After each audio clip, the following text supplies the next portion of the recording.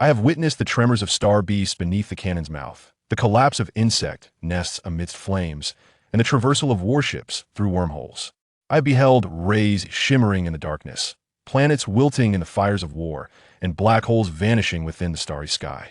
Those who stand against humanity shall inevitably bow before its martial prowess. Chapter 1. Above the Nine Heavens. In the expanse beyond the blue planet, an altitude of 37,240 kilometers, the Cloud Palace 2 space station hovers high above, its navigation lights flickering sporadically in the vastness. On one side of the station, a powerless shuttle tumbles and rolls, caught in a chaotic spin. Behind the shuttle, Ojumping maneuvers a robust rescue craft, raising its mechanical arms like a colossal spider poised to pounce upon its helpless prey. Inside the shuttle's cockpit, Ling Xiao cradles his head in despair, his expression one of utter resignation. "Oh, Fei, it's been half an hour. Are you even capable?" Before him, the dark expanse of space shifts to a cerulean planet, and then to a blazing sun, causing his vision to swirl. Ojumping pays him no heed, seizing an opportunity to thrust the control stick, the mechanical arms lunging toward the shuttle. Alas, it is a moment too late, and the shuttle eludes capture, but he swiftly retracts the rescue craft, avoiding a collision while preparing for another attempt. "Enough chatter, don't waste my time." Ling Xiao rolls his eyes in exasperation. "Fine, I'm in for the long haul today." Ojumping fixates on the shuttle, poised to strike again, when he suddenly feels something amiss. Shifting his gaze, he is astonished to see a massive black spot hovering above the sun. Not a sunspot, but a pitch-black circular blotch, as if an invisible hand had painted a dark circle on the solar surface, or perhaps an elusive deity had opened a transparent portal atop the sun. For the first time in his life, Ojumping questions his own vision. "Ling Xiao, look at the sun." Ling Xiao, his face darkening, retorts, "What sun? I'm spinning here." Ojumping, now frantic, commands, "Training halt. Show me the sun." Realizing the urgency in Ojumping's tone, Ling Xiao promptly activates the engines, the shuttle's rear emitting two bright streams of flame, stabilizing its position. Yet, when he adjusts his angle, the black spot has vanished, leaving him perplexed. "It looks normal to me. What's the matter?" Ojumping, his mind racing, muses, "Just now I saw a dark spot on the sun, and now it's back to normal." Ling Xiao sighs sympathetically. "You must be seeing things from exhaustion. Shall we call it day?" "Impossible." The indefatigable Ojumping retrieves data from the recorder, pinpointing the relevant timestamp, and his furrowed brow instantly relaxes. He promptly captures a screenshot and sends it to Ling Xiao. "Look, is this my imagination? Could it be? What's going on?" Ling Xiao is befuddled. The black spot, though small, is far larger than a transit of Venus. The moon is indeed sizable, but not in this direction, so it could not possibly be any known celestial body, obscuring the sun. Yet, it undeniably appears in the captured data. Ojumping continued to gaze at the sun, pondering, "I find this perplexing." Before he could finish his thought, a blinding burst of light erupted from the direction where the black spots had previously appeared, standing out even amidst the sunlight. At a loss for words, Ojumping was bewildered by the sudden transition from obscurity to brilliance. What could possibly be unfolding? The warships were mandated to follow a stringent protocol to ensure the safety of both the base and the vessels. An emergency departure signified a blatant disregard for such regulations. An urgent escape from the base at maximum speed. The simultaneous departure of 3 warships indicated that something monumental was occurring. Just as he turned around, the radio crackled to life with the base's voice urgently declaring, "Attention all units, this is not a drill. This is not a drill. All non-combat units must evacuate the station immediately, and at the fastest possible speed fly as far away as you can." Ojumping felt as though he had been struck by a heavy blow, disoriented and confused, unsure whether to advance or retreat. Why was there a sudden evacuation? The radio then transmitted Ling Xiao's frantic voice. "Oh, Fei, what on earth is happening?" Ojumping gritted his teeth, managing to utter, "You ask me, who the hell should I ask?" As they spoke, a multitude of lifeboats sped away from the space station. The rescue boats and shuttles were not combat units, prompting Ojumping to steel himself. "Let's go." He twisted the joystick, turning the rescue boat 180 degrees and accelerating away from the space station. The shuttle promptly followed suit, and after a brief silence, Ling Xiao could no longer contain himself. "Oh, Fei, why am I feeling so anxious?" Ojumping was hardly in a better state. "Don't overthink it, just follow orders." At that moment, the sun appeared to lose half of its brilliance, the curved edge remarkably precise. A flash of realization struck him. Something was obscuring the sun. He struggled to articulate it, but the sole characteristic of that entity was its profound darkness. Though the vast cosmos was speckled with stars, this void revealed nothing, evoking a sensation akin to standing at the edge of a precipice, peering into an unfathomable abyss. An urgent voice crackled over the radio. Flash hiss, block hiss hiss. Communication suddenly encountered intense interference, severing contact with the base in an instant. Before Zhanpeng could comprehend the situation, a dilapidated, gargantuan spacecraft materialized out of thin air, hurtling directly toward the rescue boat and shuttle. Ling Xiao reacted swiftly, executing a graceful maneuver to evade the oncoming threat. Zhanpeng was not far behind. Slamming the joystick to the floor, the cumbersome rescue boat veered sharply. Although he avoided a direct collision, the vessel scraped against the massive ship, rendering the right thruster inoperable as the rescue boat spun away, barely escaping the giant's path. Flustered, Zhanpeng struggled to stabilize the rescue boat, just in time to witness the massive ship's tail emerge from a wormhole. Indeed, it was a wormhole, a marvel of technology far beyond the reach of contemporary human capabilities. In comparison, the rescue boat was akin to a mere speck of dust beside a watermelon, utterly insignificant.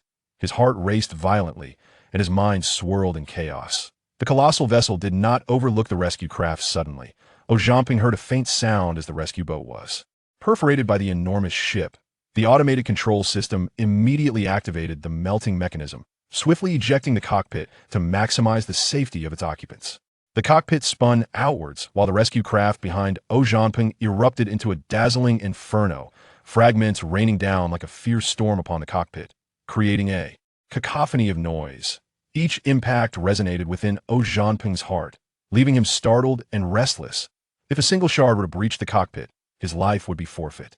The explosion was as swift as it was devastating, and in an instant, the rescue vessel vanished from sight. Though Zhanpeng's body was secure, his heart plummeted into an abyss of despair. He pressed his mask against the glass, eyes wide with trepidation as he searched for any sign of his fleet. A singular thought echoed in his mind. Do not emerge. For the love of all that is sacred, do not emerge. Yet, contrary to his desperate hopes, a brilliant flash erupted in the distance as the vast space station detonated, one half obliterated and the other half left in ruins. Countless fragments scattering through the void. Zhanpeng gazed in disbelief at the scene, his mind a blank slate. His fleet's 3 warships retaliated instantly, unleashing hundreds of projectiles upon the enemy vessels. The colossal ship remained steadfast, like a mountain, obliterating the Wuzhou with a single shot and shattering the Haijiang with another. The last warship attempted to evade but was still struck on its flank. In mere moments, the wealth amassed over half a century lay in tatters. Zhanpeng envisioned the colossal ship dominating Earth, the blue planet trembling beneath the onslaught of extraterrestrial artillery. A chill coursed through his entire being. While the cosmos may harbor peaceful interstellar civilizations, the ship before him was clearly devoid of benevolence. The foresection of the enemy ships spiraled downward, while the rear was thrust skyward, debris spewing forth from the severed edge, scattering across an orbit 37,000 kilometers above the Earth. Zhanpeng was utterly bewildered. How could the enemy, once seemingly invincible, succumb so swiftly? If not for the 2 halves of the ship still tumbling through orbit and the remnants of his own base and vessels adrift in the void, he would scarcely believe this reality. What troubled him most was the timing of the enemy's demise. Had it occurred a mere 3 to 5 minutes earlier, his fleet might have survived. Alas, lamentation served no purpose now. As he wallowed in despair, a sudden thud reverberated, causing the cockpit to tilt perilously. Instinctively, he held his breath, only to hear a series of varying sounds, some faint, others pronounced. This was perilous debris was falling. Zhanpeng's pupils constricted in fear, yet he could do nothing but huddle within the confines of the cockpit, bowing his head and resigning himself to fate. From the asteroids traversing near Earth to screws falling from satellites, danger lurked everywhere in orbit. Any object, whether large or small, was hurtling through space at speeds surpassing the first cosmic velocity. While objects traveling in the same direction posed little threat, debris coming from other angles was akin to incoming artillery fire. Even the slightest collision could render the fragile cockpit irreparably damaged. He had foreseen his tragic fate, harboring a final flicker of hope as he fervently prayed. Yet, in the next instant, a sharp crack resounded as the porthole and visor simultaneously shattered.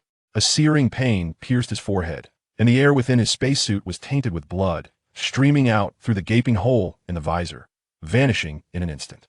Then, the scene froze, becoming the last image etched in his mind. Chapter 2. self-doubt uncertain of how much time had elapsed. Zhanpeng regained consciousness, the last scene before his fainting still lingering vividly in his mind. He opened his hollow eyes wide, unmoving and unblinking. A melodious voice whispered in his ear, "You are awake?" It belonged to a woman clad in a spacesuit adorned with a red cross, her expression filled with concern as she gazed at him.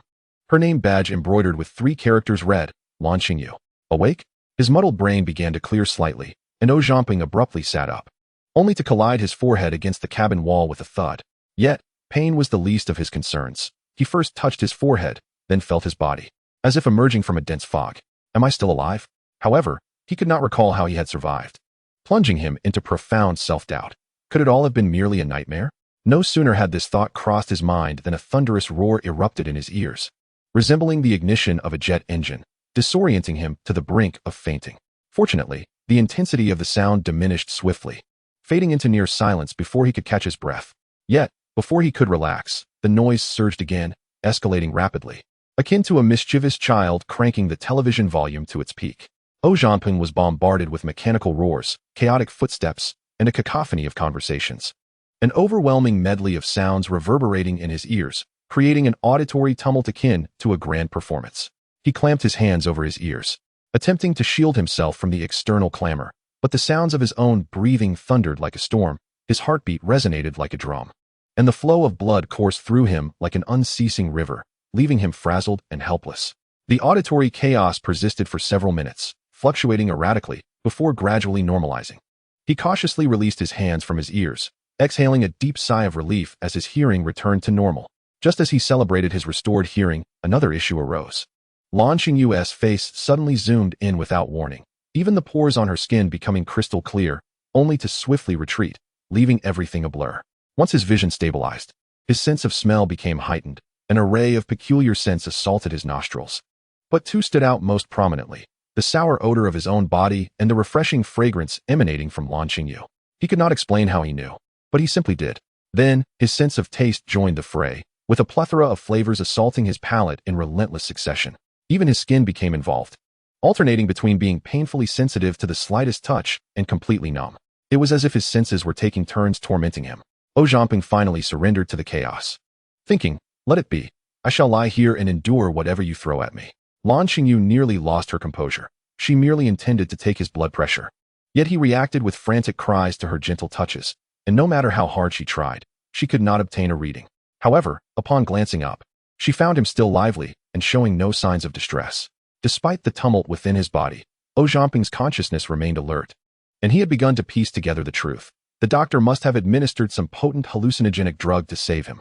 After a prolonged period of turmoil, the chaotic sensations finally subsided. The hurriedly arrived doctor listened attentively to Launching Yu's account and promptly conducted a comprehensive examination of Zhanpeng. The results were nothing short of excellent. He was indeed a picture of health.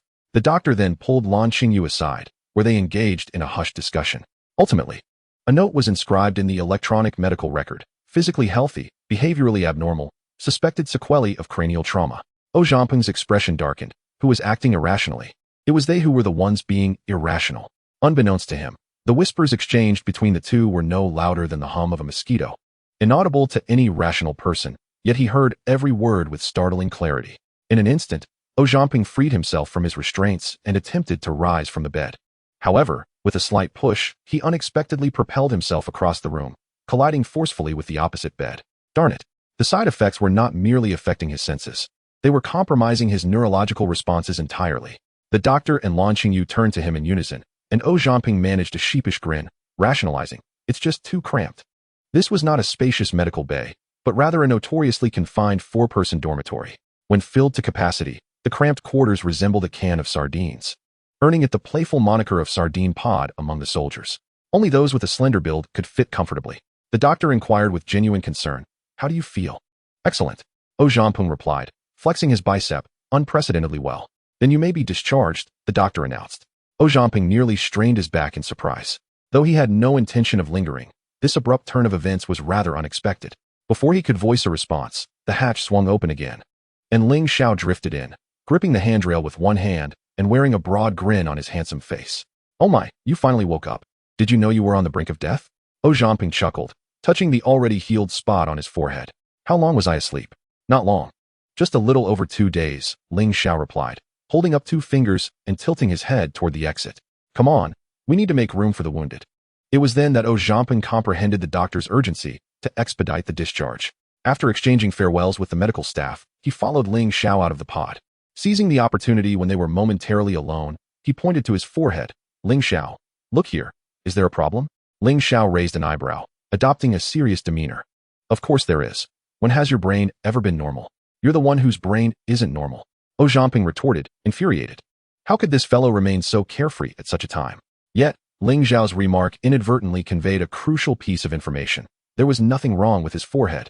However, no matter how formidable his recovery abilities were, it was implausible for the wound to have healed so swiftly, was it? Having narrowly escaped a dire situation, the wounds that should have existed had vanished without a trace. Suddenly, Zhamping felt a surge of doubt regarding his own memories. What happened to the base? Ling Xiao's smile was swiftly replaced with a grimace. It's basically in ruins. Only a third of the pod is barely operational. In just 2 days, the altitude has plummeted by over 70 kilometers, and repairs are underway. We're uncertain whether it can be salvaged. Zhamping's concern deepened as he pressed. What about the fleet? The Wuzhou and Haijiang vessels have sunk, and the GD is severely damaged. Hanping blinked in confusion, realizing that everything appeared exactly as he remembered. He was utterly perplexed. What could have gone wrong? Suddenly, it dawned on him. This was the GD. Yes, indeed, it was the GD. Where are we headed? He inquired. Follow me, and you shall find out, Ling Xiao replied mysteriously. Chapter 3, Dividing the Moon and Earth. As they spoke, they turned into the main corridor and halted before an airlock. Ling Xiao activated the mechanism to open the airlock, and after they both passed through, Hanping secured and locked the door behind them. The previous doors functioned normally, yet the fourth airlock bore an alarming red mark. The two donned their helmets and activated the air extraction system, the hissing sound transitioning from clear to nearly imperceptible. Just as the pressure approached zero, the red indicator abruptly switched to green. The airlock was equipped with a mechanical pressure device. When the pressure on both sides was equal, the indicator would be green, allowing direct passage. Conversely, red signified a pressure imbalance, locking the mechanism until adjustments were made to equalize the pressure. A simple contraption, yet it effectively prevented accidental openings. The airlock swung open before Hanping, revealing what seemed like 2 distinct worlds. Inside, everything appeared normal. Outside, debris floated chaotically. The corridor missing half its structure, one could easily leap and drift into the vastness of space. Despite the dim lighting, Hanping discerned several figures moving about in the darkness, either organizing cables or repairing the hull, appearing quite busy. Ling Xiao's voice crackled through the radio. Thankfully, the GD is still operational. Otherwise, we would be utterly finished. Hanping understood that the rescue efforts following the incident would fall entirely on the GD's shoulders. Is the damage severe? He pondered. The starboard side is damaged 2/3. All compartments on that side are unusable. However, the power compartment is intact, the thrusters are operational, and navigation controls remain functional. The only issue is the significant loss of mass on the starboard side, leading to instability during flight. He lifted his visor and exhaled deeply. As Ling Xiao took a turn ahead, we've arrived. Hanping looked up to see 3 large characters affixed to the airlock. Briefing room. The door opened to reveal dozens of individuals already seated, with a major floating at the forefront. Ling Xiao saluted. Major Luo, I've brought Hanping with me. In the weightless environment of the vessel, formal saluting did not require standing at attention. A proper upper body posture sufficed. Hanping quickly returned the salute, thinking to himself how his companion had pulled yet another surprise on him, without any prior warning. He found a position, hooking his toes onto a beam fixed to the floor, barely managing to sit. In a state of weightlessness, there was little distinction between sitting and standing. Being upright was often more comfortable. However, with a multitude of individuals gathered, it was impractical for them to float haphazardly. Thus, the peculiar seating arrangements had emerged. Major Luo secured himself at the podium. Let us commence the meeting. First, I will report the situation. The briefing room's lights dimmed, revealing the silhouette of an alien mothership on the large screen. However, only the forepart was visible, with the rear still ensconced within the wormhole. This was the first known photograph, captured by our satellite monitoring the joint base, and mere 24 seconds later, the joint base was annihilated by enemy fire. Zhamping's gaze fell to the lower left corner, where the timestamp of the photograph read, October 16, 2064, 1422:04.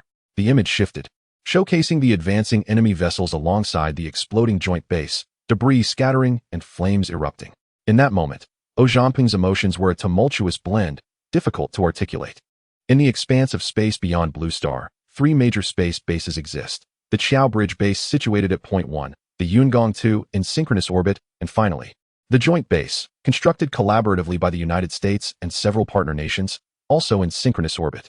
Although not adversaries in the traditional sense, competition between them was fierce, rendering them perennial rivals. Yet witnessing this scene, Zhao Zhanping felt only the sorrow of a rabbit mourning a fox. How could alien warships, with mere casual volleys, obliterate two bases simultaneously? The image transitioned once more, revealing a photograph of a dark blemish on the sun's surface, causing Zhao Zhanping to pause momentarily. This was another image captured during the incident. The display shifted again. This was the photograph of the enemy ship activating the wormhole. A further transition revealed the enemy vessel traversing the wormhole once more. The subsequent events were well known.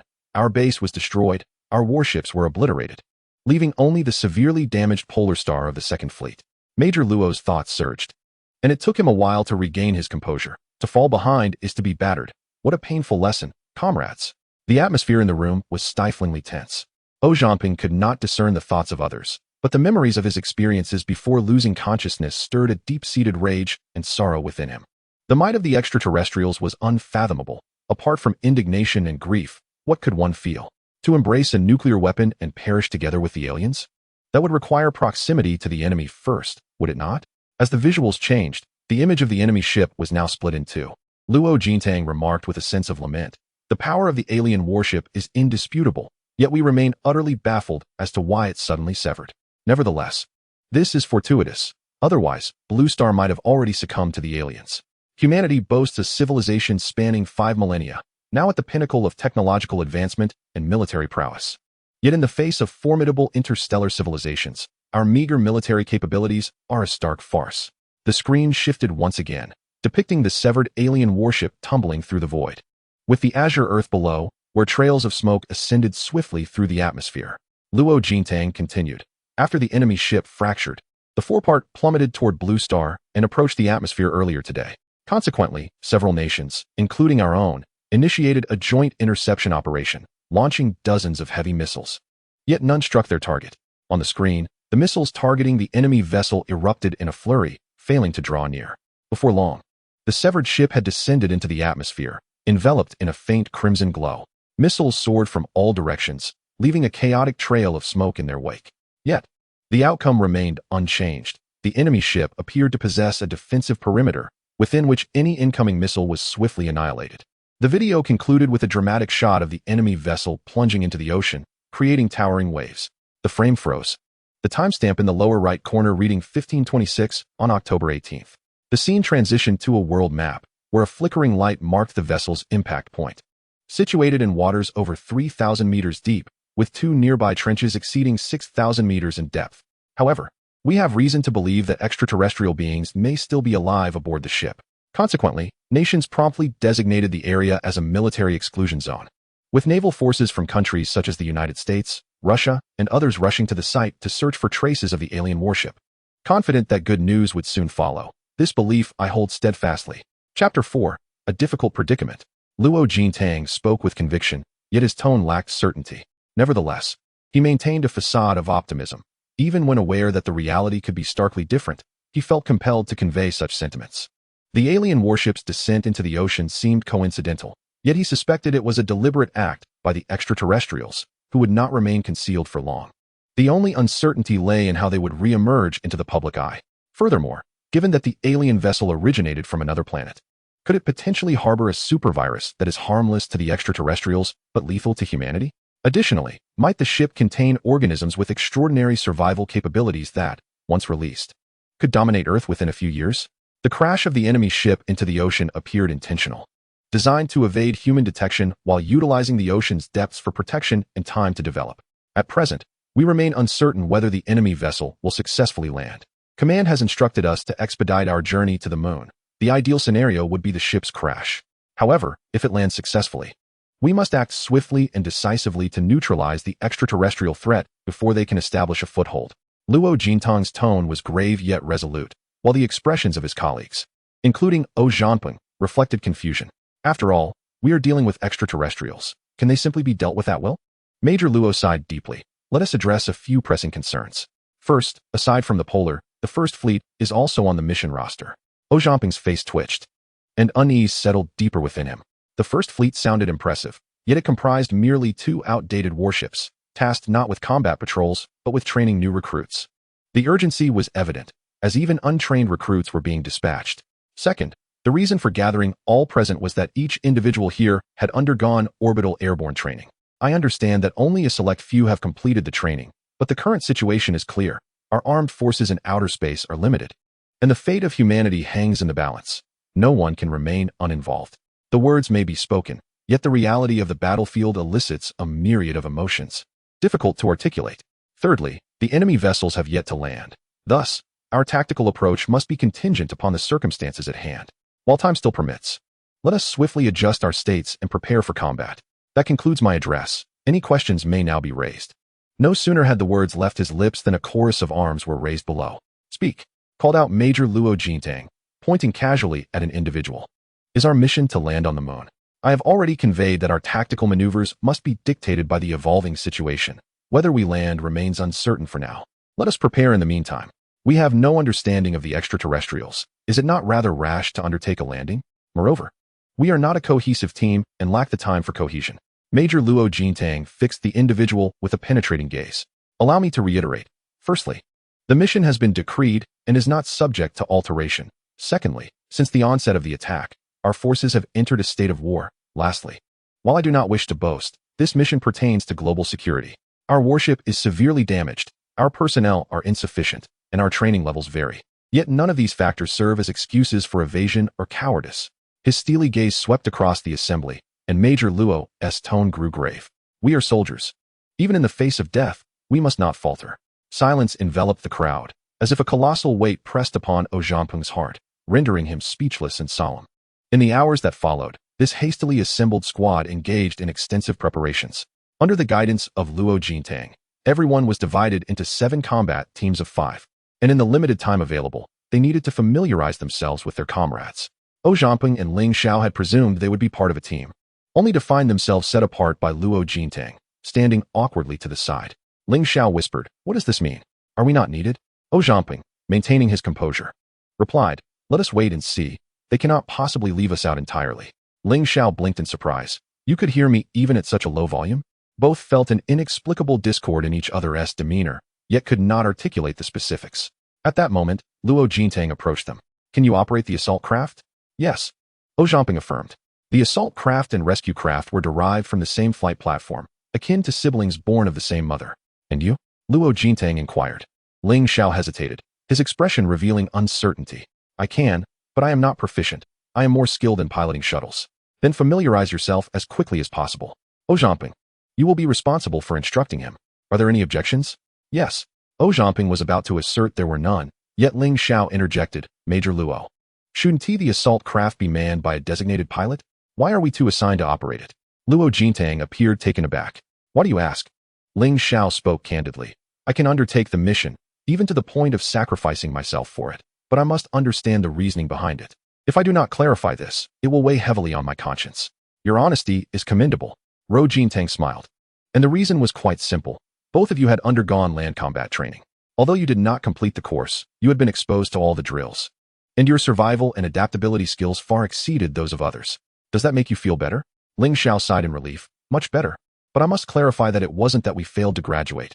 Rather, we were directly transferred to the flight training squad due to our excellent physical fitness just before graduation." "Did that really happen?" Everyone who heard this turned their heads. Curiosity etched on their faces. "How impressive. Who are these two?" Chapter 5, Malicious Intent. At 2 in the morning, in the lower cabin of the Polar Star, Zhamping exhaled gently and switched on the radio. "Ling Xiao, are you ready?" Ling Xiao's languid voice came through the headset. "Been ready for ages. Just take care of yourself." Zhamping switched frequencies to the bridge. Assault 007 requesting to disengage. "Assault 007, you may disengage. Good luck to you," came a sweet and soothing voice from the bridge, lifting spirits. The assault craft slowly flew out of the ship, the starry sky expanding before them, revealing the desolate lunar surface below. It was his first time observing the moon from such a close distance. He had always thought it was small, but it appeared significantly larger than he had imagined when brought nearer. Habitually glancing around, apart from the nearby polar star, he spotted 2 warships from the first fleet in the distance, along with the accompanying assault vessels and aerospace fighters. A severely damaged warship, 2 training ships, 8 assault crafts, and over 40 aerospace fighters constituted the entirety of their combat forces. It was a meager force that was utterly disheartening. Suddenly, Ling Zhao's passionate voice crackled through the radio. The safety of humanity rests with us. Zhao Zhangping's face darkened. This brat was acting all too dramatic again. However, his gloomy mood was somewhat alleviated by the absurdity of Ling Zhao's proclamation. The radio then echoed with Ling Xiao's teasing banter. "Oh Fei, how are you? Feeling nervous?" Zhao Zhangping rolled his eyes. "What do I have to be nervous about? Just waiting for the results." The assault team was not the main force, but rather the last line of insurance, only to be deployed to the battlefield if the enemy ship landed on the moon, rendering all other options ineffective. "Look at you, so carefree," Ling Xiao muttered in dissatisfaction. "Who are you talking to? Am I the kind of person who gets nervous?" Uffed. Ling Xiao stubbornly maintained his bravado, his lips curling upwards in defiance. Zhao Zhangping chuckled softly and turned his gaze toward the target. At that moment, the enemy ship and the human warships were positioned on either side of the moon. From his vantage point, the enemy vessel was barely visible above the horizon. With a slight descent, they would be separated by the lunar surface. Suddenly, the image in Zhao Zhangping's eyes magnified, bringing the fragment of the enemy ship closer. Half of the warship was shrouded in darkness while the other half basked in sunlight, its severed edge appearing as clean as if sliced through butter. Yet he could not discern where the thrusters were located. After observing intently for a moment, Zhao Zhangping abruptly realized something was amiss. In the next instant, the image rapidly retreated, restoring normalcy. Was it an illusion? Certainly not. The myriad of unusual memories upon awakening remains vividly etched in his mind. He is acutely aware that some peculiar transformation has occurred within him, yet he grapples with the inability to comprehend the preceding events or exert any conscious control over them. He blinks vigorously, resembling a fool who has taken the wrong medicine, desperately attempting to concentrate his focus on his eyes. However, despite his earnest efforts, his vision remains unchanged. After a few moments, Zhao Zhangping feels disheartened. Clearly, the method is flawed, but what should he do instead? He muses quietly to himself. If only he could transform into a superhero directly. How enviable it must be for that foolish Ling Xiao. Strangely enough, there are always individuals in this world who cannot withstand being mentioned. As Zhao Zhangping indulges in his idle thoughts, he hears Ling Zhao's voice. "Hey, isn't everything ready? What are we waiting for after all this time? Can I not be anxious?" Ling Xiao argues passionately, feeling unsettled by the uncertainty. Zhao Zhangping shares the same sense of unease, but he cannot express this to Ling Xiao. He can only offer some words of reassurance. "I believe it should be soon." Ling Xiao immediately perks up. "Why do you say that?" "It seems the enemy vessels have no intention of landing. I think there could be a few reasons for this. Firstly, they might plan to obliterate our fleet before attempting to land, eliminating any potential threats. Secondly, they could be assessing conditions on the moon to find a suitable location for post-landing developments. Lastly, they might be utilizing gravitational slingshot effects to accelerate their distance from Earth. Distance? Surely not. Ling Xiao may not be one to ponder deeply, but he is certainly not foolish. The first 2 points are understandable. Even if this hastily assembled fleet were to be entirely annihilated, nations would swiftly reorganize another fleet. However, if the enemy vessels were to distance themselves from Earth, it would surpass humanity's current capabilities to pursue them. At that juncture, they would either allow extraterrestrials to thrive unchecked on Mars or other planets, or expend limited human and material resources to construct more advanced vessels for expeditions to other planets. The toll on both manpower and finances through such militaristic endeavors could lead to ruin long before any aliens are eliminated. How malicious the intent. Young Master Ling is filled with righteous indignation. Just as Zhao Zhangping is about to speak, he suddenly notices the polar vessel opening several hatches on its side, and he immediately feels a surge of excitement. It has begun. No sooner had he spoken than 3 warships simultaneously opened fire. The missiles lined up in their launch bays resembling soldiers on parade, soaring out of the vessels with blue and white trails, hastening towards the rear. Indeed, it is towards the rear. Warfare is never merely a matter of brute force. It is a comprehensive contest of equipment, strategy, and will. At this moment, both sides are positioned in orbit around the moon, launching offensively towards the front amounts to tailing the enemy's ships, which, due to the considerable distance and prolonged duration, results in a relatively slow relative speed, granting the enemy ample time to react and minimizing the likelihood of a successful strike. Conversely, maneuvering to fly around the moon before launching an assault presents a frontal attack. Although the chances of interception are greater, the relative speed is significantly increased, reducing reaction time and naturally enhancing the probability of a hit. The 3 warships cease fire after launching over 100 missiles, and now it is time for patient waiting. The alien warship exhibited no discernible changes, seemingly oblivious to the maneuvers of the human fleet. After the missiles attained their designated velocity, they extinguished automatically, relying on inertia to continue their trajectory until they detected the enemy vessel's presence, at which point they reignited, adjusting their angles and accelerating towards the target. Ojambing instinctively clenched his fists. The enemy ship remained unmoved. However, as the missiles approached a certain distance, they suddenly detonated without warning. As if an invisible barrier had emerged, blocking all projectiles. Tang Haifeng maintained a stoic demeanor, steadfast as a mountain. The initial wave of missiles was merely a test of firepower, with no expectations of inflicting damage on the enemy vessel from the outset. The defensive range was calculated at 280 kilometers, prompting the relevant personnel to swiftly determine the enemy ship's firepower data. Tang Haifeng immediately issued new orders. All ships, maintain a 2-second interval and continue firing. Utilize every available weapon. Chapter 6, Full Recovery. With a single command, the general assault commenced. Each ship launched missiles in a steady stream at fixed intervals. Concurrently, 3 warships slightly lowered their altitude, using the lunar horizon as cover against the enemy vessel. Tang Haifeng, fully committed, fired off all remaining missiles. In an instant, the sky above the moon was ablaze with blue contrails and drifting smoke, the warships flickering in the illuminated trails, creating an unprecedented spectacle. From any perspective, this marked humanity's inaugural battle in space, a moment of profound significance. Amidst the turmoil, many soldiers were filled with fervor, struggling to contain their emotions. Yet at that moment, the enemy ship abruptly rotated halfway, followed by a flash of light. A breach suddenly erupted on the horizon, and a blurred trajectory pierced through, striking the Bay training vessel with precision. The impact sheared through the ship from bow to stern along the keel. Had it been a moment slower, it would have resulted in a complete penetration.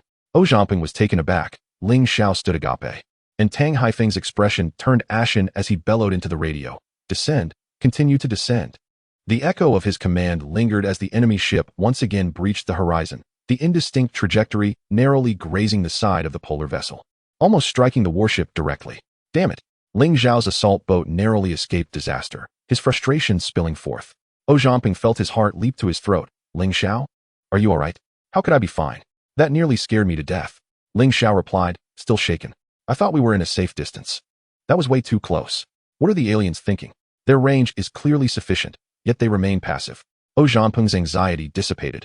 If they were so indifferent, they were likely unbothered by their presence. It's not surprising. Perhaps they look down on us.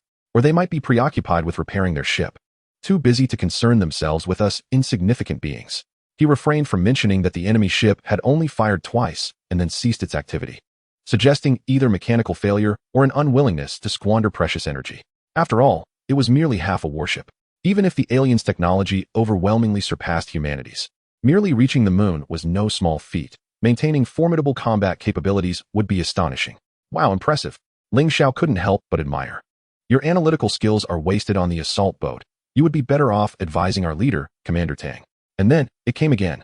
Ojambing suppressed the urge to roll his eyes and remarked, all right, enough of your nonsense. He shared the same concern. The words truly resonated with him. However, Ling Xiao was unable to contain himself, speaking candidly without reservation. Who knew what thoughts were swirling in that young man's mind? He carefully pondered his words before responding. I believe that when aliens arrive here, it's akin to us stepping into a primitive tribe. The disparity is undeniable. Yet it wouldn't be accurate to claim that there is no opportunity whatsoever. Consider this. If a primitive man were to jab you with a spear a couple of times, would you perish? Ling Xiao was taken aback. Wow, it can be interpreted this way? I'm genuinely impressed, though it may be somewhat of a stretch. There is a semblance of logic to it. As they spoke, the missile had already traversed the majority of the lunar expanse, launching its final assault on the enemy vessel. Just as it was about to breach the 280-kilometer defense line, the foremost missile detonated prematurely, erupting in a blinding flash and releasing a copious amount of smoke. Unlike surface vessels, space warships shared numerous commonalities, leading to the adaptation of many weapon systems from surface ships. The smoke dissipated after a mere 8 seconds, followed by the fleet detonating a second decoy missile. This maneuver genuinely caught the enemy off guard. They could not accurately fire and resorted to shooting based on instinct. As Ojambing described, it was akin to a primitive man tossing a handful of sand into the face of a modern individual. Some missiles were destroyed by the enemy ship, yet a greater number penetrated the defense line, launching their final onslaught. Tension gradually enveloped everyone as they awaited the moment of miraculous revelation. 100 kilometers, 30 kilometers, 10 kilometers, 1 kilometer. Victory seemed to beckon towards humanity. prompting Ojaping to instinctively hold his breath. A missile pierced through the smoke, striking the enemy vessel with a resounding impact, erupting into a brilliant fireball. Following this, missiles struck the enemy ship every 2 seconds, the explosions illuminating the void incessantly. Success! In this moment, no one could articulate their feelings. The radio was filled with jubilant cheers. Yet, the euphoria was swiftly replaced by confusion, as it became evident that the missiles were not striking the enemy vessel but detonating several dozen meters away, leaving the enemy ship completely unscathed. Again and again, what should have been a spherical flame appeared as a concave arc directed towards the enemy vessel, as if an invisible force enveloped it, shielding it from all threats. Bewildered, everyone fell silent, their cheers abruptly halted. Was this the legendary shield? A wave of pessimism spread rapidly, with interceptors at a distance and shields nearby. How were they to fight this battle? Tang Haifeng's expression was grave, tightly controlled. He remained hopeful, still awaiting the final outcome. Shortly thereafter, as the second wave of attacks neared its climax, the final missile struck. In an instant, the dark void was illuminated by a blinding light, a luminous sphere engulfing the enemy ship. This was a nuclear explosion, the flash of a mushroom cloud. The atmosphere of despair evaporated, yet no one cheered. All eyes were fixated on the screen, once more hoping for a miracle. However, the satellite's camera was incinerated by the radiant light, leaving the screen shrouded in emptiness. Tang Haifeng sprang to his feet, urgently commanding, "Launch the unmanned reconnaissance drone, quickly." A drone was propelled from the vessel, ascending rapidly as the horizon receded in the lens. Before long, it captured the enemy ship on the far side of the moon. Although the enemy vessel bore evident signs of scorching, it continued to hover ominously in the lunar sky. It was over, utterly over. Ojaping stood in shock, voicing the collective dread of all. In that moment, countless hearts turned icy. Silence enveloped the command center, punctuated only by the incessant hum of machinery. Was this truly the end? Tang Haifeng's eyes burned crimson, his spirit crushed. Just then, a voice of unexpected joy broke through. "Commander!" Tang Haifeng's gaze snapped upward, his eyes glinting with renewed hope. Instantly, everyone felt revitalized. Chapter 7. The starship's descent in the void beyond the moon. A fragment of an alien warship gradually descended, its severed end spinning unpredictably, sometimes facing the heavens, at other times tilting earthward. As it oriented towards the lunar surface, the falling enemy ship suddenly halted, devoid of flames. Only a faint distortion of light flickering until it changed direction, at which point the warped light returned to normal. No one understood how the alien vessel propelled the warship. It was undoubtedly a propulsion technology, far beyond human comprehension. Witnessing this spectacle, Tang Haifeng's expression shifted. "Bay number, switch to remote control mode, and evacuate all personnel immediately." Upon receiving the command, Bay number surged toward the enemy ship, distant on the moon's far side. As lifeboats filled with crew members were launched from the vessel one after another. Seeing this, Ojaping's heart sank once more. He recalled the words of Luo Jintang before the battle. "The might of the aliens surpasses our wildest imaginations. While our fleet consists merely of 3 hastily assembled warships, 2 of which are training vessels. Do not be deceived by the enemy ship's damaged state. It is still formidable." Thus, this operation had 2 objectives: to destroy the enemy ship if possible, or at the very least, to force it to land on the moon. There was no need for explanation.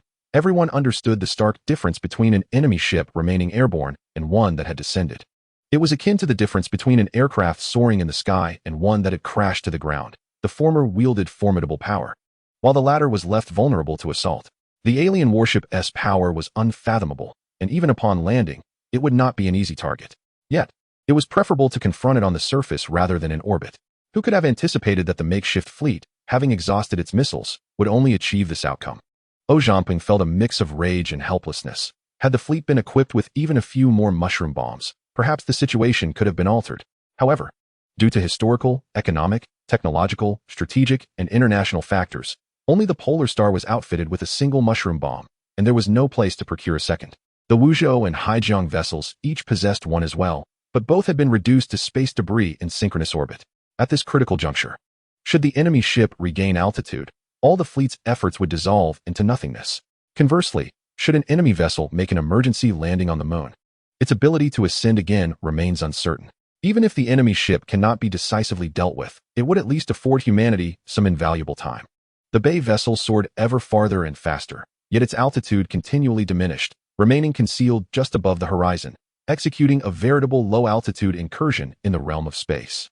The moon lacks an atmosphere. As long as sufficient velocity is maintained, It can perpetually orbit the moon without the slightest concern of plummeting. No one knows whether this endeavor will prove fruitful, yet having come this far, one must attempt it to find solace. Moreover, upon Tang Haifeng's command, over 40 aerospace warplanes surged forward. The shipborne missiles had been depleted, yet some airborne missiles remained. There might once again reliant on the missiles themselves. Perhaps this could be the proverbial straw that breaks the camel's back? It is no exaggeration to say that apart from the last two warships, Tang Haifeng had committed everything at his disposal. If this too were to fail, he would have no choice but to cease hostilities and await reinforcements from Earth. Surely no warships would remain. At most a fresh batch of weaponry would be dispatched, particularly the mushroom bombs. However, space travel is an exceptionally meticulous science. Even if ground forces mobilize weaponry at lightning speed, swiftly loading it onto spacecraft and preparing for launch, they must still await a suitable launch window.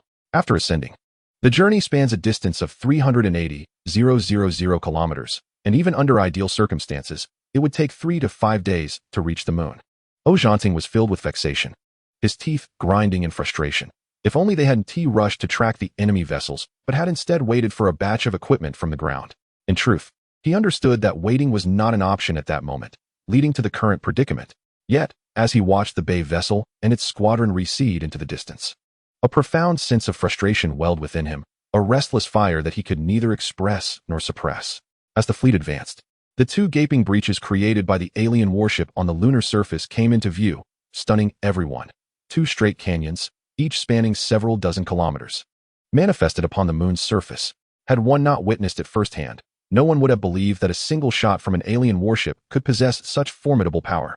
Zhanting's heart raced with trepidation, deeply concerned for the squadron ahead. Moments later, the formation breached the horizon, and the instant the radar locked onto the enemy vessel. Over 40 aircraft unleashed all their missiles at maximum velocity before immediately turning back. A reversal was not feasible. Unlike missiles, aircraft could not simply fly in the opposite direction without significantly decreasing their relative speed to the moon, risking a loss of altitude and even catastrophic failure. Zhanting had steeled himself for the sight of his comrades' annihilation, yet an astonishing turn of events unfolded. The enemy vessel exhibited little reaction, allowing the squadron to retreat, seemingly preoccupied with stabilizing its position, indifferent to the surrounding chaos. Following this, an even more extraordinary occurrence transpired. The missiles launched from the aircraft encountered no impediment, striking the enemy vessel in rapid succession, igniting flames and sending shrapnel flying.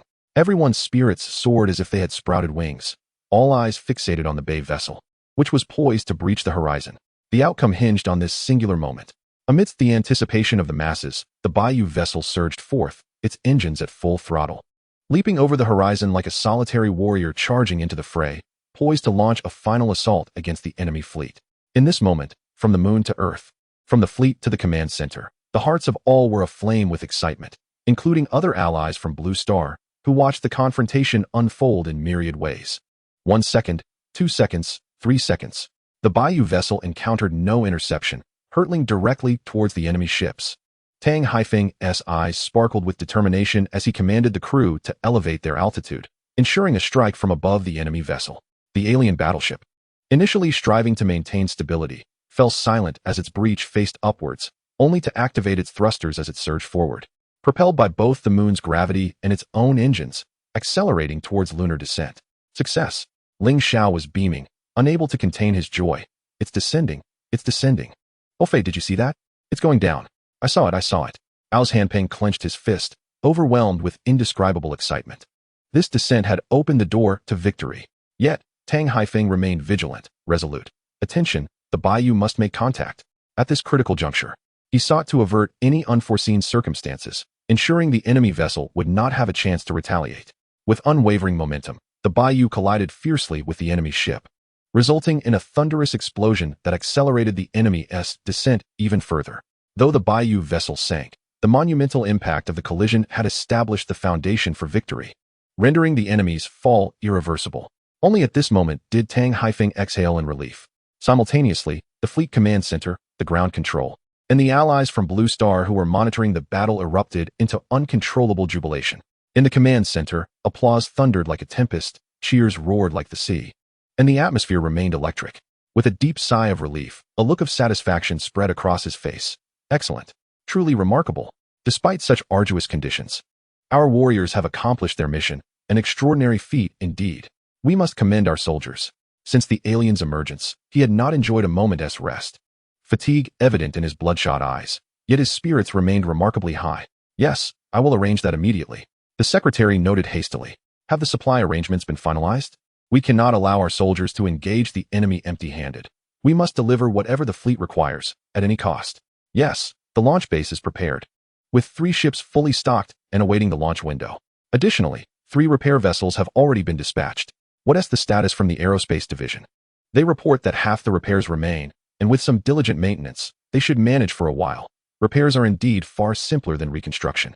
Their strategy is to simultaneously maintain the base while dispatching personnel to recover scattered extraterrestrial debris from orbit, employing a dual approach. What of the joint base? Rest assured, our fleet has received updates. Have they arrived at the incident site? They have reached the location. The submersibles have commenced their search. But the average depth of the incident area exceeds 3,000 meters, and visibility at the seabed is exceedingly low, complicating the search effort significantly. All available ships have been dispatched, and all usable equipment has been sent forth. Upon locating the alien warship, we shall act accordingly, should circumstances turn dire. We must be decisive. The secretary's expression turned serious as she nodded emphatically, acknowledging her understanding. Simultaneously, in the Imperial Palace, the commander of the White Eagle gazed intently at the screen depicting the descent of the alien warship, his countenance as grim as the depths of the ocean. After a prolonged silence, he inquired, "When will our spacecraft be ready for launch?" "We are fully prepared, but we require a bit more time. We cannot monopolize the forefront. We must expedite the landing of our spacecraft on the moon." The secretary hesitated for a moment before imparting the truth. "My apologies, Commander. We possess only spacecraft and lack warships. Even if we reach the moon, we would not stand a chance against them." No, the commander interjected, shaking his finger. "The moon is not owned by any single nation. However, consider the reverse. If our personnel establish a presence on the moon, even without taking any action, it would serve as a significant political asset. Do you comprehend my intent?" "Indeed, Commander." Meanwhile, others were caught in a whirlwind of emotions, some jubilant, others envious, and yet others fervently busy with their own endeavors.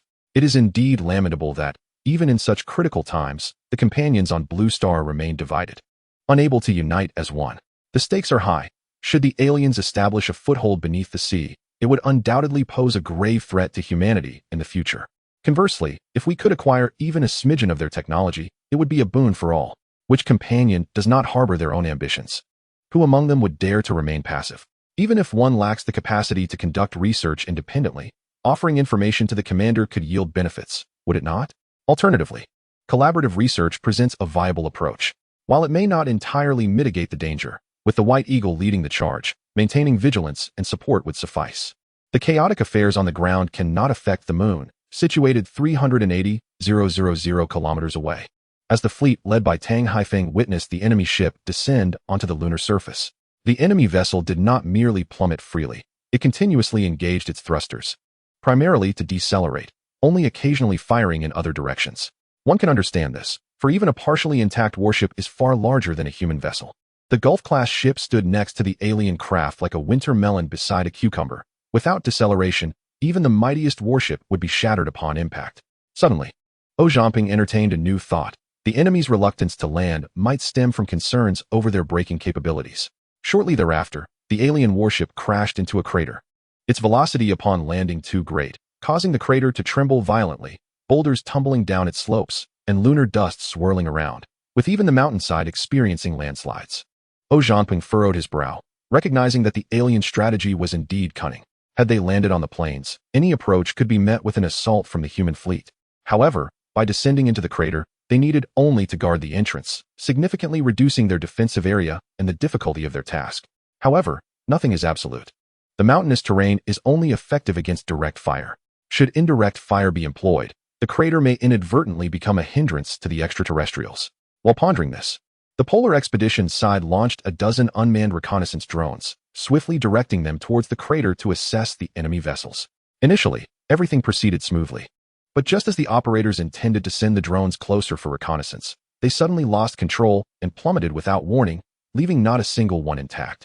This was undoubtedly no coincidence. To mitigate any potential risks, Tang Haifeng promptly designated the area directly above the enemy vessels as a no-fly zone.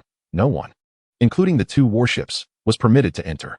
With the enemy vessels having already crashed, the the likelihood of their recovery was nearly non-existent, granting the fleet ample time to devise a strategy against the foe without haste. Subsequently, the fleet repeatedly utilized drones for experimentation, ultimately determining the coverage area of the enemy's firepower.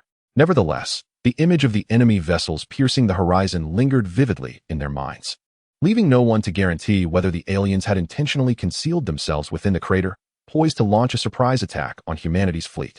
Without hesitation, Tang Haifeng expanded the no-fly zone, opting to maintain a stalemate for several days until reinforcements arrived on the moon before devising further plans. Chapter 9. The Descent of the Airship. At the lunar North Pole, the Guanghan Scientific Research Station, an assault craft descended from the heavens, gently landing upon the open ground outside the station.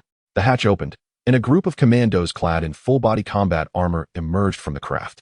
While several individuals exited the research station, the leading officer raised his hand in salute. Director Gong, I am Xiaoyu, the frontline commander of the Polar Expedition, here to take command of the research station. Hello. The lead researcher extended his right hand, clearly agitated. I am Deputy Director Zhu Yuhan. Agitated? Xiaoyu paused. Startled, Deputy Director Zhu, I trust you are fully informed of the situation? We are tasked with taking over the research station. I am aware, Zhu Yuhan replied, a hint of bitterness on his face, but your arrival is rather abrupt. We still have numerous pieces of equipment and experimental data unprepared. Xiaoyu furrowed his brow. Equipment and data? I apologize. Were you not informed clearly? Our mission is to take over the research station, and all research personnel must evacuate with utmost urgency. Every second counts. Zhu Yuhan responded, I personally have no objections, but Director Gong will not consent. After years of hard work, how could we simply abandon it? In the crowd, Zhamping frowned at this statement. While Zhu Yuhan had no personal issues, it was Director Gong's refusal that posed a problem. He noted the subtlety in the phrasing, an insightful lesson. Xiaoyu felt an ache in his teeth. While the equipment and data are significant, our researchers are even more so. Please, take me to see Director Gong. Zhu Yuhan immediately issued a caution. Captain Xia, Director Gong is quite the traditional researcher, so do prepare yourself mentally. Traditional? Zhamping understood instantly. It referred to the obstinate, inflexible old-timer who would heed no advice. I comprehend, Xiaoyu replied, steeling himself. I will persuade Director Gong. You can organize a group for evacuation on a craft, correct? Absolutely, Zhu Yuhan agreed without hesitation. All right, let us get moving.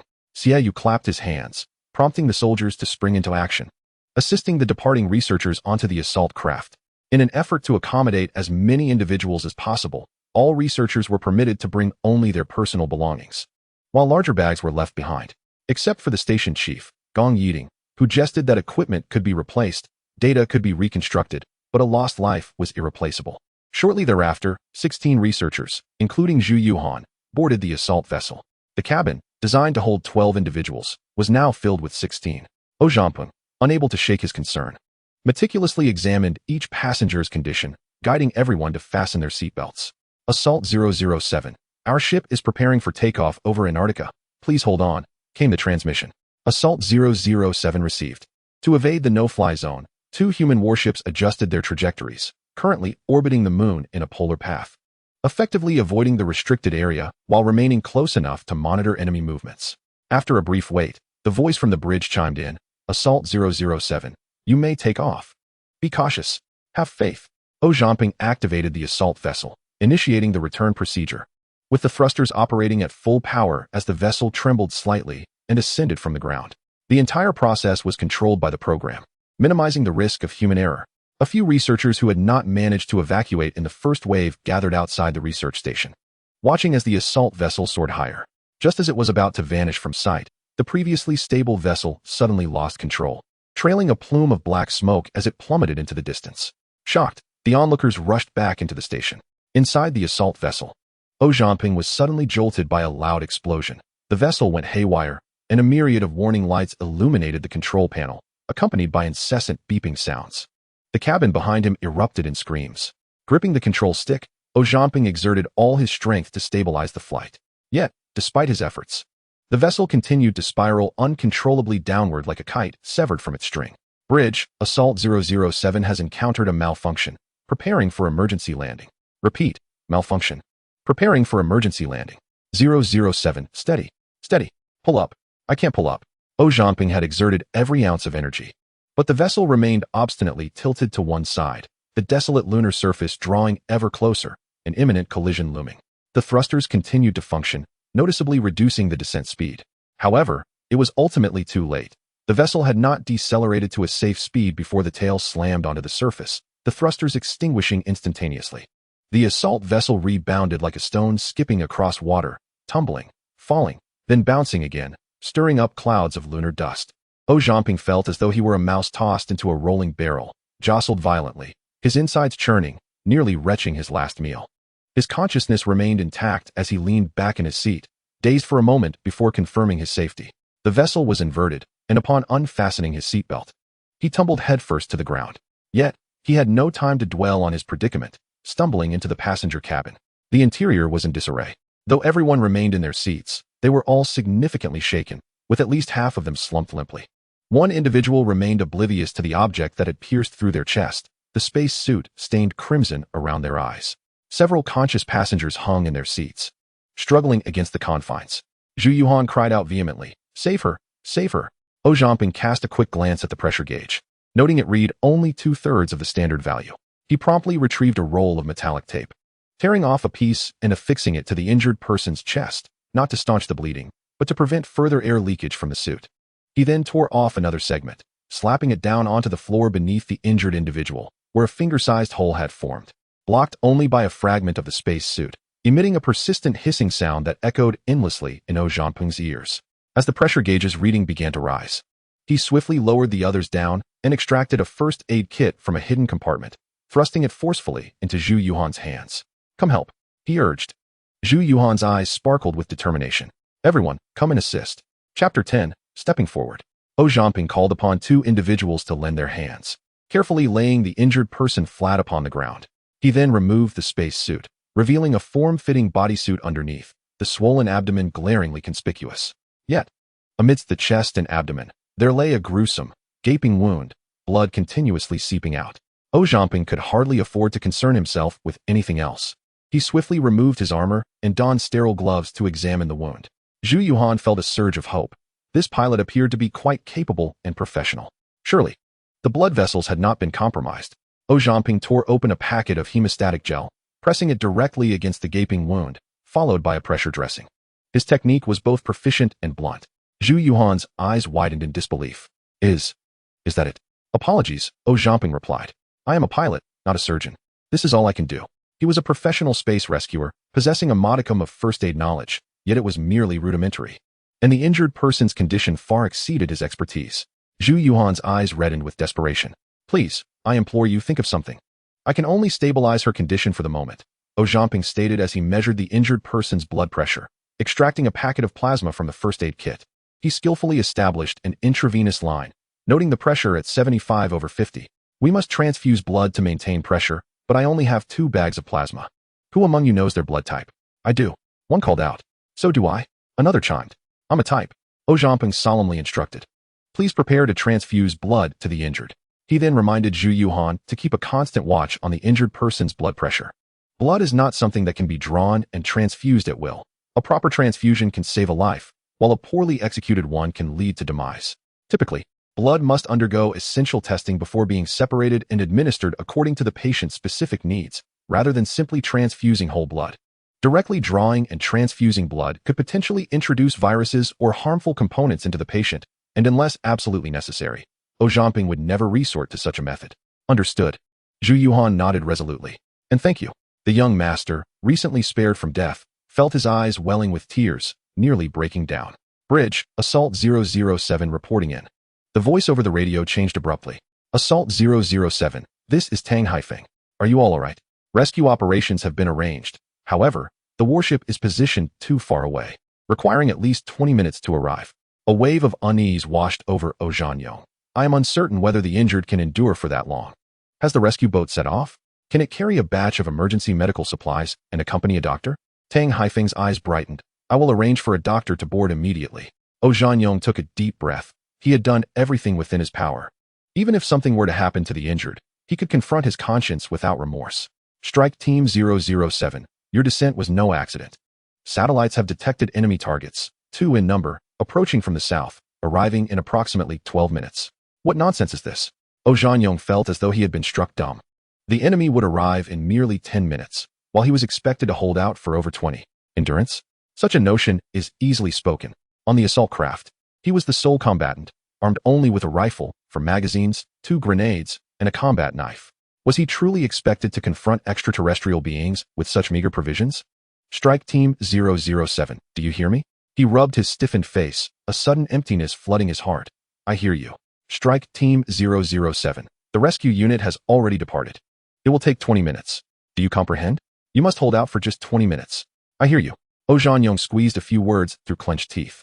With communications concluded, he maintained a composed demeanor as he addressed the crew in the cabin, taking a deep breath. Everyone, the fleet has dispatched rescue. They will arrive in 20 minutes. Upon hearing this, the expressions of those present relaxed, their eyes gleaming with renewed hope. For the injured, 20 minutes is not an insignificant duration, yet their current condition remains stable. They should be able to endure. Oh Zhanyong continued. Furthermore, our descent was not an accident, but the result of an extraterrestrial attack. 2 aliens are en route, arriving in 12 minutes. The expressions of the crew instantly froze, their hope transforming into despair. His tone remained unsettlingly calm, as if everything occurring bore no relation to him. Yet beneath that veneer of tranquility, his emotions roiled, turbulent and restless. In this world, perhaps there are individuals who can face death with equanimity, but Oh Zhanyong, a soldier who has never set foot on a battlefield, cannot disregard the gravity of life and death. The weight of mortality felt like an insurmountable mountain pressing down upon him.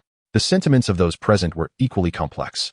Their hearts brimmed with unspeakable thoughts, yet when words hovered on the brink of utterance, they felt that all language in the world was pitifully inadequate. Ultimately, the cabin fell into an unbreakable silence. Oh Zhanyong lowered his gaze, his foot grinding against the floor, before suddenly lifting his head and replacing despair with resolve. Everyone, I am leaving. Farewell. With that, he turned and walked toward the airlock.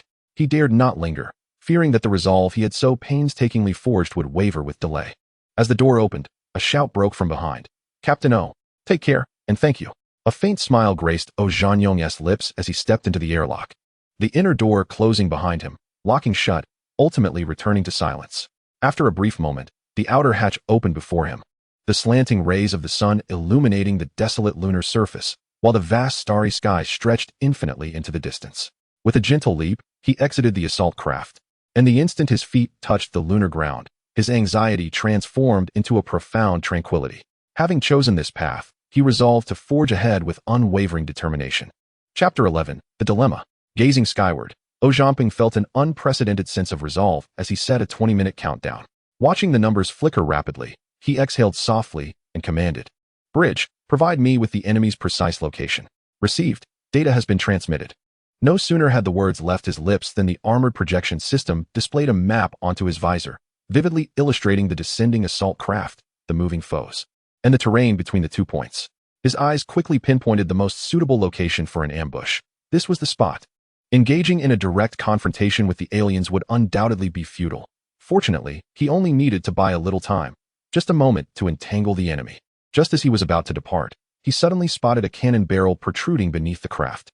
A flicker of inspiration struck Oh Zhanyong as he swiftly disassembled a fully operational 23mm machine gun. The principle of equipment in Xia Nation prioritized practicality. The aircraft cannon functioned as an independent machine gun, with the barrel and ammunition box separate, allowing for continued use even if the assault craft malfunctioned, emphasizing reliability above all. In contrast, the Westerners, led by the Bald Eagle, preferred electric control, seeking precision and controllable firing rates. However, the downside was that if the vehicle encountered issues, the weaponry became redundant. The two philosophies diverged, each with its strengths and weaknesses. With the machine gun hoisted onto his shoulder, Oh Zhanyong set off at a brisk pace. This weapon was exceedingly heavy, and he could only walk normally with it resting on his shoulder, leaving deep impressions in the lunar dust with each step. Were it not for the moon's low gravity and his powered armor, he would have struggled greatly to carry the cannon. He hurried to the designated ambush point, seizing the opportunity to prepare for interception before the enemy arrived. After catching his breath, 2 rapidly moving blips appeared on the radar. Instinctively, Oh Zhanyong held his breath, gripping his rifle tightly and remaining utterly still. As the blips drew nearer, his heartbeat quickened, pounding like a drum. When the blips reached the opposite side of his cover, his pulse raced with fervor. Perhaps due to carelessness or complacency, 2 aliens zipped past him. His anxious thoughts suddenly settled. It seemed the extraterrestrials were not as invincible as they appeared. Oh Zhanyong sprang up, immediately capturing the sight of the aliens. One was robust and towering at over 2 meters, clad in tattered, mottled armor. Whether it was designed that way or merely worn down, he could not tell. From a distance, it resembled a massive brown bear. Meanwhile, he stood atop a pitifully small hoverboard, akin to a father playfully commandeering his daughter's toy. The other alien was similarly unimpressive, with stout limbs barely exceeding a meter in height, encased in cumbersome full-body armor. It lacked any support beneath its feet, relying solely on a jet propulsion system for flight, resembling a mechanized suit or an incompletely evolved giant iron frog. Ojambing could not help but grin. Although the two extraterrestrials possessed humanoid forms, their appearance was rather lackluster, nearly shattering his preconceived notions of alien beings. With no time to ponder their aesthetics, he swiftly raised his weapon and unleashed a barrage of gunfire, sending over 20 rounds towards them. After accounting for the misses, each alien found themselves struck by several bullets. However, to his astonishment, a hexagonal honeycomb force field suddenly emerged behind the aliens, deflecting every bullet with ease, leaving behind only a few sparks and flickers of electric arcs. The aliens abruptly turned around. Cursing under his breath, Ojambing dove for cover, hitting the ground like a brick.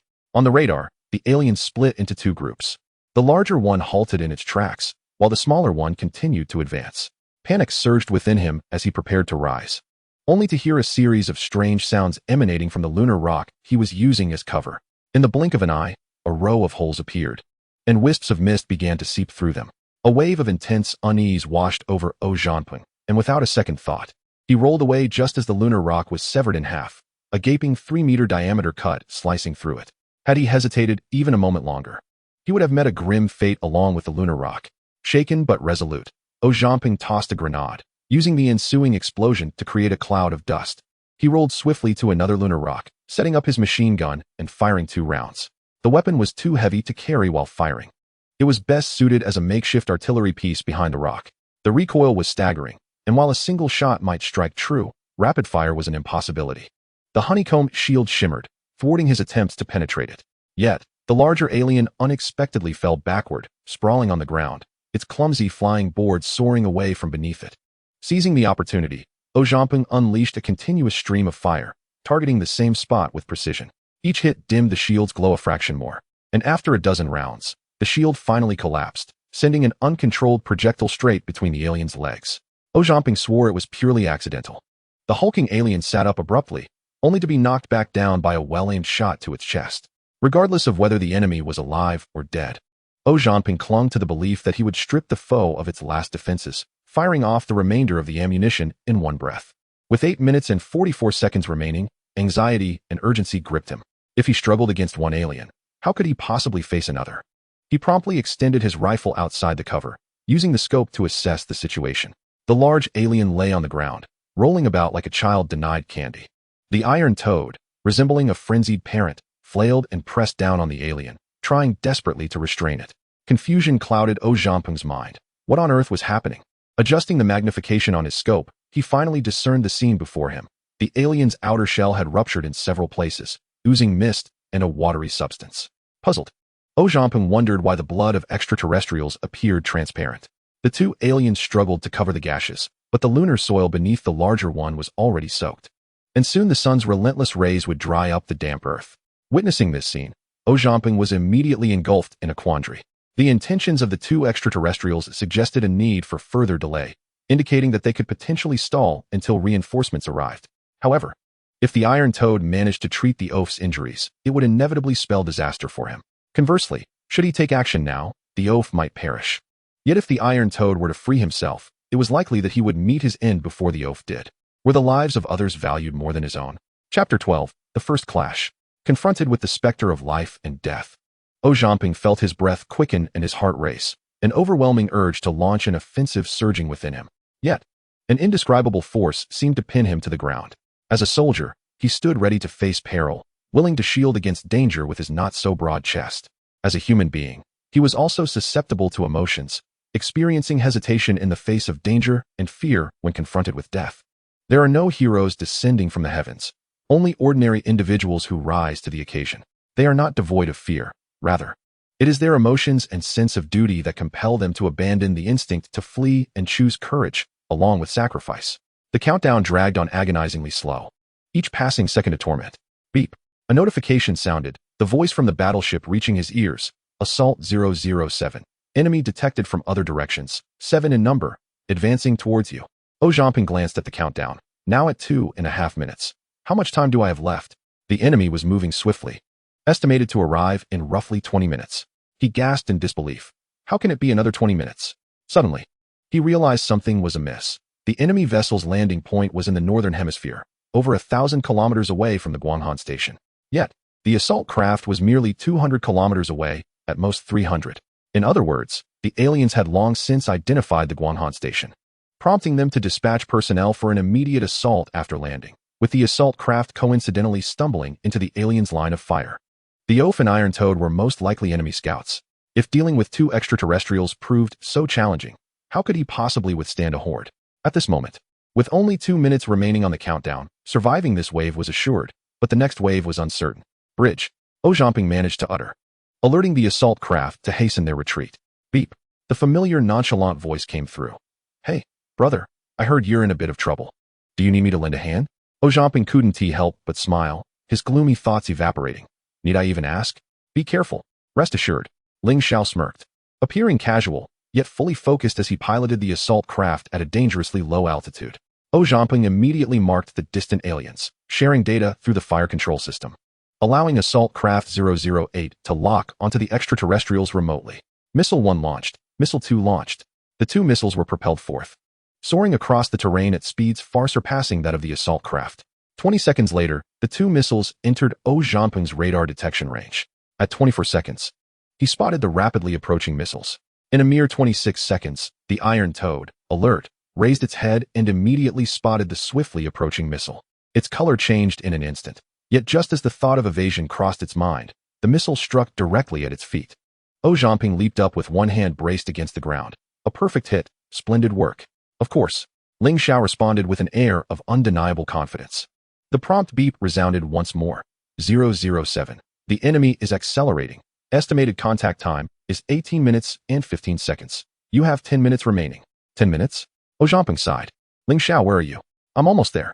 Having said that, he connected to the satellite to lock onto the target, disregarding the likelihood of hitting it, and unleashed the remaining missiles in one breath. Zhao Jiangping, on the other hand, aimed at the damage on the Iron Toad's body and fired several shots in rapid succession. The bullets penetrated the armor, causing the target to shudder momentarily before falling silent. Still, he dared not let his guard down. He pulled out a grenade and tossed it beside the Iron Toad, resulting in a series of rolls that brought him a semblance of reassurance, allowing him to drag the Iron Toad towards the behemoth. Upon the arrival of the assault vessel, Ling Xiao caught sight of the 2 extraterrestrials beneath Zhao Jiangping's feet. Are these 2 the aliens? They appear to be fleeing in panic. Zhao Jiangping grasped one of the behemoth's legs and began to drag it onto the assault vessel. How should I know? Enough chatter. Open the door. The rear hatch opened, and Zhao Jiangping tossed the behemoth inside, then bounced back to retrieve the Iron Toad, finally declaring, "That's done. Don't open the inner hatch." Ling Xiao immediately understood. You're not coming out? I've had too many encounters with aliens. It's south best to stay close to them. Should anything go awry, I can signal you. Zhao Jiangping remained vigilant, nestled in a corner with his weapon consistently aimed at the Iron Toad. Be careful, Ling Xiao acknowledged. And the assault vessel ascended, racing towards the crash site to rescue the beleaguered passengers. The onboard medic promptly assessed the injured, concluding that their condition was stable, which alleviated the collective tension. The assault vessel sped towards the Guanhan station, and Zhao Jiangping seized the moment to contact the polar ship. Bridge, this is Assault 007. I suspect the alien's target is Guanhan station. Zhao Jiangping's mind shifted, realizing that if he could see this issue, how could the many advisors in the command center overlook it? Also, I have 2 extraterrestrial, corpses here. Understood, arrangements have been made. Upon arrival at Guanhan station, you will remain on the assault vessel. Is that clear? Clear, Zhao Jiangping affirmed. With the communication concluded, he finally allowed himself a moment of relief. Before the 008 assault vessel reached Guanhan station, Zhao Jiangping received a report from the polar ship. 4 space fighters conducted a long-range aerial strike on the ascending aliens, hitting 7 of them with missiles. 1 shield was breached, its fate unknown, while the remaining 6 fled back to their crash site in a disheveled retreat. It was evident that the aliens were not as formidable as previously imagined. Humanity's weaponry could indeed stand against them. However, individual soldier weapons proved ineffective. Cannons needed to be fired continuously to be effective, and the missiles did not yield satisfactory results. Yet, One cannot expect each assault team member to bear a cannon, can they? In summary, the inaugural terrestrial confrontation between humanity and extraterrestrial beings concluded with a victory for humankind. However, numerous issues were laid bare. Consequently, Tang Haifeng found himself in a quandary, scouring the fleet's resources, ultimately uncovering merely a handful of individual rocket launchers, several recoilless guns, over 20 heavy machine guns of substantial caliber, and an equal number of sniper rifles. In total, this meager arsenal could equip no more than 40 personnel. Some might argue that with warships and aircraft in the skies, the concern for a few firearms seems trivial. Yet, such calculations are misleading. Each military branch and type of equipment possesses its own specific operational scope, and one cannot simply substitute or eliminate infantry with an aerial presence. Chapter 13. Resolute Determination. At the Yihuan station, less than an hour later, the assault boat made a second landing. Zhangpeng, concealed within the airlock, heard a cacophony of sounds emanating from the adjacent area, which soon subsided, only to be replaced by a different array of noises, chaotic and indistinct, making it difficult to ascertain their nature. Then, Ling Zhao's voice pierced through the communication. "Oh Fei, the research station is not yet prepared. You will need to wait on the vessel a little longer." "Understood." Xie, intrigued, inquired. "Hey, Zhangpeng isn't even overweight. Why do you always call him Oh Fei?" Ling Zhao chuckled. He was previously called Oh Fei, a name he randomly selected from a dictionary. Later, he found it unappealing and changed it to Zhangpeng. Xie suddenly realized the play on words. It was quite normal to adopt a nickname based on phonetics.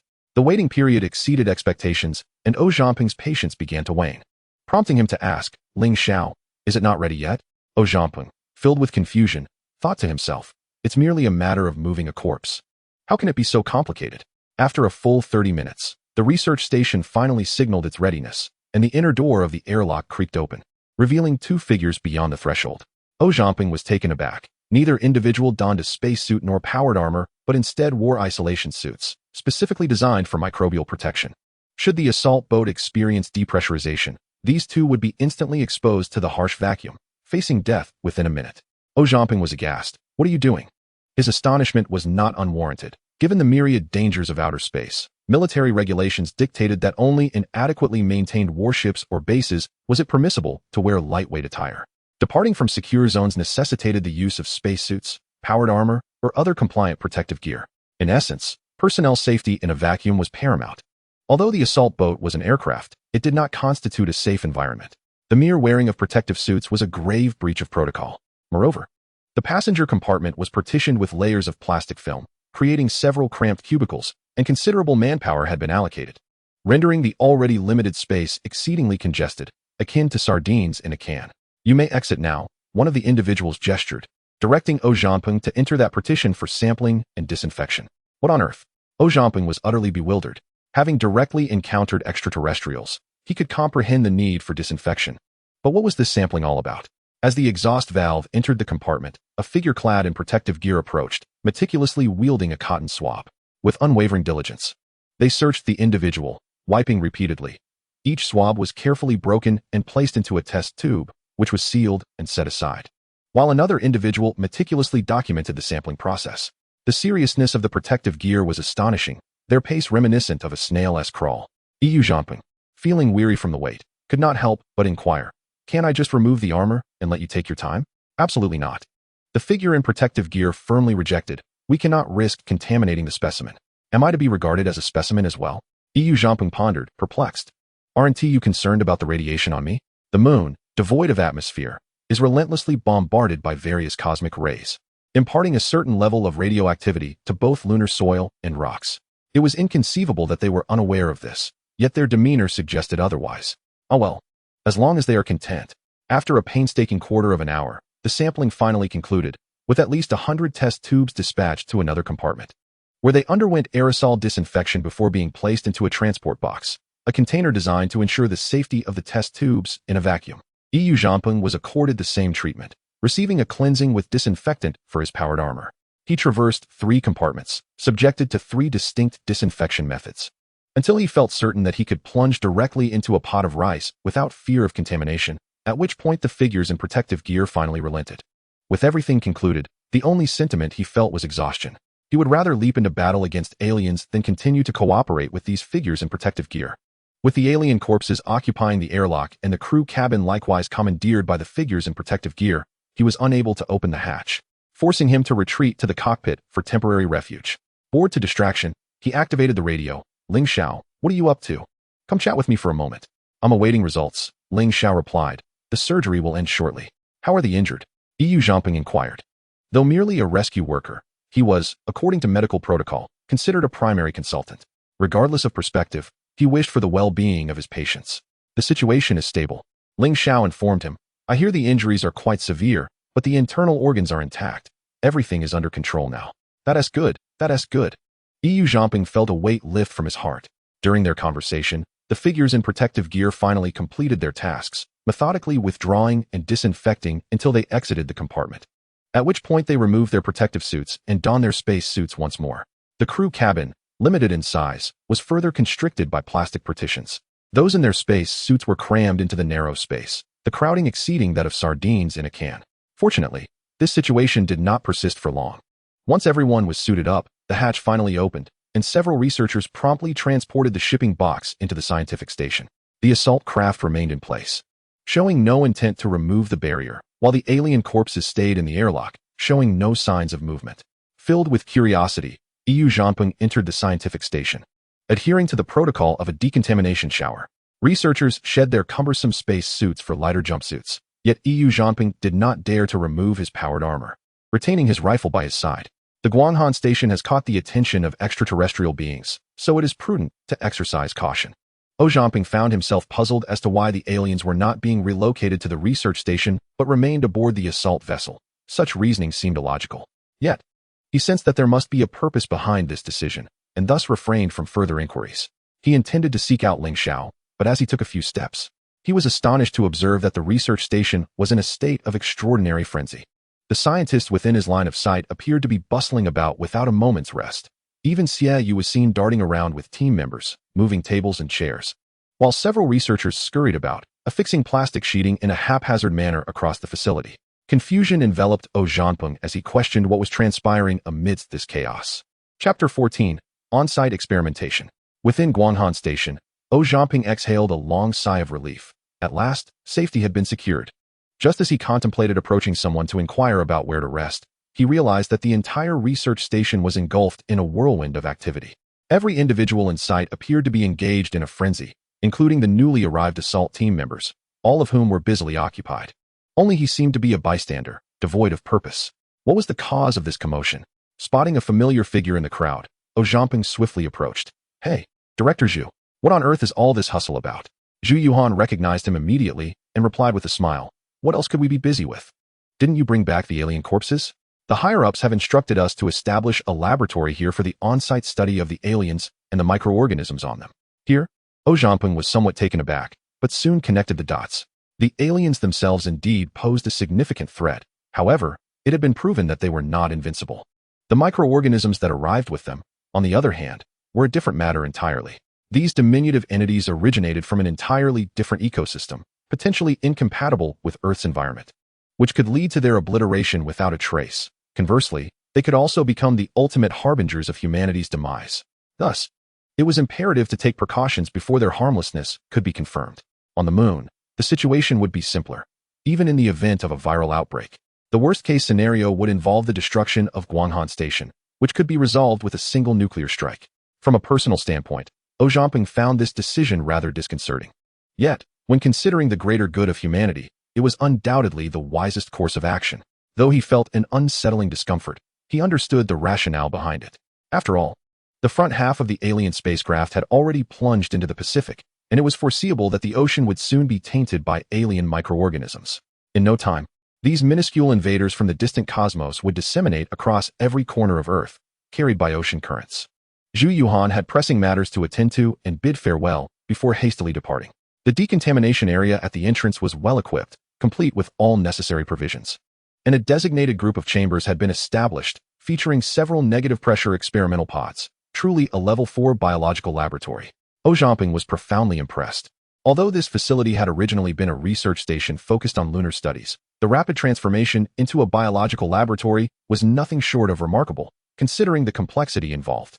Later, He discovered that the Guanghan station was originally equipped with a set of biological research capsules dedicated to studying the variations of various terrestrial flora and fauna, as well as microorganisms in a low-gravity environment, with professional personnel and specialized chambers.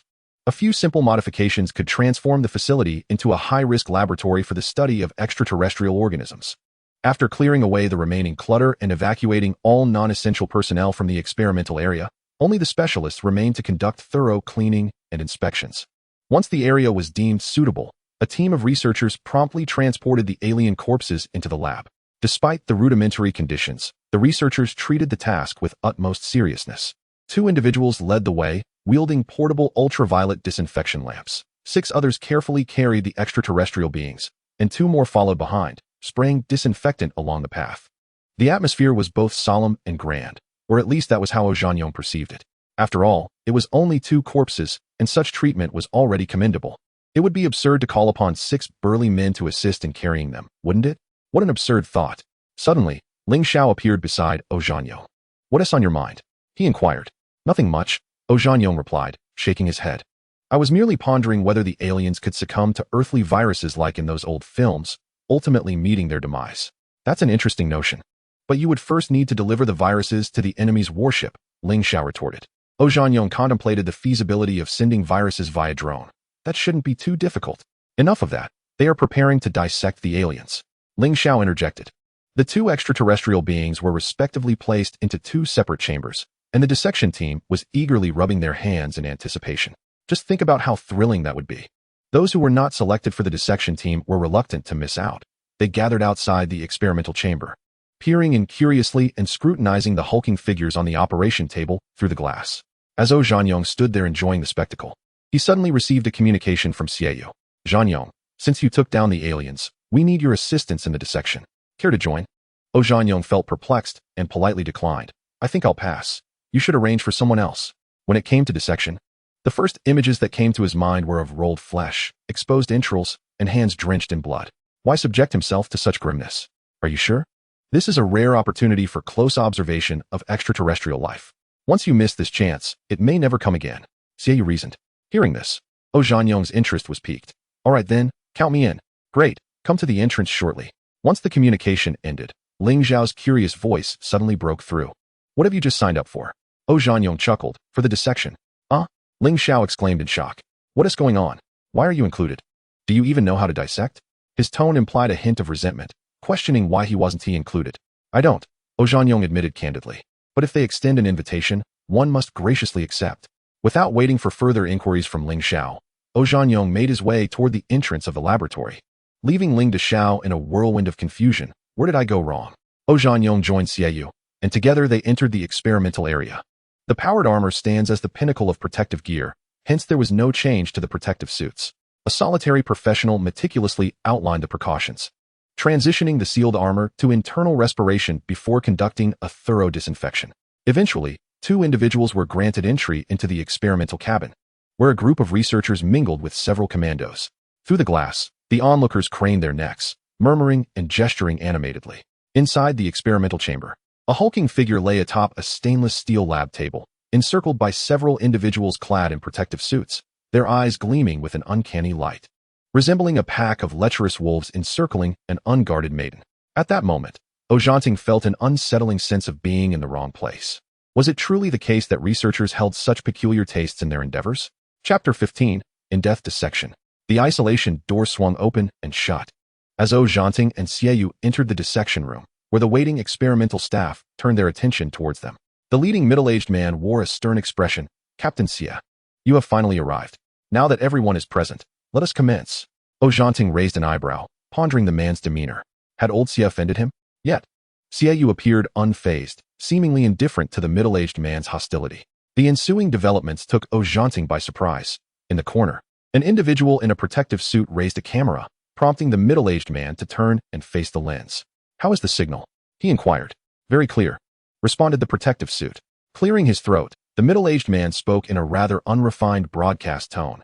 "Greetings, I am Gong Yiding, the head of the Guanghan Scientific Research Station. Although time is of the essence, we have prepared thoroughly in the shortest span possible." Zhanyong suddenly understood. No wonder the atmosphere was so lackluster. This was the very Gong who adamantly refused to leave. It was said that he regarded the research station as his lifeblood. Abandoning it would be tantamount to assaulting his very essence, so it was indeed peculiar that he would offer Xie Yu any semblance of kindness. Lost in these thoughts, he was jolted by Ling Zhao's voice of admiration. Wow, this station chief really knows how to entertain. He's even live-streaming. Zhanting contemplated and replied, "Did you think we were the only spectators?" Ling Zhao paused, bewildered. "Who else?" Ling Zhao's eyes widened in shock. "Oh my, how did I not consider that?" "Clearly an issue of intelligence," Zhanting retorted. "You're the dimwit. I simply refuse to waste brain cells on that," Ling Zhao countered. Zhanting cleverly shifted the narrative. "What difference does it make between having a brain and not using it? Of course there is a distinction." Ling Zhao shot back, unfazed. "Having wealth and being destitute, can they be compared?" As their banter continued, Gong Yiding gestured, prompting the cameraman to pivot the lens towards the dissection table. Focusing on the hulking figure, Gong continued his explanation. "This is one of the extraterrestrial specimens. Without further ado, we shall begin the dissection. All unauthorized personnel, please step outside." "Captain Xie, the floor is yours." "Leave it to us," Xie Yu replied. The others filed out, including the cameraman, who discreetly slipped away after securing the camera. Only Zhanting and Xie Yu remained. "Let us first remove the external armor. This task carries some risk, so it is best left to us," Xie Yu stated. Zhanting was overwhelmed by a torrent of thoughts, his mind racing with confusion. "What on earth is happening? How do we proceed?" he inquired. Xie Yu declared, "All operational components must remain untouched, all suspicious structures must not be disturbed, and all unidentified objects are to be handled with utmost caution. Force must be gentle, movements must be slow, and actions must be steady." Although this task appeared deceptively simple, the inherent dangers were boundless. Those objects that seemed completely innocuous might very well be extraterrestrial grenades. Zhanting blinked in astonishment, pondering how long Xie Yu had meticulously drafted this protocol in his mind. And this? Xie Yu kicked the heavy bomb-proof box beneath his feet, exclaiming that anything unusual should be swiftly discarded into it. "All right," Zhanting replied, "let us commence." The two men proceeded like bomb disposal experts, meticulously examining their surroundings. Zhanting was the first to remove a protective wristband from the arm of the towering figure before them. He recognized it as a weapon, yet the method of activation eluded him, thus he exercised extreme caution. Together, they worked diligently for a full half-hour, extracting over 20 items from the giant's person, ranging from the size of a small watermelon to as tiny as a fingernail. Each item had to be placed in separate containers, sampled, disinfected, and finally sealed. No step could be taken lightly. Though the process was tense, they emerged unscathed. However, this was not the end. After dispatching all fragments, Xie Yu brandished a finely crafted electric saw, selecting a seemingly weak point in the giant's armor to commence cutting. The noise was deafening, sparks flying in all directions. Zhanting mentally grumbled, "What kind of dissection is this? It feels more like a horror movie." Feeling that the immediate danger had subsided, and concerned about their potentially heavy-handed approach, Gong Yiding entered the dissection room alone, offering instructions from the sidelines. "Slow down, even slower. Gradually grind through layer by layer. Ascertain the thickness of the armor before proceeding." Both men were momentarily taken aback, gaining a fresh perspective on extraterrestrial armor. Gong Yiding wisely kept his mouth shut, realizing that the issue at hand was no longer about whether they could harm the alien, but rather if they could successfully dismantle the armor. Zhanting sighed and suggested, "Why not use laser cutting instead?" Gong Yiding was reluctant, knowing that the live feed was ongoing. If removing the armor took several hours, the viewers would undoubtedly lose interest. Gritting his teeth, he finally acquiesced. "Let us proceed." "Excellent. We were just waiting for your approval." Shortly thereafter, the laser cutter was introduced to the dissection room. Zhanting couldn't help but marvel at the facility's impressive equipment. However, beneath the chest armor lay not flesh and blood, but an extraordinarily intricate mechanical structure. The group was left in stunned silence, with Zhanting expressing his bewilderment. "No way. I distinctly saw liquid seeping from the cracks. Are you certain that isn't oil?" Zhanting's face darkened. "Didn't you all take samples? What were the results?" "No results yet, but it neither resembles oil nor blood." As they continued to remove the armor piece by piece, an increasing array of internal mechanisms was revealed, showcasing a marvelously complex mechanical anatomy. Mechanical life? Cybertronians? Gong Yiding felt utterly disheartened, but steeling himself, he urged, "Continue. Dismantle it." Chapter 16, The Enigma of Species. Gong Yiding furrowed his brows, consumed by an inexplicable irritation. The realm of machinery, seemingly straightforward, was in truth a labyrinth of complexities that eluded those lacking specialized knowledge. Although the talents at the Guanghan station were abundant, They predominantly hailed from fields such as mineralogy, astronomy, and biochemistry, leaving a significant void in mechanical expertise and the requisite conditions for research. The more he pondered, the more vexed he became. Had it not been for the ongoing live broadcast, the station chief would have undoubtedly unleashed a torrent of curses. In stark contrast, Ojamping harbored an entirely different perspective. In any case, the issue of microorganisms no longer posed a concern. While others remained silent, the majority's eyes reflected a consensus. With even Ojamping not exempt, a complete robot undoubtedly possessed far greater research value than a fragmented one. Disassemble it, Gong Yiding declared with unyielding conviction. What if this contraption was an extraterrestrial exosuit? Suddenly, clarity struck. How could they have overlooked such a possibility? The group, previously ensnared in a cognitive trap, swiftly realigned their mindset. Rallying behind Gong Yiding, technological advancement bore no direct correlation to size. Who could ascertain whether the aliens were merely diminutive beings? Ojamping hastily cautioned, be careful. If the machine is damaged, the alien might still be alive. Xiaoyu also proffered his suggestion. Let us disassemble it first, then proceed cautiously. Yes, that's the plan. Gong Yiding concurred. The second round of disassembly commenced, as several individuals gathered to meticulously identify the robot's connection structures, striving to dismantle it without inflicting damage. They proceeded with half a leg, another arm, and, most crucially, the head. Concerned that an extraterrestrial might be concealed within the cranium, Gong Yiding accorded it extraordinary attention. However, upon disassembly, they discovered the internal architecture was astonishingly simplistic, a mere shell accompanied by a few sensor arrays. Was that all? The technology embedded within this alien robot appeared disappointingly trivial. Excluding the material factors, humanity's technology could easily replicate it.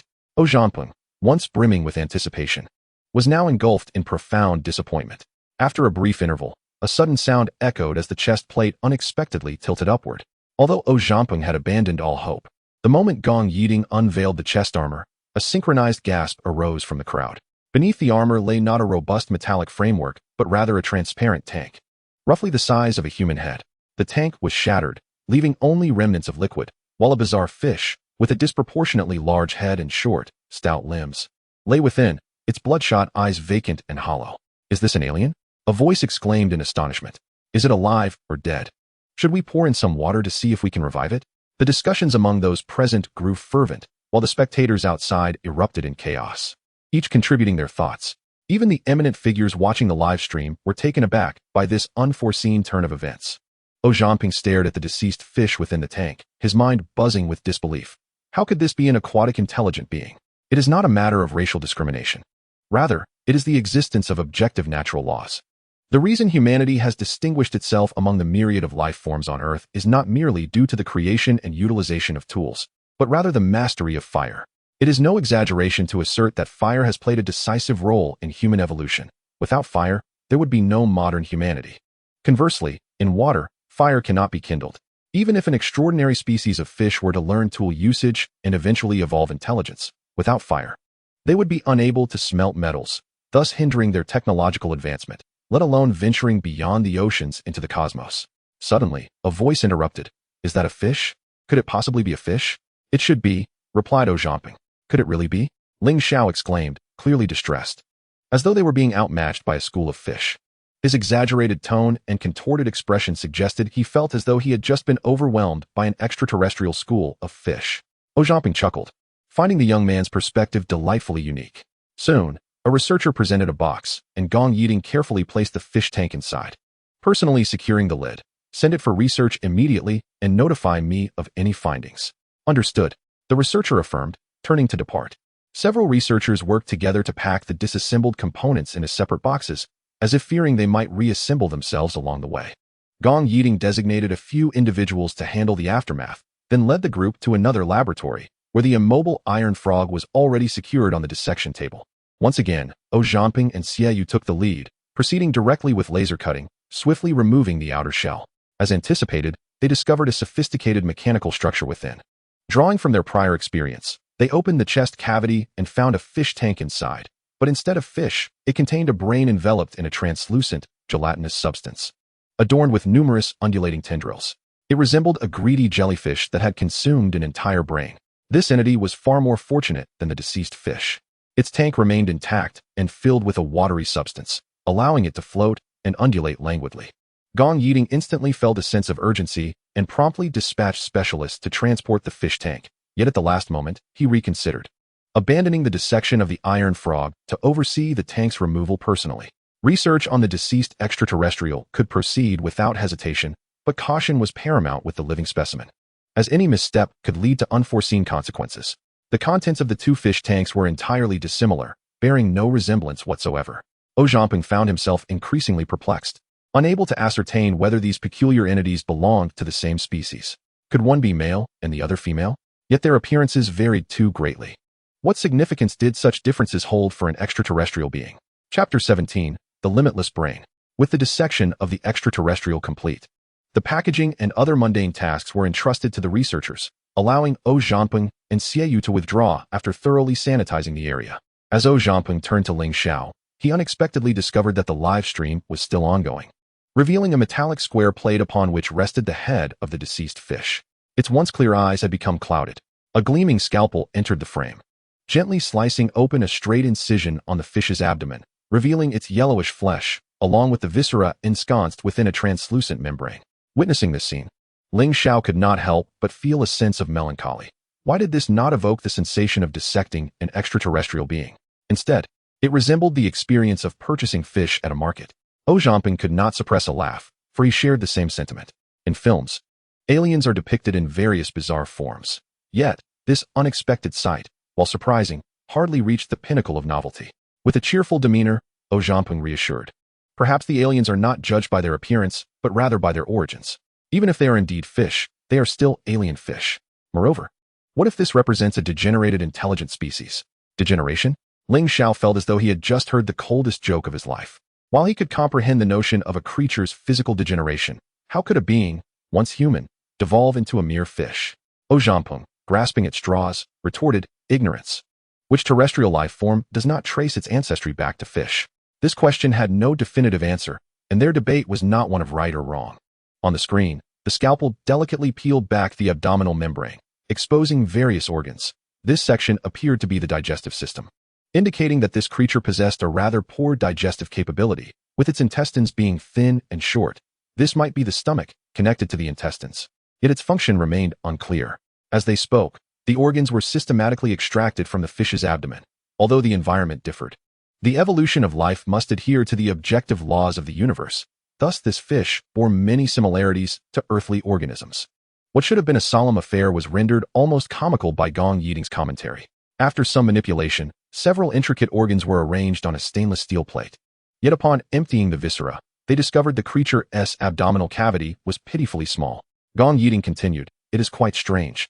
All of its internal organs are concentrated in the lower part of the body, occupying about 1/3 of the fish's mass. Now, let us examine the upper portion." As he spoke, he proceeded to make incisions into the peculiar fish, and within moments, the remaining 2/3 were revealed on screen, leaving everyone astonished. My heavens! Gong Yiding's voice rose sharply. This appears to be a brain. No, it is indeed a brain. The cranial cavity alone occupies 2/3 of the creature's body, meaning the brain constitutes 1/3 of its total volume and mass. Goodness, if this entity is not an intelligent being, I would be the first to contest that assertion. The creature's brain lacked a distinct left or right hemisphere and was not hemispherical in shape. Yet these differences did not hinder Gong Yiding from confirming its function. At this point, the dissection of the strange fish was essentially complete, and Gong Yiding, uninterested in the remaining minor tasks, delegated them to others. The scene then shifted, and shortly thereafter, the bizarre jellyfish appeared on the screen. A hand entered the frame, gently tapping the fish tank a few times. With each tap, the jellyfish exhibited a noticeable contraction, and before long, it retracted all its tentacles, transforming into a compact, yarn-like mass. As the scene on the screen shifted, it transformed into a perspective negative, a composite image of its internal structure. Here, it resembled the brainstem, while this section appeared akin to the medulla oblongata. However, beneath the medulla, it abruptly contracted into a cluster of dispersed nerves. Ling Xiao could scarcely believe his eyes. What on earth was this? The fish was already peculiar enough, and now there was a jellyfish as well. Zhamping was at a loss for words.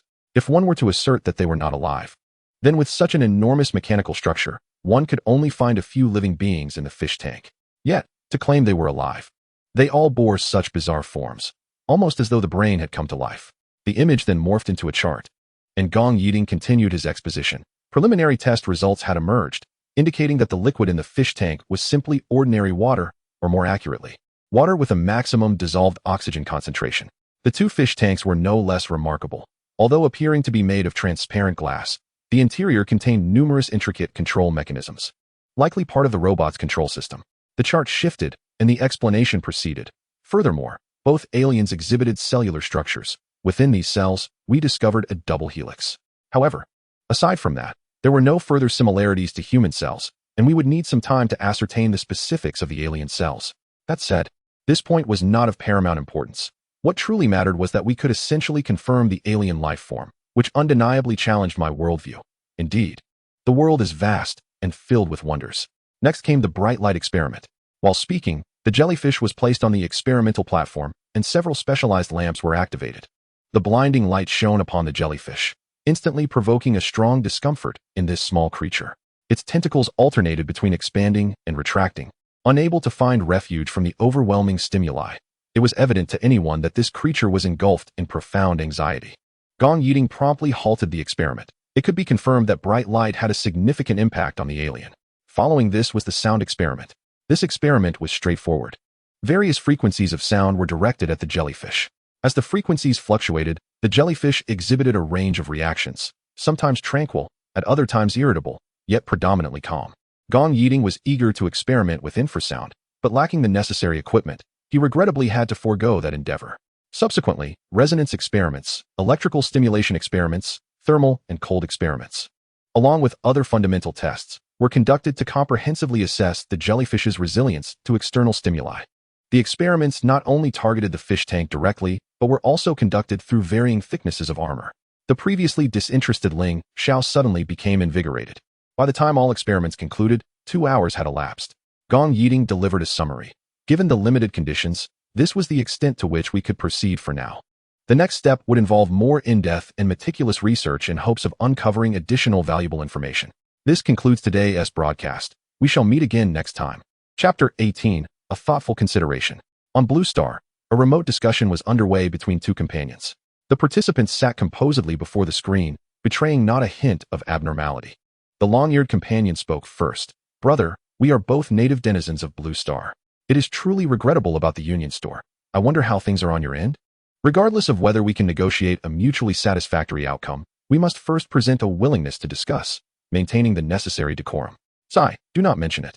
This time, it has truly strained our resources. Recovery will take at least a decade or more, and we have suffered substantial losses. Lamented the white-haired companion. You are far better off than us. At least you still retain half of your resources. What good is having half when it is equally debilitating? If left untreated, it would be a travesty, yet treating it may require an exorbitant investment. It is indeed a daunting challenge. Ever since the long-eared company took off several decades ago, it has consistently overshadowed the white-haired enterprises. The latter, unwilling to swallow this bitter pill, has been desperate to reclaim its former prominence in the Blue Star arena. Yet, the long-eared have cultivated profound expertise and meticulous strategies, leaving no opportunity for the white-haired counterparts. The current landscape of competition is no longer the same as it was decades ago. The era of brute force has been replaced by a battle of wits for status. Despite the plethora of options available to the white-haired, their intellect pales in comparison, and even they dare not openly challenge their rivals. To take the field personally? Please. That is a relic of the past. The white-haired voiced their grievances, while the long-eared echoed similar sentiments. To be frank with you, our situation is also dire. We lack manpower and resources, and the timeline for resolution is painfully uncertain. The white-haired companion paused, taken aback by the bleakness of the situation.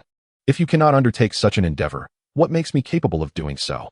Before he could respond, the long-eared swiftly shifted the topic. Have you been following the competition on the moon recently? The white-haired felt a mix of discomfort and unease. We are indeed closely monitoring this matter, and I would like to extend my warmest congratulations on your company's achievements. To be candid, we are also under pressure. The extraterrestrial species are quite active, and we have only a modest base on the moon with about 40 to 50 combat personnel, which is hardly sufficient. The long-eared wore a troubled expression, contemplating the vast distance between Earth and the moon. If the moon were to fall into the hands of extraterrestrials and serve as a launch point for an assault on Blue Star, the consequences could be catastrophic. Therefore, we must exert every effort to provide swift support to the moon. What do you think? Indeed, I concur that this is of utmost importance, replied the white-haired. We are actively preparing and, before long, we will establish a permanent settlement on the moon. When that happens, our two bases can collaborate effectively to thwart the extraterrestrial schemes. Over 30 years ago, the long-eared established their presence on the moon. Though the terrain is barren and remote, it remains an undeveloped gem. The white-haired harbored deep envy, having contemplated constructing a few buildings there ever since. However, developing that area is no easy feat. It requires substantial investment without guaranteed returns. The capitalists, indifferent to ventures lacking profitability, have remained unmoved despite the persistent appeals from leaders and the populace's expectations. Thus, after more than 30 years, the white-haired figure remained ensconced on paper. However, the emergence of extraterrestrial beings offered a glimmer of hope, and even the steadfast capitalists began to show signs of flexibility. It can be said that the present moment represents the finest opportunity to establish a lunar base, once missed. Only the spirits of the departed would know how many more years would be required to wait. The long-eared individual expressed admiration for the actions of the me faction, but soon donned a worried countenance. Forgive my candor, but as the saying goes, distant water cannot quench immediate thirst. The pressing urgency lies in swiftly bolstering our military strength in that realm. Your company possesses no foundation there, and starting from scratch demands an immense allocation of manpower and resources, leading to arduous efforts with minimal results. I greatly admire the determination of the Eagle faction. However, the movements of the extraterrestrial beings are exceedingly frequent. By the time the Eagle faction establishes its base, I fear the extraterrestrials will have already secured their foothold on the moon. Although we possess some groundwork on the lunar surface, our preparations are insufficient. We have already exhausted our efforts and urgently require personnel and material support. Therefore, I hope that our Blue Star allies, including the Eagle faction, will extend timely and unwavering assistance to collectively navigate this crisis. Long-eared one, this jest should not be taken lightly. I never jest about serious matters, replied the long-eared figure with utmost seriousness.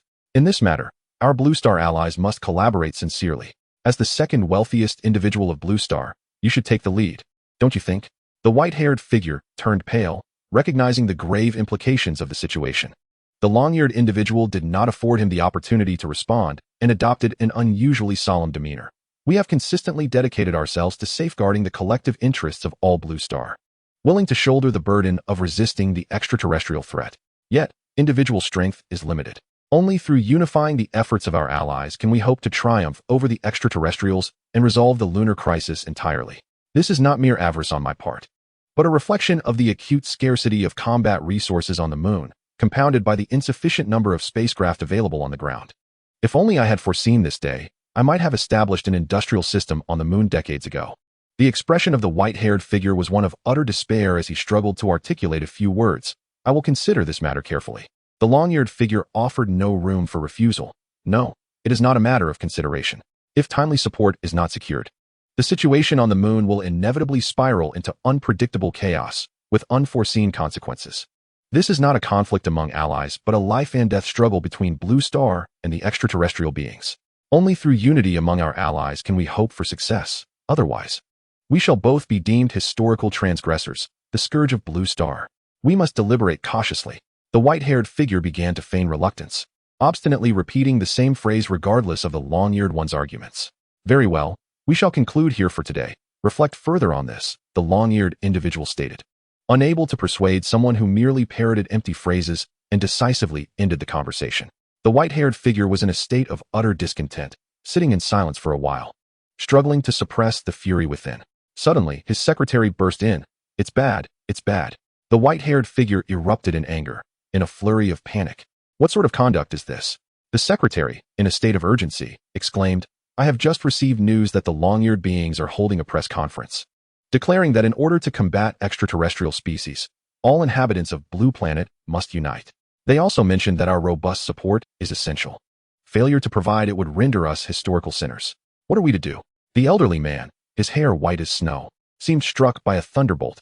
Curse that accursed long-eared creature. Chapter 19, Analysis and Speculation. 7 kilometers west of the Chang'e station on the moon, several lunar rocks formed a small clearing, within which lay a hemispherical object, its surface coated in lunar dust. Outside the arrangement of rocks, a tracked robot raised its rudimentary mechanical arm, inserting a prefixed iron rod into the hemisphere, precisely activating a movable pattern. Hundreds of meters away, Ling Xiao, concealed in a safe position, wore a puzzled expression. Why is there no response? Ling Xiao smirked mockingly. What is happening? Isn't it all the same? Zhamping remained undeterred. It's coming, just wait. On the third insertion, the hemisphere suddenly retracted violently, colliding with an adjacent lunar rock. At the same moment, a hole, the width of a finger, appeared on the other side of the rock. Ling Xiao was taken aback. "Ah, you actually found it." "Of course," replied Zhamping. "I nearly got this thing killed. How could I not know its purpose?" He stood up to retrieve the high-speed camera footage, scrutinizing the weapon's operational process. The video revealed that at the moment the iron rod triggered the switch, a stream of silvery liquid burst forth from the hemisphere, causing Ling Xiao to widen his eyes in astonishment. "Is that water? It must be water, right?" Zhamping, equally incredulous, replied, "It seems to be." Ling Xiao, now thoroughly bewildered, exclaimed, "But this is a vacuum. How did they manage to gather water together?" The two exchanged glances and simultaneously declared, "Let us try again." Another jet of water shot forth, creating yet another hole in the lunar rock. The critical aspect was its significant power. "All right, now we know what this object is," Zhamping remarked, stowing the hemisphere away and placing a walnut-sized sphere, adorned with ancient patterns, within the lunar rock formation. No one knew what this object was, and the two men, wary of its potential, prudently retreated several hundred meters away. Once more, the robot was activated, but despite dozens of prods with the iron rod, there was no response. "Let it be," Ling Xiao concluded. "It's just a useless ball. Whatever they poked would not trigger it, surely indicating it was safe." Zhamping, somewhat disheartened, agreed. "All right, let us move on to the next one." With a casual press of a button, the robot struck the sphere, which unexpectedly responded with a dazzling display of colorful lights, reminiscent of the rotating disco lights in a ballroom. Zhamping sighed. Could you refrain from uttering such peculiarities? Suddenly, a deafening explosion erupted within the lunar rock formation, sending debris flying hundreds of meters away, and in an instant, the unfortunate robot was reduced to a heap of scrap metal. Goodness! Ling Xiao struggled to swallow, astonished by the sphere's incredible power. "Oh Fei, do you think that brain fish might be carrying a mushroom bomb? If it detonates, wouldn't we be finished?" Zhamping, now apprehensive, replied, "Surely it wouldn't, would it?" In a moment of trepidation, a sudden notification sound pierced the air, followed by the voice of Xiaoyu. "Attention, everyone. Assemble in the briefing room." Upon entering the briefing chamber, it became evident that not only was everyone present, but also Gong Yiding had made an appearance. Ling Xiao could not help but murmur, "Why is he always around?" As the two took their seats, Xiaoyu promptly connected to the polar star, and Luo Jintang appeared on the screen. The purpose of today's gathering is to discuss several matters. Firstly, earlier today, 3 spacecraft from the surface successfully arrived, delivering a variety of urgently needed equipment, including an array of individual gear prepared for you. However, no one knows which weapon is effective against the enemy, so there are no restrictions here. You may select the equipment that best suits your needs. Secondly, the fleet has just received news that we have located an alien being in a synchronous orbit. At this point, the screen divided into 2 halves, one featuring Luo Jintang, the other displaying a severely charred creature, its original form unrecognizable. The image depicted the alien discovered by the Yungong base, a creature entirely black, with a short tail and scaled skin, standing at 1.54 meters tall, resembling an upright lizard. The briefing room erupted in astonishment, with everyone's gaze shifting back and forth between the screen and Gong Yiding. Zhamping suddenly grasped why Station Chief Gong was present. "Now, let us invite Station Chief Gong to elaborate on the specifics," Luo Jintang said. Gong Yiding cleared his throat. "This situation is exceedingly unexpected. According to the information we currently possess, this black-scaled lizard-like being has well-developed limbs but a limited cranial capacity. Some speculate that there may be more than one alien species aboard the enemy ship. However, upon comparing the genetic makeup of the brain beings and the lizard beings, we discovered a striking similarity akin to that between humans and chimpanzees, indicating that they are biologically related. Thus, rather than 2 distinct races, we are witnessing a result of significant differentiation within the same species." Gong Yiding continued, "We have classified the fish and jellyfish as brain beings, representing the intelligent tier among extraterrestrials, potentially the elite or ruling class of their species. In contrast, the lizard beings were specifically cultivated as a combat tier to compensate for the physical limitations of the brain beings, thus serving as the soldier class." Upon hearing this, the group finally comprehended the situation, their expressions shifting to one of clarity. Analysis suggests that the alien species may be highly differentiated, akin to bees or ants, with varying roles among individuals. Theoretically, aside from the brain beings and soldier beings, there should exist a substantial number of worker beings. However, whether this is indeed the case remains uncertain and requires more concrete evidence for validation. Having concluded, Gong Yiding stepped aside, returning the floor to Luo Jintang. Thank you. Chief Gong, Major Luo said courteously. Comrades, the reason for this extensive briefing is due to the enemy's recent repeated departures from their vessel and their frequent probing attacks. Although our aviation forces have successfully thwarted these incursions, our situation is undeniably precarious. Thus, the higher-ups have commanded us to take the initiative, dismantling the enemy's offensive while making every effort to annihilate their combat personnel. Furthermore, under this overarching directive, we are to collect as many alien artifacts as possible. Comrades, do you understand clearly? The room erupted in unison. Understood. Chapter 20. Armed Reconnaissance on October 21, 2064, 140 kilometers south of the Guanghan Station. An assault craft soared close to the ground, akin to a black panther racing across the prairie, swift and agile. Zhangping gripped the control stick, deftly adjusting the flight path, striving to maintain velocity while deftly avoiding obstacles along the way. In the distance, a circular mountain began to materialize, Mount Luojian, a name long forgotten since the shipwreck had occurred within its confines. A beeping alert resonated, and the voice of Luo Jintang echoed. Units, execute as planned. Received. Zhangping confirmed the command, and with a graceful maneuver, the assault craft slowed and halted beneath a gentle slope. The area surrounding the mouth of Mount Luojian was entirely a no-fly zone, where aircraft and warships alike were forbidden from approaching. Even low-altitude incursions were not exempt. The memory of enemy vessels piercing the horizon was still vivid, rendering the thought of artillery breaching the mountainside trivial.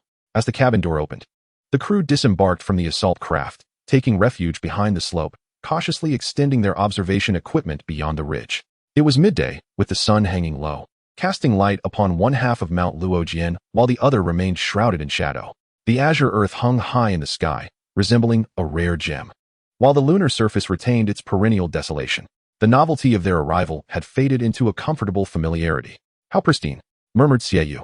Nearby, the terrain was strewn with various sizes of lunar rocks, yet beyond the gentle slope, even the larger stones vanished, as if an invisible boundary existed, preventing the lunar debris from encroaching further.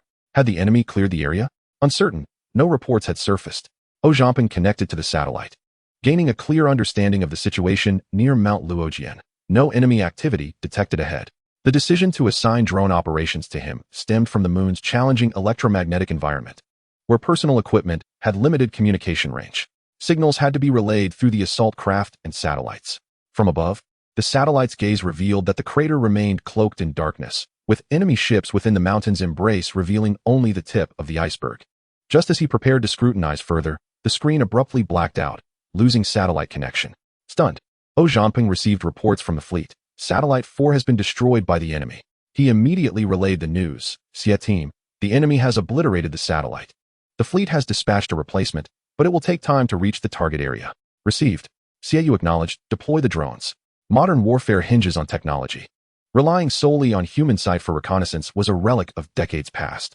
Several soldiers, without uttering a word, retrieved firearms equipped with drone mounts, chambered their rounds, and aimed their rifles.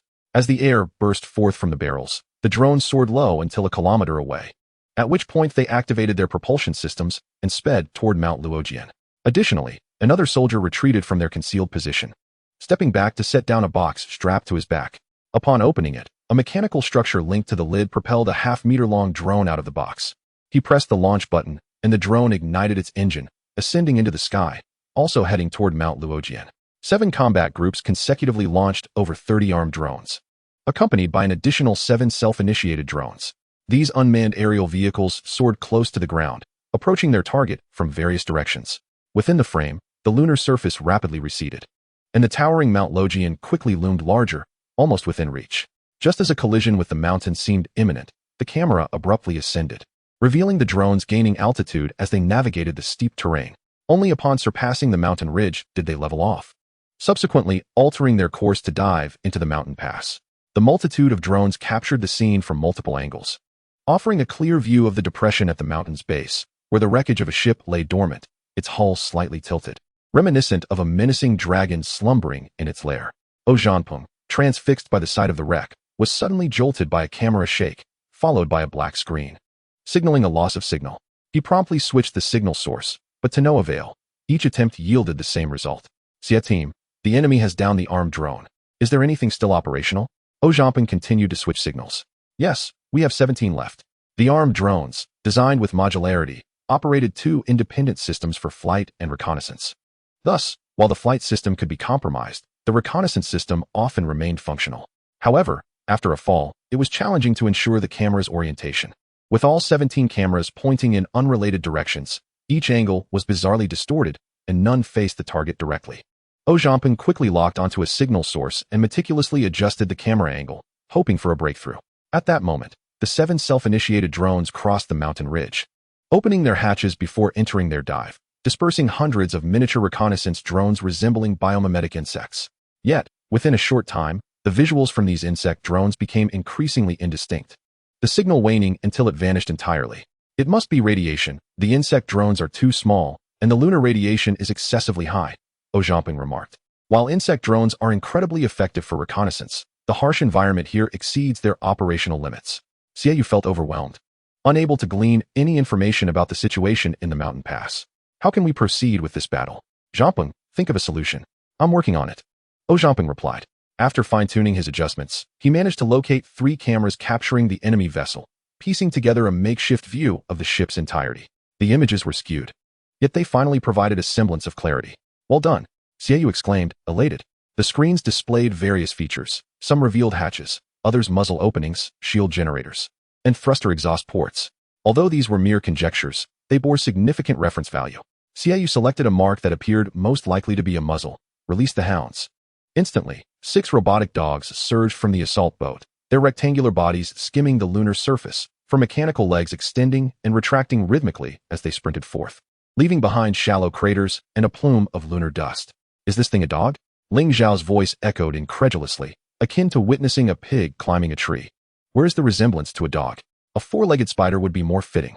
Regardless of whether it resembles a cat or dog, it matters not to us, Ojiamping replied, as long as it runs fast enough. The mechanical dog, with its 4 legs in constant motion, glided effortlessly, its body remaining entirely still, unaffected by the act of leaping, thus maintaining its speed. How wonderful it would be if we could run as swiftly, Ling Xiao lamented. Ojiamping rolled his eyes, dismissing the comparison. What honor is there in running as fast as a mechanical dog? Chapter 21, Saturation Assault. The robotic canine raced down to the foot of the crash mountain in mere minutes, skillfully adjusting the angle and extension of its mechanical limbs to maintain its center of gravity, climbing without a noticeable reduction in speed, astonishing the soldiers. Suddenly, Ojiamping thought it should indeed be called a spider. The pack of mechanical dogs surged to the mountain's summit, disappearing from the soldiers' view, as they locked onto the wrecked ship and charged ahead. However, before they could reach it, they were swiftly toppled by the wreckage, none managing to get close. In the frame, an alien emerged from the wreck, boldly standing there. The mechanical dog immediately targeted its second objective, its internal machine gun unleashing a barrage of flames. Before the alien, a faint light flickered as all bullets were intercepted by a beehive shield, the jumping arcs of electricity illuminating the pit below. In an instant, all 12 mechanical dogs collapsed. Yet the spectacle was not over. Their outer shells suddenly cracked open, releasing fist-sized mechanical spiders. Ojiamping finally understood why they were called mechanical dogs. The spiders were hidden within. Yet the shield reappeared, thwarting the spiders' assault, and ultimately, they all exploded outside the shield's perimeter. The scene was shrouded in smoke, with the alien and the wreck remaining unscathed. The soldiers recognized the formidable nature of the aliens and the inadequacy of their weapons against them, yet the outcome still ignited a collective fury. Xiaoyu's voice was cold and resolute. Open fire. Blast them to oblivion.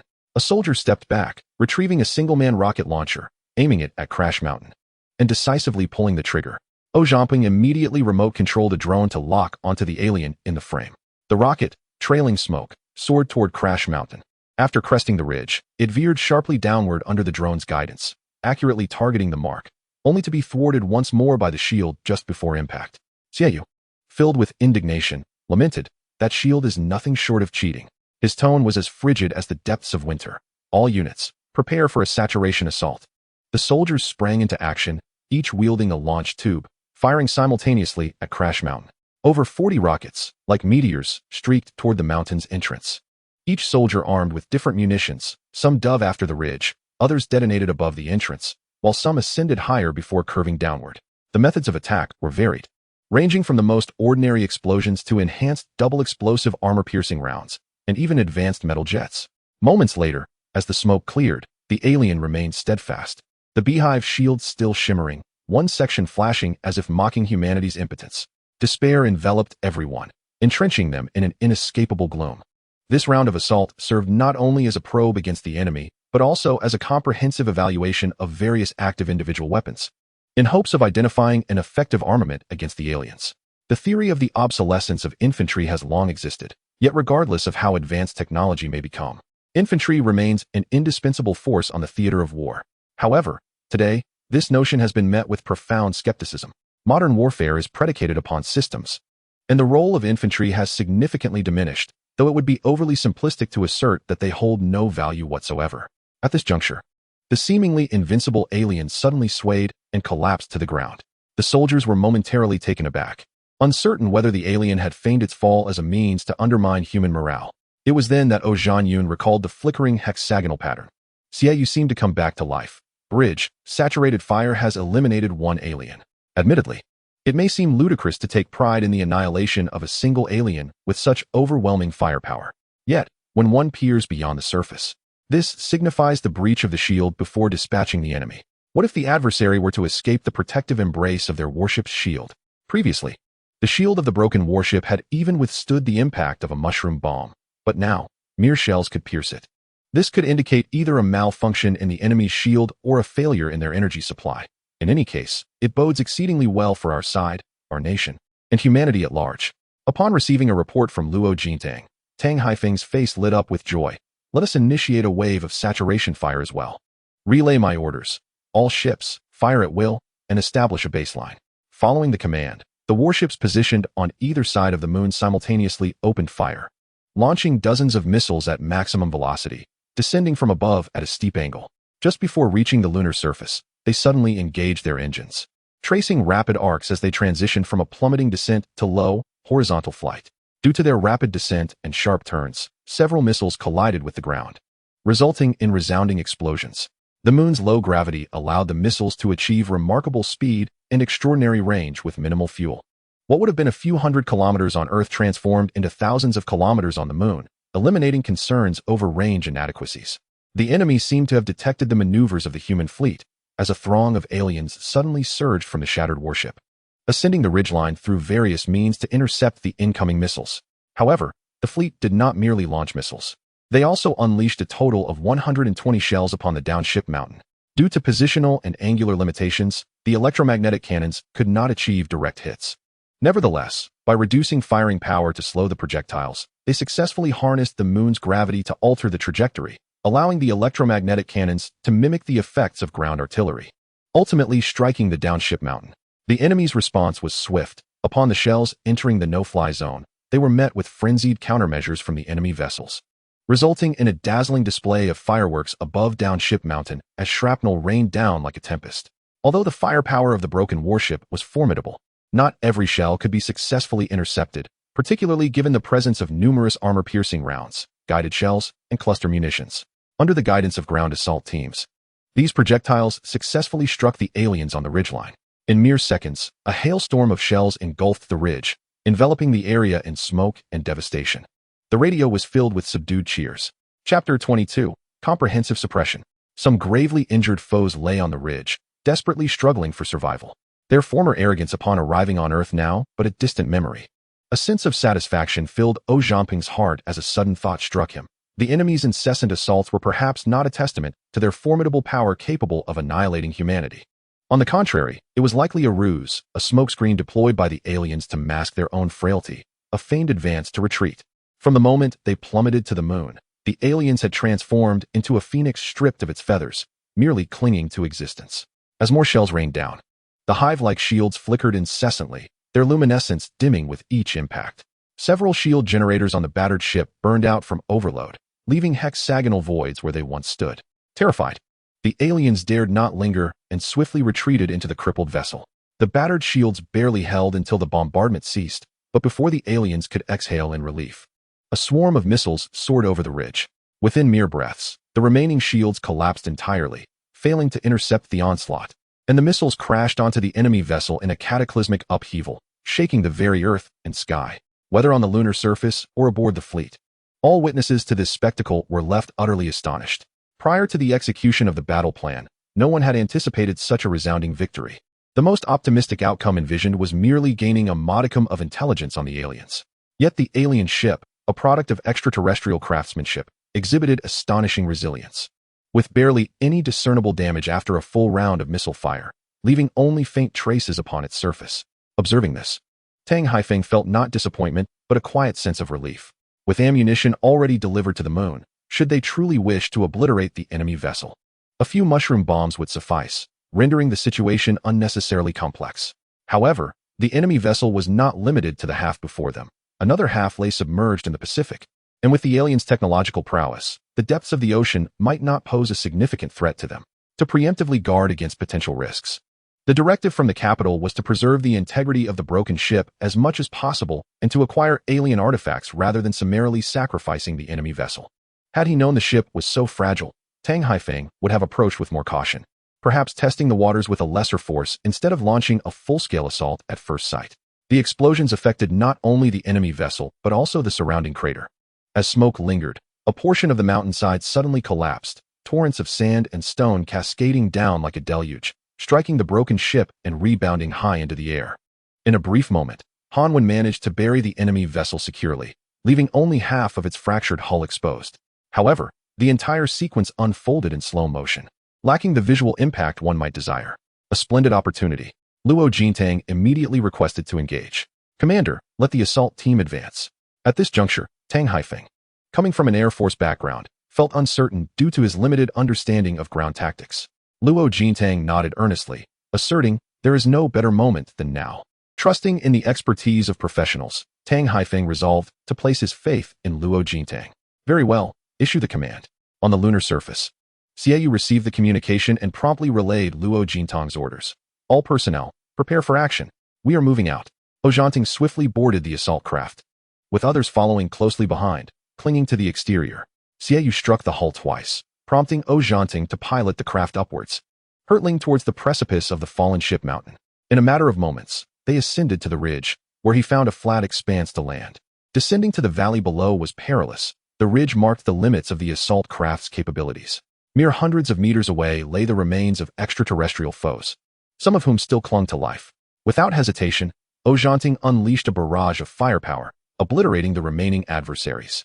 Xiaoyu, not bothering with inquiries, rallied the others, and they leapt from the craft, each seeking cover to survey the pit below from their elevated position. Upon discerning the situation at the pit's bottom, he gasped in shock but quickly regained his composure. "Bridge, request fire support." Luo Jintang, perplexed, queried why assistance was needed when the wreckage had already been buried by a landslide. Xiaoyu insisted, "I require artillery to expose the enemy vessel." "Hold on." Luo Jintang replied noncommittally, yet shortly after, word of impending bombardment reached them. Over the course of several artillery shells, a minor landslide ensued, displacing some of the sand that had concealed the fragmented ship, revealing half of its starboard side.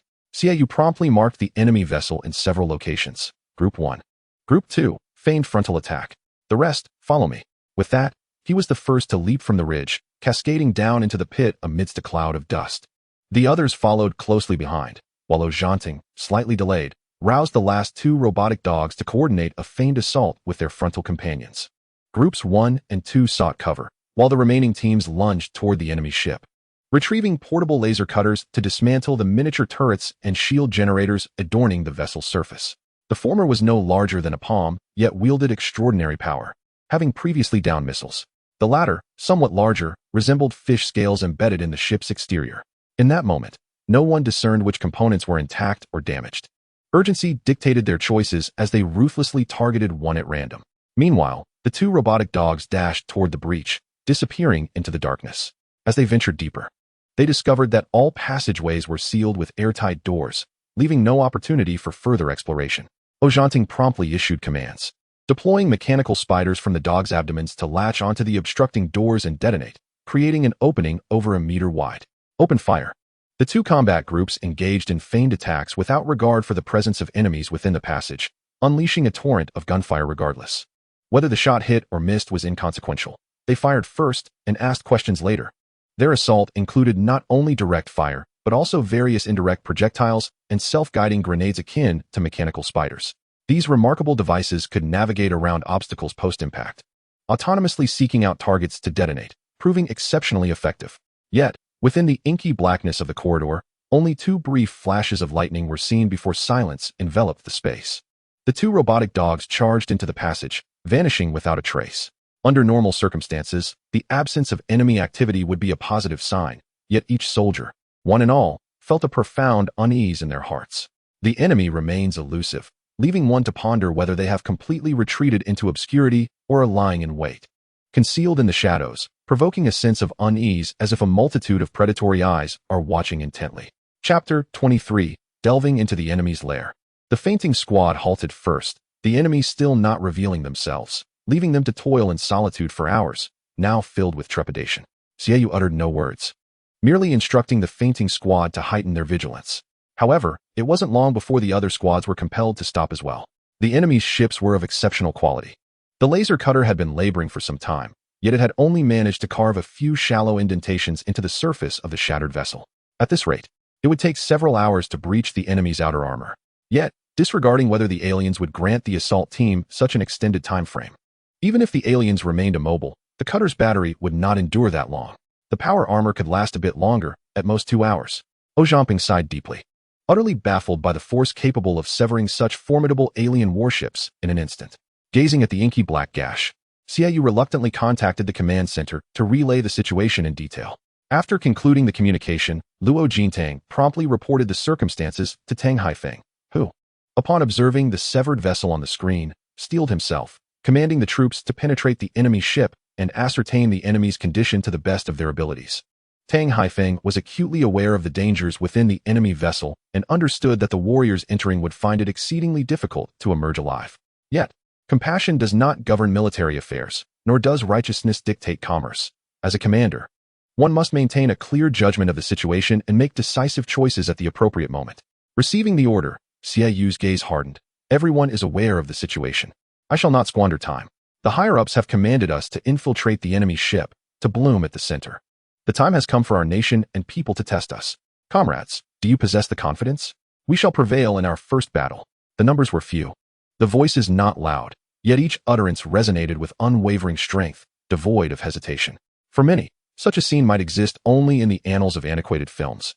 But for these soldiers, it was a familiar reality. In a word, the dignity of one's honor cannot be forsaken, nor would one wish to bear the burden of scorn for a lifetime. Furthermore, each individual here is a survivor under the enemy's guns, each having lost familiar comrades in the ambush, long harboring a fierce desire for vengeance against their fallen brothers. Seizing the moment, Xiaoyu declared, "Everyone, prepare your gear. Bring ample ammunition, and get ready to advance. Zhamping, Ling Xiao, you two stay behind." Ling Xiao immediately objected. On what grounds? You two are pilots. The retreat for everyone hinges on you. Xiaoyu replied, moreover, I need you to safeguard the rear and execute commands. Reluctantly, Ling Xiao conceded. After a brief preparation, Xiaoyu was the first to charge into the alien warship, followed closely by 5 combat teams. In the blink of an eye, the group of over 20 vanished into the darkness. Ling Xiao felt a pang of anxiety. Oh Fei, do you think they will be all right? Ling Xiao shared the sentiment. We should indeed exercise caution. Zhamping, unable to shake off his concerns, proactively reached out to the front lines. Xia team, how is the situation? No updates, not a single shadow in sight. Inside the warship, several teams had distanced themselves, with clear roles assigned: vanguards, main forces, and defenders. Be cautious, Zhamping warned. Don't worry, Xiaoyu replied, when suddenly a dark figure flashed ahead, and gunfire erupted in the corridor. The radio crackled with intense gunfire, followed by Xiaoyu's voice. Now tinged with tension, open fire. Group 5, secure the rear with grenades. Group 4, provide support. Zhamping felt a wave of dread wash over him, as his heart tightened in his throat. In that moment, a section of the corridor was abruptly sealed off by a hatch, severing their communication. The radio fell silent, yet Zhamping's anxiety remained unyielding. Ling Xiao, in a fit of frustration, exclaimed, why must we venture into the wreckage? Is acquiring alien weaponry or technology so simple? Zhamping, agitated, retorted. Could you refrain from your incessant commentary? What good does it do? And what do you propose we do? Zhamping immediately contacted the bridge to report the situation. After a prolonged silence, Luo Jintang contemplated their predicament, uncertain of the best course of action. Acknowledging the daunting task ahead, he nonetheless supported Tang Haifeng's orders. The radio remained quiet for what felt like an eternity, had it not been for Zhamping's keen ears picking up faint breathing sounds. He might have assumed communication had ceased entirely, It was evident that his mood was grim. Yet he faced an unavoidable reality. Only 7 combat teams were stationed on the moon, 5 within the wreckage, and 2 guarding the Guanghan base, leaving no time for reinforcements. Outside the vessel, only Ao Hanping and Ling Xiao remained. Rushing in would only add 2 more souls to the toll.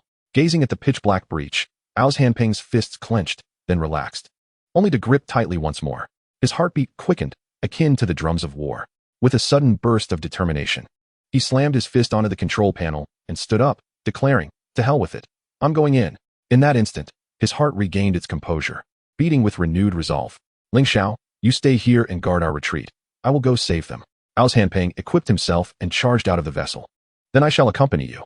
Ling Xiao, struck by disbelief, felt dizzy with anger, his heart racing with reluctance, yet the thought of remaining alone was even less palatable. Chapter 24, Premonition. With a thunderous explosion, the sealed hatch burst open, causing the deck beneath them to tremble violently as smoke billowed forth, enveloping Ling Xiao. Though he grumbled incessantly, he would not shrink back in the face of adversity. Ao Hanping had often remarked that his life would be ruined by his own tongue. A classic case of speaking without consideration. Peering through the breach, he saw nothing but darkness. Switching to night vision, he traversed the empty corridor, a ghostly void. Taking a deep breath, Ao Hanping raised his rifle and surged into the wreckage, bending low to slip through the opening, advancing swiftly into the depths of the enemy ship. Ling Xiao's eyes widened in astonishment. That was a 127mm heavy machine gun, weighing over 10 kilograms even when unloaded. With 2 ammunition boxes, it approached 30 kilograms. To wield it as a rifle was no jest. The power armor significantly enhances the user's strength, allowing one to wield a 30-kilogram machine gun in combat without difficulty. However, each increment of strength expended consumes precious battery life. With this in mind, Ao Hanping's armor would only last half an hour before it needed to rest. He hurried to catch up, gun pointed backward, retreating with his back against Ao Hanping. "Do you have spare batteries?" Ao Hanping replied in a low voice. "I didn't bring any. It's unnecessary." Ling Xiao nearly fell backward in frustration, gritting his teeth. "That's a heavy machine gun, not a mere stick." Unperturbed, Ao Hanping assured him, "I know. Don't worry, I have it under control." "What do you mean by control?" Ling Xiao wished he could knock on Ao Hanping's head to see what was going on inside. Yet, Ao Hanping was genuinely unconcerned. Though the machine gun was heavy, his current strength was extraordinary. Despite not fully grasping the situation, he was acutely aware of his own capabilities. Even without the power armor, he could manage the heavy machine gun. Ling Xiao, exasperated, said, "I truly admire your confidence." Suddenly, a faint sound echoed from behind as a hatch sealed off the passageway, illuminating the previously dark corridor with an unknown light source. The brightness was not intense, but sufficient for night vision. Ling Xiao's frustration mounted as he turned, the gun's muzzle tracing an arc downward, pointing straight ahead. "Well, now we're trapped here." Ao Hanping remained calm, turning back with a sense of camaraderie. "Don't worry, I have explosives." He scanned for the location of the hatch, attempting to recall his memories of their route, but could not remember where the hatch was situated. "How many layers can you blow through, no matter how many explosives you have?" Ling Xiao had given up, wishing to distance himself from this fool. Ao Hanping paused momentarily but quickly regained his composure. "Stop talking. Focus." Ling Xiao rolled his eyes but sealed his lips tightly. The two alternated turns, periodically changing their vigilance, stopping now and then to listen intently. The quiet corridor echoed only with their footsteps, their breathing beneath the masks resonating like thunder, while the highly sensitive microphone on the helmets proved utterly useless. Ao Hanping glanced at the environmental monitor. The pressure in the corridor was rising, equivalent to an altitude of 2,000 meters, well within tolerable limits. The air composition was also satisfactory, remaining breathable. He abruptly lifted his visor and removed his helmet. Startling Ling Xiao, "What are you doing?" "Shoo." Ao Hanping gestured for silence, his ears perked up like radar antennas. Ling Xiao, unable to contain himself any longer, asked, "What are you doing?" Ao Hanping smiled mysteriously. "I am listening to another world." Ling Xiao felt a rush of air trapped in his chest, nearly causing internal injury. Listening to another world? Why not ascend to the heavens while he's at it? Oh, wait. He was already in the sky. Ao Hanping had no time to ponder Ling Xiao's thoughts. The moment he removed his helmet, the entire world transformed. It felt as if dragons soared through the skies, and fish leaped in the sea, with distant gunfire echoing intensely. A slight collision came from around the corner, resembling footsteps or perhaps a knock against the cabin wall. In the depths of the shattered vessel, a barely audible hum mingled with the sound of flowing water. He suddenly gestured towards Ling Xiao and pointed to the corner ahead. Understanding the cue, Ling Xiao stealthily produced a grenade and tossed it towards the far end of the passage. The grenade detonated with a thunderous explosion, causing Zhao Zhanping's hearing to plummet abruptly, bringing the blast to a tolerable level. Once the cacophony subsided and normalcy returned, he distinctly heard the sound of something heavy hitting the ground. It was an immense weight, yet only a single noise echoed. Zhao Zhanping strode forward, while Ling Xiao, taken aback, exclaimed, "Hey, what are you doing?" Ignoring him completely, Zhao Zhanping rushed to the fork in the path and, without hesitation, unleashed a series of precise shots. Ling Xiao lagged slightly behind. When Zhao Zhanping emerged, he was astonished to find a robust, towering extraterrestrial body sprawled on the ground, at least twice the height of a man. Its form was riddled with bullet holes, its limbs twitching involuntarily. "Is this a reptilian?" Ling Xiao inquired, bewildered. "Wasn't it supposed to be around 1.5 meters tall?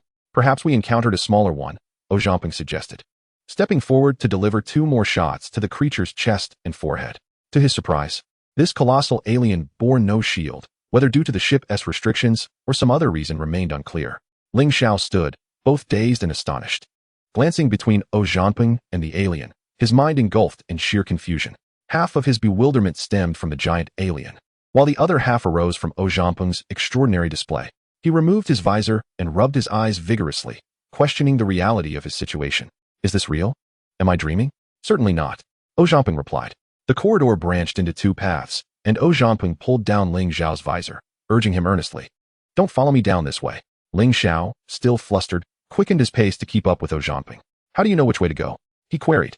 "Because there are gunshots coming from this direction." "Where?" Ling Xiao asked, perplexed. "I can't hear anything even with this helmet on. Are your ears more sensitive than a microphone?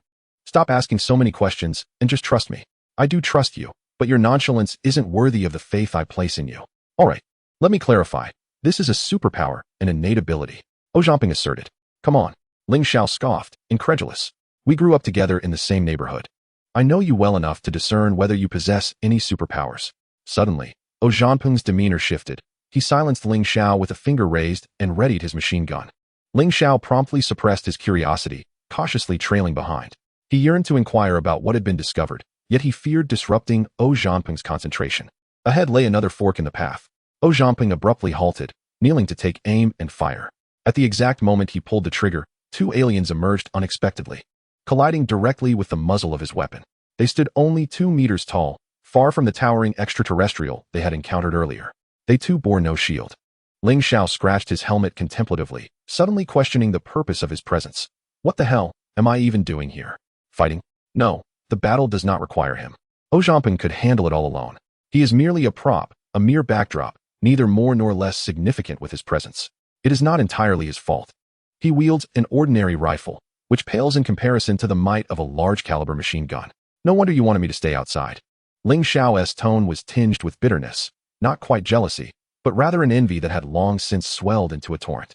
Upon entering, he had yet to perceive such capabilities. Zhao Zhanping was acutely aware that this situation was beyond explanation. He could only divert the conversation. "Did you hear the gunfire?" "It's just ahead." Suddenly, Zhao Zhanping detected a faint scent of blood in the air, only to realize it had been overshadowed by the thick odor of gunpowder, which he had instinctively overlooked. Taking a step forward, the sight of a large pool of fresh blood entered their view, instantly jolting both of their nerves.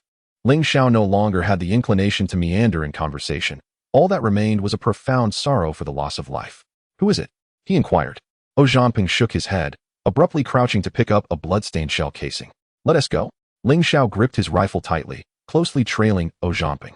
If he had harbored any doubts about Zhao Zhanping's judgment moments ago, they were now completely dispelled. The shell casing served as a clue. The two moved swiftly, and each time they encountered an enemy, Zhao Zhanping would halt, casually fire a few shots, and eliminate all foes attempting to approach. Ling Xiao found no opportunity to fire. What was initially a perilous mission had morphed into an experience akin to a leisurely outing. Fighting could be so easy. How refreshing.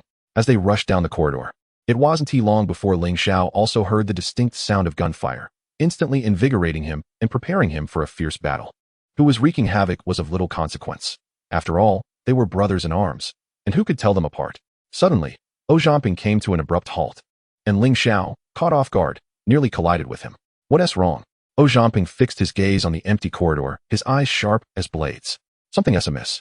"Ling, we've passed our mark. The gunfire is coming from behind." The sound emanated from a side direction, accompanied by the unmistakable sound of water lapping, clear as day. Could it be? Ling Xiao was taken aback. having seen no hatch or passage. He was utterly bewildered, unable to discern any difference. Zhanping yearned to blast open the bulkhead, but he had only one charge left.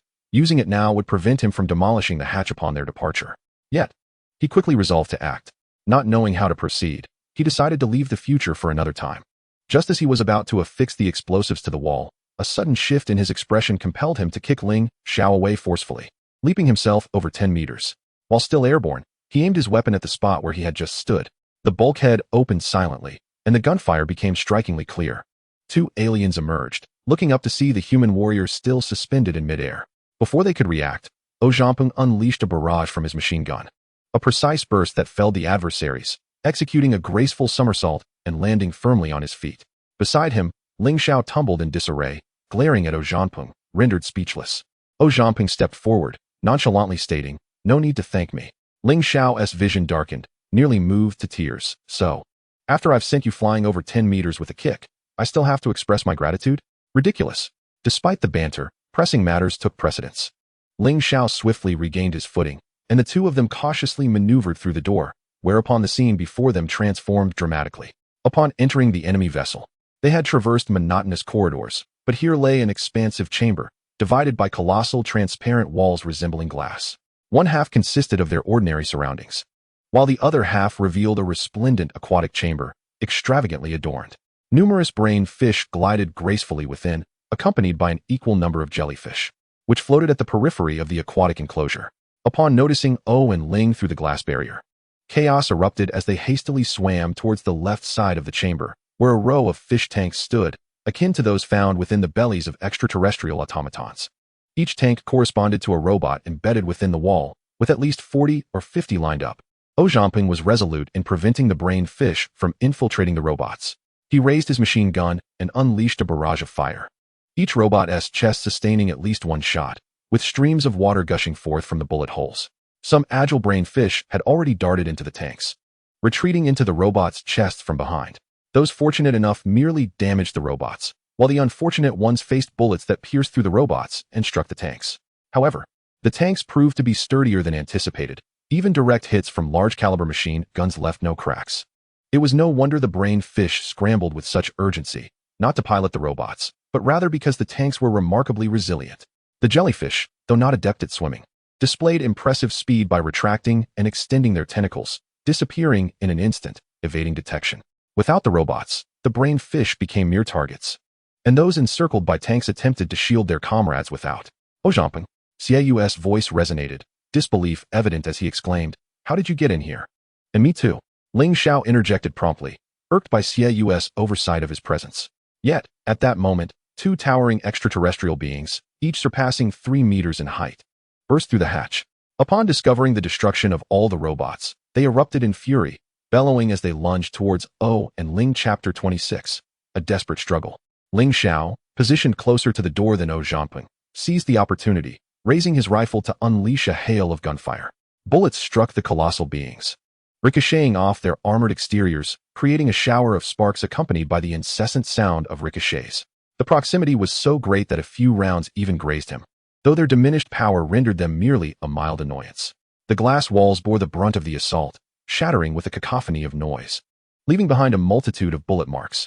The two giants seemed to be in a frenzy. One lunged menacingly at Ling Xiao, while the other, seemingly deranged, collided with the glass wall.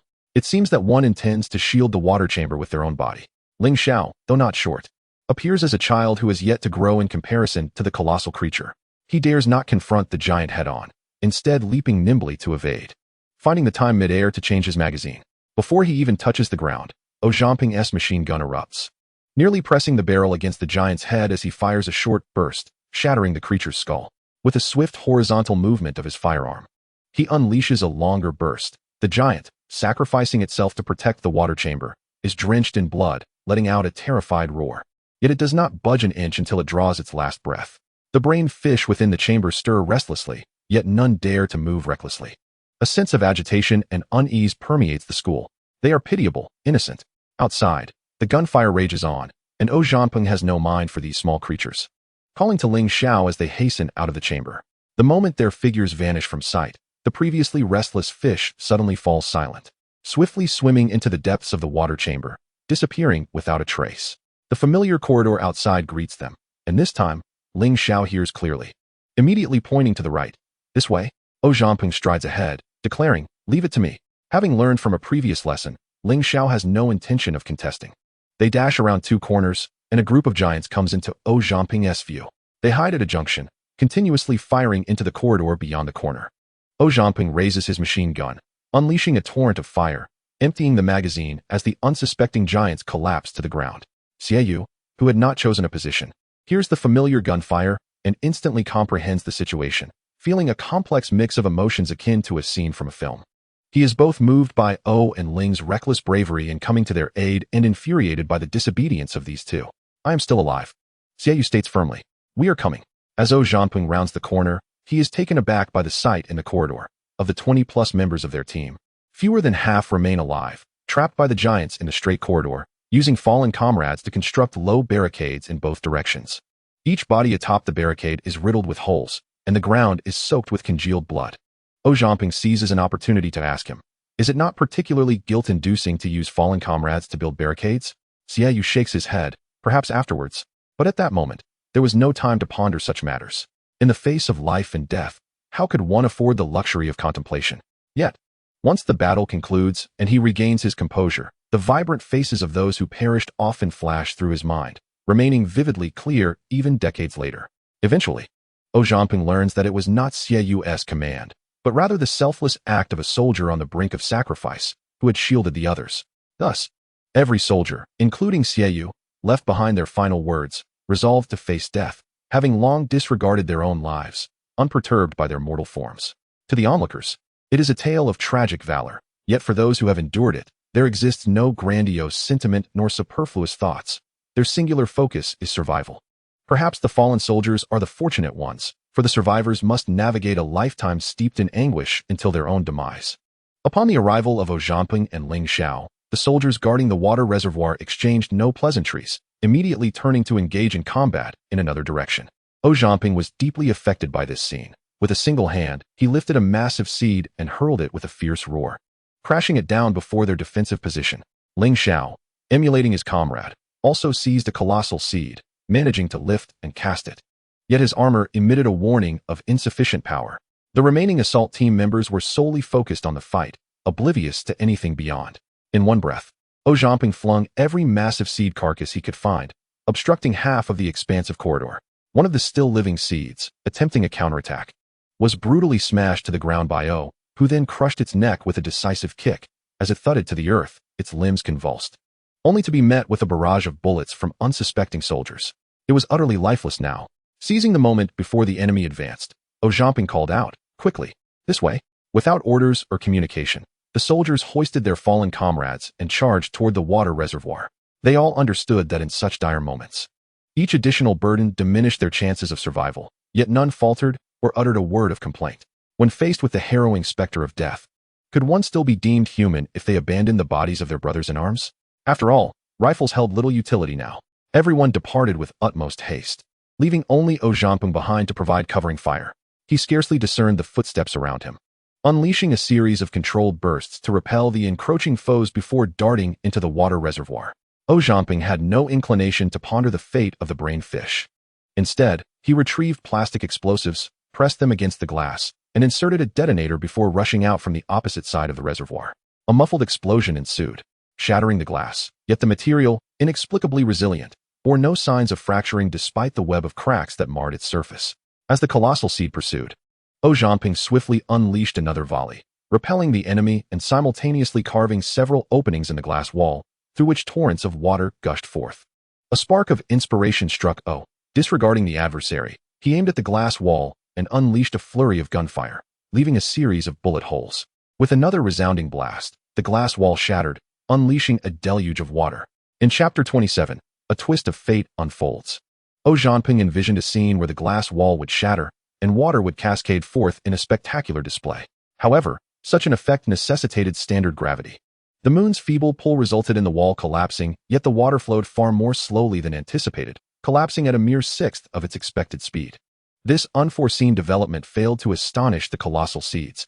Although the enemy's position lay slightly lower, they were only temporarily hindered by the water, which had no further impact. A grievous miscalculation. The anxious voice of Xiaoyu echoed through the communication device. Oh Zhamping, keep up. However, the young master remained motionless. You all go ahead. I will hold the rear.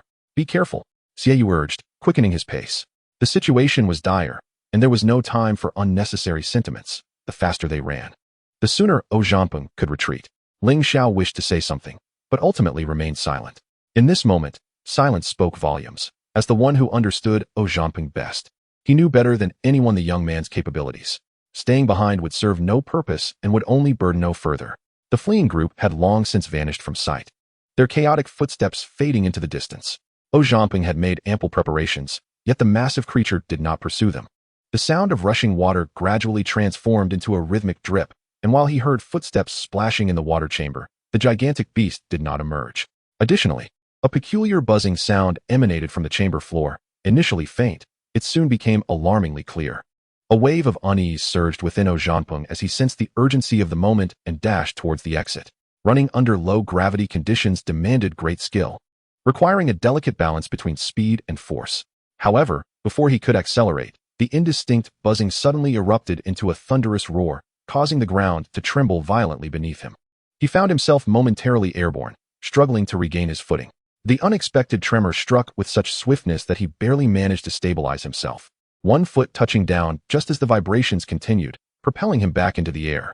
His method was both awkward and slow, yet it was far better than remaining stationary. The bizarre tremors were fleeting, and soon the ship returned to tranquility.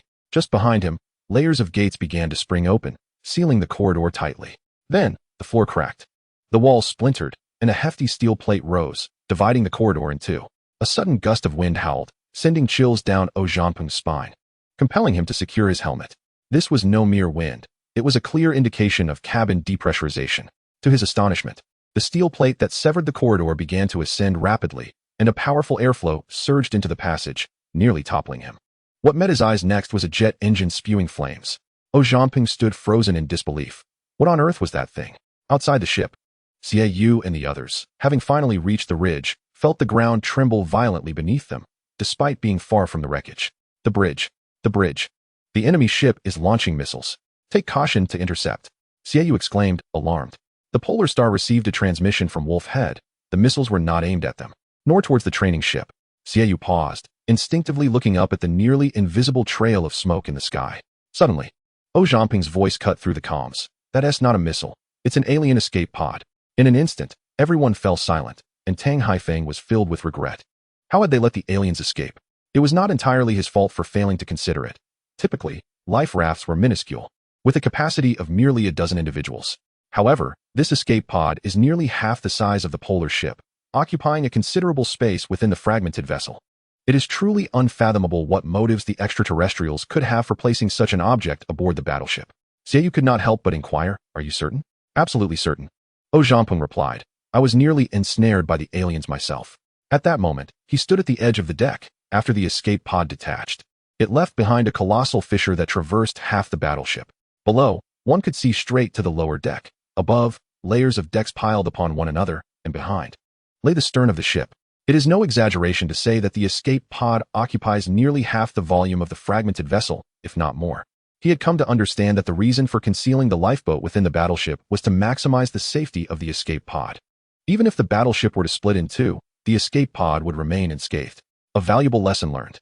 The considerable size of the pod was also comprehensible. Human-sized lifeboats could only be utilized near Earth. Should one venture far from Earth with such a device, escape would devolve into a slow, desperate demise. Only with ample space and sufficient supplies could there be a glimmer of hope for rescue. Another lesson learned.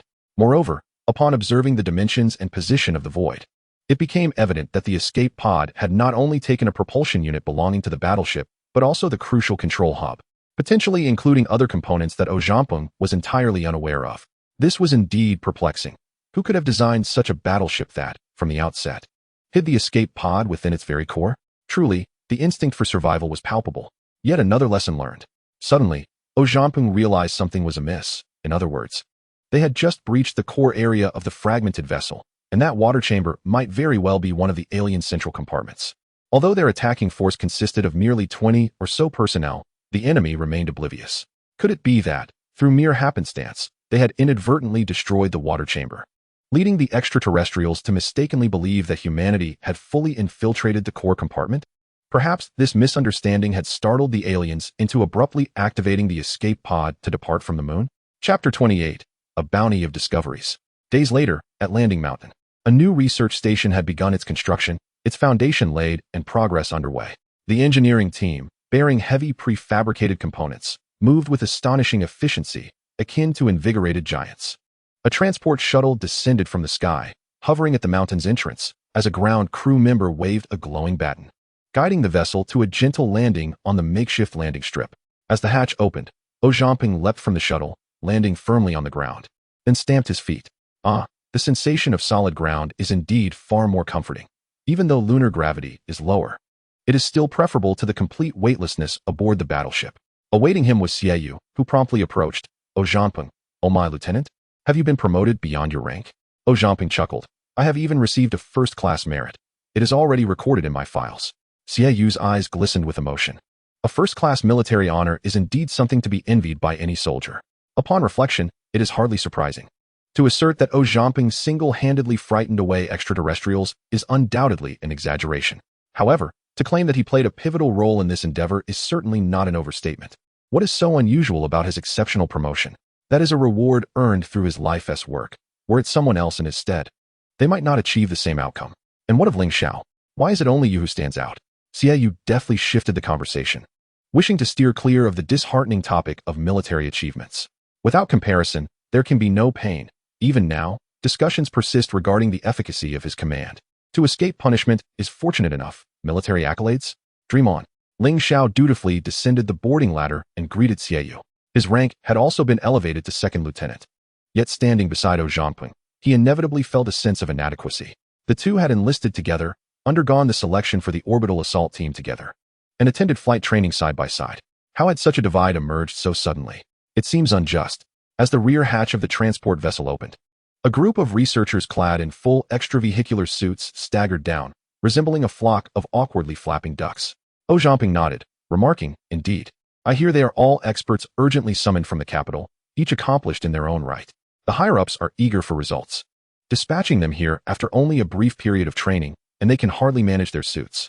Is that true?" Xieye was dismayed. If something goes awry, who will be accountable? While he comprehended the urgency from the capital, space exploration is an exceedingly meticulous science. A moment's carelessness could lead to catastrophic accidents. To send a group of individuals who have scarcely undergone basic training is utterly bewildering. Ling Xiao sighed in resignation. Are we not merely acting as caretakers here? He had deliberately lagged a step behind Ojamping to verify that this group's extravehicular suits were properly donned.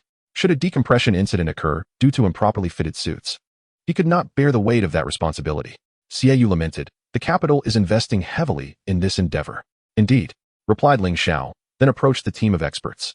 "For safety's sake, let us first acclimatize to the environment. It can wait to observe the alien warship until we are comfortable." Ling Xiao called out, but only a handful responded.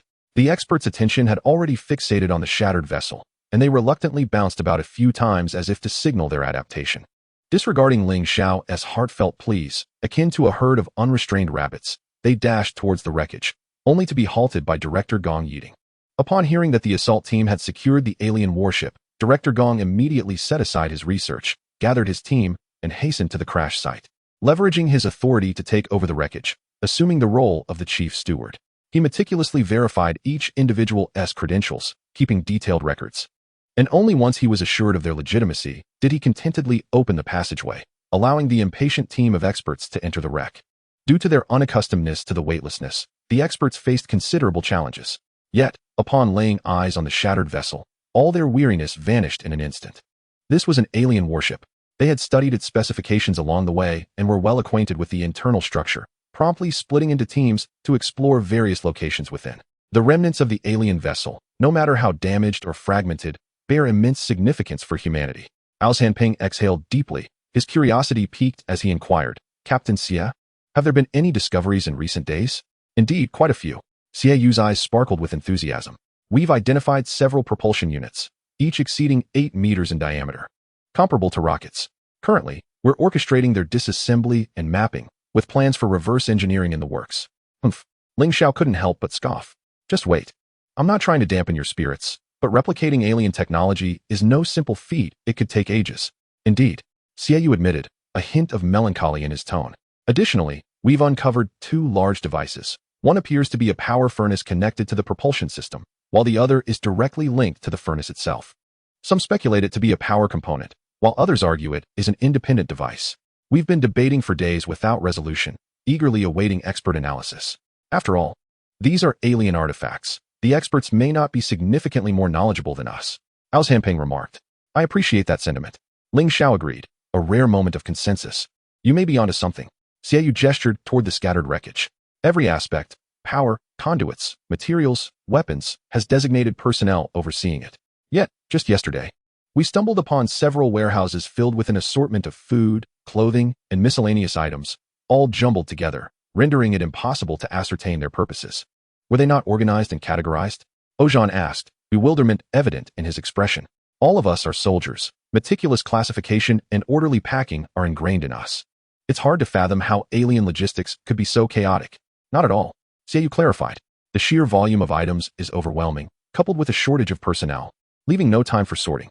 Much of what the aliens left behind remains piled in the warehouses, despite the abundance of items they took. A significant quantity remains for us to sift through. Ling Xiao suddenly remarked, does this count as scavenging the aliens' leftovers? Both Xie and Ao Hanping paused, momentarily taken aback by Ling Xiao's quip before bursting into laughter. Chapter 29, Until We Meet Again. Xiaoyu suddenly recalled a piece of news. Hey, have you two heard about this? Heard what? With a mysterious expression, Xiaoyu continued. I heard from Station Chief Gong that Luojian Mountain is an exceptionally rich iron ore deposit. You can dig anywhere at the mountain's mouth and easily find iron ore. He also mentioned that the aliens' landing here was no accident, but rather intentional, possibly to utilize the resources for repairing their warship or even establishing a base for a resurgence. Ao Hanping was instantly astonished. Is that so? Ling Xiao feigned ignorance. The entire fleet has been buzzing about this. How could you be the only one unaware? Why didn't you mention it before? How could I? Just yesterday, I told you about plans to mine on the moon. Have you already forgotten? Ao Hanping slapped his forehead. Now I recall. They mentioned establishing a base, correct? Exactly. Xiaoyu nodded vigorously, a swell of emotions flooding his heart. Before long, Luojian Mountain will transform into our first mining base on the moon, and eventually, a smelting facility. Once we assimilate the alien technology, we might even establish a warship manufacturing plant. At this point, the three of them burst into laughter, envisioning mighty warships materializing out of thin air, filling the lunar surface, instantly igniting a deep yearning within them. I have some news as well. Zhangping mentioned something regarding extraterrestrials. Xiaoyu immediately perked up. Do tell. The fleet has been tirelessly tracking the extraterrestrial escape pods, which are reportedly en route to Mars, possibly intending to establish a foothold there. Zhangping remarked that he had hoped the aliens would bypass the solar system entirely. However, upon reflection, the escape pods likely lack the capability for interstellar travel, necessitating a landing point here with Mars appearing to be their choice. Xiaoyu's smile faded. Is that so? What does it imply? Mars, after all, is one of the 8 planets. Although it pales in comparison to Earth, it possesses unparalleled conditions that other planets cannot offer. The mere thought of extraterrestrials establishing a presence on Mars sent shivers down his spine. I don't know, Zhangping replied. It's not like they've arrived yet. Who knows what place they actually favor? Ling Xiao interjected. Honestly, there's no need to fret over such matters. Let the aliens go wherever they please. If the sky were to fall, there would be taller beings to support it. They are far more aware of how to handle them than we are. So why should we, a few mere mortals, worry unnecessarily? To emphasize his point, he even raised his pinky finger in a gesture. That's preposterous, Ling Xiao declared, tilting his head at a 45-degree angle. I can't even keep up with my own affairs, let alone express any confessions. Who's got the time for that? Xiaoyu grew even more curious. Now that's odd. What has you so affected? Upon hearing this, Xiaoyu chuckled. That's music to my ears. If new warships are constructed, we should simply pilot them over and eliminate the threat. But what if the aliens have their sights set on something other than Mars? Zhangping cautioned. If it were up to me, I certainly wouldn't choose that desolate place. This sentiment was understandable. While Mars is a planet, once they land, taking off again becomes exceedingly difficult. Establishing a base there would effectively hand humanity the upper hand, and should humanity possess the means, they could launch a devastating strike at any moment. Conversely, if they abandon Mars and scatter into the asteroid belt or venture further afield, they would truly be free as birds in the sky and fish in the sea. In such a vast solar system, they could easily hide in a remote corner, making it incredibly challenging to track them down. Should they choose to disperse and conceal themselves, the situation would inevitably tilt in favor of the extraterrestrials. Although Earth would still belong to humanity, the entire solar system beyond would be under alien control. How could one fight such a war? To put it plainly, this scenario resembles a rural siege of a city on an interstellar scale. Merely contemplating it left Zhao Zhanping feeling overwhelmed. Enough of this. We are mere servants. Why should we concern ourselves with the fate of a princess? The higher powers must have considered these matters more thoroughly than we can. Our task is to clarify our responsibilities, thereby contributing to the eradication of the extraterrestrial threat. Just as they were engrossed in this discussion, several individuals suddenly presented a well-wrapped object, sizable in nature, specifically requesting Zhao Zhanping to sign for it. He casually inquired, what could this mysterious item be? Upon hearing this, Zhao Zhanping counted on his fingers. The known information alone constituted an unimaginable bonanza. If he were to thoroughly comprehend the functions and applications of all extraterrestrial artifacts, particularly the technologies employed, he would truly soar to unprecedented heights. The hatch was small while the cargo bay was expansive, and it took considerable effort for several individuals to maneuver this object into the transport vessel through the tailgate. This necessitated the temporary removal of 2 rows of seats, resulting in a noticeable shift in the vessel's center of gravity, rendering it top-heavy. Zhao Zhanping could already envision the instability that would accompany the vessel's ascent. This won't do. We must add ballast, Ling Xiao insisted. With little discussion, Xiaoyu swiftly organized the retrieval of some panels salvaged from the derelict ship, managing to secure the bow. Then we shall take our leave, Zhao Zhanping said, taking the initiative to bid farewell. He sighed despondently. By the time that arrives, I may no longer be here. Xiaoyu was taken aback, asking, what do you mean? Ah, I see. Xiaoyu sighed. Then until we meet again. Until we meet again. Chapter 30, Emergency Evacuation. October 31st, 2064, at Luojian Mountain. The ground crew waved their command sticks, signaling that it was time to take off. Zhao Zhanping activated the transport vessel, the engine's distinctive hum escalating from a low to a high pitch. On the ground, Xiaoyu raised his right hand in salute, bidding farewell to his soon-to-depart comrade. The vicissitudes of life dictate that a soldier's primary duty is to obey orders, with just a written directive. Today, as comrade, sharing the same pot, may find himself worlds apart tomorrow, perhaps never to meet again in this lifetime. Inside the transport vessel, Zhao Zhanping and Ling Xiao both raised their right hands in solidarity. At that moment, a piercing alarm suddenly rang in their ears, causing Zhao Zhanping's expression to shift dramatically. This was not a conventional auditory warning. Rather, it was an alarm triggered by electromagnetic waves following an incident, audible to all personnel within communication range. Zhao Zhanping decisively abandoned the takeoff, and the transport vessel descended immediately. Adhering to flight regulations, no one was to take off until the situation was fully understood. Outside the vessel, everyone rushed towards the derelict ship, and chaos reigned on the radio, with screams, shouts, and roars merging into an incomprehensible cacophony. Just as he was about to switch command channels, the radio fell silent, and Xiaoyu's urgent voice emerged. All personnel, attention. All personnel, attention. The assault team has encountered extraterrestrial entities in the lower bay of the derelict ship. Both sides are exchanging fire. All combat personnel, proceed to assist immediately. Non-combat personnel, evacuate the derelict ship at once.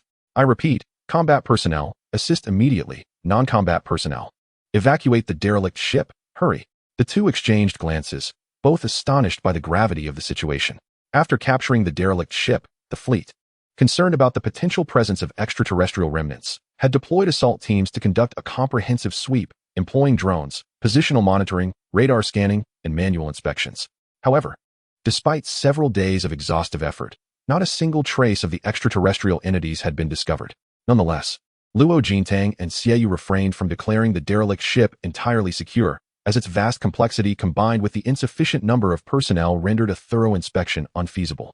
They could only proceed cautiously, section by section. The intention was to ensure safety before commencing the research. However, the initial response involved a small contingent led by Gong Yi charging into the broken ship mountain, followed by a ground assembly of personnel heading towards the moon. The likes of Luo and Xia, with their limited capabilities, could hardly impede the overarching plans and could only cautiously open the ship's interior under the persistent emphasis on safety. As fate would have it, the very fears materialized. Indeed, extraterrestrial entities were concealed within the ship, and the scattered assault teams throughout the vessel inadvertently provided great convenience to the enemy. While there were objective reasons beyond human intervention, the human error component was significant as well. Zhao Zhanping's gaze sharpened. I will go lend support. You stay here and wait. Before the words had fully settled, The young master, had already dashed out. Ling Xiao, with wide, discontented eyes, followed suit. Why should you go while I wait? Hey, wait for me. Upon exiting the cabin, it became apparent that Zhanpeng was not heading towards the broken ship, but was instead leaping onto a nearby assault craft. Time was of the essence. Zhanpeng had no time to wait for Ling, who was moving at a snail's pace. The assault craft soared upwards, swiftly accelerating towards the broken ship, gradually descending into the gash. Frustration surged within Ling Xiao as he scanned for another assault craft, hurriedly rushing towards it and taking off without a moment's hesitation. You scoundrel, I shall sever ties with you. Zhanpeng, lost in his own thoughts, piloted the assault craft into the broken ship and immediately spotted several team members coordinating the evacuation. Xia, where is the firefight taking place? Zhanpeng inquired. Xia, somewhat surprised yet not overly astonished, responded, lower hold, south deck 4. Received. The assault craft continued its descent, soon nearing the bottom, where several team members engaged in a fierce exchange of gunfire with concealed enemies, bullets flashing incessantly. Additionally, 2 team members lay fallen nearby, their fates uncertain. Zhanpeng promptly activated the machine guns. Clear the way, give me a line of fire. The team members swiftly withdrew from the skirmish, marking enemy positions and sharing target locations with all. Upon receiving the data, the system promptly displayed the enemy's positions on the visor. Yet all targets were obscured from Zhanpeng's view by the cabin walls. Without hesitation, he pressed the firing button, unleashing a barrage from the machine guns. A series of rounds piercing through the cabin walls and striking the colossal entities beyond. Although he could not ascertain how many targets were hit, the outside team members quickly relayed news of having repelled the enemy. Zhanpeng opened the hatch. Get in. The team members outside hoisted their fallen comrade and leapt into the craft. As the hatch slowly closed, a swarm of colossal entities suddenly emerged from the shadows, unleashing a volley of gunfire at the assault craft, puncturing several holes in the side of the lifeboat. With a swift maneuver, Zhanpeng yanked the joystick, engaging the afterburners momentarily before shutting them off. The assault craft abruptly rotated 90 degrees, its rear facing the group of colossal beings, as the thrusters erupted with fierce flames, incinerating the enemies in an instant. As the assault craft began its ascent, urgent voices crackled over the radio. North Deck 17 calling for support. North Deck 17 calling for support. South Deck 9 calling for assistance. South Deck 9 calling for assistance. Zhanpeng was immediately engulfed by a sense of helplessness, grappling with the question of which side to support. Just moments ago, everything seemed orderly, yet in the blink of an eye, chaos erupted. His mind was still clouded, utterly bewildered by the sudden emergence of numerous alien entities. At that moment, Xieyu's voice cut through the confusion. Attention, everyone. At all costs, hold off the enemy. We must secure time for the researchers to evacuate and ensure the safety of the escape route. Suddenly, a voice emerged from the rear cabin. Boss O, please take us to Deck South 9. We'll rely on you for North 17. Are you sure? Zhanpeng inquired. Of course, the individual replied. We're all fine, but please take the injured out with you. A heavy weight settled in Zhanpeng's heart. Understood. Xiaoyu had only a handful of personnel remaining, all scattered throughout the damaged vessel, leaving them stretched thin in both defense and support. Even he had taken up arms and charged forward. The assault craft docked at South Deck 9, and as the hatch opened, several commandos rushed out, vanishing into the darkness almost instantly. Silently, Zhanpeng offered a prayer as the craft ascended once more. Suddenly, a voice crackled over the radio. I'm here. The radar displayed an assault craft above. Zhanpeng swiftly comprehended Ling Xiao's location. Team Xia, which deck requires evacuation? Ling Xiao and I will extract the personnel first. Received. Attention everyone. Report your locations and number of evacuees, quickly. West Deck 6, 2 people. East Deck 7, 2 people. South Deck 12, 3 people. Chapter 31, Hostage Crisis. Exiting the damaged ship on foot was no simple task. However, utilizing the assault craft made it significantly easier. Through the combined efforts of Zhanpeng and Ling Xiao, the efficiency of the evacuation skyrocketed, and soon, the researchers trapped aboard were nearly all rescued. Should there be a need for support, the assault craft could be summoned, unleashing a barrage of firepower, ample and effective.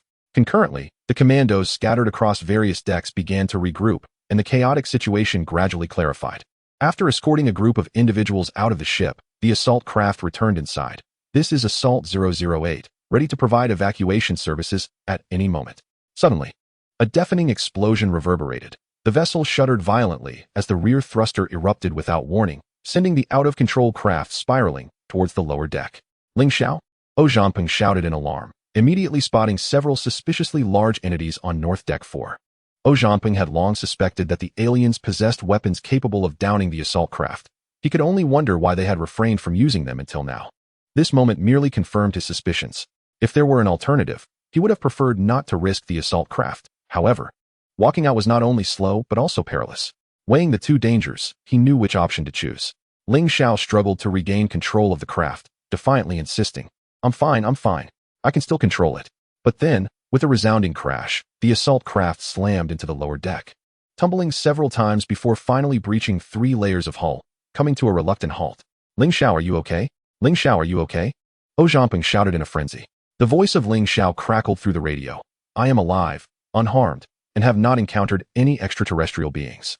I will descend to retrieve you immediately." However, recalling Ling Xiao's previous misadventure, Zhao Zhanping proceeded with utmost caution, maneuvering the assault craft in a spiral descent. Should any alien life forms be detected, he would unleash a barrage of fire without hesitation. Upon reaching the lower chamber, Ling Xiao emerged swiftly from the wreckage of the assault craft, climbing aboard with a sigh of relief, having narrowly escaped. At that moment, the previously aggressive extraterrestrials vanished without warning. Just as chaos reigned, tranquility descended, leaving no trace of the enemy. Xiaoyu felt a pang of foreboding. "Everyone, gather around me." As closely as possible, the sudden appearance and disappearance of the aliens could not bode well. It felt eerily like the calm before a storm. Before he could finish, another voice interrupted. "A large group of aliens has been spotted on Deck 4 East." Xiaoyu's heart sank. Where are they heading? The battleship's coordinates indicated they were moving towards the power compartment, and they had captured some of their personnel. Xiaoyu's vision darkened. Who did they capture? Assault team members or specialists? The specialists, Professor Wu, who handles the power systems, along with his 2 assistants. What a disaster. Xiaoyu was thrown into disarray. He realized the likelihood of safely evacuating everyone was slim. Despite his best efforts, the worst outcome had materialized. He struggled to regain his composure. What about the other directions? What is the status elsewhere? They should have all evacuated. I don't want assumptions. I need precise answers. Contact the outside immediately to confirm personnel status. Now. The response came swiftly. Aside from Professor Wu and his 2 assistants, everyone else had successfully evacuated. Upon reflection, this was not entirely surprising, as there were only a few dozen researchers, with more than half situated in the edge compartments. Upon receiving the alert, most had fled the damaged ship, leaving only a handful behind. Xiaoyu felt a slight calmness wash over him. What is the situation in the power compartment? Uncertain. No one has emerged since entering. Understood. Xiaoyu furrowed his brow. Everyone, pay attention. Abandon all unnecessary compartments. Teams 1 and 2, secure the passageway. The rest follow me. The soldiers sprang into action. Xiaoyu added, "Zhao Zhanping, I require your assistance." "Of course." Zhao Zhanping stood and vacated his seat. "The assault craft is yours. I will follow your command." Ling Xiao was momentarily taken aback and instinctively took control of the assault craft. "What are you doing?" "I'm seeking vengeance for you," Zhao Zhanping replied. Ling Xiao's expression turned to one of disdain. "I'd be a fool to trust you. Maintain altitude." Zhao Zhanping equipped himself, fastening the descent line to his waist, and leaped through the hatch. His gaze swept the area, swiftly locating several concealed giant creatures. He raised his high-caliber machine gun and fired several precise shots, clearing a path for the assault team. More giants emerged. They had no intention of intercepting the team and instead raised their arms, aiming at the assault craft soaring above. "Descend," Zhao Zhanping bellowed, unleashing a continuous stream of gunfire to eliminate the giants within his line of sight. It is peculiar that these colossal entities exhibit such clumsiness, as if one could easily dispatch them with a single shot, contrasting starkly with the formidable giants encountered previously. After suffering the loss of numerous giants, the extraterrestrial beings finally grasped the futility of their assault, and the once dispersed giants within the various compartments vanished without a trace. Xiaoyu's expression darkened with apprehension. Another wave? Shortly thereafter, the assault team arrived outside the power chamber, with soldiers seeking cover and preparing for combat. Zhao Zhanping severed the cord behind him and landed on the relatively protruding Deck 2. Yet he immediately executed a powerful secondary leap to the 4th level. What is the situation? Xiaoyu shook his head. Unclear. Inside the chamber, a cumbersome robot designated for cerebral fish was stationed in the corner, directing the chaotic activity of dozens of giants, some dismantling pipes, others moving components, and still others sealing breaches. Suddenly, a giant approached the cerebral fish machine, emitting a low, droning sound reminiscent of a malfunctioning engine. The cerebral fish machine responded with a similar noise, prompting the giant to abruptly turn and lift an assistant, making its way outside. "What are you doing?" Professor Wu protested vigorously but was met with a punch to the face from the guarding giant. rendering him silent. The chamber door swung open, and the assault team members outside immediately raised their weapons. However, the first to emerge was not an alien being, but a terrified assistant researcher.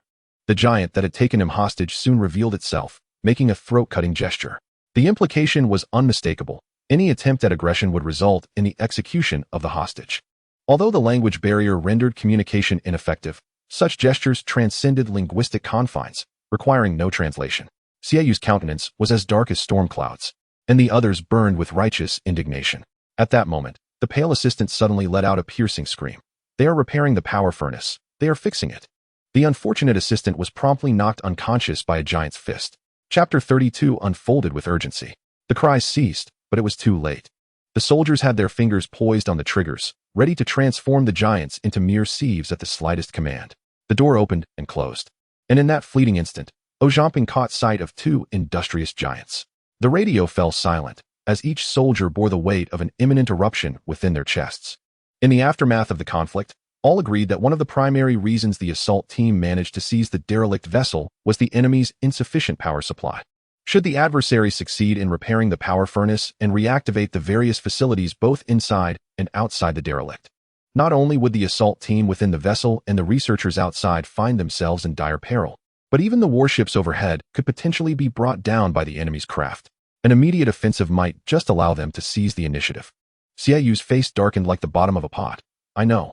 He yearned to issue the order to attack directly. However, the power furnace was of paramount importance, intimately tied to the future of humanity's warship capabilities.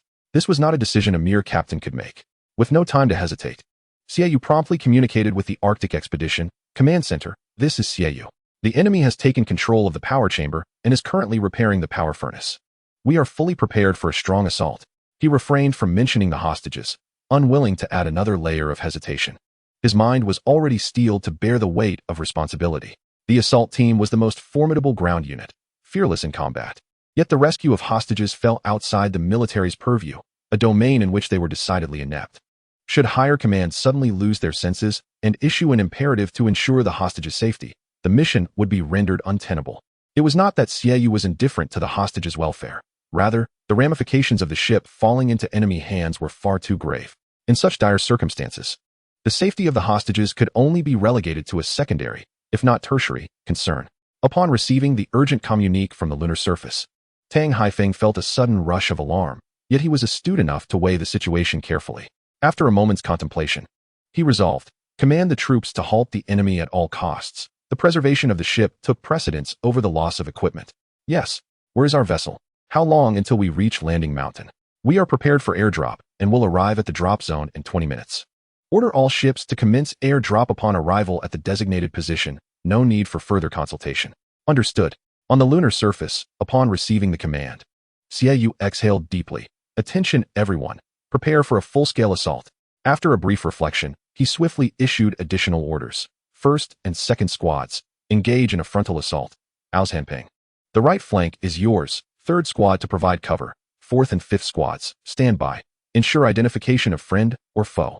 With that, he accessed the schematics of the power compartment, marking the most probable locations where the hostages were held. The researchers donned standard extravehicular suits, and our equipment would automatically lock onto the identification signals emitted by the targets. However, while friend or foe identification could thwart direct fire, it was powerless against ricochet bullets, leaving the hostages in peril. There was no recourse. Xiayu could not guarantee the hostages' safety. He recognized the inherent injustice of this decision. Yet he was even less willing to barter the lives of his soldiers for the hostages, a limit he had reached in his resolve. The soldiers sprang into action, the demolition team swiftly affixing explosives to the hatch and sidewalls. Demolition preparations complete. First squad ready. Second squad ready. Third squad ready. Machine guns ready. Begin. The explosives detonated simultaneously on both sides, the hatch bursting open and the sidewall collapsing. Before the echoes of the explosion had faded, several smoke grenades were hurled to the ground. Hanpeng's gaze pierced through the gaping wall. With his machine gun roaring, he unleashed a short burst. A dozen bullets racing into the power compartment, toppling two hulking aliens. As the smoke grenades hit the ground, they released a dense gray fog, enveloping the assault team in obscurity. In truth, flashbangs would have been more suitable, but the military was ill-equipped with such devices. It was impractical to send them from the surface to the moon. Smoke grenades would have to suffice to create a modicum of advantage. Relying solely on the fleeting image etched in his memory, Hamping fired several more short bursts, uncertain if he had struck his target. The extraterrestrial creatures within the compartment were momentarily stunned by this unexpected turn of events, dropping their tools and opening fire towards the two breaches. The robot carrying the brain fish barked commands with a voice reminiscent of a sputtering engine. Under his tireless command, the colossal species split into two. One half continued to seal the breach, while the other hastened to repair the power core. At that moment, several inconspicuous insect drones emerged from the smoke, relaying the status within the power chamber to the soldiers. With seemingly divine assistance, every shot fired by Jiamping claimed the life of a giant creature. His comrades also exhibited extraordinary precision, their weapons unwaveringly finding their marks amidst the torrential gunfire within the power chamber. The aliens, however, were far from defenseless, targeting the densest areas of smoke with fierce firepower, punctuated by the occasional anguished groan on the radio from those struck. From the outset, the battle had escalated to a fever pitch. Jiamping's large-caliber machine gun served as humanity's most formidable point of fire. Any enemy that entered his line of sight fell victim to its ferocious onslaught. Once the immediate surroundings were cleared, he shifted his gaze towards other colossal beings, unhesitatingly firing at the chamber walls. Although the bullets that penetrated the walls lost some accuracy, their sheer volume ensured that a few still struck true. Jiamping's remarkable performance attracted the aliens' attention, and a swarm of giant creatures immediately converged their fire in his direction. "Cover the machine gun," roared the squad leader, positioning himself as a shield for Jiamping, only to be riddled with 7 or 8 wounds in the blink of an eye. The squad leader and 2 soldiers rushed forward, only to be turned into bloody messes by the enemy's firepower. How could mere flesh withstand such onslaught? Were it not for the powered armor absorbing much of the impact, those 2 might have already fallen. Jiamping's heart raced, his gaze revealing no standing giants in sight. One soldier seized a piece of debris, raising it like a shield before the others. The heavy panel rang out with the sound of bullets striking it, absorbing dozens of hits in an instant. Yet it managed to shield them from the enemy's fire. The situation at the front was hardly better, with several soldiers already injured. There was no time to spare. Jiamping's gaze sharpened, landing upon the power core. "Strike where it is most critical. You alien beings seek to repair it. Do you? I shall ensure you do." Gunfire erupted as every bullet rained down upon the power core, crackling and ricocheting wildly. Chapter 33, A Precarious Situation. Jiamping's resolve had never been more steadfast. If the command from headquarters was to spare no effort, then he must hold nothing back. Preserving the power core was imperative. Otherwise, they would find themselves at a disadvantage, and the ship could very well fall into enemy hands. He would act freely. Should the power core be damaged, at least there would still be a chance to seize the disabled ship.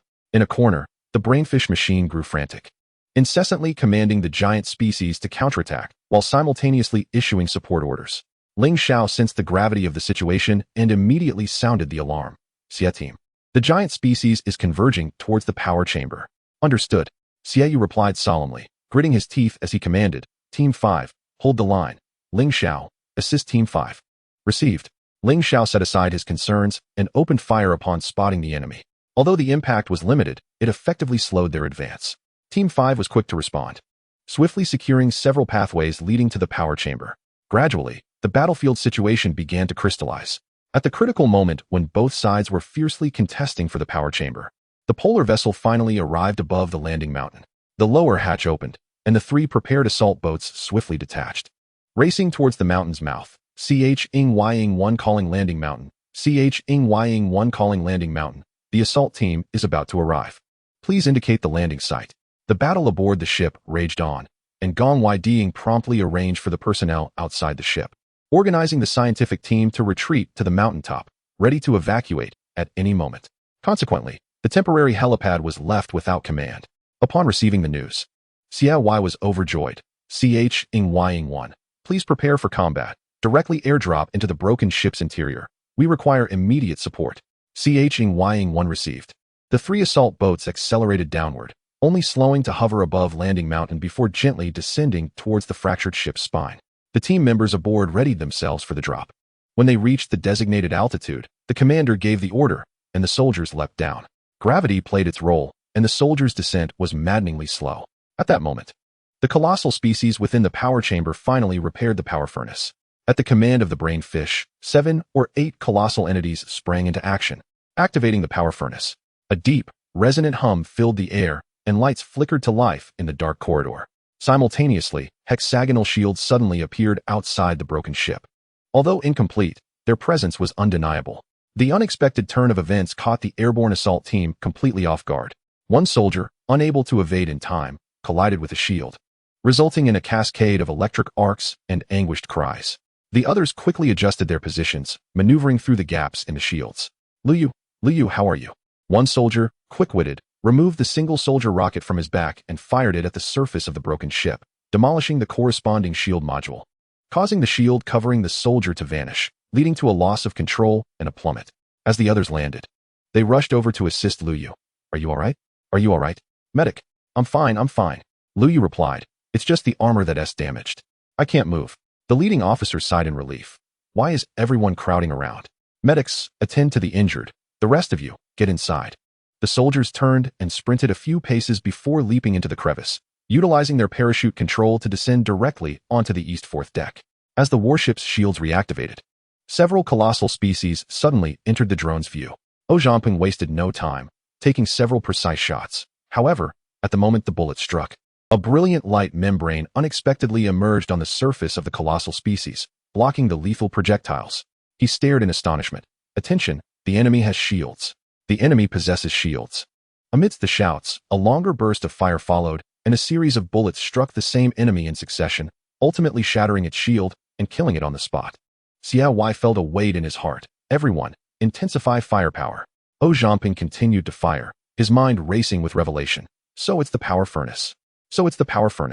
Prior to this, the solitary personal shield had only been observed during the initial confrontation with the alien species. Since then, there had been no further sightings of such devices. Zhangping boldly speculated that the aliens' personal shields lacked independent power sources and relied directly on a power reactor for energy. Akin to wireless power transmission, the shields were not truly destroyed. Rather, an overwhelming barrage of fire had led to an overload, resulting in insufficient power supply or damage to the reactor. In summary, only the most basic energy supply could be guaranteed, rendering the personal shields inoperative. Otherwise, should a horde of colossal beings equipped with personal shields charge forth, even if Xiaoyu commanded a force tenfold larger than the mere 20 men he had, it would still be insufficient to withstand the onslaught of the alien species. Remote energy provision was meant to be a revolutionary technology, yet who could have anticipated that the power reactor would malfunction? Such irony. The reason the aliens abandoned their ship had now acquired a new explanation. It had previously been assumed that humanity was far more formidable than anticipated, compelling the aliens to flee. However, upon reflection, it was evident that a significant failure in their ship had instilled a profound sense of insecurity in the alien species, allowing Zhangping and the warriors who stormed the vessel to seize an extraordinary opportunity. Had the aliens exhibited a modicum of boldness or delayed just a moment longer to repair the reactor, it would have been humanity facing utter catastrophe. Not only would the assaulting forces have perished, but even the remaining 2 warships and the Guanghan station would have been in peril. Ultimately, this could have led to the complete annihilation of humanity's space capabilities, granting the aliens exclusive dominion over the moon. Although the lunar environment is far more inhospitable than Earth's, the technological prowess of the aliens would render such obstacles trivial. It would not be long before the moon transformed into a base for their invasion of Earth. Contemplating this, Zhangping was immediately drenched in cold sweat. The reactor must be destroyed, and swiftly. However, upon rebooting, the aliens, seemingly invigorated, had effectively sealed off the breach, rendering the meager firepower of the assault team utterly impotent. Zhangping, in a state of urgency, commanded, Ling Xiao, descend immediately and unleash hell. On my way, Ling Xiao replied, exhilarated, as it was finally his turn to turn the tide. Yet, before the assault vessel could reach its destination, the team from the Polar had already arrived at the eastern fourth deck. There was no time for communication. Xiaoyu immediately gestured towards the power chamber.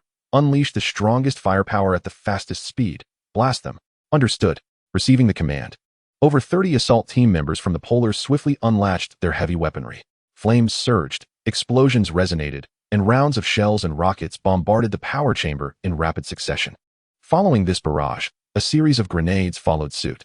The soldiers unleashed a relentless hail of bullets into the power chamber, creating a tempest of gunfire.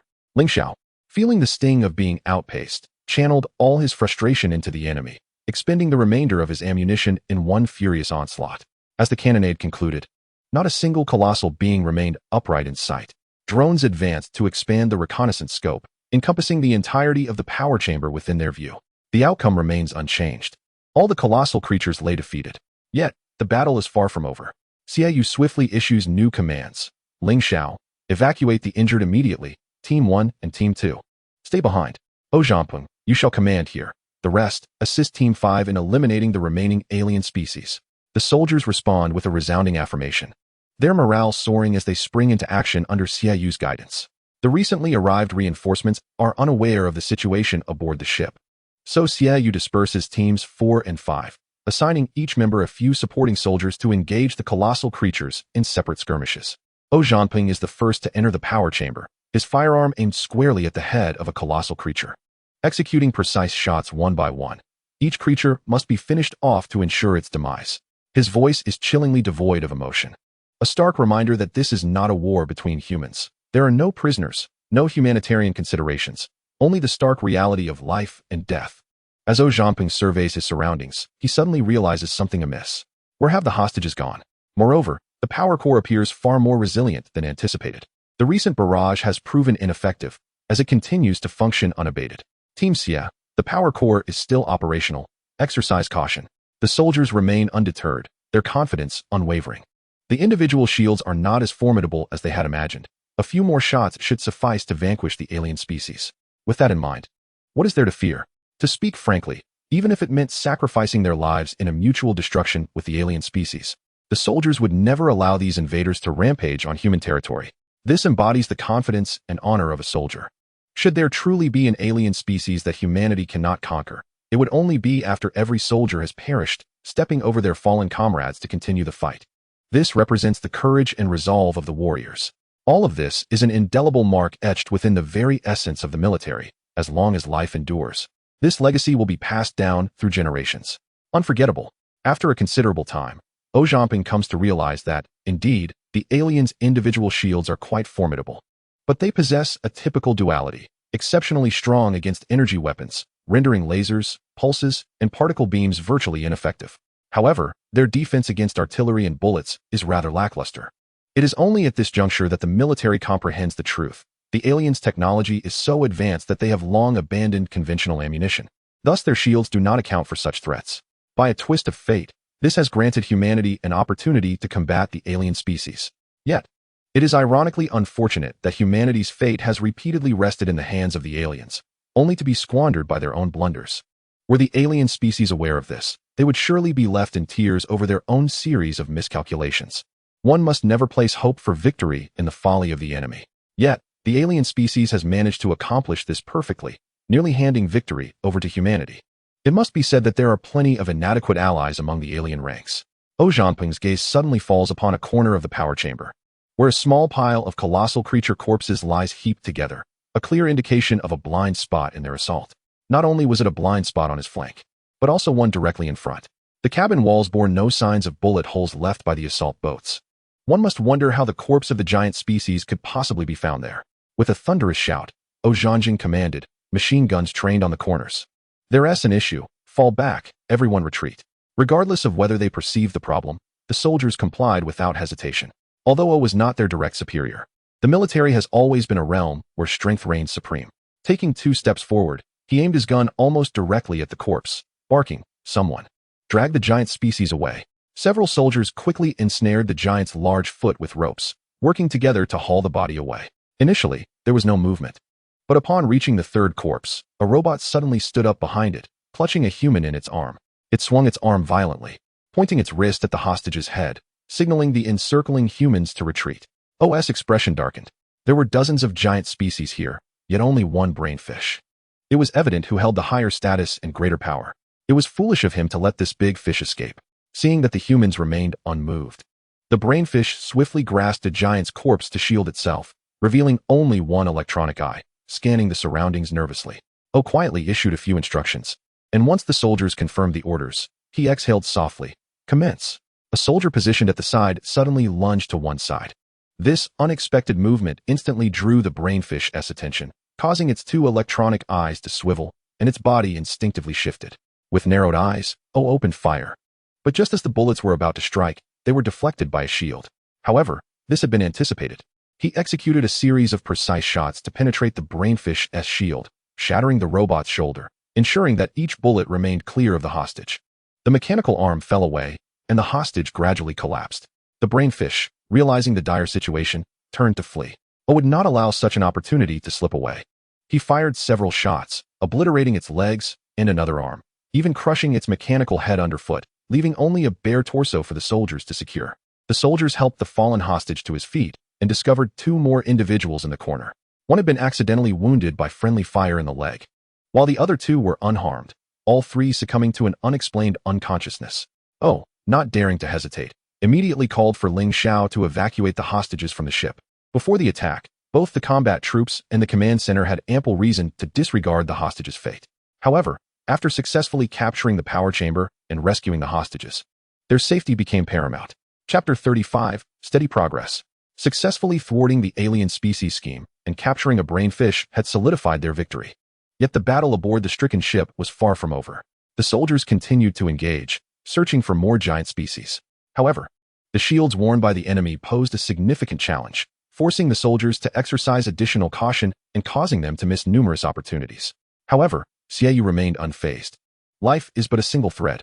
Since a decisive victory had already been secured, there was no need to risk the soldiers further. Opportunities missed can be sought again. But once a life is lost, nothing remains. Before long, the training ship arrived above the broken ship mountain, where yet another team of assault troops parachuted into the area. The total number of assault team members approached the significant milestone of 100, significantly alleviating the operational pressure on the soldiers and adding a substantial weight to the scale of victory. In terms of sheer numbers, it may have seemed slightly lacking. Yet the assault troops, clad in powered armor, possessed combat capabilities far beyond those of ordinary forces. Xiaoyu contacted the fleet, and the command center assured him with unwavering certainty that the satellite had been monitoring broken ship mountain continuously. Not a single alien had escaped the vessel. The alien species was indeed cunning. Ling Xiao remarked that escaping the ship would be tantamount to certain death. Hiding within the warship offered at least a reprieve. The pressing issue now was how to unearth the lurking aliens. He gestured with his hand as if to dig them out forcefully. Xiaoyu felt overwhelmed and sighed deeply. It sounds simple, but with such a massive warship, it is not easily done. When the enemy presents themselves, the assault team has myriad strategies to draw them out. However, when they are intent on hiding, locating them becomes an intricate challenge. Ling Xiao suddenly smiled. We have always been adept at guerrilla warfare. Perhaps now we understand how much the Japanese and Chiang Kai-shek must have struggled back then. There are no shortcuts in this endeavor. Zhao Zhamping suggested the most rudimentary approach, a straightforward push. Whether it is simple or not is inconsequential. What matters is the effectiveness. Xiaoyu sighed once more. Then let us push forward. The plan was submitted to the command center and soon received approval.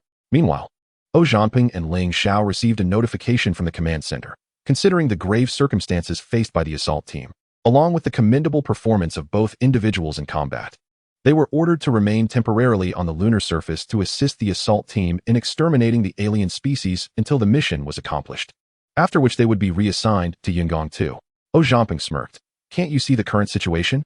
The command center is nearly frantic due to the shortage of personnel. They will seize anyone they can. Do you really think they will release personnel now? Dream on. The equipment required for the plan had yet to arrive, but Xiaoyu was unwilling to wait any longer. He commanded the troops to immediately commence the extermination operation. Nearly 100 assault troops surged into the broken ship, first delineating areas, then searching layer by layer, leaving no chamber or corner unexamined. Once an area was cleared, it was sealed off, equipped with surveillance and numerous intelligent landmines. These devices featured enemy and friend identification. They would never detonate when comrades approached, but would explode at the closest proximity to an enemy. Not only were there fixed installations, but also mobile spider mines that would spring into action upon detecting movement within their range, latching onto the enemy and detonating explosively. Not limited to enemies. Even a fragment of a damaged wall falling could trigger the landmines. Ling Xiao found the detonation mechanism of the intelligent mines somewhat overly sensitive. However, for the assault team at this juncture, being sensitive was preferable to being sluggish. Meanwhile, the assault team seized the opportunity presented by the eradication of the alien species to conduct a thorough reconnaissance, categorizing the compartments within the derelict vessel into useful, useless, and unknown categories. Useful refers to compartments whose functions are understood, such as the power room and storage areas. Useless is taken literally, denoting empty or damaged compartments. Unknown signifies those with contents whose purposes remain unclear, like several chambers housing large equipment. Additionally, certain compartments bore special markings, often due to excessive clutter or an abundance of equipment that could not be disturbed without caution. The team, faced with limited manpower, opted to tackle the simpler tasks first before addressing the more challenging ones. Although this approach may have seemed rudimentary, its effectiveness was remarkable. With each step, the assault team gained tangible control over specific areas. Despite encountering several enemy counterattacks during this period, they swiftly retaliated under CIU's meticulous organization, maintaining a firm grasp on the overall strategic advantage. Upon learning that the assault team had cleared some areas, the research personnel were eager to resume their studies. Gong Yiding, representing all researchers, expressed a desire for prompt reinstatement of their work. CIU was wholly reluctant, yet the command center chose to back the researchers. Nevertheless, they respected CIU's authority by strictly limiting the researchers to designated areas for their studies, forbidding any unauthorized excursions. Furthermore, researchers were prohibited from dispersing. They were to remain in the line of sight of the assault team members at all times, and solo actions were strictly prohibited, imposing numerous restrictions. The researchers did not disappoint. They swiftly produced a significant finding. They identified a shield generator from the giant species and successfully integrated this technology into powered armor. While no new technology was developed, merely a straightforward equipment transplantation, this advancement granted the assault team defensive capabilities comparable to those of the alien species, substantially enhancing their combat effectiveness.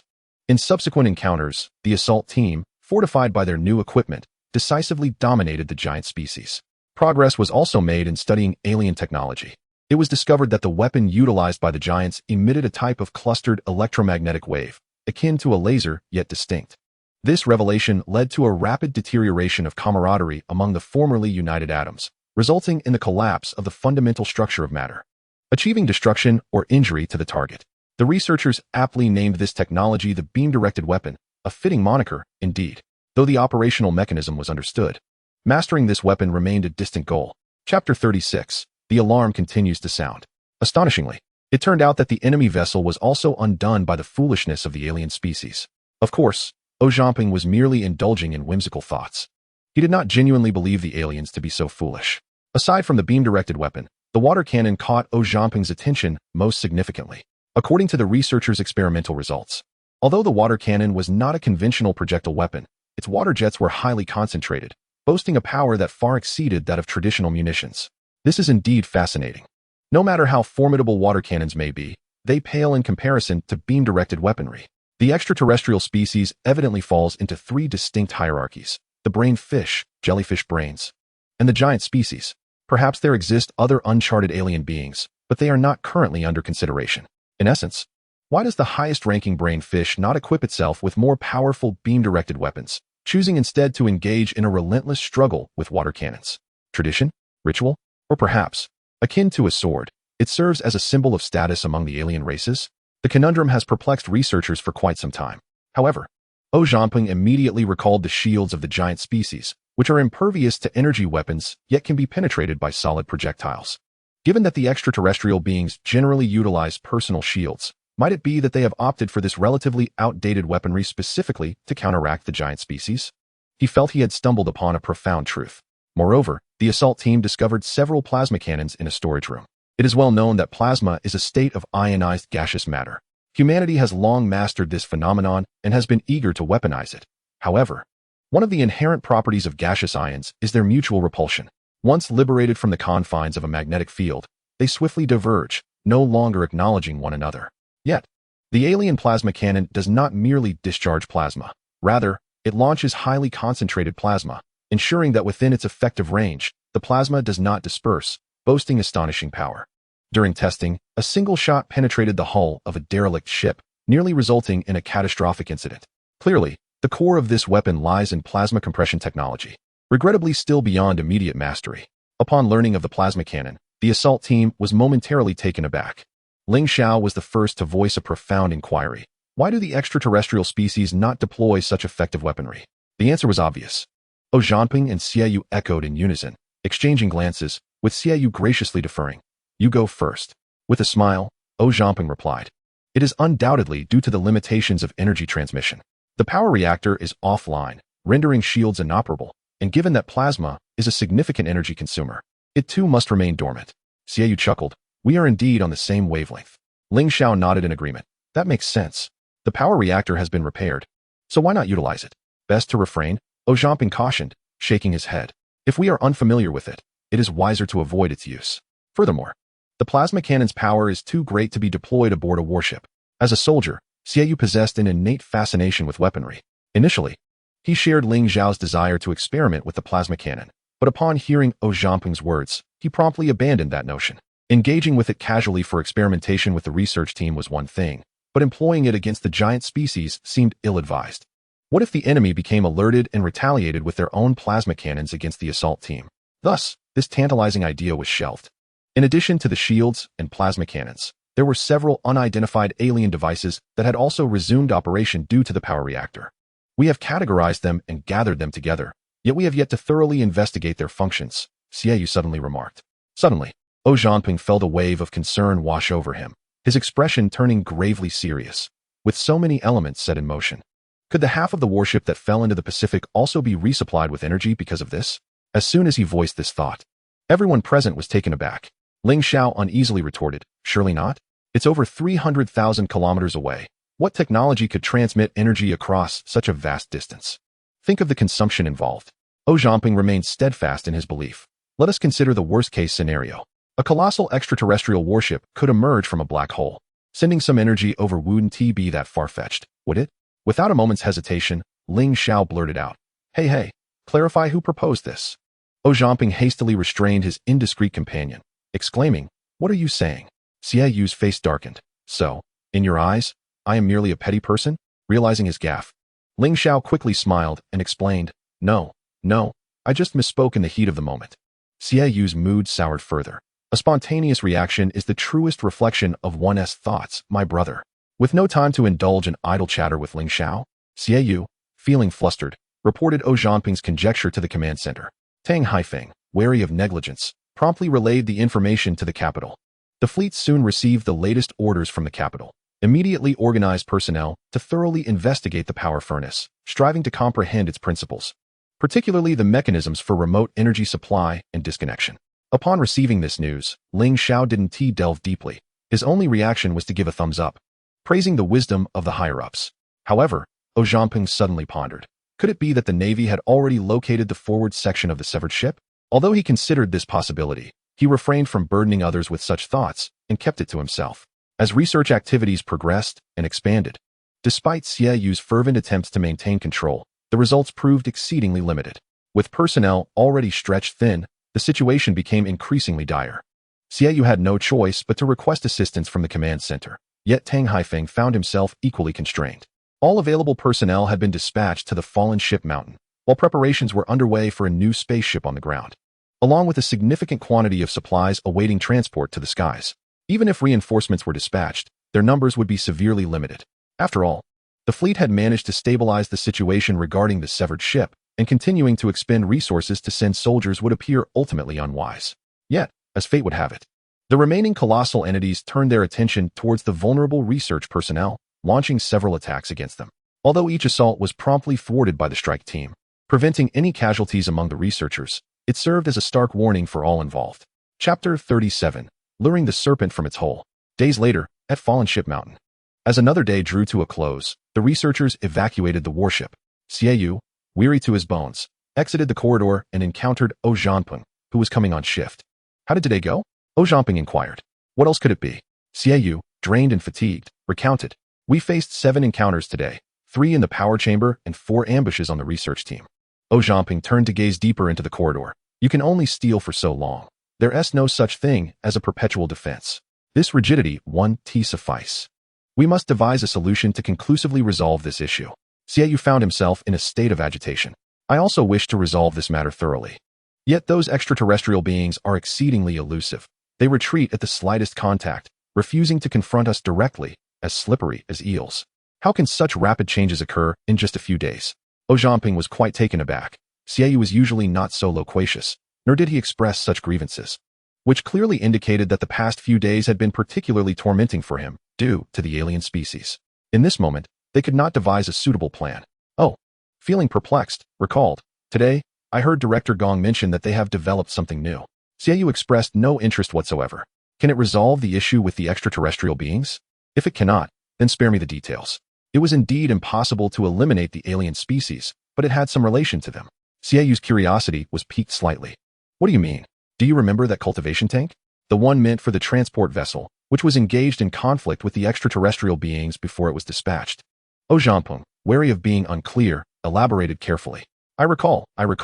What about the cultivation tank? Xiaoyu inquired, perplexed. Zhamping lowered his voice, prompting Xiaoyu to lean in attentively. I heard that the research team analyzed the cells of the brain fish and compared them with those of the giant species, reaching a conclusion. The cells of the brain fish are rather antiquated, aligning with the natural growth patterns, but there is insufficient data to ascertain their precise age. Xiaoyu raised an eyebrow in astonishment. Is that what you wanted to tell me? What does that have to do with anything? Zhamping rolled his eyes, urging him to listen. The research team's findings suggest that the cells of the giant species are particularly recent, not resembling those that occur through natural growth. Unless the giant species is born at such a colossal size. When we dispatched that cultivation tank, did it not contain an undeveloped giant species? Their analysis concluded that its cells are essentially identical to those of an adult giant species. Xiaoyu was thoroughly confounded. What exactly are you trying to convey? Be direct. Suddenly, Xiaoyu understood. They could derive this from research? Now I'm truly baffled. Zhamping shrugged. If I possessed such abilities, I would have pursued research long ago. Xiaoyu's gaze sharpened. There are still hundreds of cultivation tanks in the cabin. Let us inspect them immediately. If the extraterrestrial beings manage to clone another batch of giant species, the situation will become even more dire. Wait. Zhamping hastily restrained him. Even in haste, we need not rush this moment. What I mean is, can we utilize this batch of cultivation tanks to lure out the extraterrestrial beings? Other essential materials for the giant species might suffice as well. Let us strategize accordingly. What do you think? Xiaoyu pondered for a moment and nodded emphatically. That makes sense. It's a splendid idea. I hadn't realized you possess such sharp intellect. I have been contemplating this for several days. And Ling Xiao has also contributed numerous suggestions. Is that truly the case? Xiaoyu replied with a skeptical expression, clearly unconvinced. Absolutely. While Ling Xiao may lack discretion in his speech and have rather juvenile ideas, his perspective is quite astute, often viewing problems from angles others might overlook. Though he may not provide profound insights, his hints are certainly valuable. Fine. If you say so, then I shall take your word for it. Your matters with him are not for me to meddle in. With a newfound clarity in his mind, Xiaoyu's demeanor transformed entirely. Time was of the essence. And they would act by tomorrow. Very well, tomorrow it shall be, responded Zhamping. The following morning, a cadre of researchers entered the fractured vessel at a leisurely pace, making their way to the power chamber, where they gathered around the colossal power furnace, gesturing animatedly and occasionally jotting down notes. In summary, they appeared quite professional. Zhamping had indeed contemplated the potential of luring the extraterrestrial species by using the researchers as bait. A few well-executed ambushes could eliminate a faction of the alien invaders, serving to intimidate the enemy while simultaneously instilling the illusion that the researchers were mere traps, thus strategically safeguarding their safety. However, he promptly dismissed this perilous notion. After all, the aliens could not distinguish between assault team members and researchers. It was far more prudent to select a group of soldiers to masquerade as civilians. Researchers were non-combatants, and using civilians as bait, particularly those who were technical experts, was utterly indefensible. To put it more eloquently, it was a regrettable necessity. Bluntly speaking, it was devoid of any moral integrity. The soldiers, however, were free from such scruples. Soldiers do not fear death, and those who fear death should not enlist. Confronting the extraterrestrials was inherently the duty of the assault team, and to suggest otherwise was laughable. One glaring inconsistency remained. The security force at the power chamber was only half of its usual strength, a fact that would surely raise the alien suspicions. Moreover, aside from the power chamber, no additional researchers had entered. The vessel felt eerily vacant, a stark contrast to the norm. The answer soon revealed itself. Xiaoyu personally led the remaining assault team members into the biochemical chamber, which housed the cultivation tanks. Subsequently, the soldiers formed small groups to transport, guard, and even blast open the bulkheads to widen the passage, moving the tanks one by one out of the ship and towards the edge of the hangar. Above the hangar, assault craft hovered in wait, refraining from entering to avoid alien ambushes. Instead, they lowered ropes when necessary, securing the cultivation tanks before hoisting them skyward, extracting them from the vessel. Before long, 7 or 8 cultivation tanks had been dispatched. At this rate, the biochemical chamber would be emptied by midday. At this juncture, the situation was abundantly clear. The unusual occurrences were a direct result of humanity's intentions to seize the cultivation tanks.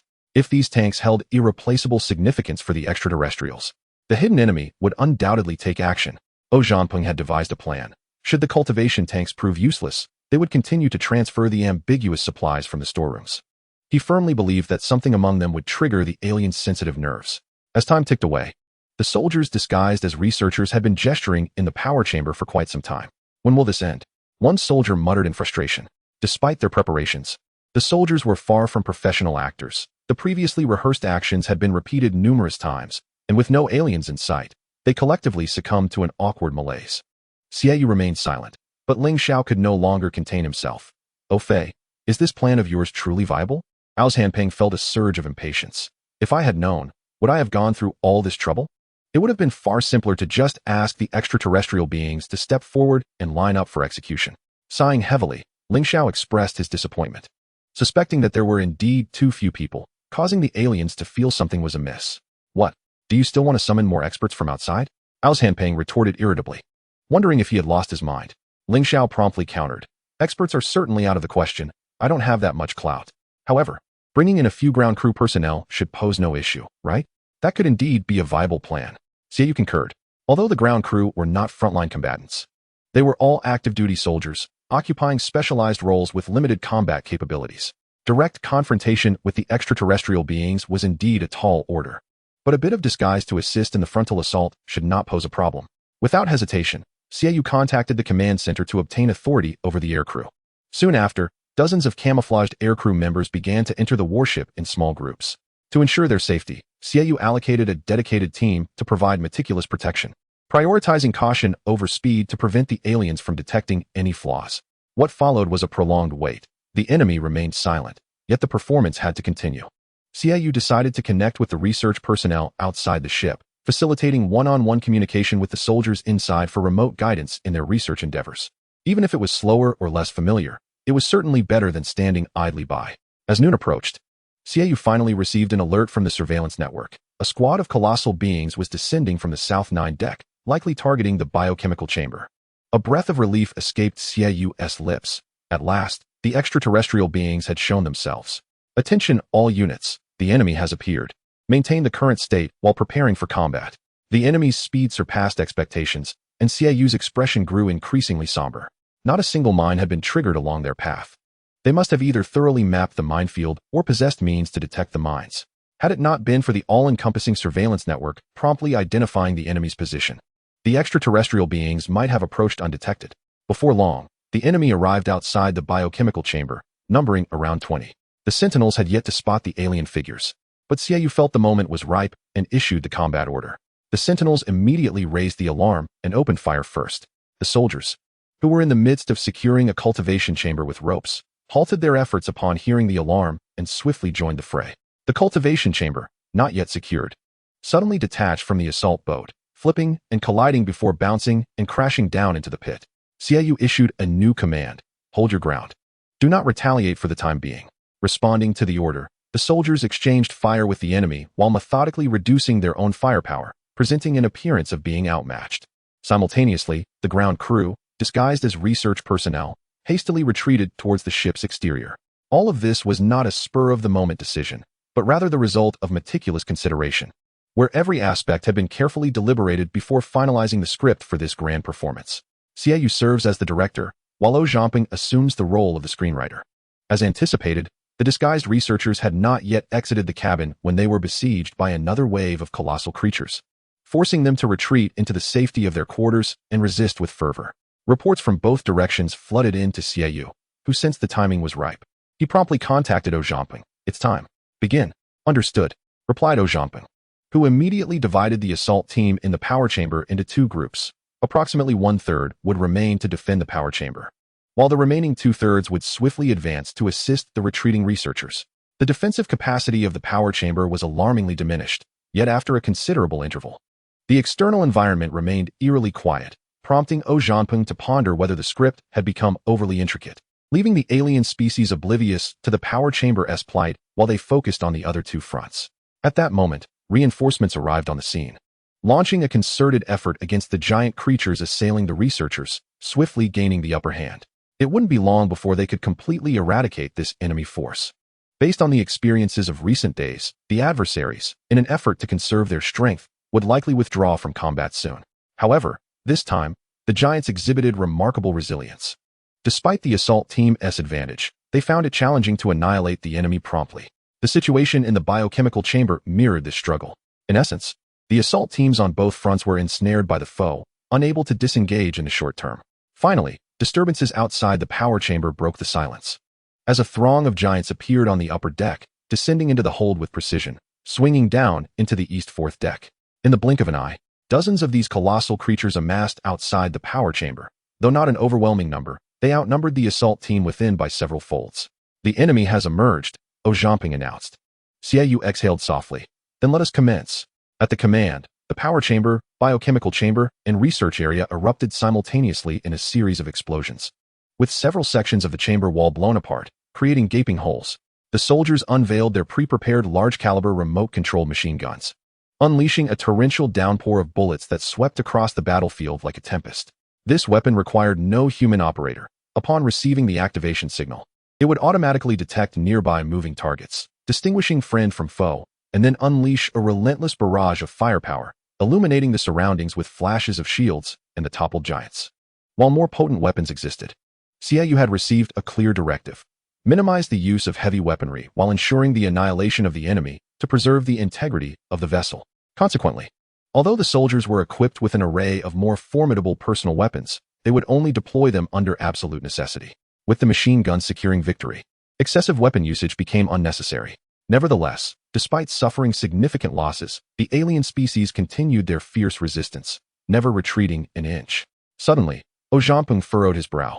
Despite the meticulous arrangements on their part, the operation had unfolded with startling ease. Was the alien species truly cooperating so seamlessly?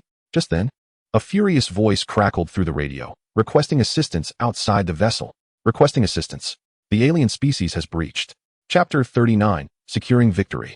Ojamping's mind buzzed, and darkness threatened to envelop him as he nearly stumbled backward. The situation was abundantly clear.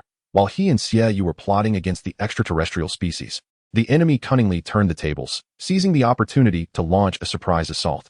Whether premeditated or spontaneous, it remained an indelible stain. The radio crackled with Xiaoyu's furious shouts. What is the status? What is the status? Strangely, Ling Zhao's voice emerged remarkably composed. We are conducting a sweep. There should be no issues. A string of question marks appeared above Ojamping's head. Ling Zhao, did you not call for reinforcements? How is everything suddenly fine? Oh, let us discuss this later. I'm quite busy at the moment. Do not disturb me. Over and out. Ling Zhao decisively terminated the communication, yanked the control stick, and the assault craft dipped forward. The cannon roared from above, instantly toppling two colossal foes, channeling all his frustrations onto the enemy. You fools. I'll make you pay dearly for this. The essence of the matter was quite simple. Fierce battles raged within the ship, while outside, tensions ran high. All research personnel, under Gong Yiding's insistence, had retreated to the mountains, and all aircraft had taken to the skies. Ling Zhao circled above the ship, and upon hearing that everything was proceeding smoothly, a broad smile illuminated his face. However, he suddenly spotted a group of gigantic creatures bursting forth from the ship. Mistakenly believing that the extraterrestrials had dispatched a small contingent to engage the assault team while their main force launched a surprise attack. His blood surged, prompting him to shout for reinforcements. Yet, upon completion of his call, he realized the enemy was far fewer than he had imagined. There were only a couple of dozen at most, certainly not exceeding 100. This was beyond embarrassing. Without exaggeration, ever since 2 waves of reinforcements had arrived, there were at least 7 or 8 assault crafts stationed on the landing mountain, with 4 hovering in the air as a precaution, while the rest remained outside the crater. Additionally, there were several transport and ferry vessels. All were military platforms, with at least 2 heavy machine guns mounted for good measure. They could function as aerial firepower if necessary. With merely dozens of gigantic creatures, how could they possibly be divided among so many vessels? The airborne assault crafts immediately opened fire, their shells sweeping across the enemy ranks. The extraterrestrial beings were not to be underestimated. Keen-eyed Ling Zhao noticed that several colossal creatures were wielding plasma cannons. Be careful, he shouted sharply, slamming his palm onto the control panel. The assault craft instantly deployed vertical rocket nests, and in a mere second, unleashed over 20 rockets, all aimed at the enemy swarm.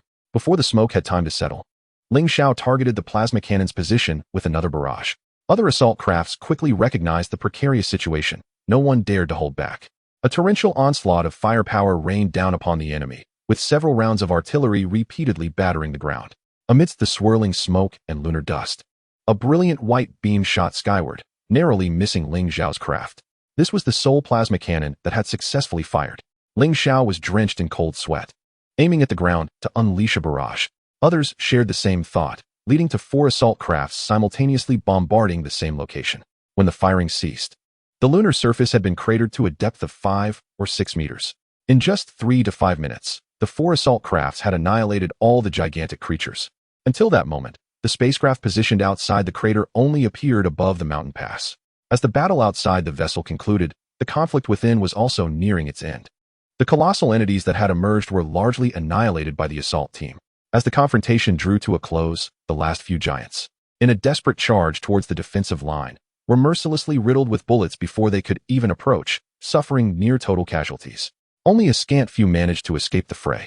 Perhaps a handful of the vanquished remained hidden in the shadows, but those demoralized giants were akin to rats scurrying within the sewers, posing no significant threat. Thus, the assault team had taken a pivotal step towards completely mastering the derelict vessel. From that point on, the alien species no longer possessed the capacity for large-scale attacks. Sporadic ambushes were swiftly suppressed by the team. As news was relayed to the command center, jubilation erupted within the cabin. Luo Jintang beamed with uncontainable joy, nearly exposing his molars in the process. Tang Haifeng felt an overwhelming wave of fatigue wash over him, yearning to collapse into slumber instantly. O Zhanping and Xiaoyu congregated once more, exchanging mutual expressions of satisfaction. What a stroke of misfortune they had narrowly avoided. Xiaoyu exhaled a deep breath of relief, feeling an unprecedented sense of elation. O Zhanping mirrored his sentiment. It was no surprise that the brainfish had delivered a live specimen into their hands. The giant species was now leaderless, and their controlled territory was expanding. The enemy was effectively a solitary force, cornered within the derelict vessel. If they did not fight fiercely, they faced certain doom. Xiaoyu scrutinized O Zhanping with a peculiar gaze. A chill ran down O's spine. What is it? What kind of look is that? Can't you see? You speak so eloquently, one might mistake you for a strategist from the command center. Xiaoyu broke into a broad smile, affirming, indeed. I have high hopes for you. Keep up the good work. Who knows, I might just salute you one day. I appreciate your kind words. O Zhanping replied with a slight bow, exhibiting no humility whatsoever. The two burst into hearty laughter, reveling in their triumph for quite some time. Having endured numerous trials, they finally reaped the rewards of victory, sharing a common sentiment among all military personnel who had directly or indirectly participated in the lunar campaign. O Zhanping was suddenly taken aback. How long will it take to relocate such a massive vessel? No matter how large, it must be moved. If we do not sever the supply lines of the alien species, we cannot guarantee that some trouble won't arise in the future, Xiaoyu replied. After a moment of contemplation, O Zhanping nodded vigorously. That is true. It reminds me of something. If the aliens had not taken hostages, but instead silently occupied the power chamber, would we have recognized that critical point? Ah, that is a thought. Xiaoyu pondered seriously for a moment. Most likely not. Even if we had noticed, it would have been too late. It would have been impossible to muster all our forces swiftly. If something went awry, we would have found ourselves in a dire predicament. To put it in old adage, it was indeed a matter of timing, fate, and fortune. When aliens faced misfortune, it was akin to choking on cold water. Chapter 40, Secondary Risk. In mid-November 2064, the research base at Luojian Mountain was officially completed. The entire base is constructed from prefabricated components, requiring only simple assembly to take shape. Had it not been for the impact of the conflict on the project's timeline, it would have been completed a week earlier. In the corner, Ling Xiao disdainfully curled his lip. He certainly knows how to boast, making such grand claims. Throughout, he has always detested the inundation of empty rhetoric, where the truly useful words are scarcely uttered while useless chatter prevails. It is all straightforward truth. What is there to boast about? O Zhanping took a mouthful of fried noodles and remarked, Ah, I notice you have quite the opinion about Director Gong. Haven to you? Are you eating your family's rice? Ling Xiao bit into a marinated egg, displaying a look of satisfaction. He rushes to the fore when there's benefit. It's just something I cannot abide. It was as if he had rehearsed it, for Gong Yiding's speech was nearing its conclusion. Lastly, I would like to announce a small matter. Through my personal efforts and the careful consideration of my superiors, I have been appointed as the inaugural director of the Luojian Mountain Research Base. I kindly ask for your continued support in my endeavors. Thank you. Ling Xiao immediately seized upon the argument. Look, what did I tell you? He admits it himself. What does he admit? You are just babbling nonsense. O Zhanping rolled his eyes discreetly. Stop viewing everything through tinted glasses. Since Director Gong arrived here, whether in terms of military research or logistical support, everything has been arranged meticulously. Wouldn't you agree? Ling Xiao pondered for a moment and nodded. Indeed. At critical moments, He did not hide away but organized everyone to evacuate the mountain, correct? Ling Xiao continued to nod. True. He has been overseeing operations at the Guanghan station, familiarizing himself with the lunar environment and workflow.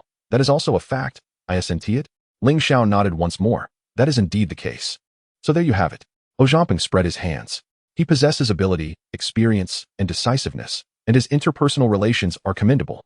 If I were in charge, would you prefer someone utterly uninformed or a seasoned director? Ling Xiao was instantly rendered speechless, burying his head in his meal. Although he loathed opportunism, he would not deny others' merits based on personal feelings, and thus found himself at a loss for words against Zhao Zhamping's rebuttal. Yet after only a couple of bites, he suddenly glared and retorted, "Which side are you on, anyway? I stand on the side of reason." Zhao Zhamping couldn't help but chuckle. It would be beneficial for you to read more. History has repeatedly proven that idleness is the greatest sin. Not interested. Ling Xiao replied curtly. With that time, wouldn't it be better to play some games? I haven't touched a book since leaving school. Zhao Zhamping shook his head helplessly. Please, do engage your brain more often in the future. It would serve you well. To speak frankly, is the Luojian Mountain Research Station truly an ideal place? From a scientific perspective, there is likely no location in the entire blue planet that is more coveted by researchers than here. But what of the other aspects? The moon lacks a powerful magnetic field for protection, and cosmic rays strike the lunar surface directly, with radiation levels that are alarming. 20 years ago, there were even stringent regulations barring those without descendants from setting foot on the moon.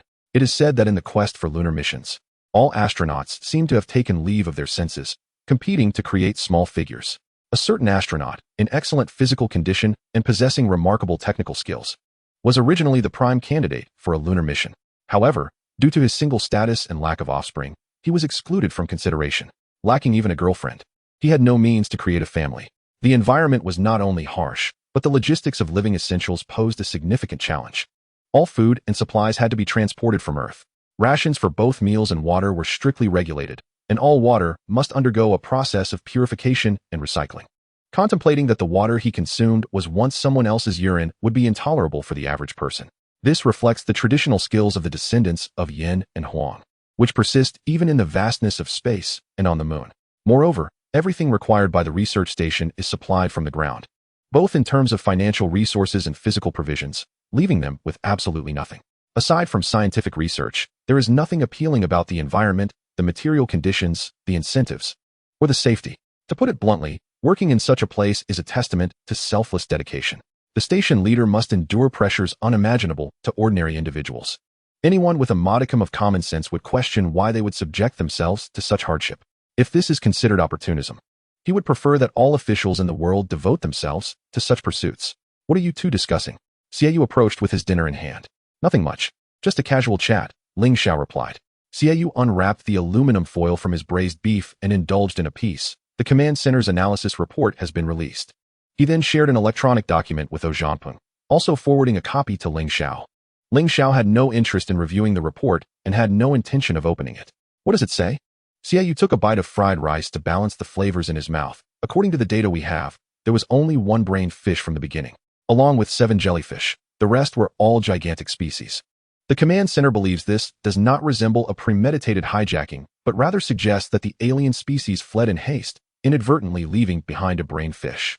Zhao Zhamping was taken aback, his meal suddenly losing its appeal. So all this chaos was instigated by that single-brained fish trying to save itself? Xiaoyu nodded. From a certain perspective, yes. Ling Xiao was visibly distressed. What kind of situation is this? They fled yet left us with a loose end? The analysis from above indicated this, but did not rule out the possibility of an intentional trap set by the enemy, albeit with a very low probability. Is there anything else? Zhao Zhamping inquired. Additionally, the risk level for this incident is officially rated at level 3. But the command center believes the potential danger is at level 24. Both Zhao Zhamping and Ling Xiao were momentarily stunned. Ling Xiao scratched his head, suddenly feeling overwhelmed. No way. That's an exaggeration. The so-called potential risk refers to the magnitude of catastrophic events. The lower the number, the greater the danger. A level 4 classification indicates minor risks, tolerable casualties, ranging from a meteorite falling and killing a neighbor's dog to the deaths of dozens or hundreds, all of which fall within this scope. In simpler terms, it would not induce societal panic. Level 3 signifies a widespread catastrophe, such as a meteor shower or a suitably sized asteroid impacting a densely populated area, resulting in significant casualties. While such an event remains within the realm of human endurance, It would inevitably incite a degree of panic and turmoil, akin to a large-scale flood, storm, or earthquake tsunami, necessitating assistance from the international community. In stark contrast, Level 2 is defined as a global ecological disaster, where Earth's ecosystem suffers severe devastation, leading to the death or near death of the vast majority of humanity, culminating in the potential end of human civilization or the emergence of irreversible fractures. Reminiscent of the asteroid impact that led to the extinction of the dinosaurs 65 million years ago, Level 1 refers to an insurmountable and irresistible astronomical catastrophe, such as a nearby supernova explosion or a gamma-ray burst that obliterates Earth, or a sudden solar flare that sends a violent shockwave towards our planet. In essence, this level entails not only the extinction of humanity, but also the complete destruction of Earth's ecosystem, requiring millions of years to gradually recover. If recovery is even possible at all, is it merely an alien species seizing a warship that it warrants a classification of Level 24? Zhangpeng immediately opened the document, scanning it with rapid precision, before suddenly lifting his head to say, "Ling Xiao, it could be even more exaggerated than you imagine." Ling Xiao's thoughts became somewhat disordered. "What do you mean?" Xiaoyu took over the conversation. "What I mean is, we have always believed that the enemy's objective is the power chamber, but the power chamber is right next to the jump chamber. Well, I don't know what to call it. To put it simply, that is where the control equipment is located. If the enemy merely intends to seize the warship, that wouldn't be too concerning. The worst that would happen is that the moon falls into the hands of the alien species. However, what if the enemy's intention in repairing the power furnace is to open a wormhole?" Ling Xiao suddenly understood. "I see. He simply lacked the inclination to engage his mind, not that he was devoid of intelligence. If the alien species were to activate a wormhole generator, regardless of what it is actually called, he could hardly envision what it would be like to open a wormhole on the lunar surface."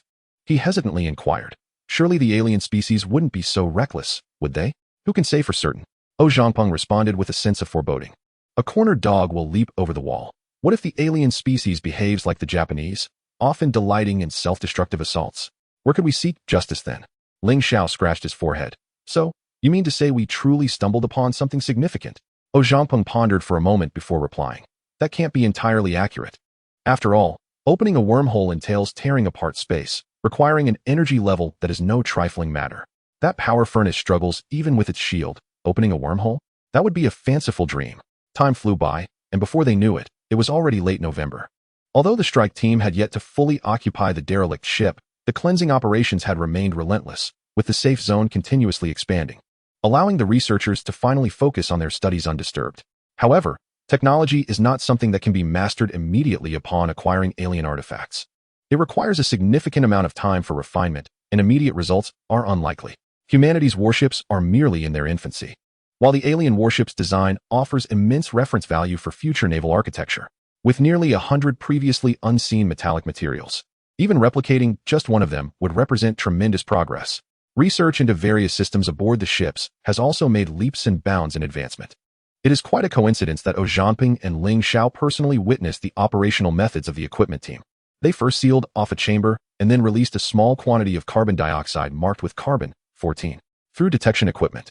They tracked the diffusion direction and circulation pathways of the gas, meticulously marking all the associated pipelines and devices, ultimately piecing together a rough outline of the air circulation system before gradually expanding their findings to encompass the entire life support system. This endeavor proved to be cost-effective with high yields, exemplifying the research excellence at the Luojian mountain base. Ling Xiao couldn't help but grin, exclaiming, "What an ingenious idea. I can't believe they thought of this. Oh Fei, in this day and age, it's not enough to understand science. One must also possess a nimble mind." Zhangpeng looked at him with a puzzled expression. "What's this? Are you planning to mend your ways and engage your intellect?" "Oh, I was merely expressing my admiration. There's no need to read too much into it," Ling Xiao retorted.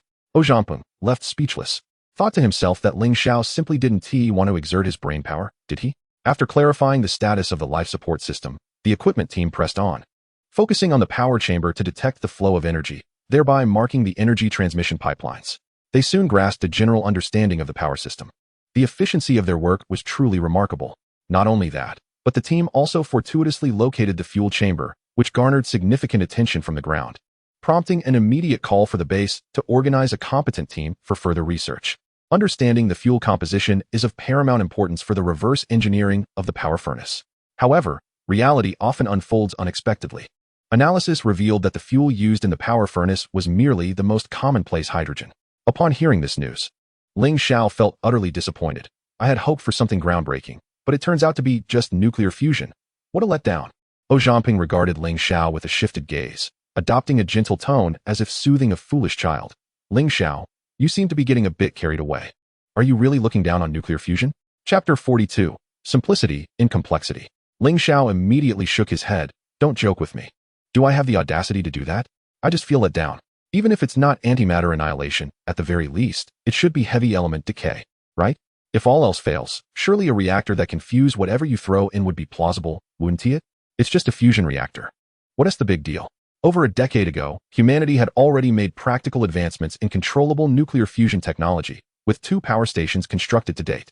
Despite its numerous drawbacks, such as large size and complex equipment, it remains a mastered technology, leaving Ling Xiao unable to suppress his disappointment. How could he not feel let down? Zhao Zhangping's gaze shifted to one of incredulity as he reached out to touch Ling Xiao's forehead. You didn't forget to take your medication this morning, did you? What are you doing? Stop touching me. Ling Xiao protested. Touching you? I might just send you to a mental institution.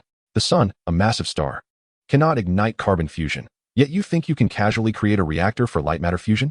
We don't have any donkeys at our research station. Go away. It's your mind that needs a kick, not mine. Ling Xiao retorted.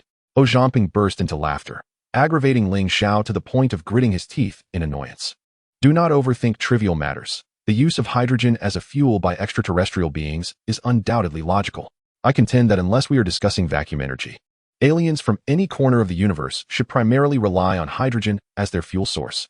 The notions you presented are mere embellishments, lacking substance. Ling Xiao immediately objected, expressing his dissatisfaction. I must disagree.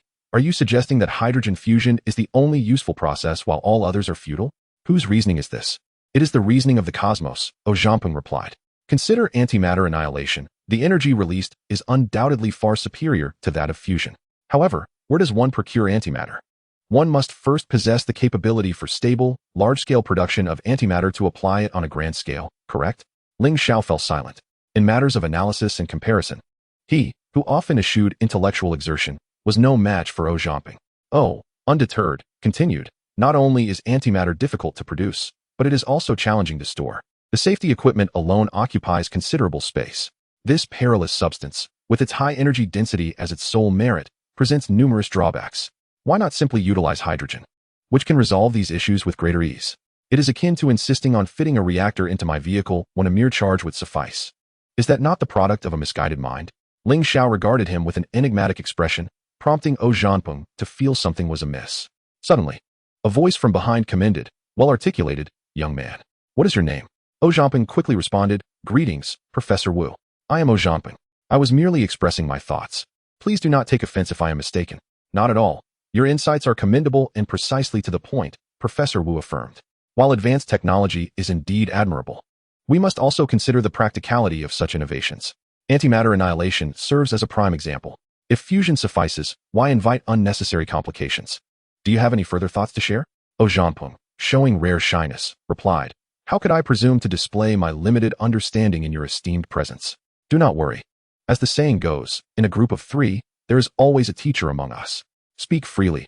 I shall listen. For perhaps one of your remarks may inspire this old man. Then I shall express my thoughts without reservation. Do not mind any inaccuracies. One crucial aspect I consider is the abundance of elements. Hydrogen is the most prevalent and accessible element in the universe, and its separation is relatively simple.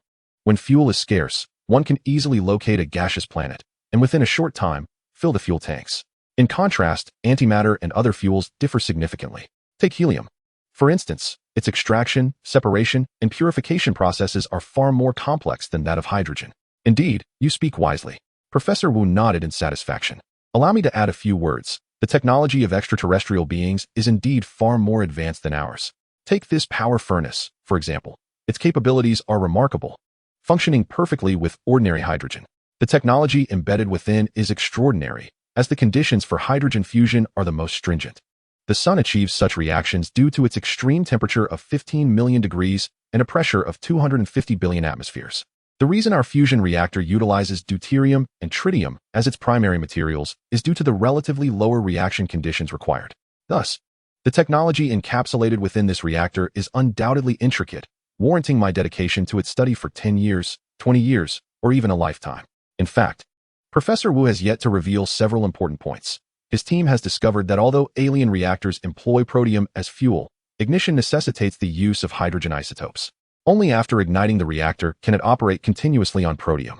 Now that the fuel chamber has been located, Professor Wu can halt the power reactor at any moment if needed. However, he lacks the confidence to restart it, thus maintaining the status quo. Ling Xiao, despite harboring a multitude of thoughts, could only remain silent and listen. Although he feigned indifference, he was acutely aware of which technologies were practical. Nevertheless, despite his understanding, he would never concede his mistakes. There is another observation that may have escaped your notice. Professor Wu remarked that, in his view, the arrangement within the power chamber is highly illogical. The connections between devices and the layout of various pipelines appear quite disorganized. Personally, I believe that while these devices are assembled together, they do not exhibit an integrated design. Rather, they resemble a haphazard collection of parts cobbled together. Professor Wu shook his head, noting that the unrefurbished areas are equally rudimentary. He had not visited other places and was unaware of the overall condition of this warship. Since you are frequently moving about the vessel, I kindly ask you to inspect the other compartments for me. Of course, this is merely my personal perspective and may not be accurate. Perhaps the aliens, akin to the old Soviets, favor such arrangements. While he spoke, Zhao Zhanping and Ling Xiao could not help but ponder. Could this warship truly be so inadequate? However, as Zhao Zhanping reflected on the warship's weathered exterior and chaotic management, a bold thought suddenly surged forth. Is this warship genuinely a battleship? Chapter 43. Return to the Cloud Palace. In early December 2064, at Falling Ship Mountain, the blue Earth hung high in the sky. Beneath the Azure Planet, a transport vessel spewed flames as it gracefully descended onto the landing pad. The permanently solidified lunar surface remained undisturbed, save for a distant section of the moon that stirred up a slight cloud of dust. Awaiting here was Zhao Zhanping, his heart heavy with melancholy. He turned to extend his hand to Xie, who had specifically come to bid farewell. Captain Xie, all gatherings must eventually come to an end. We shall take our leave now. Take care. Take care, Xie replied, grasping Zhao Zhanping's hand firmly. Everyone is on duty and unable to come over. They entrusted me to convey their regards, so I won't recount each message. All right, please extend my gratitude to everyone. Zhao Zhanping responded. Although most of them had not known each other for long and had scarcely exchanged a few words, they were comrades united against extraterrestrial forces. If not for the timing, Xie would not have been left alone. Ling Xiao rolled his eyes in exasperation. Are you two really so dramatic? Must it be such a tearful farewell? Come, let us all share a laugh and lighten the mood. With his interruption, the somber atmosphere dissipated, and Xie couldn't help but chuckle. You, what should I say about you? You're dependable in crucial moments, yet so out of sync at times. Ling Zhao's fortitude is thicker than the walls of a city. There's no need for your concern. I'm quite well. Ignoring him, this lad is always like that. Zhao Zhanping picked up his belongings, waved nonchalantly, and departed. A pang of melancholy washed over Zhao Zhanping as memories of relentless battles aboard the shattered ship flooded his mind. His eyes glistened momentarily, and he promptly raised his hand in salute. Ling Xiao returned the gesture, but his demeanor lacked the same depth of sentiment. Purely a matter of courtesy. Life is already fraught with difficulty. Wouldn't it be better to embrace more smiles and shed some sorrow? As the transport vessel ascended, Xie watched it soar until it vanished from sight, before slowly turning away. The military life often entails farewells, a reality he should have grown accustomed to. Yet he found himself unable to. Zhao Zhanping's gaze remained fixed on the ground until the mountains obscured everything. 2 days later, the spacecraft reached synchronous orbit. With half an hour remaining to their destination, Zhao Zhanping's gaze drifted outside, inadvertently landing on the Cloud Palace 2. This was his first sighting of the ship since the attack. Although it was merely a fleeting glance, the space station suddenly magnified, drawing itself closer to him. Zhao Zhanping struggled to harness this newfound ability, remaining still and concentrating all his attention on Cloud Palace 2. Striving to discern any critical insights from the scene. After more than a month of intense repairs, Cloud Palace 2 was still in a state of disrepair, yet over half of the jagged edges had been sealed, revealing faint glimmers of light. Those were the engineers diligently mending the fractures. Suddenly, Ling Xiao's head leaned in, his large face nearly pressing against the window. What are you staring at so intently? Zhao Zhanping's focus abruptly returned to normal, and he sighed at his inquisitive companion. Ling Xiao scanned the surroundings but found nothing amiss. Eyeing Zhao Zhanping with suspicion. You've been daydreaming a lot lately. Are you seeking solace for your soul? Or comfort for your body? Zhao Zhanping sighed again, reluctant to engage with such a person. What else could I be looking at? The space station, of course. It's only been a little over a month, but it feels like several centuries have passed. Ling Xiao immediately scoffed. If you ask me, people like you are just too idle. At that moment, a transport vessel approached from a distance, aligning itself with the spacecraft for docking, and both fell silent, their eyes wide with anticipation of the process. Those skilled in the field discerned the nuances, while the less experienced merely enjoyed the spectacle. Both were professionals, and even the slightest operational error would be magnified in their minds. Fortunately, the docking proceeded smoothly without incident. Their personal terminals received a notification from the captain. Gentlemen, the transport vessel is here to take you. Time is limited, please board promptly. The Earth-Moon Express was merely a convenient ride for the two of them and did not pass by Cloud Palace 2, necessitating a transfer. The two floated into the transport vessel, the airlock sealed, and the craft detached from the spacecraft, redirecting towards its destination. The Earth-Moon Express continued its descent, scheduled to re-enter the atmosphere the following day. As the transport vessel drew closer, Cloud Palace 2 became increasingly distinct. The station not only bore a gaping half, but was also riddled with pockmarks across its surface. This hardly resembled a functioning space station. The derelict space station is somewhat similar. Zhao Zhanping remained silent, yet his gaze was laden with complexity. The shuttle docked smoothly, and the two floated into the space station, updating terminal data under the guidance of the staff, thereby acquiring the latest electronic map. Green represented the safe zones. Yellow indicated areas requiring substantial protection for entry, while red zones were strictly off-limits, as the staff member cautioned. The young girl, with her delicate features taut and devoid of any smile, conveyed an air of seriousness. Ling Xiao, filled with curiosity, inquired, "You must be LV Qingqing, right? How come I've never seen you before? You're quite an attractive girl. Why the stern face? Come on, give us a smile."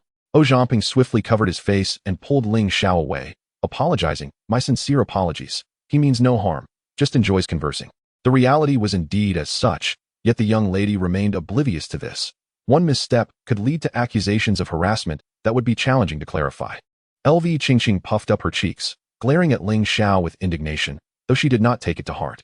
The outcome of such casual flirtations often hinged on appearances. Despite Ling Xiao's eccentric personality, his looks were passable, making it one of his few redeeming qualities. Zhao Zhanping activated the electronic map, revealing a tricolored division of the territory, indicating that the restoration of Yungong No. 2 was a formidable task ahead. The two were quite familiar with the space station and required no guidance. Gliding directly to the director's office, where they knocked and saluted in unison. After their salute, Zhao Zhanping stated, "Director, your kindness is overwhelming. Please, command us as needed." "All right. Let us dispense with the pleasantries and discuss the recent developments," Mu Xingyu replied, leading them aside. His smile transformed into a visage of concern. "I trust you are aware that the current condition of Yungong No. 2 is dire. We have exerted our utmost efforts, yet the progress of repairs remains unsatisfactory. It is barely operational." Chapter 44. A Challenging Mission. Mu Xingyu's words were not an exaggeration, albeit he attempted to temper his tone. Presently, Yungong No. 2 resembled a vessel on the brink of disintegration, barely afloat, with its complete submersion merely a matter of time.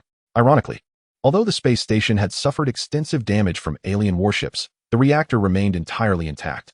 The personnel in the propulsion chamber had urgently halted the reactor, which salvaged the remaining half of the base. Had the reactor malfunctioned, it would have meant total disaster. Subsequently, a comprehensive assessment of Yungong No. 2 was conducted, concluding that the primary structure was severely compromised and deemed beyond repair, with an imminent risk of collapse. The only reason for the desperate repairs was the absence of another space base in orbit.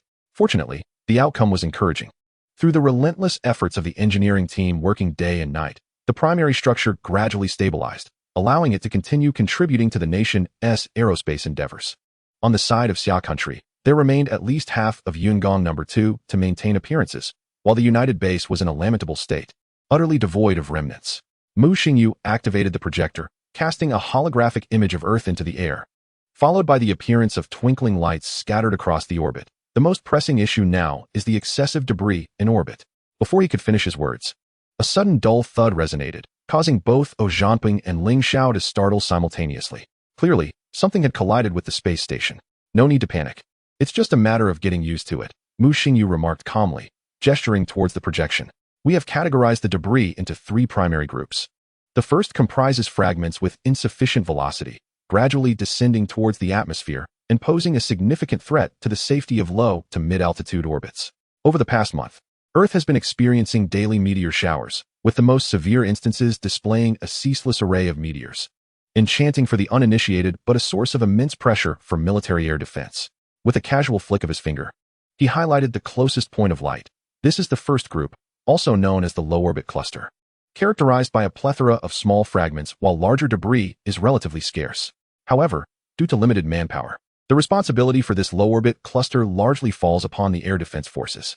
He continued, pointing again to another flickering light representing synchronous orbital debris. The second group, known as the co-orbital cluster, consists of a substantial number of fragments moving in the same direction as the station, thus presenting a seemingly perilous situation. Yet, in reality, the threat is not as severe, and with some time, we can clear it effectively. Finally, a shadow passed over Mu Xingyu's eyes as he introduced the most formidable threat. Lastly, we have the retrograde debris. Though fewer in number, they pose the greatest danger. We have already lost 2 cleanup vessels to these retrograde fragments. You two are our finest orbital pilots, and I hope you can shoulder this responsibility. O and Ling exchanged glances, silence enveloping them for a moment. Mu Xingyu's smile faded, his brow furrowing. What is the matter? Is there a problem? Ling Xiao was about to respond when O Zhamping interjected. Yes. It's a challenge, but we shall overcome it. Mu Xingyu sighed, recognizing the reality of the situation. Even as the director, there was little he could do. After a moment of contemplation, O Zhamping nodded resolutely. Understood. Once outside the office, Ling Xiao immediately vented his frustrations. What is this nonsense? It's space debris. The challenge is right in front of us. Do they think we can just overcome it with a few slogans? O Zhamping sighed. What choice do we have? We are soldiers. Being a soldier means death? Ling Xiao retorted. No one should die, but soldiers must face danger for the greater good, and their sacrifices must hold meaning. Ling Xiao fell silent, unwilling to engage further. I don't want to talk to you. Did O Zhamping not comprehend the dangers of the mission? Of course, he did. And he understood them all too well. The challenge of clearing the co-directional debris was formidable, while the retrograde debris presented an even more daunting task. The distinction between the two directions may be encapsulated in a simple phrase, yet in orbital mechanics. They represent entirely divergent paths with relative velocities reaching up to 15 kilometers per second. Even the smallest fragment could wield tremendous force, should a collision occur. Not only the operational vessels, but even the Yun Gong spacecraft could be rendered incapacitated. Do not lecture me on principles. Mu is deliberately making this difficult. Ling Xiao protested vehemently. Really? Does it seem he is doing this for our benefit? I fail to see that. O Zhamping felt a headache coming on. That is not how it should be viewed. Consider this. It has been nearly a month and a half since the attack occurred. It has been a month and a half. But does this truly pertain to the troubles they have caused us? Consider this. Ever since the extraterrestrials destroyed the space station, they have been here, simultaneously repairing the station and clearing the debris in orbit. In terms of conditions, it is even less favorable than the moon, and regarding danger, it is not significantly safer than facing alien species directly. As for contributions, they are no less than those of the combat personnel on the lunar surface. O Zhanqing's tone was unprecedentedly earnest. The reason he articulated so much was that he did not wish for Ling Xiao to be a superficial thinker, one who stubbornly fixates on trivial matters. Ling Xiao pondered for a moment and nodded. If one were to put it that way, it does possess some merit. Difficulties have always existed, but they have already endured the most challenging moments.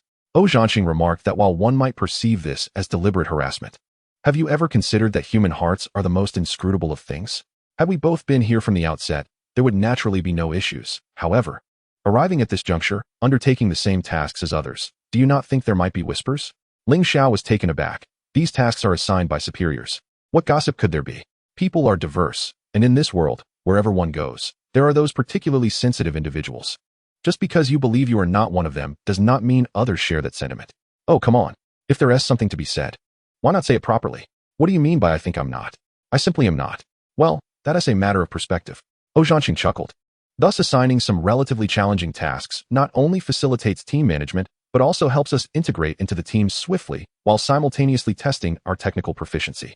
To regard this merely as intentional hardship would be too biased. A test of loyalty, perhaps? Ling Xiao found himself at a loss for words. How is it that any statement that passes your lips can be spun into such elaborate reasoning? Because the rationale is evident. It is merely that you have not reflected deeply upon it. Chapter 45, Debris Clearance Operations. The next morning, the two ascended aboard a specially modified debris-clearing vessel. O Zhanqing adeptly initiated the vehicle and activated the radio. Base, 024 requests to depart. 024, you may depart. 019 requests to depart. This time, it was Ling Xiao. 019 may depart. The two debris-clearing vessels detached from their berths in succession, gracefully departing the base. As the name suggests, this vessel is fundamentally based on a rescue craft, enhanced with various modified equipment for debris clearance. The familiar formula and essence remained unchanged. Zhanqing received the target data shared by the base, and instantly, a cluster of flickering points appeared on the screen, marked with precise distances. Received. He acknowledged, piloting the clearing vessel towards the target. The classification of debris by orbital height is merely the simplest and most general method. In reality, there exists a more intricate and detailed classification system. All of this is the culmination of the debris clearing team's 1.5 months of experience. As the two approached the target, they adjusted their direction and angle, synchronized their speed with the target, maintained a safe distance, and observed meticulously. Subsequently, several flares were launched into the debris field, illuminating the floating fragments with brilliant light. This is not an unnecessary measure, but rather an essential safety protocol. There was once an individual who, while clearing a cluster of debris, was suddenly startled by a radar lock alarm, prompting him to swiftly deploy countermeasures and execute a series of evasive maneuvers with remarkable agility. It was only after the incident that it was revealed that an unexploded American missile lay hidden among the debris, although its fuel had long been depleted. Its guidance system remained operational, resulting in a moment of needless alarm. Yet, no one could predict whether the next encounter with such a situation would involve another inert missile, as perhaps the nerves might not react swiftly enough, and the missile could strike the airship before one could even comprehend the threat. Since that day, safety observation has become a standard procedure in the debris clearance mission.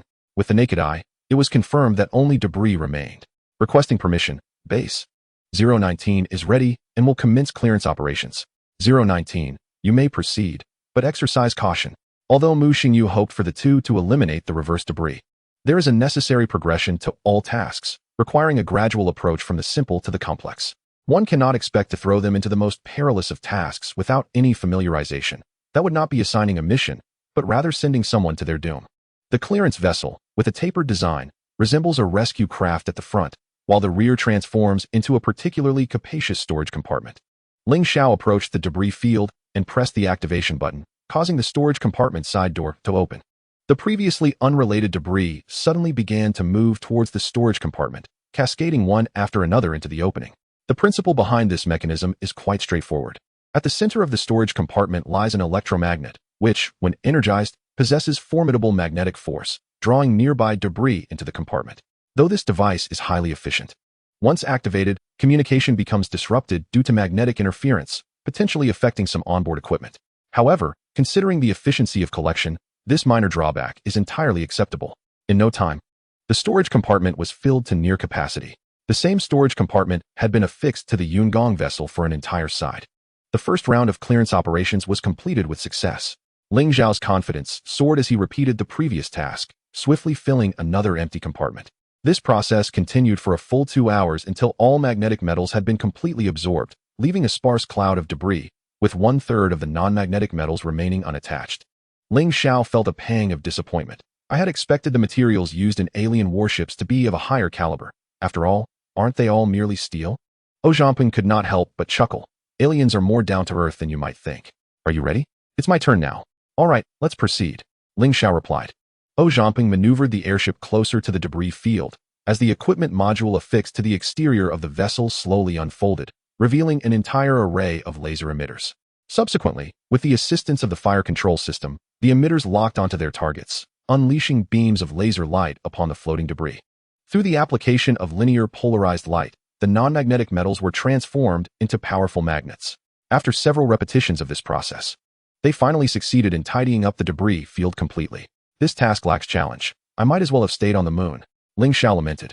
Zhanping was equally at a loss, unsure of how to console him. From that day forth, the two gradually assumed their roles, tirelessly collecting fragments each day. The number of storage modules suspended outside the space station increased steadily, and the already dilapidated station resembled a scrapyard more and more. Ling Xiao couldn't help but voice his frustration. We've accumulated so much, yet there is still no progress. We can't just hang around here indefinitely, can we? This matter elicited a chorus of grievances from everyone involved. However, the reality was far more complex. Firstly, the smelting equipment aboard the Yungong was limited in size, resulting in severely insufficient production capacity and an astonishingly slow processing rate. Secondly, many fragments had unidentified compositions, and the space station lacked specialized sorting equipment. While it was easy to melt them together, the strength of the resultant material could not be guaranteed, posing a significant risk if utilized in the space station. Chapter 46, A Spark of Inspiration. Several days later, in synchronous orbit, two debris-clearing vessels glided through what seemed to be an empty void, one trailing the other. Zhao Zhangping heard a voice from the base. 024, continue your descent by 14 kilometers. 024 acknowledged. Zhao Zhangping responded, maneuvering the vessel downward until he heard from the base. That's sufficient. Now proceed north for another 14 kilometers. Understood. He adjusted the vessel's position, and moments later, the base issued further instructions. You have 40 minutes to prepare. 024 comprehended. Zhao Zhangping finished the communication, only to be met with Ling Xiao's complaints. Why is this so complicated? It's already quite good. Let us make haste. Got it. Zhao Zhangping halted the vessel in its orbit, opening the rear material compartment where various raw materials swiftly blended together.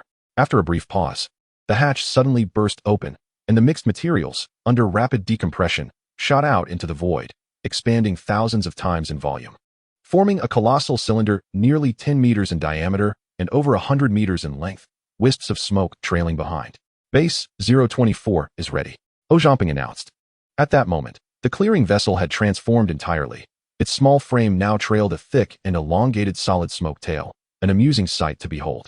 However, for the sake of this endeavor, Mu Xingyu and the entire team had sacrificed many brain cells, conducting extensive experiments on the ground to determine how to shape the material swiftly, ensure straightness, guarantee sufficient thickness, and most critically, achieve a non-uniform density that was tight outside yet loose within to prevent fragments from piercing the smoke column due to skewing. The base's directive crackled through the radio, prompting Zhao Zhangping to activate the autopilot system. The equipment connected with the satellite, allowing the clearing vessel to fine-tune its orientation via satellite data, gradually aligning its trajectory with the incoming debris, eventually holding steady. No matter how precise human hands could be, they could not maintain a fixed position indefinitely. Only electronic devices could achieve such accuracy. With preparations complete, Zhao Zhangping rose and floated into the clearing vessel piloted by Ling Xiao, quickly establishing a safe distance. Upon entering the cockpit, Ling Xiao jested, I don't know if this method will work, but it certainly feels sneaky. Minutes later, the two received a notification from the base. Debris is approaching in 9, 8, 7. They exchanged wry smiles. It seemed they were indeed counting down. 3, 2, 1.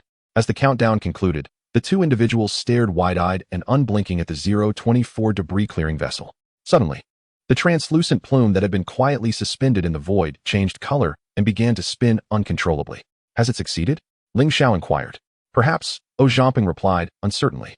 Under the control of the navigation system, the vessel continuously adjusted its orientation, taking a full 2 minutes to gradually regain its composure. Ling Xiao piloted the ship closer and activated the searchlight to examine the plume, discovering that the discolored segment extended over 70 meters from the tail. Ultimately, the duo located a fragment the size of a thumb, quietly embedded slightly to the right at the center of the plume. Zhao Zhangping exhaled in relief. It worked. He promptly reported the good news to the base. Mu Xingyu, who had been eagerly awaiting updates, immediately displayed a look of satisfaction.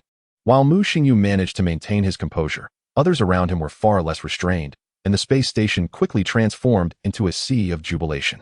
With one side advancing and the other retreating, the relative speed between the fragment and the plume reached a minimum of 13 kilometers per second. Considering the mass of the fragment, this velocity surpassed that of a projectile from an electromagnetic cannon, making the impact's potential devastatingly clear. Yet, astonishingly, this lethal projectile had been intercepted by the plume. Ling Xiao shook his head in admiration. As long as one's thoughts remain steadfast, solutions will always outnumber the challenges. Zhao Zhangping couldn't help but chuckle. Why do you always perceive complaints in my words? Fate and fortune intertwine. When it's time to yield, one can still stand firm. You truly possess the ability to adapt. A solid layer of smoke, while light in weight, could effectively block electromagnetic projectiles, and with the addition of certain functional components, it might even withstand lasers. Mu Xingyu initially skimmed through a few lines of the report, but sensing something amiss, he began reading meticulously from the start, not lifting his gaze until he had absorbed every word. When he finally looked up, he regarded Zhao Zhangping with an unusual expression.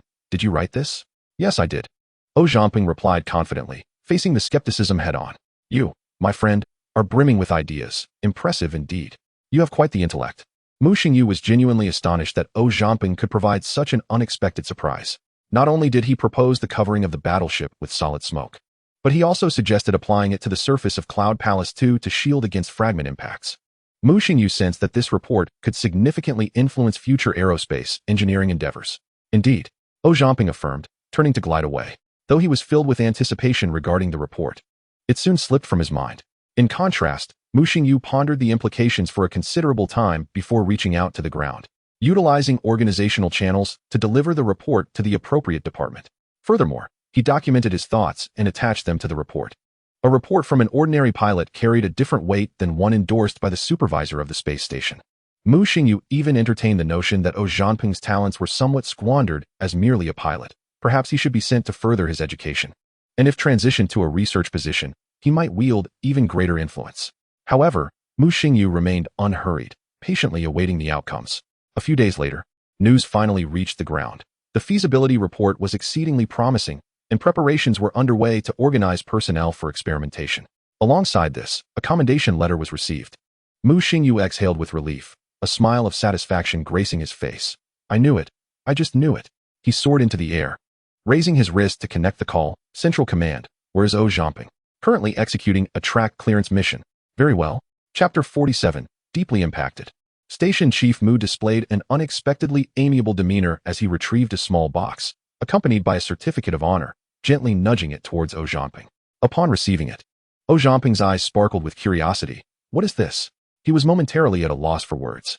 Prior to this, he had already received one first-class and one second-class award. The former for his daring entry into a fractured ship to successfully rescue trapped comrades, and the latter for his outstanding performance during the ship's defense and attack. Suddenly, he felt that the significance of those previous accolades had diminished. Well done, Mu Xingyu remarked with a smile. You've brought honor to our Yun Gonghao. At that moment, he was clearly imbued with a spirit of exaltation. Mu Xingyu beamed even brighter. No worries. Take your time to ponder. I have something to discuss with you. Please, go ahead. Mu Xingyu's spirits were soaring, reminiscent of a talent meeting a patron. You see, while pilots are indeed the pinnacle of our forces, I feel it would be a disservice to keep you here. I intend to recommend you for further studies. What do you think? Zhamping appeared troubled. Perhaps not. This left Mu Xingyu perplexed. But such a wonderful opportunity is something many would yearn for. Why are you hesitant? He had anticipated Zhamping would enthusiastically accept. Yet the expression on his face suggested otherwise. It's not that I'm unwilling, Zhamping quickly clarified. I appreciate your good intentions, but I truly do not possess the aptitude for that. Mu Xingyu was displeased. How can you say you lack the aptitude? Your report was quite well written. That is different. While I may have occasional flashes of brilliance, dedicating years in a laboratory is beyond what you think of me. Though Mu Xingyu wished to persuade him further, he hesitated upon seeing Zhamping's resolute attitude and finally conceded. Very well, everyone has their own aspirations. I shall not press you further. Thus, the matter of further studies was left unresolved. However, Mu Xingyu could not shake the feeling that something was amiss. In recent decades, aerospace had not retained its former prestige. Perhaps only a select few truly soared among the stars, and it was no exaggeration to say that many were exceptional scholars. From this perspective, Zhamping's knowledge should not be in question, yet why did he refuse? One cannot force a reluctant fruit to ripen. Mu Xingyu believed that without understanding the underlying reasons, mere persuasion would be futile. Rather than squander words, he resolved to investigate the matter at hand. Today's incident was a case in point. Zhamping remained unruffled, calm, and collected. I also heard that you declined. Ling Zhao's expression was clouded with displeasure. Yes, and what of it? Zhamping remained serene. I recognize it as an opportunity, yet I prefer to remain on the tracks. Why? Isn't research worthwhile? It is not that it lacks merit. Zhamping carefully chose his words, but I genuinely do not possess the aptitude for it. Ling Zhao could scarcely believe his ears. Is it possible? With your intellect, I would be the first to doubt your suitability. Ling Zhao paused, suddenly realizing. So, you've been affected by those people's criticisms? Partly, Zhamping replied. Ling Zhao was incensed. Tell me, does this even sound like human discourse? How can you tarnish the sanctity of our aspirations? Why don't you mention which school would be proud to have you? Enough, I know my own worth. Zhamping retorted. If you're not capable, then I'm even less so. Ling Zhao, too, possessed a keen self-awareness. Then why all this unnecessary chatter? Where did you hear such nonsense? I haven't confided in anyone. Zhamping suddenly sensed something amiss. Ling Zhao countered. Whether you spoke or not is irrelevant. I only know that the entire base is abuzz with this gossip. What's more, it would be better for you to just agree. Their relationship with others was decent, but with this incident, the future remained uncertain. Despite his reluctance to think it through, Ling Zhao understood the adage about tall trees attracting the wind. Trouble would likely follow. Enough. Enough? Zhamping waved dismissively. Let us not dwell on the inconsequential. Get some sleep. We have a mission tomorrow. You. Ling Xiao was furious. This is all for your own good, you know? Thank you. But it's unnecessary. Zhao Zhanping replied. I know how to take care of myself, so no need to fret. Good night. Yet, upon observing Zhao Zhanping, a myriad of thoughts robbed him of sleep. The young master was not as composed as he appeared. He continuously questioned himself. Was it truly a mistake to reject Mu Xingyu's goodwill? However, he quickly regained his composure. What may be sweet nectar for one could be poison for another. I shall follow my own path.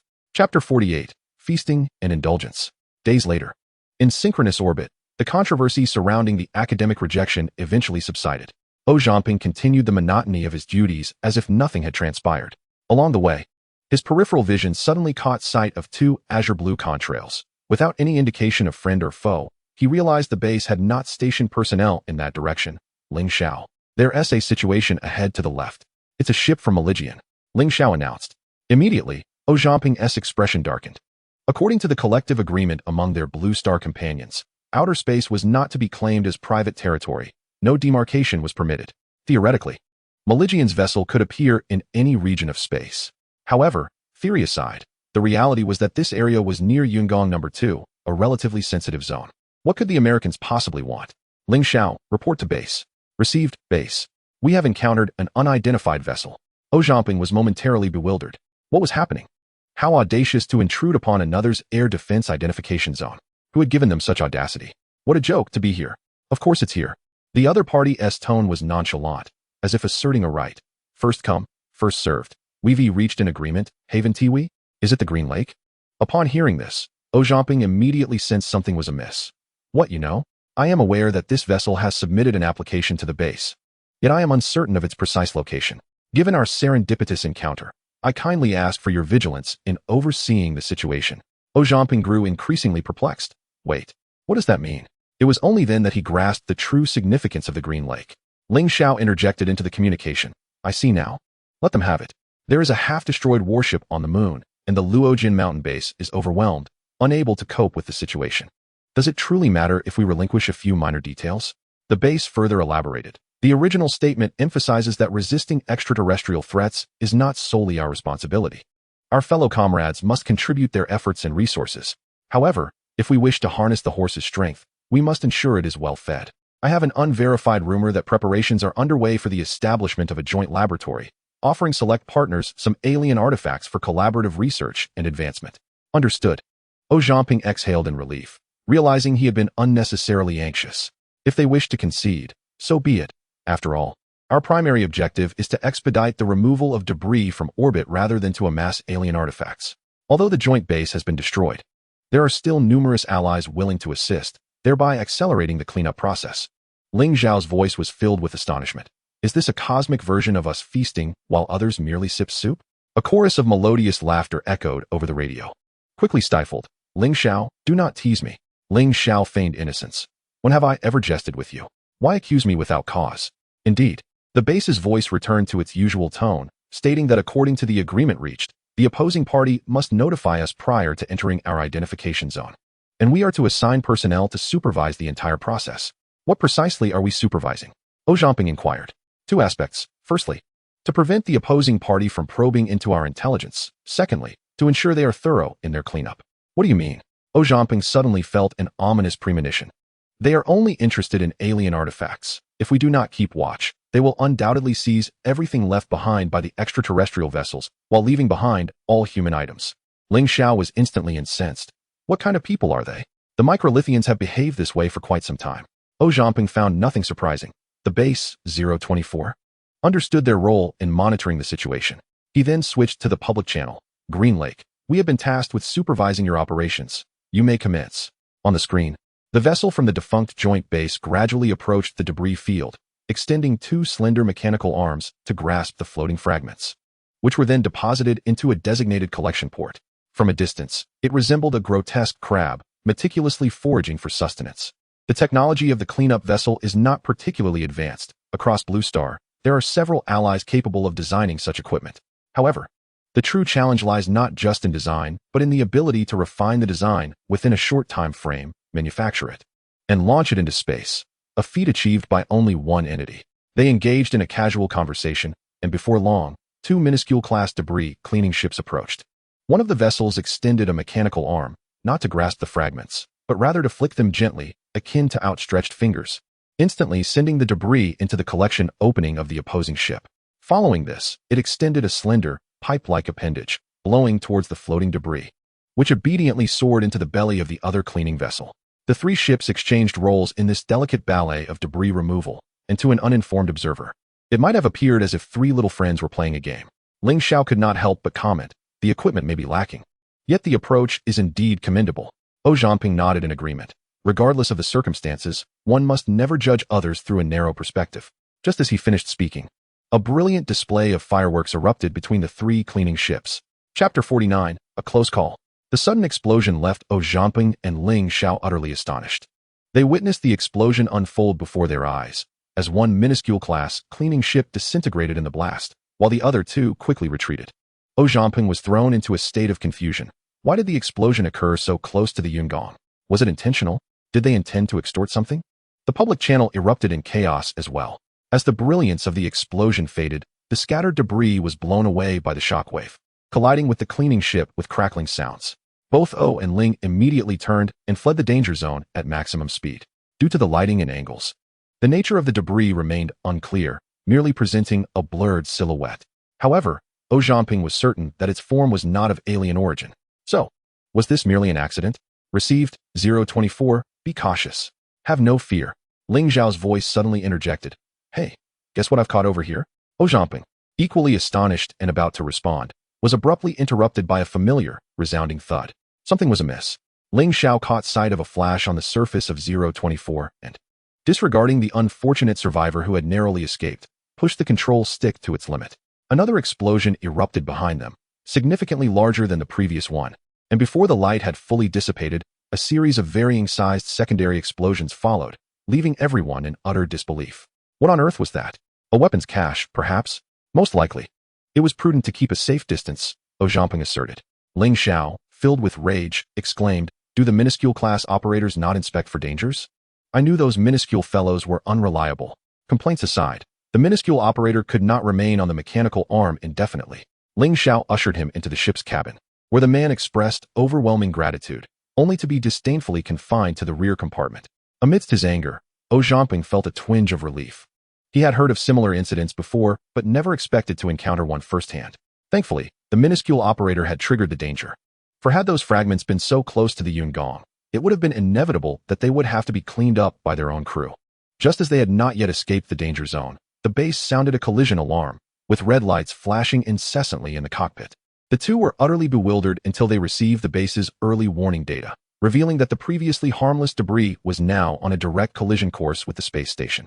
To everyone's astonishment, a fragment of the Green Lake vessel lay amidst the chaos. The incident transpired not far from the Cloud Palace, and time was running perilously short for the base. Ling Xiao felt an overwhelming urge to strike down those meddling little pests, cursing them for causing such turmoil.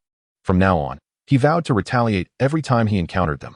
In a moment of desperation, Zhao Zhanping bellowed over the radio, Ling Xiao, fire at my command and obliterate the shaping shield. What? Ling Xiao was momentarily taken aback, but quickly regained his composure, responding, received. He swiftly maneuvered to the rear of the 024, aiming at the vessel's stern, and unleashed a barrage of fire. The shaping shield was part of the smoke column release system, designed to contain the meticulously mixed materials, allowing for the solid smoke to take form as it exited the vessel. Without this apparatus, the solid smoke would not emerge as a straight cylinder, but instead expand chaotically into a disordered mass. Ling Xiao discharged all his ammunition in one go, his voice tinged with undeniable urgency. This one do. We're still short of the mark. What has it turned into? Show me.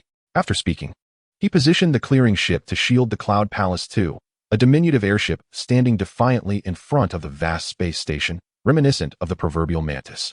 Yet, in the blink of an eye, an enormous volume of unknown liquid erupted from the rear of the clearing ship, expanding irregularly in all directions at a dizzying speed, coalescing into a mass several dozen meters in diameter.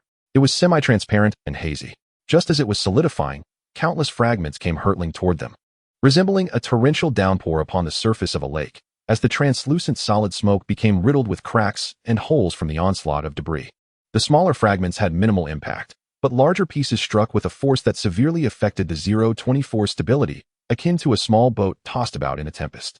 Zhao Zhanping gritted his teeth, desperately striving to stabilize their position, though his efforts seemed woefully inadequate. At that moment, a flicker of light caught his peripheral vision near the Cloud Palace too. It was but a fleeting distraction, yet upon closer inspection, he realized it was two assault boats firing upon the hastily departing clearing ship, destroying the shaping shield at its rear. The two clearing ships, unwilling to wait for the assault boats, executed a mutual collision, directly shattering the shaping shield and positioning themselves before the space station to release the solid smoke. The dispersing material rapidly spread, morphing into an irregular mass. Another clearing ship rushed in, but due to the incomplete detonation of the shaping shield, the surging solid smoke expanded on one side while gathering on the other, resembling a semi-transparent mushroom.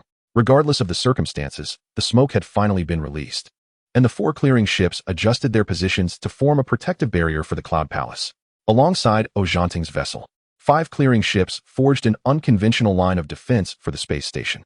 Just as the smoke wall took shape, a torrent of fragments crashed down upon them, resulting in a cacophony of impacts. As the two assault boats did not remain idle, risking destruction from debris, they surged past the defense line, launching an offensive against the large fragments, including the remnants of the Green Lake vessel. Shells and missiles flew in a counterattack, and a series of explosions ensued, shattering the large fragments. The one assault boat was struck on its side and forced to withdraw from the fray.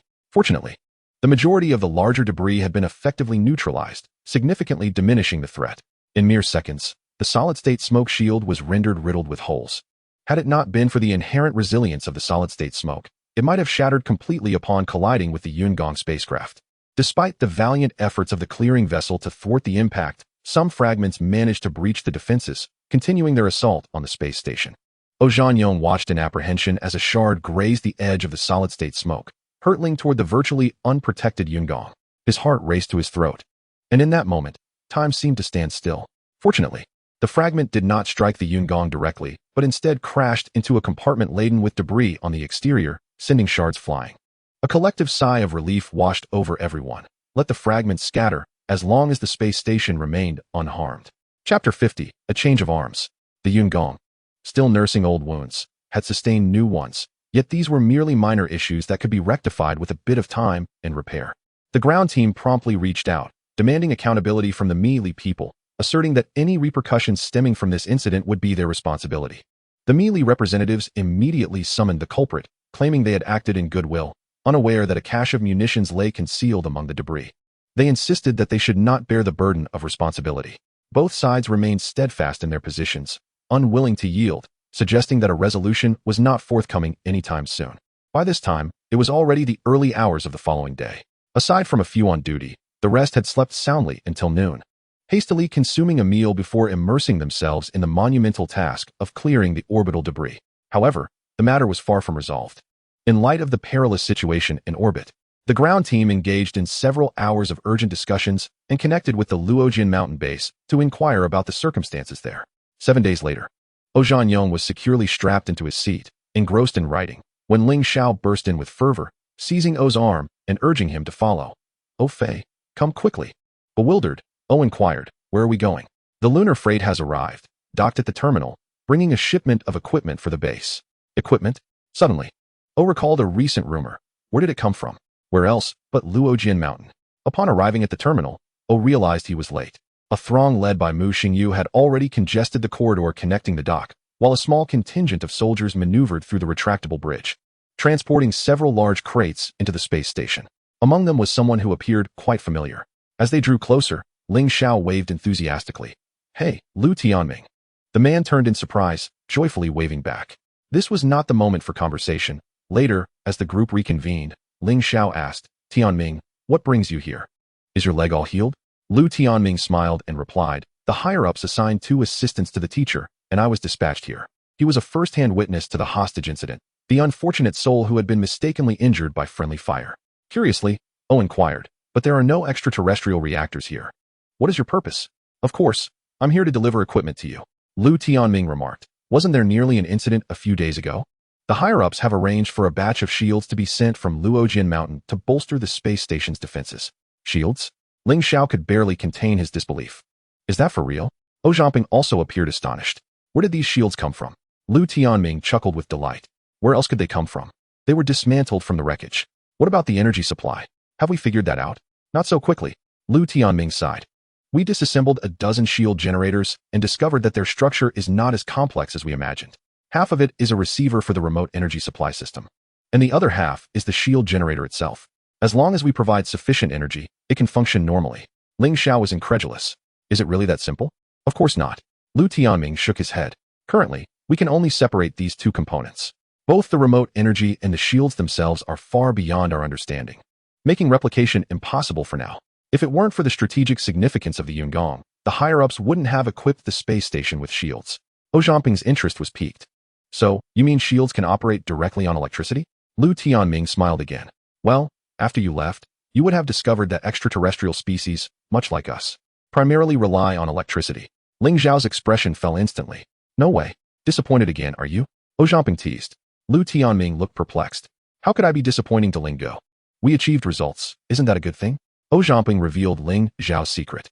He always believed that extraterrestrial technology had to be more advanced than ours, perhaps involving some high-tech antimatter or vacuum energy. You see? Oh, I expected something else. Lu Tianming realized. But what's the surprise? Aliens inhabit the same universe as us. Energy manifests in a few forms: light, electricity, or heat. There's no escaping this reality. As far as I know, their research on electricity surpasses ours significantly. Can't there be anything different? Ling Xiao asked, disappointment etched on his face. What difference do you want? I think electricity is perfectly fine, Zhangping replied. While it may not be the same technological paradigm, since aliens also utilize electricity, we can certainly find some valuable aspects to study and utilize, which is far superior to dealing with light or heat. If extraterrestrial beings relied on light or some other bizarre sources as their primary energy, we would have to reconstruct an entire technological system to harness their technology. Lu Tianming pondered before saying, we ascertained that the shields are force field generators rather than electromagnetic shields. Does that count? Ling Xiao immediately rolled his eyes. I don't want to talk to you. Zhangping laughed heartily. Forget him. Tell me, how do we use this? Do we connect the cables directly? That won't work. This device consumes a significant amount of electricity and must be powered by supercapacitors. Zhangping was slightly taken aback. Isn't that similar to an electromagnetic cannon? Indeed. Lu Tianming nodded. The space station is equipped with a reactor. Power supply is not an issue. I've also brought a batch of individual shields to ensure personnel safety in case of emergencies. Ling Xiao was dissatisfied once more. What about the airship? Unable to manage. The shield consumes excessive power. With the current battery technology, it can barely meet the demands of a single soldier's shield. When powered remotely, it can withstand 7 to 8 bullets, but when using batteries, it can only block 2 at most. The large-scale force field generator is even more demanding, requiring a reactor for power. Ling Xiao felt even more disheartened. Well, it is better than nothing. Greed leads to overreach, aptly describing individuals like you. Zhangping remarked that this equipment is already on par with extraterrestrial standards. Zhangping and Ling Xiao exchanged glances, wondering if all usable alien equipment had been dispatched to Tiangong too. Suddenly, Ling Xiao had an idea. What if we use a plasma cannon to clear the debris? Yet again, the old issue arose. Lu Tianming shrugged, stating that without resolving the issue of remote power supply, it could only serve as a fixed artillery platform. One cannot simply install a reactor on a spaceship, can they? Indeed. Ling Xiao sighed. Just as they were in high spirits, a faint vibration surged through Zhangping's arm. Zhangping, the director is calling. Chapter 51, Beneath the Deep Sea Blue Star. Central Pacific Ocean. As the northern regions endure the harsh winter, the ocean remains stiflingly warm. A research vessel from the Summer Nation slowly comes to a halt. Following the command, a small submarine submerges into the sea, descending from shallow to deep waters. Initially, the surroundings are visible, but before long, darkness envelopes the exterior, leaving no trace of light. Only the submarine's lights illuminate a small patch of seawater. Since the extraterrestrial spacecraft plunged into the ocean, navies from various nations have converged here, showcasing their prowess in searching for the wreckage. However, after several months, not a single finding has emerged. Early on, the partners on Blue Star collaboratively sealed off the information. To date, only a select few are privy to the truth. The majority of the public is led to believe that a group of small celestial bodies passed by Earth, destroying 2 major space bases, causing significant losses to 2 fleets in the process of neutralizing these small celestial entities. After nearly an hour of continuous descent, the submarine finally reaches the seabed. Under the lights, a barren ocean floor unfolds. The driver, Ma Hao, furrowed his brows in astonishment. Mother ship, I have arrived at the seabed, but something feels amiss. I recall this area being a manganese nodule mining site, yet there is nothing here now. This is not his first visit. He had previously conducted research here, which is why he was summoned to reassess the situation. Moments later, he received a transmission from the mothership. "Hai Long, are you certain this is the seabed?" "Absolutely certain." The submarine moved forward slowly, its lights sweeping across the ocean floor. Suddenly, Ma Hao's gaze sharpened. "Mothership, there are peculiar markings on the seabed, very orderly. I cannot discern what has left them." "Are you sure?" The submarine tracked the traces on the ocean floor, but then Ma Hao abruptly heard a frantic shout. "Hai Long, emergency ascent, quickly." "What?" Ma Hao questioned whether he had misheard. Wasn't he sent here to survey the situation? Why the sudden order to ascend upon discovering something unusual? After a brief hesitation, the submarine just crossed a ridge, and the sight before Ma Hao startled him greatly. A colossal squid, its eyes shimmering with an eerie luminescence, crawls across the ocean floor. Its 8 elongated tentacles sweeping through the seabed, promptly enveloping manganese nodules. Beside the squid, a gigantic crab with a deeply indented carapace rests, while tentacles hover above it. As manganese nodules rain down onto the crab's back.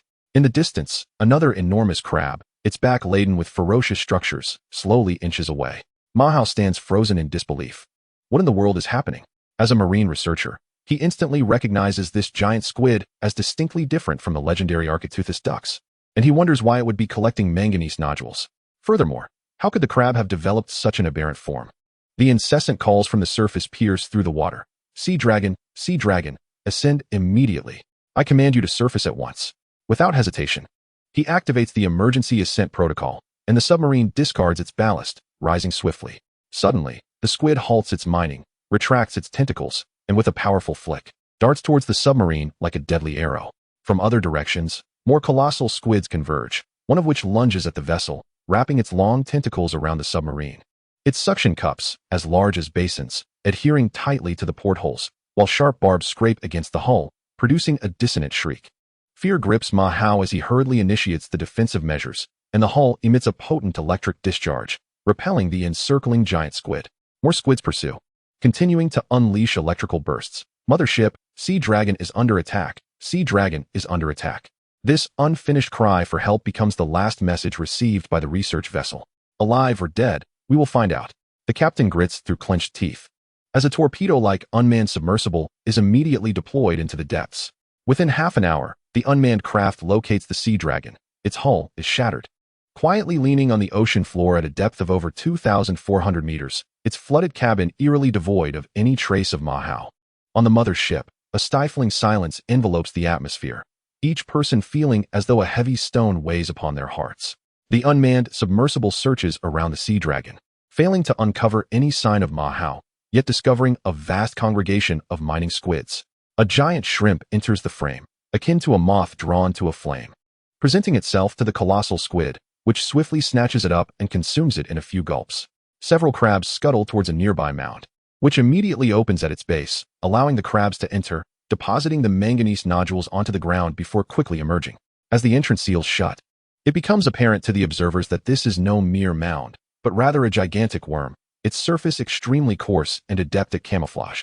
Not far away, the tail of another worm quivers violently, stirring up tumultuous currents, and shortly thereafter, it expels an irregular mass that glimmers with a silvery metallic sheen under the light. A giant sea spider comes into view, but the image soon shakes violently, followed by a loss of signal. The military promptly declares the incident zone a restricted area, prohibiting all vessels and aircraft from entering without authorization, lest they face dire consequences. Half an hour later, the Cheongzhou aircraft carrier battle group arrived, and the command at the scene was transferred to the military, ordering the research vessel to depart immediately. Several helicopters took off, deploying multiple unmanned submersibles from various positions. 40 minutes later, the submersibles confirmed that the distribution range of the giant squid extended nearly 100 square kilometers. However, within this expanse, no trace of the extraterrestrial spacecraft was found. It was possible that the vessel was not in this maritime area or was concealed beneath the ocean floor. Those with even a modicum of understanding could surmise that the colossal marine creatures were undoubtedly genetically modified by the alien species, and at this moment, they were gathering minerals for their extraterrestrial masters. Thus, the alien entity must be hidden somewhere beneath the waves. With the location of the aliens still elusive, two distinct opinions emerged in the capital. One faction advocated for the immediate eradication of all giant marine creatures to impede the aliens' resource-gathering efforts. The other faction suggested a more cautious approach, advising to refrain from action and instead trace the clues to locate the extraterrestrial vessel. Otherwise, once they initiated an attack, finding any leads on the aliens would become exceedingly difficult. As night fell over Huaxiong City, Zhangping ambled through the bustling streets.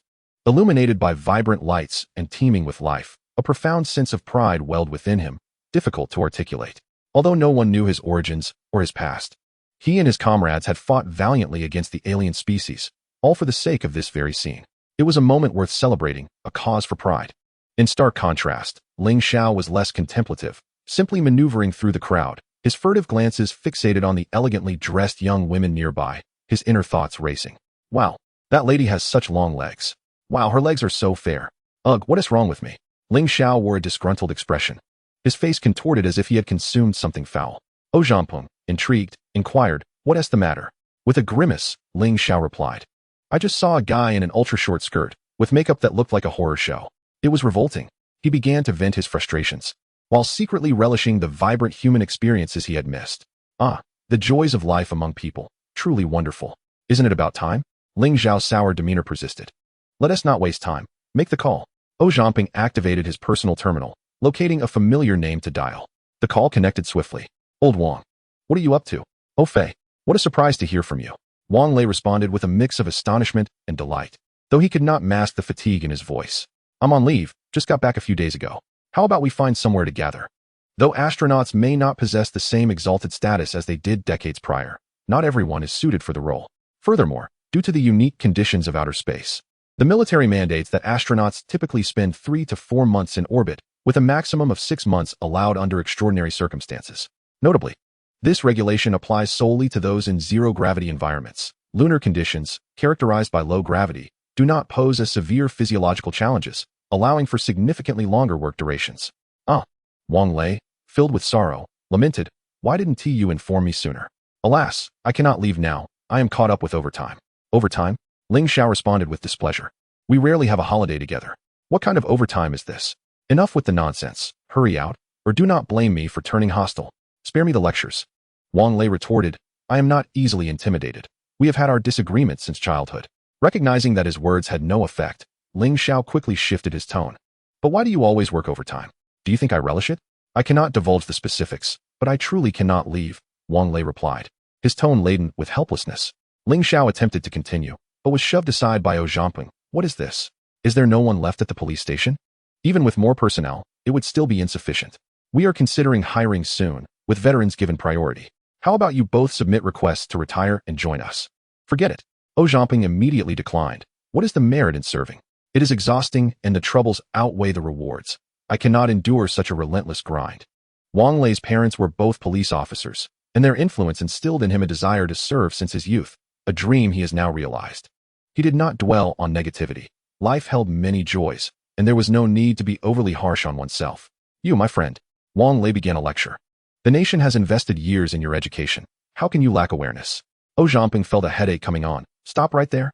We are also dedicating our prime youth to our country. Kindly choose your words wisely. You seem to be aspiring towards a political career with such high rhetoric." Wang Lei chuckled heartily. "I shall not engage further. I truly have matters to attend to."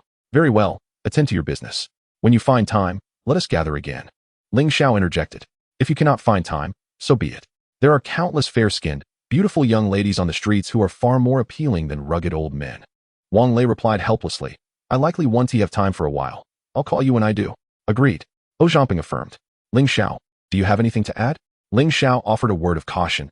"Take care of yourself. Even if you have to work overtime, do not overexert yourself. You are still young. Do not wear out your body." "Who are you underestimating?" Wang Lei protested. "While I may not compare to you two, my physical condition is certainly sound." Though he boasted, he was merely average among ordinary people. In contrast, Zhangping and Ling Xiao possessed the physical prowess of astronauts, far surpassing him. Their extraordinary abilities stemmed from both inherent factors and rigorous training.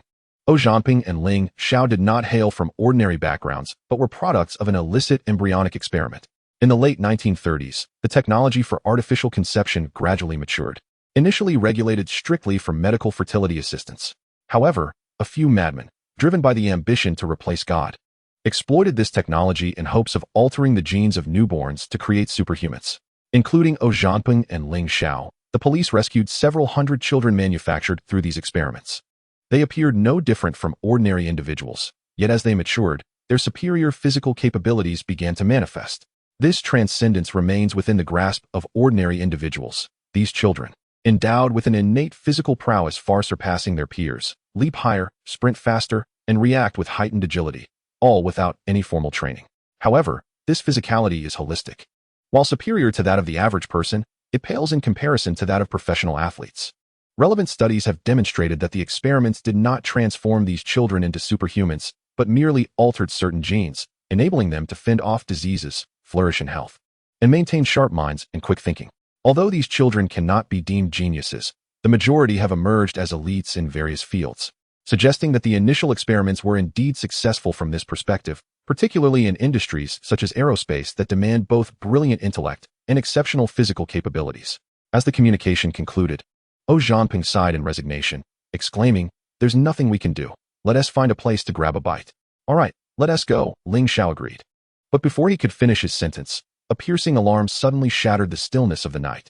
Chapter 53, The Deep Sea Behemoth. Purely out of professional instinct. The moment Zhangping heard the alarm, he instinctively bolted forward, only to halt after taking a significant step. This was not the base. Where could he possibly run? Ling Xiao, too, whose body often reacted quicker than his mind, dashed out only to stumble and nearly fall flat. Observing the pedestrians on the street, they continued their activities, seemingly unfazed. However, this characterization was not entirely accurate. Some remained indifferent, while others whispered among themselves, inquiring about the unfolding situation, and a few checked their personal terminals to see if it was a special date. Nonetheless, no one perceived this as a genuine alarm. Regaining his balance, Ling Xiao began to harbor doubts. What is this alarm even for? I have no idea. Zhangping replied, bewildered. Should we find a place to hide? Ling Xiao glanced at his terminal. No news. Perhaps it's unnecessary? No sooner had he spoken than 3 flares suddenly illuminated the distant sea, casting a bright glow over the water. Moreover, a frigate sliced through the waves not far from the shore. Zhangping squinted into the distance, watching as the warship grew rapidly larger in his view. To his astonishment, he witnessed something launch from the ship's stern, plummeting into the water, followed by a series of explosive geysers erupting from the sea, one, then another. "Oh fei," Ling Xiao interrupted Zhangping's observations. "What are you looking at?" Before Zhangping could respond, the phones and terminals in the hands of the bystanders lit up en masse, and they too were no exception.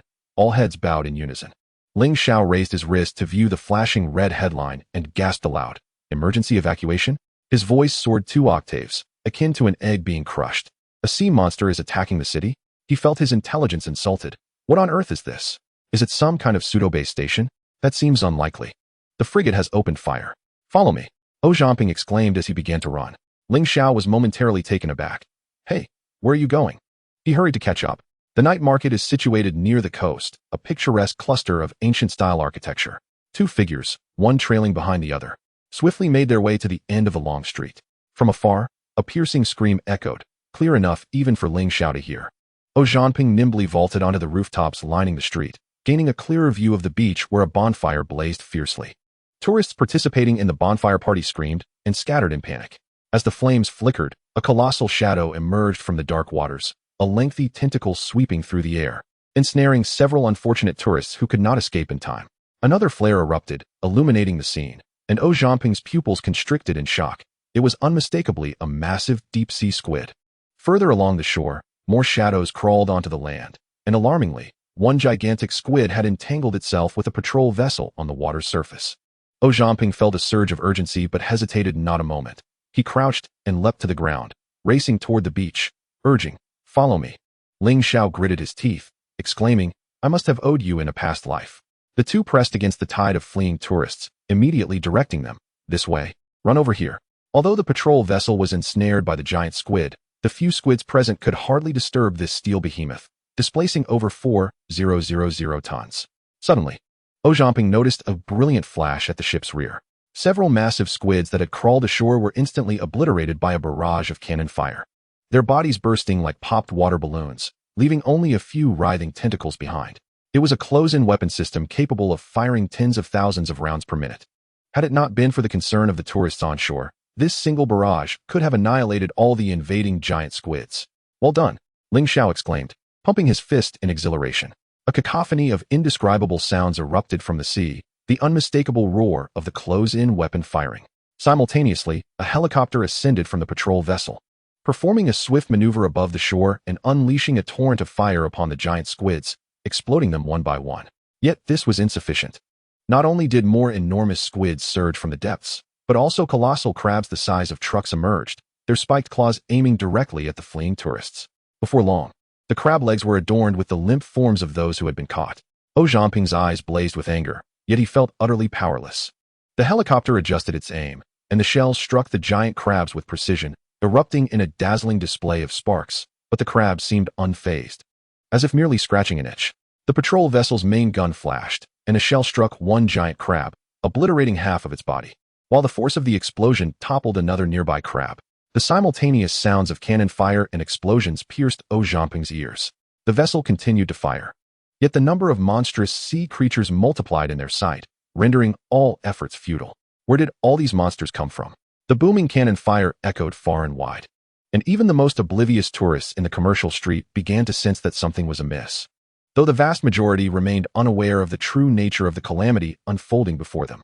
In a moment of crisis, numerous individuals stepped forward, including police officers and public officials who received urgent orders, as well as concerned citizens. Together, they endeavored to evacuate the throngs of people. The consequences of a giant squid breaching the commercial district would be unimaginable.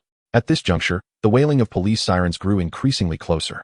Splitting into two squads upon reaching the beach, a few rushed toward the shore while the majority hastened to the commercial area to disperse the crowd with utmost urgency. On the beach, a colossal crab raised its spiny leg, poised to strike at the unsuspecting populace. Just as the crab's limb was about to pierce through the innocent bystanders, a police armored vehicle collided forcefully with the giant crustacean, producing a resounding thud as the crab staggered and toppled to the ground. The weight of the crab remained a mystery, but the armored vehicle emerged victorious from the encounter.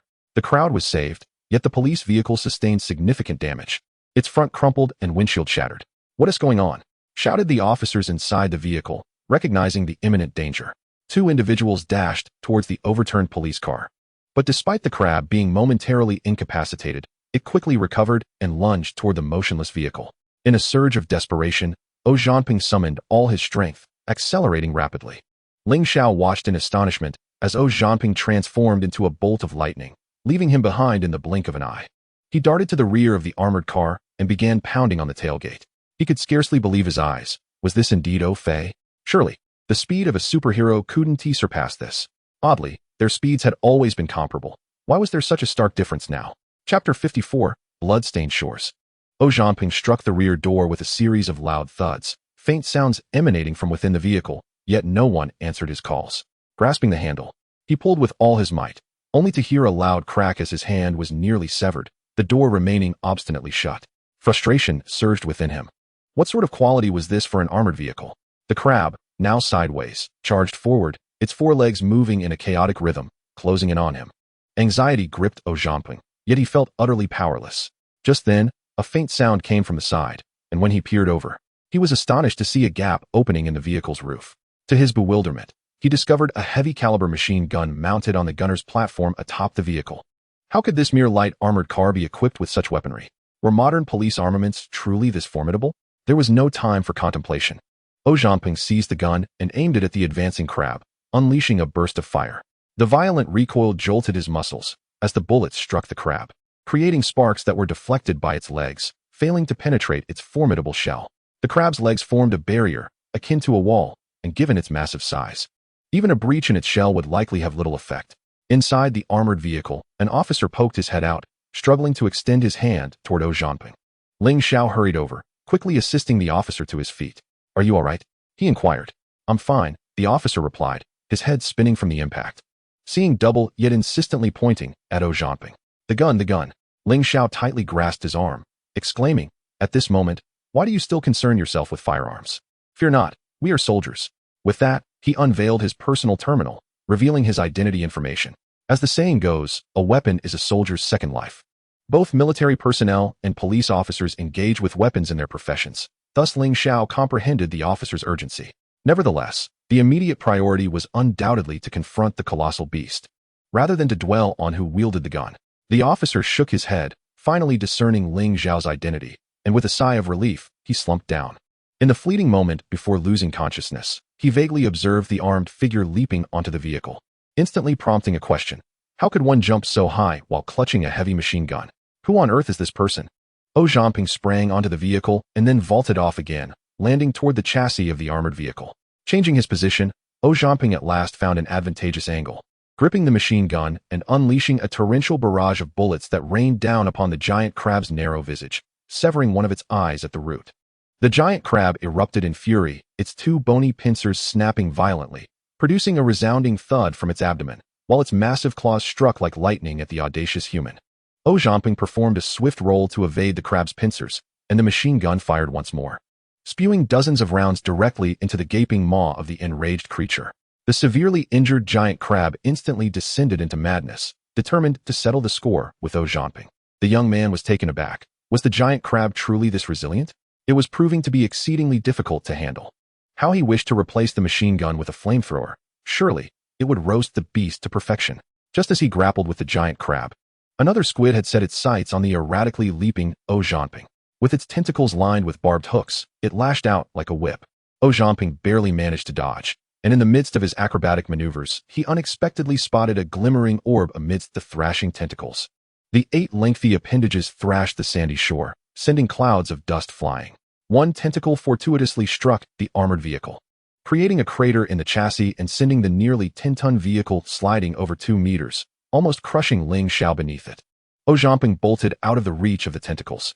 However, the giant crab, intent on besting Zhao Jianping, did not share such fortune and was struck squarely on the head by a tentacle.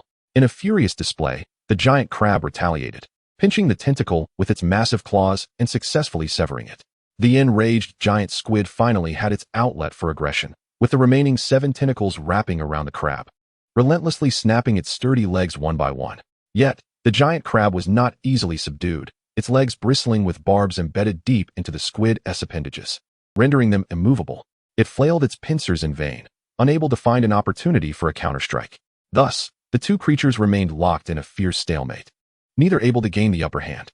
Zhao Jianping retreated behind the armored vehicle, his eyes widening in astonishment. Ling Xiao peeked out, observing, "Why is it turning on itself?" "Different species, inevitably," Zhao Jianping replied. Ling Xiao, filled with curiosity, inquired, "Who do you think will ultimately prevail?" "Who cares about victory?" Zhao Jianping retorted. "It would be best if they both perished.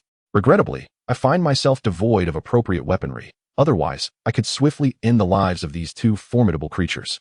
As Zhao Jianping's machine gun grew heavy in his hands, he lowered his gaze and discovered that the unconscious officer had inexplicably regained consciousness, seizing the gun with an expression brimming with determination.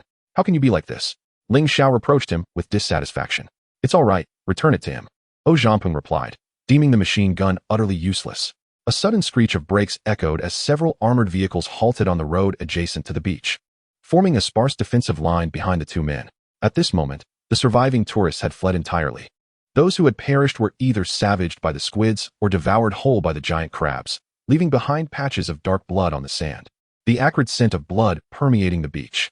The warships on the sea, no longer restrained, unleashed a barrage of fire upon the shore.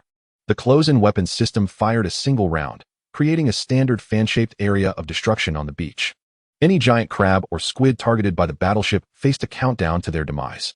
However, protected by their hard shells, the giant crabs demonstrated a superior resilience, their numbers increasing onshore while the squids dwindled. Consequently, the main gun of the escort vessel fired again, methodically eliminating the marauding giants on the beach, finally curtailing the onslaught of the colossal sea monsters. A contingent of officers stealthily approached, swiftly rescuing the officer trapped in the vehicle, while O and Ling seized the opportunity to withdraw. In other directions, personnel were also on watch but failed to locate additional survivors. Had it not been for the armored vehicles providing cover, and Zhao Jianping drawing the attention of the crab and squid, the officer in the vehicle might have met a tragic fate. The escort vessel continued its relentless bombardment, yet the firepower of a single warship was ultimately limited. Within a minute and a half, the sporadic close-in fire had exhausted its ammunition. Soon after, the main gun fell silent as well. The ship still possessed 8 vertical launch systems, equipped with a variety of missiles for various ranges and altitudes, yet none suitable for this dire situation. The number of deep-sea monstrosities surging onto the beach continued to swell, their front line encroaching upon the roadway. Chapter 55, Covering Fire. The situation grew increasingly dire, and with a command from the on-site commander, all officers opened fire simultaneously. Although Zhao Jianping and Ling Xiao were military personnel, they found themselves unequipped, and the police had no surplus weapons to lend. The two elite combatants could merely watch in anxious frustration. Behind them, the commercial street was devoid of any human presence, illuminated only by the vibrant lights that cast a glow over the chaos. Yet everyone understood that no matter how swiftly the police acted, they could not evacuate all civilians in such a short span of time. There were surely individuals hiding in the shadows. Moreover, the commercial street led directly into the main urban area of Huaxiong City. Should the sea monsters breach the defenses and enter the city, the consequences would be unimaginable. Nonetheless, police equipment was never designed for lethality. The barrage of bullets was hardly more than a mere tickle. The few large-caliber machine guns available constituted the most crucial points of firepower in the defense line. Suddenly, Zhao Zhangping's gaze fell upon a truck parked by the street, transporting liquefied gas canisters. He licked his lips, abruptly abandoning Ling Xiao and charging forward. Ling Xiao nearly collapsed, exclaiming, "What do you expect me to throw? Do you think I am Superman? Then go carry the canisters." Zhao Zhangping cast a sweeping glance, and his gaze fell upon a car with its 4 doors wide open at the roadside. In a flurry of urgency, he dashed over, and with a hefty gas cylinder, he struck the rear window with a forceful crash, causing half of the canister to plunge through the glass. Although the keys were still inside, the car's high level of intelligence rendered it inoperable without the requisite biometric identification. In a moment of desperation, Zhao Zhangping shifted the vehicle into neutral and, with great exertion, pushed the car onto the roadway. Ling Xiao, burdened by a liquefied gas canister, hurried over, equally breathless. The two of them, united in their efforts, managed to push the vehicle across the street and onto the sandy beach. However, the wheels sank into the sand, rendering them immobile, and with the monstrous creature advancing, they had no time to continue their struggle. Without a hint of hesitation, Zhao Zhangping signaled to Ling Xiao to retreat immediately. The armored vehicle reversed over 100 meters, establishing a new defensive line in the commercial district. "Fire!" commanded the officer, and all officers opened fire upon the gas canister on the road. Amidst the cacophony of gunfire, bullets pierced the canister, releasing a torrent of gas that sent the cylinder soaring 2 to 3 meters into the air. Yet, to everyone's dismay, there was no explosion. The police were not equipped with incendiary rounds, a fact that left the crowd utterly disheartened, even inciting extreme emotions. The on-site commander incessantly ordered the officers to continue firing. Bullets rained down upon the canister and the giant crab, creating sparks that finally ignited the flammable gas. With a resounding thud, a spark rapidly spread, transforming into a towering wall of flames that engulfed the oncoming giant squid. The ferocious shockwave overturned the giant squid on the beach, abruptly reversing the tide of the confrontation. The police's defensive line also bore the brunt of the shockwave. The armored vehicle rattled violently, and once the shockwave subsided, fragments of the gas canister were found embedded in the vehicle. Fortunately, everyone had either taken shelter inside the vehicle or behind it, averting casualties. As the flames dissipated, the half-cooked giant crab stumbled across the road, while the charred squid lay motionless on the pavement, its tentacles twitching sporadically. The unique aroma of seafood mingled with the scent of charred flesh and gunpowder, permeating the air. Ling Xiao patted his stomach and swallowed hard, suddenly feeling a pang of hunger. Yet, humanity had only temporarily gained the upper hand, as more sea monsters ascended the still scorching road. The squid writhed in discomfort while the giant crabs, with their tough shells and spiny legs, moved swiftly, colliding with one another amidst the crackling of broken spines. The swarm of crabs advanced across the road, encroaching upon the urban area. One officer swallowed hard. "Are there any more gas canisters?" Zhao Zhangping pursed his lips, about to suggest a retreat to the urban center to ignite the commercial district as a barrier against the foes when he suddenly heard a familiar whistle overhead. Instantly invigorated, he seized Ling Xiao. "It's coming, it's coming." Ling Xiao, caught off guard, wriggled free after several forceful slaps. "What's coming? Is it your auntie?" No sooner had he spoken than he too heard the sound from above, and immediately felt a surge of excitement. "It's coming, it's coming." The officers present all lifted their heads to the night sky, where streams of luminous trails descended from above, and dense shells thunderously rained down into the swarm of crabs. The explosions of liquefied gas were mostly flames, while the detonations of large-caliber shells produced only fleeting bursts of fire, accompanied by shrapnel and shockwaves. In an instant, the earth trembled, squid were shattered, and giant crabs were sent flying. Even those sheltered within armored vehicles felt an apocalyptic sensation, an overwhelming feeling that defied expression in any cinematic or literary form. Truly, the god of war reigned supreme. The barrage came swiftly and departed just as quickly, leaving the beach utterly deserted, with not a single intact sea creature in sight. Before the might of heavy artillery, the officers on the front line and the warships on the surface of the sea were reduced to mere spectators. Yet, this was not the end. More fish and crabs stubbornly crawled ashore.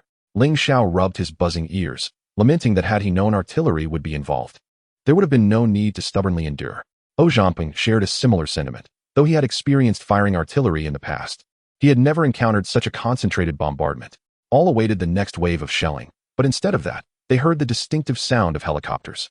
As the monstrous army surged across the road once more, a squadron of 4 helicopters formed a diagonal formation, followed by a second and third squadron. Dozens of armed helicopters traversed the beach from one end to the other, unleashing their cannon fire and rockets upon the hordes of sea monsters.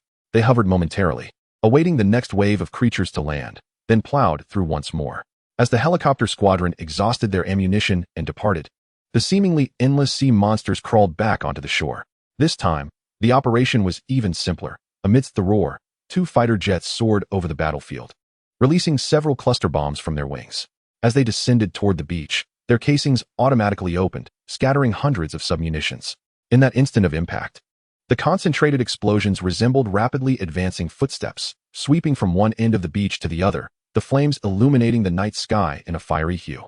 Sea monsters, if unleashed in ancient times, would have ravaged the globe. Yet, before the modern military equipped with advanced weaponry, no matter the variety of fish, turtles, shrimp, or crabs, they faced inevitable annihilation.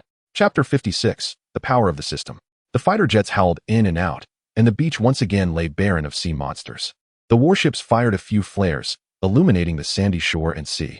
As far as the eye could see, there were squids in a muddy mess and shattered giant crabs, dismembered limbs, and shells scattered everywhere. Even the armored vehicle, which Zhao Zhanping had used as cover, was struck by half a giant crab, landing with a thud at their feet. Unidentified substances from the crab shell splattered everywhere, emitting an odor that was both fishy and foul, almost beyond description. Ling Xiao attempted to find humor in the situation. What a pity the crab is ruined. What do you think?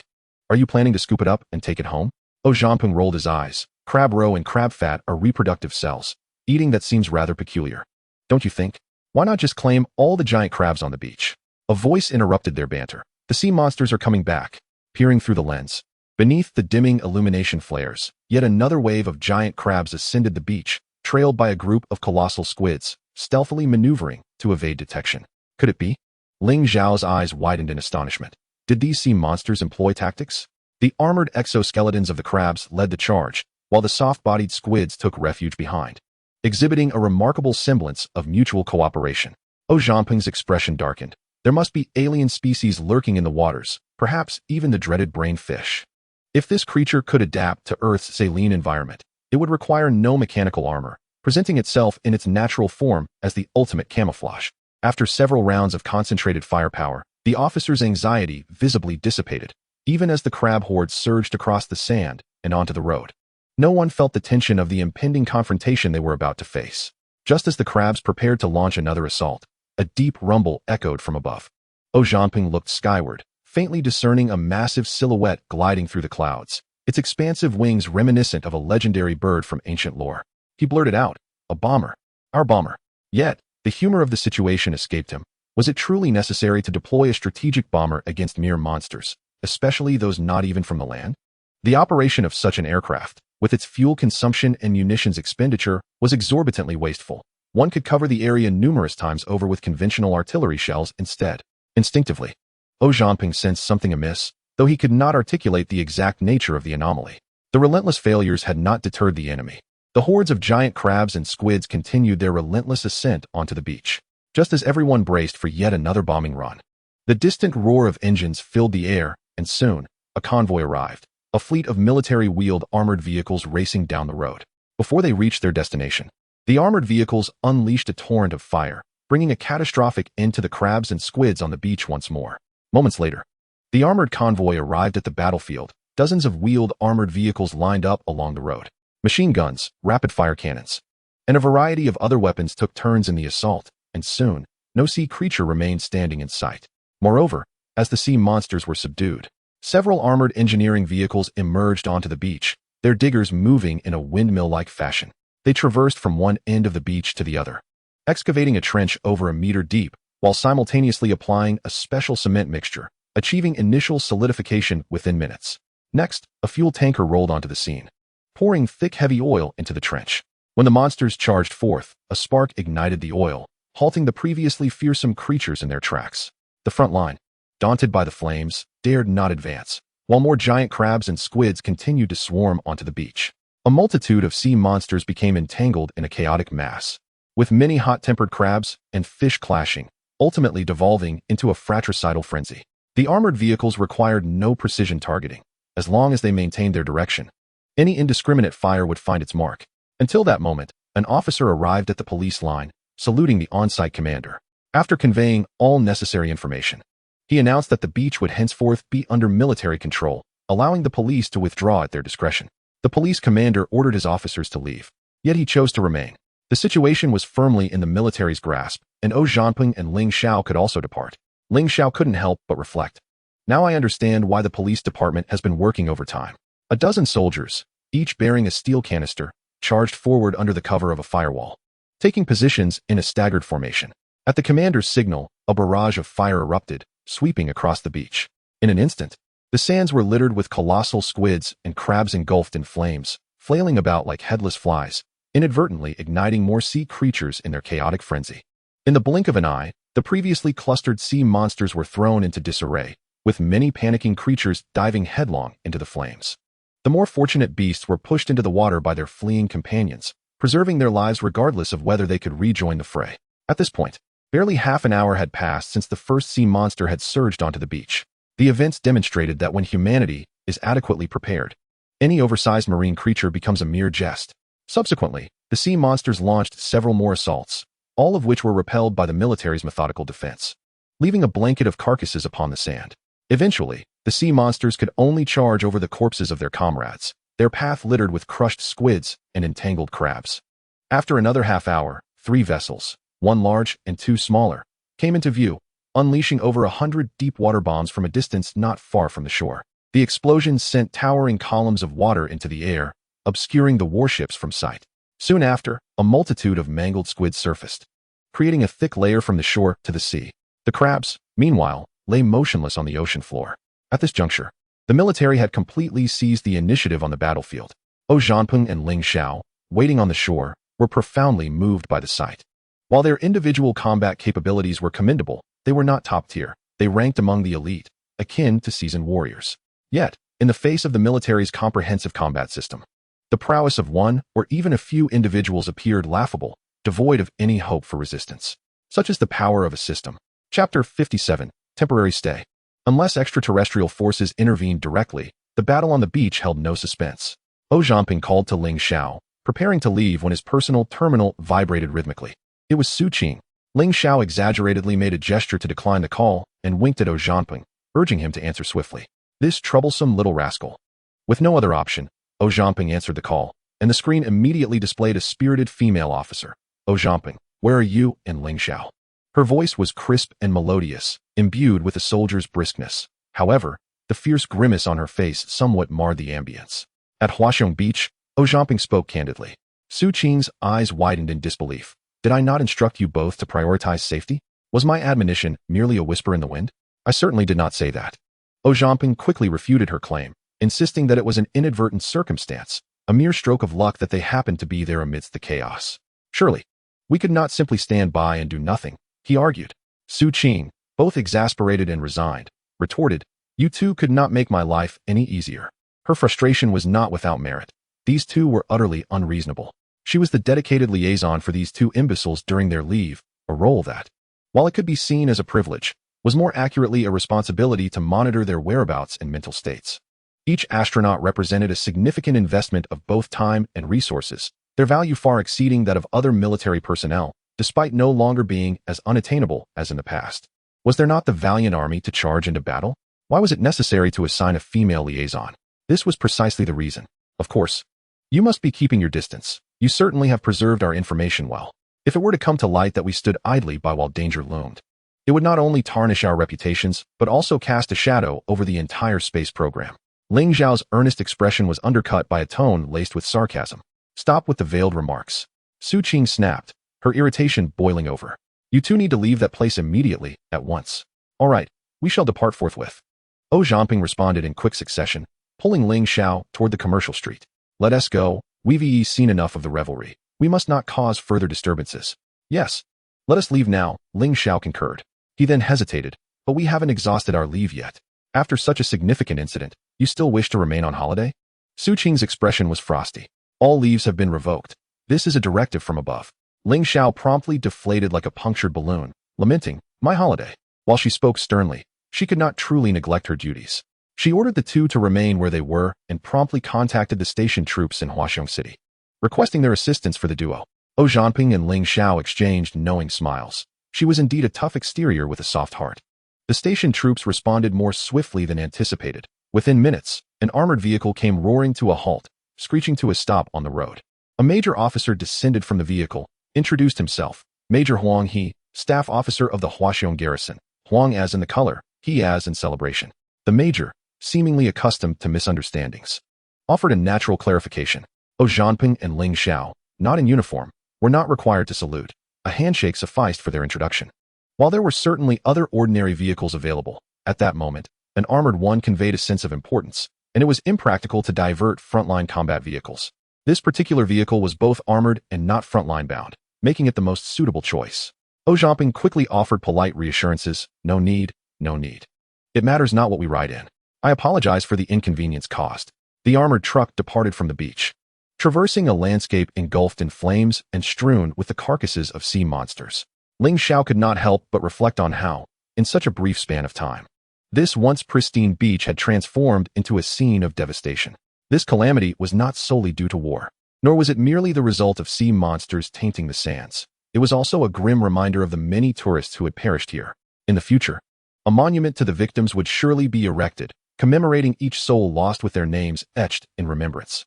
As the armored truck left the shoreline and entered the city, it was evident that this hour typically marked the tail end of the evening rush. Streets and alleys would usually be bustling with vehicles, but now the urban area had long been under military control, leaving the thoroughfares eerily deserted, devoid of both pedestrians and cars.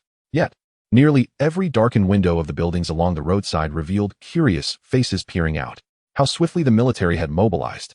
The armored truck rumbled through the streets, passing intersections manned by fully armed soldiers and officers, likely alerted in advance by orders. The truck sped along its route with unimpeded momentum. This is indeed a different kind of night, Ling Xiao remarked, prompting laughter from the group. Under normal circumstances, no vehicle from any department could attain such velocity on city roads. It was as if the streets belonged solely to them. Just as the major was about to speak, a sudden cacophony of gunfire erupted ahead, punctuated by a series of explosions. Faces turned pale in unison, and Zhao Zhanping snapped to attention. Major, has the Yuxiong River deployed troops? The Yuxiong River flowed southward through Huaxiong City, although shallow. It was now a pathway for squid to crawl ashore. Depth was no longer a concern. The major's expression turned grave. Yes, but the main forces are at the beach. Implicitly, he indicated that manpower and equipment were woefully inadequate. Suddenly, a frantic voice crackled over the radio. Command, we request support at the Kaishiong Bridge. We request support. The flickering flames illuminated the bridge spanning the river, revealing a horde of colossal squids and crabs surging towards the bridgehead. While the armored vehicle's artillery felt alarmingly feeble amidst the throng of sea monsters. Huang He, his brow furrowed, whispered, we cannot proceed ahead. Xiao Yuan, can we take a detour? The driver replied with determination, absolutely. With a swift turn of the steering wheel, the truck veered northward, pressing the accelerator to the floor. The Yuxiong River, flowing from north to south into the sea, was now a battleground as the monstrous sea creatures breached the city, likely navigating upstream against the current. At this moment, the truck had to outpace the monsters in the river, racing against time to cross the Yuxiong River before the creatures could sever their route. As the armored truck ventured further, the collective gaze of its occupants turned back towards the Kaishiong Bridge, each harboring an unspoken weight in their hearts. Damn it! Zhao Zhanping slammed his fist against the door with a thud, exclaiming, I've never felt so impotent in my life. The armored truck was the closest friendly unit to the Kaishiong Bridge, yet despite receiving a distress signal, the occupants could do nothing but hastily retreat from the battlefield. Was there anything more disheartening? If only we had the equipment, they lamented. Ling Xiao was dejected, completely devoid of his usual spirited demeanor. Although the base was well equipped, Su Qing seemed intent on confining the two of them, and it was improbable that they would be allowed out again. It was hardly surprising, though. Zhao Zhanping remarked that their anxiety was unfounded. With so many troops stationed, did their presence truly matter? Ling Xiao scratched his head. While personnel were certainly abundant, having someone to lend a hand was undoubtedly more advantageous than merely standing by. Huang He remained silent, discreetly shutting off the radio. It was not that he wished to withhold support, but rather that the responsibilities he bore made it impossible for him to withdraw mid-mission. As they spoke, an armored truck sped ahead, racing against the sea monster, poised to cross another grand bridge spanning the river. The bridge was adorned with decorative lights, illuminating the banks of the river. Zhangping clearly observed the river teeming with swarming squid and marauding crabs. If the truck delayed even a minute longer, it would surely be overtaken by the sea monster. Glancing into the distance, he noted the fierce firepower at the foot of the Rainbow Bear Bridge. Yet anyone with a modicum of military knowledge would recognize that such intensity could not be sustained. With a resounding boom, a water column erupted, instantly clearing a vast stretch of the river's surface, sending shattered fish and crabs flying. The sheer size of the colossal squid and crabs meant that many appeared unharmed yet lay lifeless in the water moments later. Even the bridge trembled violently from the explosion, as if it might snap at any moment. The occupants of the vehicle felt as though they were enduring an earthquake of magnitude 8. Yuan Liming slammed the brakes, halting on the bridge, and dared not proceed further. The tremors came swiftly and departed just as quickly, and as the shaking subsided, Yuan Liming immediately sped away from the bridge. The crisis at the Rainbow Bear Bridge seemed to have been alleviated, and everyone felt a slight easing of tension. Unable to contain his curiosity, Ling Xiao inquired, "That barrage just now, it must have been at least 155 millimeters, right? Major Huang, may I ask how our station forces intend to address the issue at Yuxiong River?" Huang He shook his head. "This is a new situation, and we have no information on that front. However, all available combat forces have already been committed to the battlefield. There are no reserves left." Zhangping was taken aback. "Is the situation that dire?" Huang He replied, "I can only say it is more severe than anticipated. There are too many landing points, each requiring personnel, and the ammunition expenditure is substantial." "Was no support arranged?" Zhangping questioned. "Support has been arranged, but it will take at least 2 hours to arrive," Huang He explained. Zhangping could scarcely believe his ears. "So slow? Are our allies that far away?" Huang He clarified, "It's not about distance. The situation here is not yet urgent, so reinforcements were prioritized for other fronts." Zhangping's mind struggled to comprehend. Other fronts? Is the scale of the sea monster's assault that considerable? Huang He candidly responded, "I cannot say for certain about distant areas, but several nearby cities are also facing sea monsters, and their scale is significantly larger than ours." Ling and O exchanged glances, unable to fathom the number of colossal squids and crabs that would be required to launch simultaneous attacks along such an extensive coastline. It was indeed intriguing. Zhangping entered a contemplative state, wishing to discuss a few matters with Ling Xiao, yet he hesitated, mindful of the presence of outsiders. The existence of extraterrestrial species within the Space Force was no longer a secret, but did the ground forces possess knowledge of this information? If a leak were to occur inadvertently, it would be most unfortunate. While lost in thought, the truck turned a corner, its headlights illuminating the swaying figures on the street. Yuan Liming instinctively slammed on the brakes, the harsh sound of friction echoing as the heavy truck came to a halt in the middle of the road. A crowd immediately gathered, crying out for help, exclaiming the presence of a monster, and that their mother was still inside the station. The occupants of the truck were momentarily bewildered, with Huang He feeling particularly torn. Fortunately, nearby officers rushed to the scene, quickly dispersing the crowd, blocking the road, and promptly reporting the situation to the station military. A team of officers charged into the subway station, with a significant number of civilians emerging in their wake. Zhangping's eyes widened in disbelief. He was eager to inquire of Huang He just how many individuals they had accommodated within the station. Unbeknownst to him, due to the sudden nature of the incident, the order received by Huaxiong City was to enter a state of emergency immediately, halting the movement of personnel, essentially requiring them to settle nearby as soon as the news arrived. At that moment, numerous public spaces such as shopping malls, train stations, hospitals, and subways were filled with large crowds, and what lay before them was merely the tip of the iceberg. The crowd had yet to disperse, and the truck remained stranded in the middle of the road. Through the open window, Zhangping faintly heard calls for assistance over the officers' radios. Another team of officers dashed into the station, their resolute figures vanishing into the corridor in an instant. A sudden wave of concern washed over Zhangping. Could the officers' weapons possibly suffice against a giant squid or crab?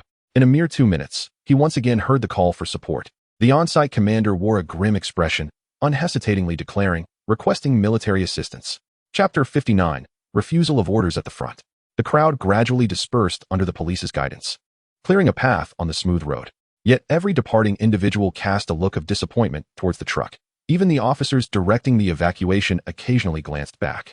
If it were merely scorn or reproach, it might have been more bearable, But the multitude of gazes felt like countless arrows piercing the hearts of a few. They remained unscathed, yet the pain was profound. The road had indeed been cleared, yet the truck remained motionless. Yuan Liming's foot was firmly pressed on the accelerator, yet his leg felt as if it had turned to stone, refusing to budge. He hesitantly queried, "Advisor Huang, shall we proceed?"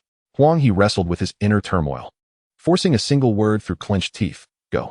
The mission was the mission, beyond question, without compromise. "Go to hell."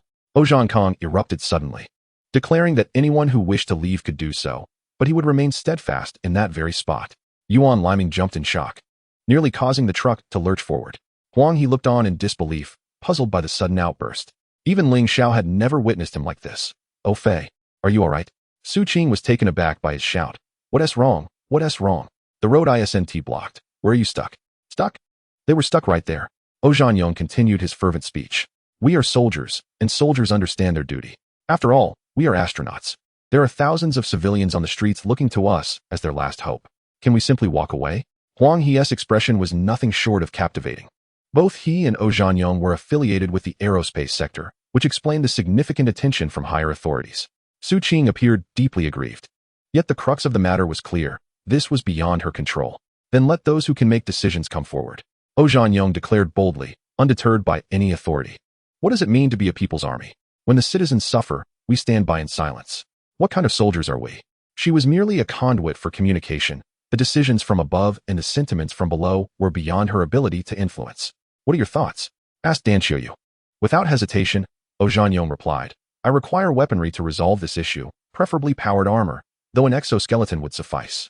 Dan Xiuyu couldn't help but smile ruefully. "Zhang Yong, you have presented me with quite the dilemma." Yet Zhang Yong remained resolute. "Director, after today, feel free to impose any penalties, but for now, I need the equipment." With that, he ended the call. Ling Xiao was on the verge of tears, feeling utterly overlooked. "Could you at least momentarily forget my presence?" Zhang Yong clenched his fists, rallying his own spirits. Suddenly, Huang he sighed. "Hurry up with that self-reflection. Once you're done, lend me a copy." Failing to complete the mission meant he had to proactively submit a self-reflection, regardless of whether it was requested by superiors. It was not merely a matter of right or wrong, but rather an attitude towards the task at hand. With that, he climbed into the vehicle and pulled out 2 army green metal boxes. "If you don't mind, use this." "An exoskeleton?" Zhang Yong was taken aback. "What is this vehicle intended for?" "It's a support vehicle for equipment maintenance," Huang he explained. Zhang Yong suddenly comprehended. Powered armor was standard for space troops. Yet in other branches, it was considered high-end equipment, utilized only by a select few special forces. In contrast, exoskeletons were far more prevalent in both quantity and application. A tank's 1-meter thick frontal armor could be penetrated. What value did a 3 to 5 centimeter thick powered armor hold? In terms of cost-effectiveness, it was laughable. Take the recent beach operation as an example. A squadron of armored vehicles, coupled with sound tactical arrangements, effortlessly seized battlefield control. Could a team equipped with powered armor achieve similar results? If both types of armor would succumb to enemy fire, why equip the military with such an expensive toy? The space forces had no choice but to extensively equip themselves due to their unique environment. As he opened the box and skillfully donned the exoskeleton, Zhang Yong's face lit up with anticipation. "Where are the weapons?" "Unfortunately, there are none," Huang he replied, "but I believe the police might possess what you seek." "That makes sense." Zhang Yong fastened his helmet and activated the armor, leaping off the truck. Ling Xiao followed closely behind, not straying an inch. The 3 powered exoskeletons jumped out of the vehicle, their heavy footsteps resounding with a dull metallic thud. The surrounding crowd momentarily froze, and then, unsure who initiated it, a wave of cheers erupted. They were oblivious to the identities of those involved, nor did they grasp the intricate narratives that lay behind the scene. They only understood that, in the direst and gravest of circumstances, the soldiers once again stepped forward. Zhang approached the on-site commander directly, saluted, and stated his demand. "We require weaponry. The more formidable, the better." The commander was taken aback. "Are you serious? Does the military truly lack weapons? This cannot be a jest." The situation was rather complex, and there was no time for explanations, Zhang insisted. The commander hesitated. "Our primary armament consists of submachine guns. We only have shotguns and high-precision sniper rifles with greater firepower." "What about grenades?" Zhang inquired. "We only possess stun and tear gas grenades." A profound sense of malice enveloped Zhang. Yet given the circumstances, there was no time to deliberate. "Let us make do with what we have. Select the equipment promptly. And do so swiftly." Outside the subway station, the trio was fully armed. Zhaoping knelt on one knee, gazing down the passageway. Commence. Received. Ling Xiao acknowledged, signaling the nearby officers. The drones, having been prepped in advance, ascended into the air, agilely navigating into the subway station to capture footage of the unfolding situation. The spacious corridor lay deserted, illuminated by bright lights that revealed scattered debris. An open bottle of mineral water lay tipped at the wall's base, leaving a damp patch on the floor. The drone flew straight along the corridor, turned a corner, and at the end emerged two passages. To the left descended to Line 7's platform, while to the right led to Line 8. A twitch of concern crossed Zhaoping's face. Is this a transfer station? Which side? Ling Xiao inquired. An officer piloting the drone directed it downward. Line 7. The camera revealed the escalator leading to the platform moving at a slow pace. Below, two officers lay in a pool of blood, their fates uncertain, with blood trails marking the ground. The drone continued to descend, the view widening to reveal more bodies and bloodstains, comprising both officers and civilians. Blood was splattered everywhere, and discarded shell casings lay submerged in the congealed blood, causing Ling Xiao's pupils to constrict slightly. There was no time to spare. Zhaoping raised his rifle. The first to charge into the passageway. Advance. Ling Xiao and Huang He followed closely, with two full squads of special forces behind them. Zhaoping led the way. Reaching the fork first. First team, prepare for combat. Second team, secure Line 8's platform. One group of officers immediately trailed Zhaoping, positioning themselves against the wall in a line. The other group dashed towards the Line 8 platform. In this urgent scenario, Zhaoping paid no heed to the surroundings, bounding down the steps and hurtling onto the platform. Upon landing, a pungent scent of blood assaulted him, yet he disregarded it, raising his weapon for a quick burst of fire. The gunfire erupted, bullets struck their mark, but the colossal squid bellowed in rage, refusing to relinquish the carriage, entangling itself even tighter. Others soon arrived, joining the fray as a chorus of submachine guns roared, reverberating through the vicinity. However, the submachine guns proved inadequate. The bullets pierced the squid's skin, becoming lodged within its flesh without penetrating deeply, inflicting pain but minimal substantive damage. Military weapons emphasize lethality. While police equipment is designed to restrain power, they are fundamentally divergent paths. The colossal squid finally released the cargo hold, unleashing a furious roar as it ascended to the platform. Its immense size necessitated a tilt of its body for ease of movement. Zhaoping discharged the bullets in his light gun, but there was no time to replace the magazine. He flung the submachine gun behind him and seized the shotgun, unleashing a barrage of fire. A distinct, briny scent permeated the air, mingling with the metallic tang of blood, creating an indescribable, eerie odor. Severed limbs writhed and twisted, resisting their fate, while others followed suit. A dozen shotguns firing in succession, each shot leaving a profound mark upon the giant squid's body. The creature flailed its tentacles in a frenzy, attempting to reverse its dire predicament, but no matter how it thrashed, one tentacle remained steadfastly guarding its eyes. Suddenly, Zhaoping let out a fierce shout, and all aimed their weapons at the tentacle, firing in unison.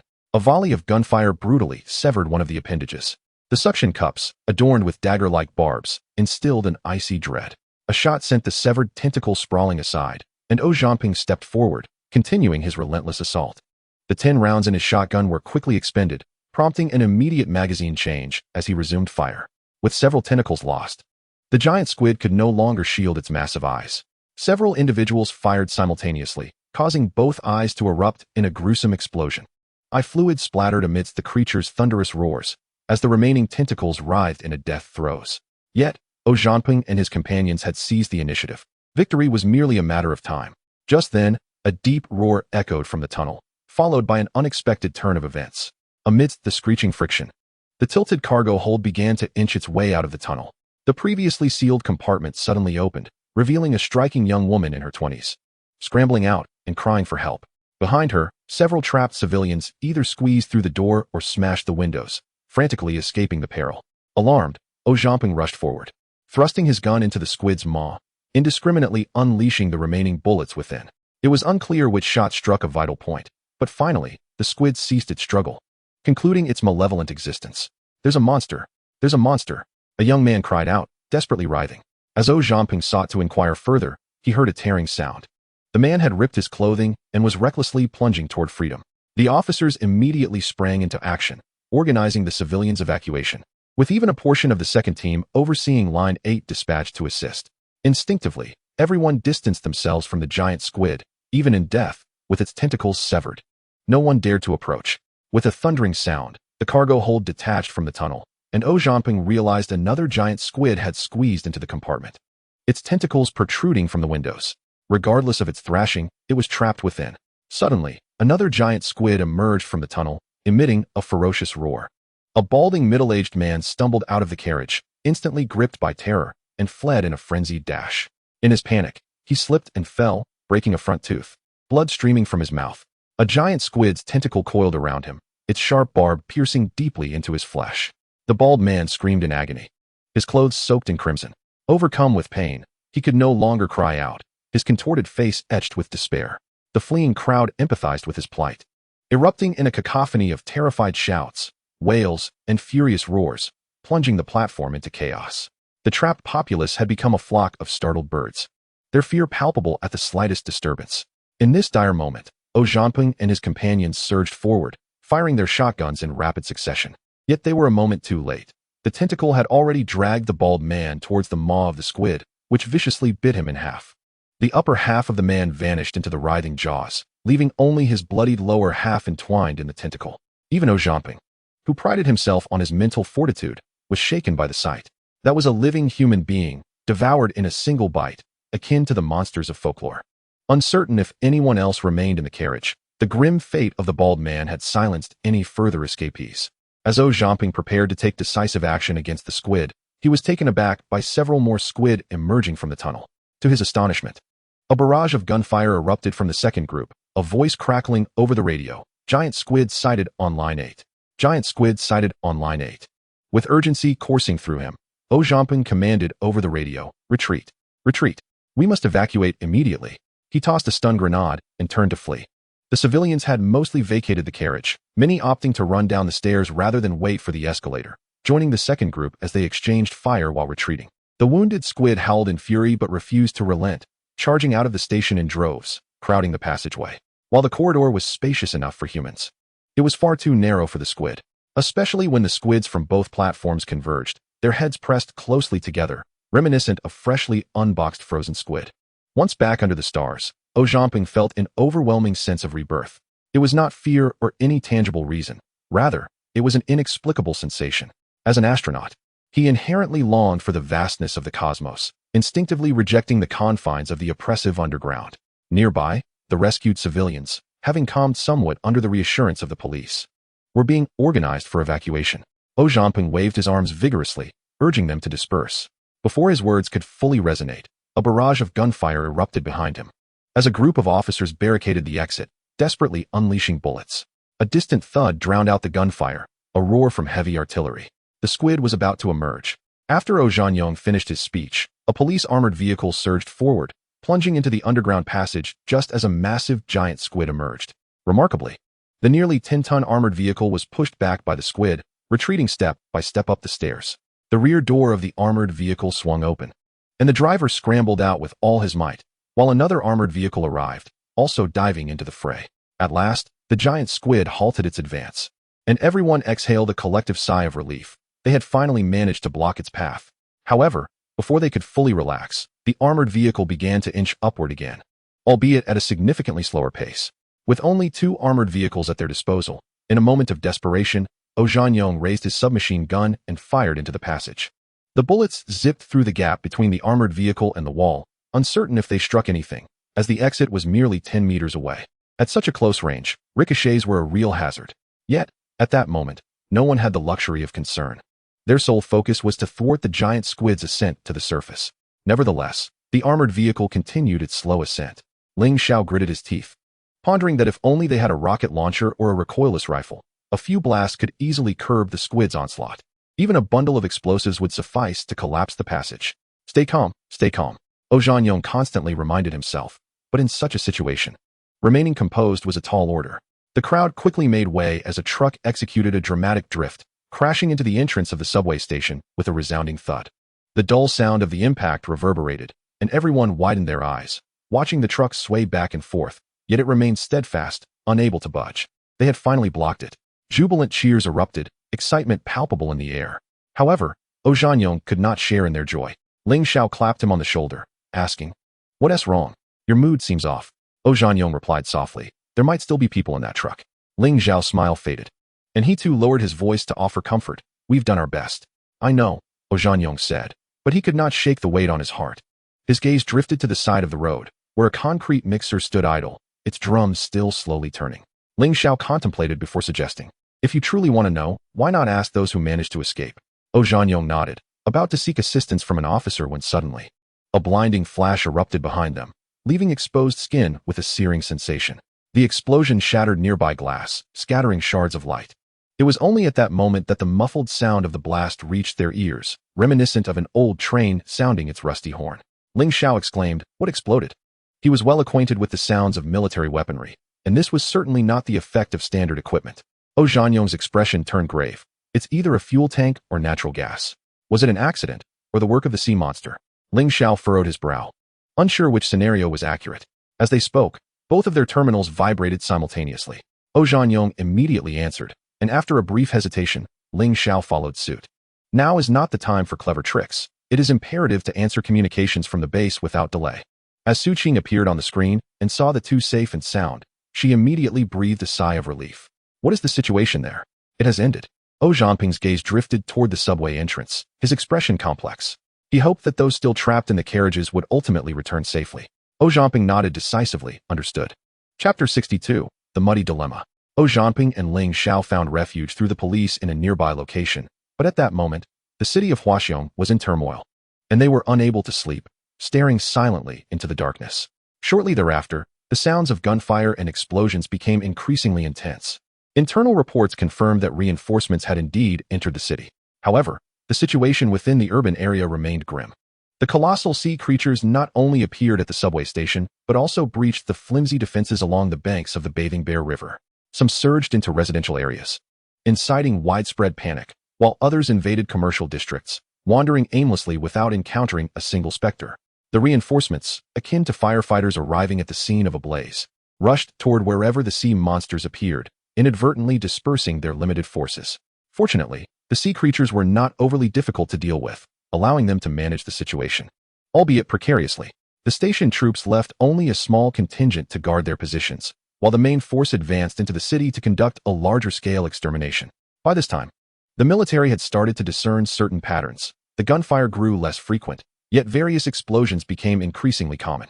Zhanping and Ling Xiao huddled together like a pair of naive children, straining to listen to the blasts outside, trying to determine whether they were from small-caliber shells, individual rocket launchers, or recoilless rifles. It was not until around 4 in the morning that the explosions finally began to subside, having spent the entire night awake. Both O and Ling had bloodshot eyes. That night, the majority of Huaxiong's residents were also sleepless, gripped by fear and anxiety. A singular question loomed in everyone's mind. Where had these gigantic marine creatures come from? Soon, a rumor began to circulate. The emergence of these sea monsters was fundamentally attributed to ocean pollution. This was no baseless speculation. For decades, a certain company, which had been living comfortably, had clandestinely discharged nuclear wastewater with excessive radiation into the sea. Over the years, the average radiation levels in the Pacific had risen significantly, with numerous coastal areas discovering mutated fish and crustaceans due to radiation. Most of these creatures could not survive normally, with only a scant few managing to grow. Yet it was this minuscule fraction that led to the current calamity. As a result, the once bountiful seafood had transformed into monstrous beings, sparking outrage among countless individuals online who vowed to hold the company accountable, insisting they should suffer the consequences of their actions, drinking the very wastewater they had released. Initially, this sentiment circulated among only a few, but as the sea monster incident continued to escalate, the speculation gained traction, drawing an increasing number of netizens into the chorus condemning the company.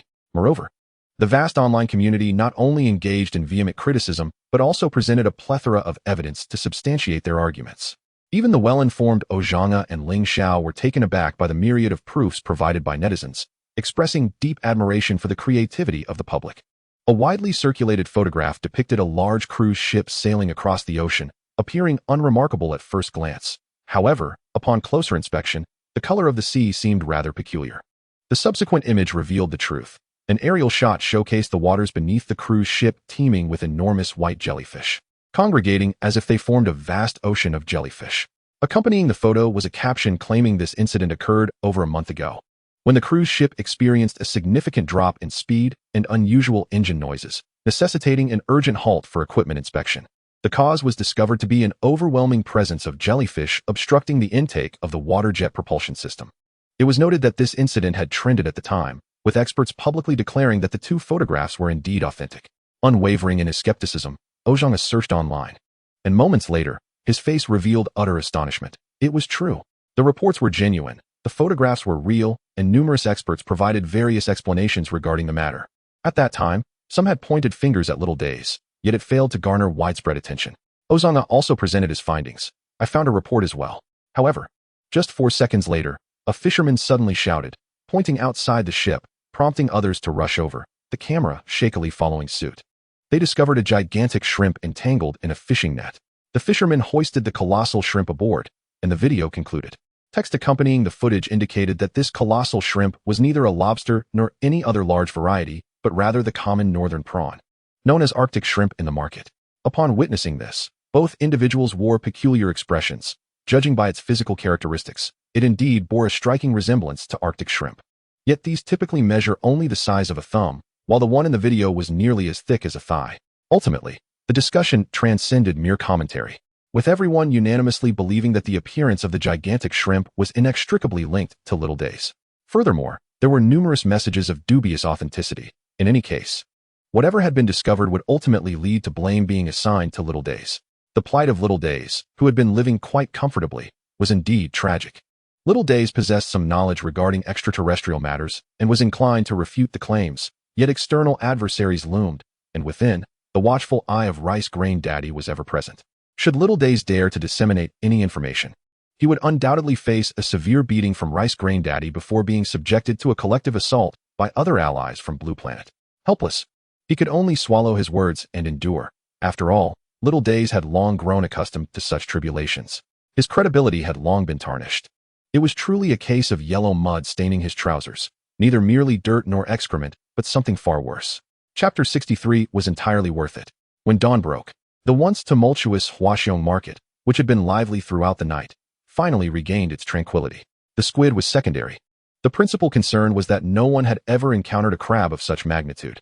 On ordinary days, crabs are small and merely a morsel. But now the situation is quite different. Even a single leg or claw can suffice for a delightful feast, leaving culinary enthusiasts restless. More importantly, the colossal crabs have piled up like mountains, available without cost. Who could resist such a temptation? The military had not anticipated this reaction from the public. They assumed that after a night of fierce combat, citizens would remain at home awaiting news. It must be said that the military greatly misjudged the public's confidence in their soldiers. After all, it is merely seafood. What is there to fear? Gather a group and feast away. The giant squids are manageable. A simple chop and suitable cooking methods can make them palatable. However, the giant crabs present a different challenge. Even a single crab leg demands an enormous steamer, illustrating the sheer size of these crustaceans. One pot cannot contain them all. While the enthusiasm of the populace is understandable, the military approached the disposal of the seafood with caution. Should they distribute it directly to the citizens? What if radiation levels were indeed hazardous? If they chose not to distribute it, the abundant seafood left on the beach would quickly spoil, turning into a stench of rotting fish and crabs. Ultimately, on-site testing confirmed that radiation levels were safe, leading to a limited opening of the coastline, with the military guiding the public in sharing the bounty. Naturally, the soldiers also indulged in a seafood feast.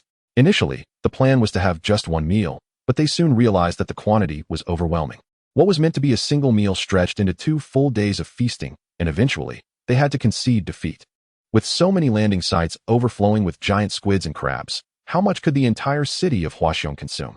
Reports suggest that within a single day, citizens' refrigerators and urban cold storage facilities were brimming with crab and fish meat, with many households even pickling the crab meat. As for the squid, its flavor and texture pale in comparison to that of crab. Nevertheless, the portion taken by the citizens was but a fraction. The majority of the seafood was gathered for incineration and safe disposal. The outcome is almost absurd. The consequence of a monstrous sea creature's invasion has led to the incorporation of giant seafood into the national diet, becoming an indispensable delicacy. Following the landing incident, the beaches transformed into a taboo. Few dared to venture to the shore, and an unsightly trench marred the roadside permanently.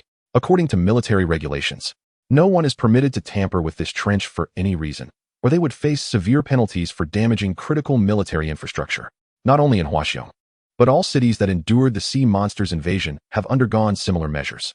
Ostensibly, the military's actions appeared minimal, yet covertly, they reassessed coastal defenses, reinforcing personnel and equipment where necessary. In summary, such tragedies must never be allowed to recur. Both individuals were at a loss for words. While Zhao Zhanpeng remained relatively calm, Ling Xiao was practically salivating, yearning to rush to the beach and indulge in a giant crab. For instance, the subway system conceals numerous colossal squids, alongside the drainage system and various dimly lit corners that typically go unnoticed. The military anticipates that a minimum of 7 to 10 days will be required to completely eradicate the sea monsters invading the urban area. The task is indeed formidable, and the road ahead is long.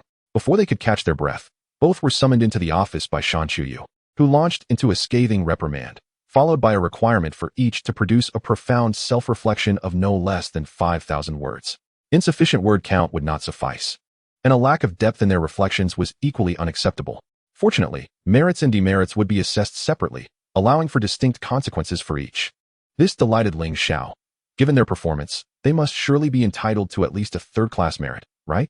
Zhao Zhanpeng, however, wore a gloomy expression. Regardless of the merit classification, they must first complete their reflections. All right, we will write it right away, Ling Xiao replied. Yet he found himself at a loss for how to begin. After all, they had done nothing wrong. Why must they reflect? Zhao Zhanpeng was even more disheartened. Is this a matter of right or wrong? For heaven's sake, stop complicating things. Strangely, after enduring countless hardships, they finally completed their reflections, only for Shan Qiuyu to, inexplicably, act as though nothing had happened, never inquiring about the reflections again. That night, Ling Xiao suddenly became animated.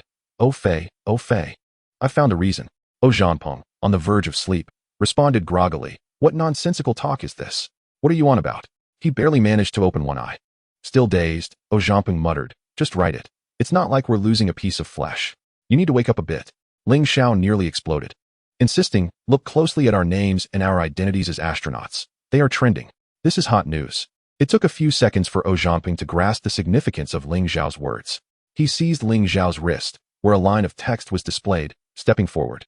Astronauts bravely battling sea monsters. The comments from netizens varied widely, some expressing agreement, others declaring dissent, while many simply relished the spectacle. Nevertheless, positive comments prevailed, with numerous accolades praising their decision to remain despite having the option to evacuate the scene. This alone spoke volumes. They were truly worthy of the honor befitting soldiers. The rationality of the netizens filled Zhao Zhanpeng with immense relief, and he suddenly felt that all their efforts were worthwhile. Chapter 64, Adjustment of Duties. The vacation for Zhao Zhanpeng and Ling Xiao was officially revoked. It wasn't just their leave that was rescinded. All military leave was cancelled as the entire armed forces prepared for battle. This was an unforeseen event beyond human control, and despite any lingering thoughts or frustrations, they had no choice but to endure. The lunar battle had thrown the original launch plans into disarray, and the repercussions continued to reverberate. To put it plainly, there was a strain on transportation capabilities. Descending was easy, but ascending proved challenging. They would have to wait until the end of the holiday to embark on their planned journey into space. In the following month, multiple regions across the globe experienced attacks by sea monsters. Although these incidents were far smaller in scale than that fateful night in Huaxiong City, they sparked widespread panic worldwide. With apocalyptic theories proliferating, news related to Juhua biotechnology and the Little Days has spread across the globe with lightning speed. In a short time, numerous grassroots organizations have emerged, vociferously condemning the Little Days while simultaneously demanding compensation. Naturally, the Little Days have chosen to disregard these organizations. However, their local agencies have faced dire repercussions, enduring paint splashes and even more nefarious acts. As time progressed, venturing outside became an exercise in extreme caution, for a careless moment could lead to a severe beating. Consequently, the Little Days found themselves compelled to issue protests multiple times a day and were forced to close several operational offices. Each time Ling Xiao came across such news, he would sneer with disdain. What sort of people are these? Now they are so fervent. Yet when the Little Days discharged wastewater back in the day, where were they? It was all indifference until the repercussions hit home. Zhao Zhanpeng remarked, let them make a fuss. It would be better if the Little Days were extinguished. After several days of anticipation, as another spacecraft prepared for launch, both men found themselves restless and were about to seek answers when they suddenly received notification from the base, instructing them to visit Shan Qiuyu's office. We shall discover the truth, Zhao Zhanpeng asserted, leading the way as he knocked on the door to Shan Qiuyu's office. Upon entering, the two saluted, and Shan Qiuyu gestured toward the sofa, saying, please, take a seat. I will be with you shortly. Both men paused, and Oh Jianping felt a wave of unease wash over him. Director, we are astronauts. What else could we possibly do if not venture into space? He secretly feared that their previous incident might lead to their reassignment to the ground forces. It was not that the ground forces were inferior, but having grown accustomed to gazing at the stars, it would be immensely difficult to lower their heads and face the Earth. Indeed, Director, the nation has invested so much in our training. It would be a tremendous waste if we are not to serve as astronauts. Shan Xiaoyu merely smiled wryly. The adjustment of your roles comes from above. Discussing it with me is futile. However, I can assure you, you remain astronauts. Though the particulars will take some time to clarify. Exchanging a glance, Oh Jianping and Ling Xiao could only salute and depart. Let us not worry. We'll wait patiently. Oh Jianping stated. Internally, he was far from tranquil, yet he understood that organizational adjustments left no room for negotiation. In the ensuing days, the duo discreetly observed unfamiliar faces populating the base, giving rise to numerous speculations. On April 5th, an otherwise mundane day, the two close friends received notification to promptly report to the conference room. Upon arrival, they found the room filled to capacity. Shan Xiaoyu arrived shortly after. Surveying the attendees, is everyone here? Su Qing promptly stood. We are ready to commence. Shan Xiaoyu scanned the room, noting that most present were members of the Space Forces, all of whom were familiar with the incident that transpired last October. Is there anyone who does not understand? He inquired.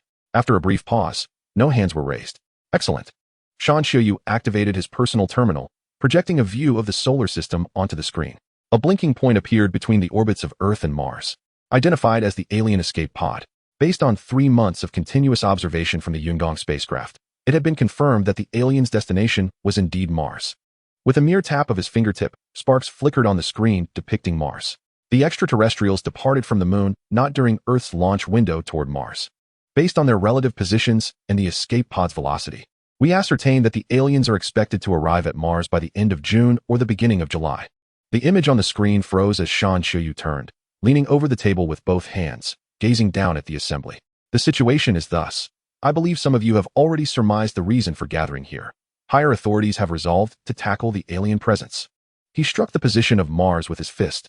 Up to this point, our understanding of the aliens remains woefully limited. However, the analysis from above suggests that given their technological prowess, it won't take long for them to establish a foothold on Mars. Should the aliens develop there, the consequences would be dire. Therefore, we must not afford them time or opportunity to advance. According to estimations from the upper echelons regarding alien technology levels, combined with an analysis of Mars' environment, the absolute safe period post-landing is merely 6 months, with a relative safe period extending to 10 months. If the landing exceeds 1 year, the threat posed by the aliens will escalate exponentially, and by that time, it may be uncertain who will prevail over whom. Thus, our warships must reach Mars before January of next year, and certainly no later than April. Currently, our fleet has only 2 surviving warships. The training vessel, Mountain Range, is ruled out, while the Polar Star, a near-Earth combat ship, is ill-equipped for long-range operations. Accordingly, higher-ups have decided to construct a new warship, and you shall pilot this vessel to Mars, with the intent to eradicate the alien presence thoroughly and decisively. The conference room fell into a profound silence. Chapter 65, Hellish Difficulty. Shan Xiaoyu stood tall. That concludes my address. You may now discuss and raise any questions you may have. Immediately, several arms shot up from the audience. You. Shan Xiaoyu randomly pointed at one individual. Director Shan, when will the warship be completed? When shall we set sail? And when will we reach Mars? He posed 3 inquiries in quick succession. Ling Xiao, unable to suppress his urge to comment, leaned toward Oh Jianping and whispered, Hey, the situation on Earth is already chaotic. Do we really have time to worry about Mars? Oh Jianping looked astonished. What? Do you think we shouldn't be concerned? Not at all, Ling Xiao quickly refuted, merely feeling it a bit lacking. Oh Jianping remained rational. The space forces are responsible for space, while the ground forces handle terrestrial matters. It's quite normal. I have nothing further. The individual sat down. What about the others? Shan Xiaoyu inquired again. May I ask when the new ship began its construction? I haven't heard any news regarding this matter, one voice queried. In this era, with various media outlets flourishing, the construction of any new vessel attracts countless journalists' attention, rendering complete secrecy virtually impossible. I'm not entirely sure about the specifics. I believe it was either November or December of last year. Instantly, the audience buzzed with murmurs, unable to restrain their discussions. The construction of a space battleship is significantly more challenging than that of an aircraft carrier. It not only requires an extensive construction period but also necessitates consideration of the ship's assembly. In simpler terms, the warship is divided into several modules, each packaged according to specified standards. Once launched into the sky, they drift at an appropriate orbital altitude and then assemble in outer space, akin to stacking building blocks. Currently, the most powerful rocket can carry a payload of 260 tons, which necessitates that each module's weight be kept below 240 tons. Why not 260 tons? Because 20 tons must be reserved for the packaging material's maneuverability. The harsh environment of outer space demands meticulous packaging to ensure the integrity of each component. The total mass of the Mountain-class training vessel is just over 3,000 tons. Theoretically, this requires 13 launches of a heavy-lift rocket. However, due to the design and configuration of the modules, a total of 19 launches are necessary, spanning 3 months. The Polar-class vessel has a total mass of approximately 7,200 tons, theoretically needing 30 launches, but actually requiring 44, taking 5.5 months. This is merely the number of launches needed for the warship itself. Additional launches are required for personnel, supplies, and ammunition. Aerospace endeavors are inherently expensive systemic projects, and space warships represent the pinnacle of aerospace expenditure. If the cost of launching a single space warship were converted into coins, the pile would undoubtedly outweigh the warship itself. It is no exaggeration to state that space warships are the domain of great powers. Any nation with slightly diminished comprehensive national strength would hesitate to contemplate such ambitions. This explains why, when the extraterrestrial warships appeared, Earth had only 2 fleets comprising 8 vessels. While those present were unaware of the new ship's specific data, Shan Xiaoyu had previously indicated that the Polar class was unsuitable for long-distance missions, implying that the new vessel's total mass must exceed that of the Polar class. Assuming the new ship's total mass is 10,000 tons, it would theoretically require 42 launches to place the warship into orbit, with the actual number of launches predicted to be around 60. Furthermore, subsequent transportation of personnel and supplies would necessitate at least a dozen additional flights. Given the production pace of the Xi'an nation, constructing the warship is not particularly challenging. However, accomplishing over 70 launches to position the new vessel in space is a formidable task. From last November to this June, there are only 8 months available. In other words, the military must commence launching the spacecraft components by last December, without any irreparable errors, or else the new vessel will fail to launch before June. It is crucial to note that this refers solely to launching into space, not completing assembly. This presents an almost insurmountable challenge. Zhao Zhanping immediately considered a possibility and raised his hand to inquire, "Are there only us on the new ship?" Zhao Zhanping felt increasingly uneasy.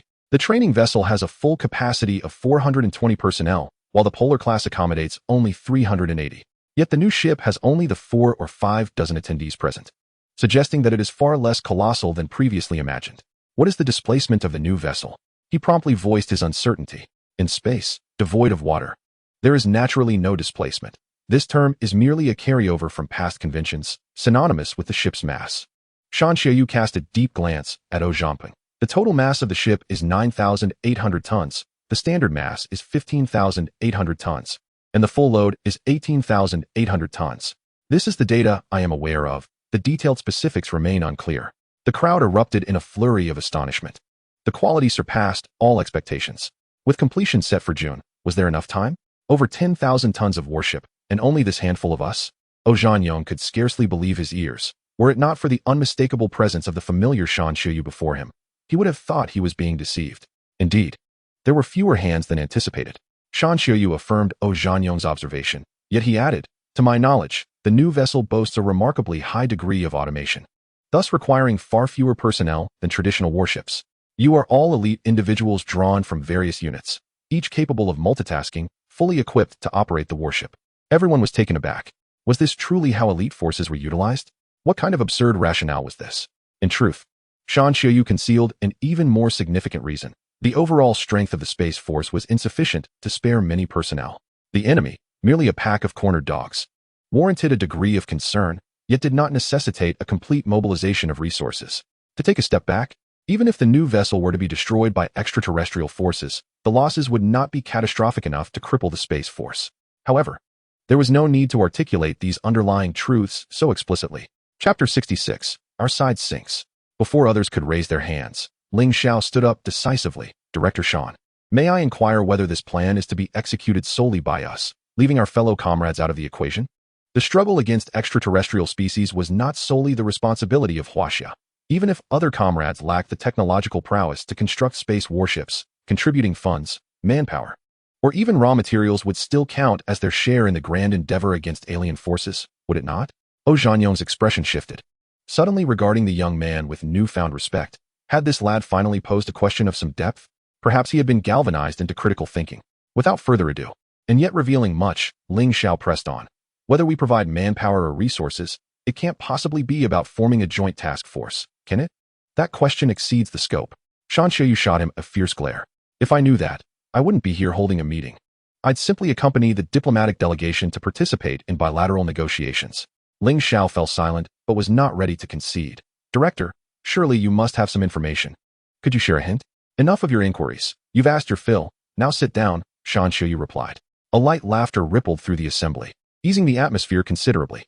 Despite the many unanswered questions, it was evident that the matter was beyond their influence. Higher authorities would take all considerations into account.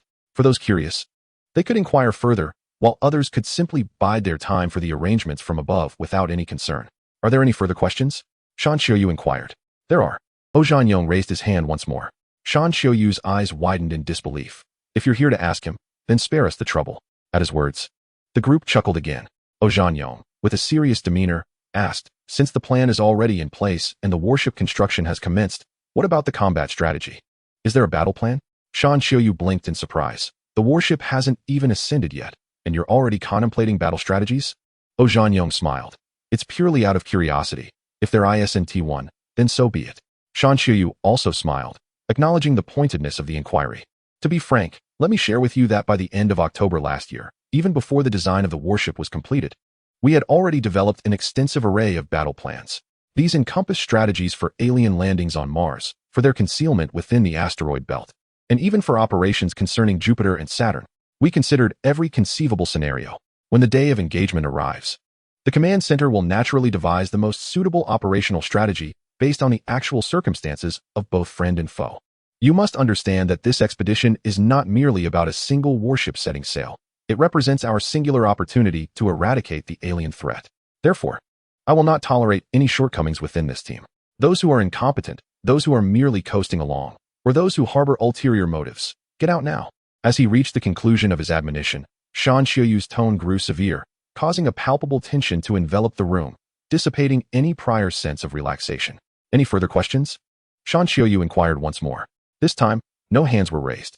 Very well, I hereby announce the appointment of the acting captain, Shan Xiaoyu, as I assume this role myself. Director Shan patted his chest. Acting Vice Captain Luatu, present. A middle-aged major stood up. Communications Officer, Su Qing, present. Gunner, Gu Haiba, present. Chief Engineer, present. Radar Officer, present. Pilot and Assault Team Member, Oh Zhamping, present. Oh Zhamping appeared somewhat bewildered. What does it mean to be a pilot and an assault team member? Can one truly serve in both capacities? Ling Xiao? Shan Xiaoyu called another name. Present. Ling Xiao also rose, sharing a bittersweet smile with his comrade. With all positions appointed, Shan Xiaoyu folded the list. It is now 10:40 a.m. We have only 2 months remaining. Time is of the essence, and the task is daunting. Therefore, you must immediately enter a state of readiness.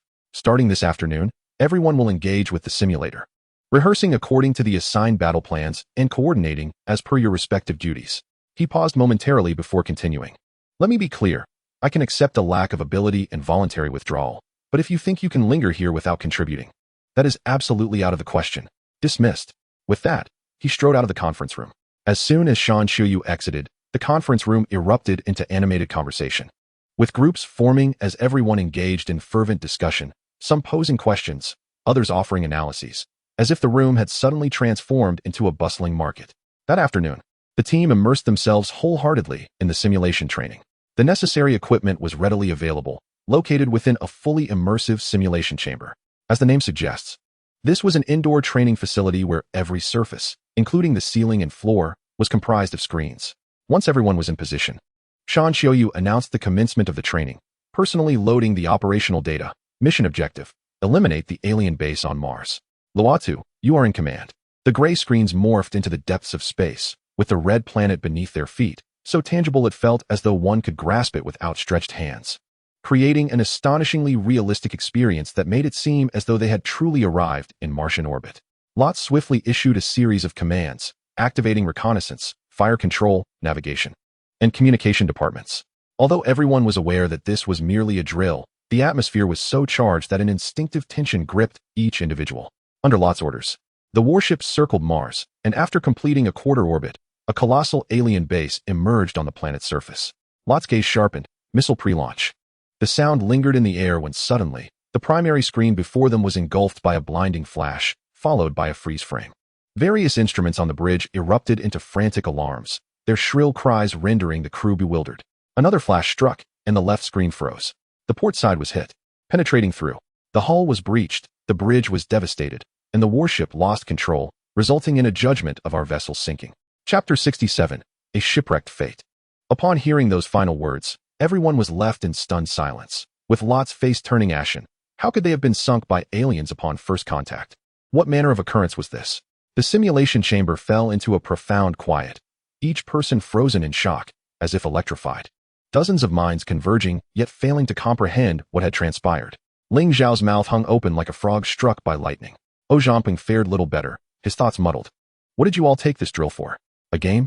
Shan Xiuyu suppressed his fury, resembling a volcano on the verge of eruption. Lot, how did you command this?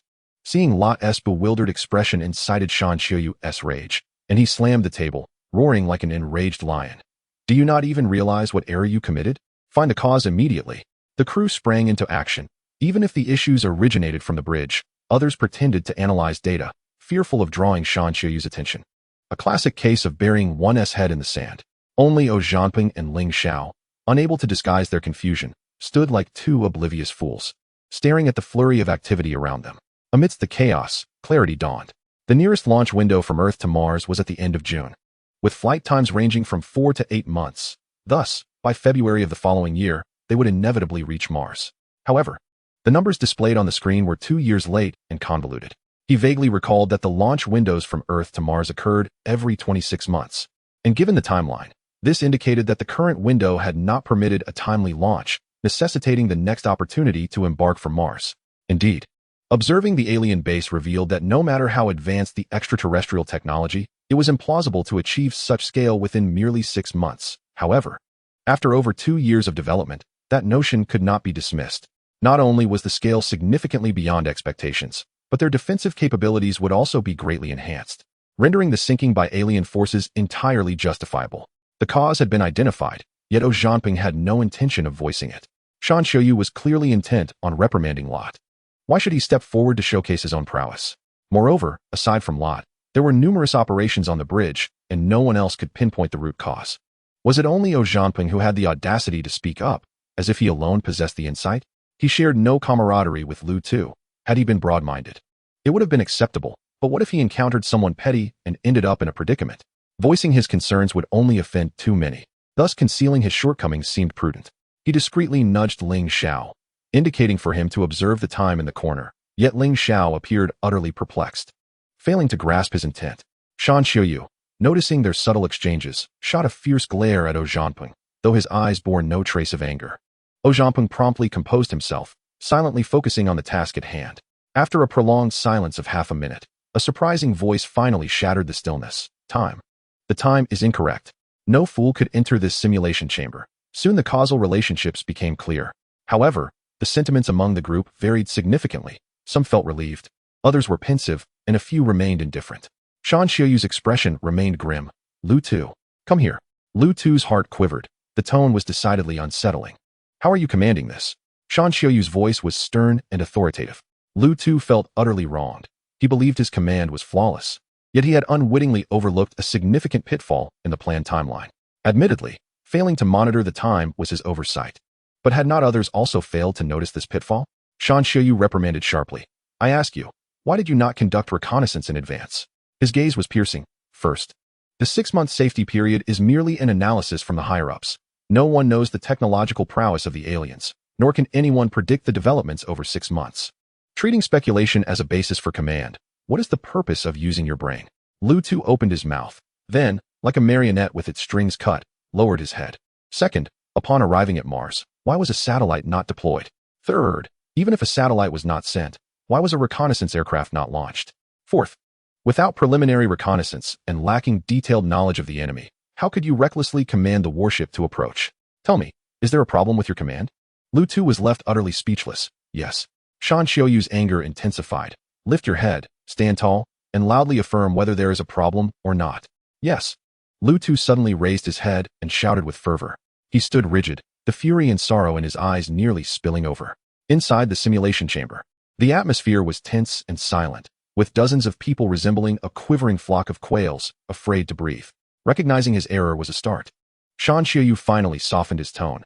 Failure is not fearsome, nor are mistakes. What is truly dreadful is remaining oblivious to the source of one's errors. He rapped his fingertips on the table, producing a resonant sound, as if he were striking not the surface but the pride within everyone's hearts. Bowing his head, he emphatically marked an X on the results of the first simulation exercise, then lifted his gaze. Again, data reloaded, Mars re-emerged, and everyone felt a surge of determination. Having faltered in the first simulation, they could not afford to stumble into the same pitfall a second time. Lutu promptly confirmed the mission timeline, and upon verifying that there were no issues, he commanded loudly, "Confirm orbital altitude, elevate the orbit, deploy the satellite, launch the drone, and commence reconnaissance with the reconnaissance aircraft." Finally, Zhanyong and Ling Xiao had a task at hand, each assigned a small simulation pod to replicate the experience of launching from a battleship. Mere seconds into the operation, the task force sprang into action, each member diligently performing their duties. However, after orbiting Mars once, they made no discoveries.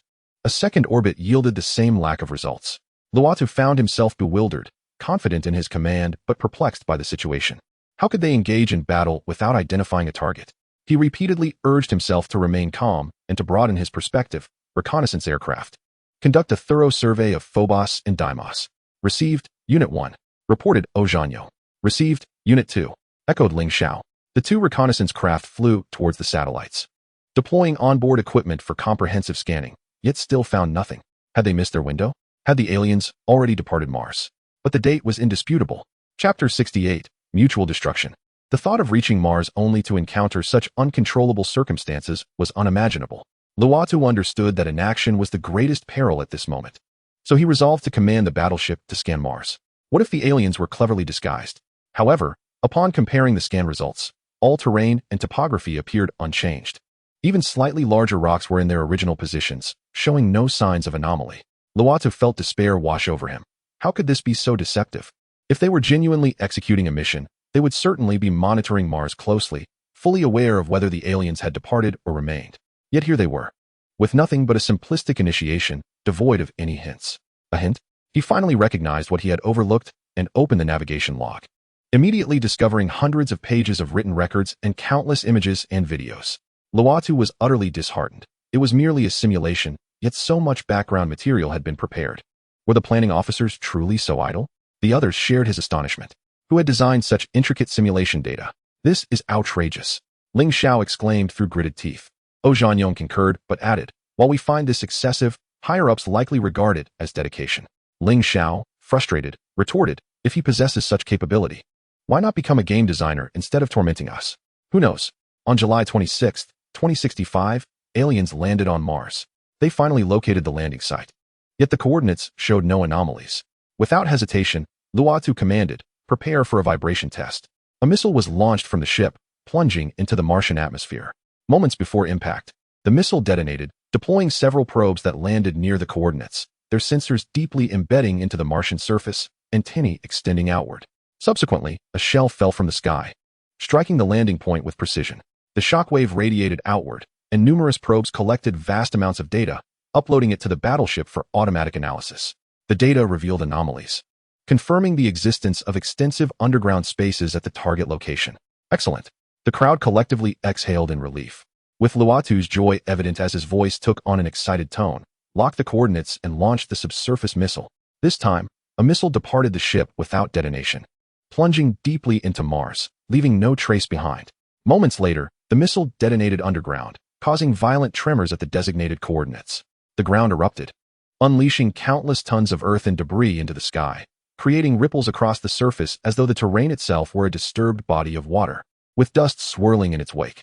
Viewed from space, it resembled a localized yet intense dust storm erupting on Mars. When the chaos subsided, a massive crater marred the Martian landscape, a clear circular imprint resembling a colossal scar. The alien base had been successfully obliterated, and the mission concluded. A notification chimed, eliciting a wave of relief and exultant cheers from everyone. Finally, they had turned the tide, and surely, they would not face reprimand again. However, the cheers diminished significantly when they beheld Shan Xiuyu, whose expression still bore the weight of a person indebted by 8 million. Shan Xiuyu did not interrupt the celebration until the jubilation naturally waned, then spoke slowly. This time was acceptable, but despite our success, there remain issues with command. Luotu nearly wept, bewildered by the persistent scrutiny directed at him. The deployment of reconnaissance satellites was indeed prudent, as were the drones and reconnaissance aircraft. Yet the surveillance of Phobos and Deimos came too late. Had the aliens seized the satellite data, would their operations have unfolded so smoothly? Zhangping could not help but internally scoff. So everything you reminded us of was indeed correct? After a brief pause for everyone to process the implications of his words, Shan Xiuyu continued. A more critical point is our insufficient anticipation of the enemy's capabilities.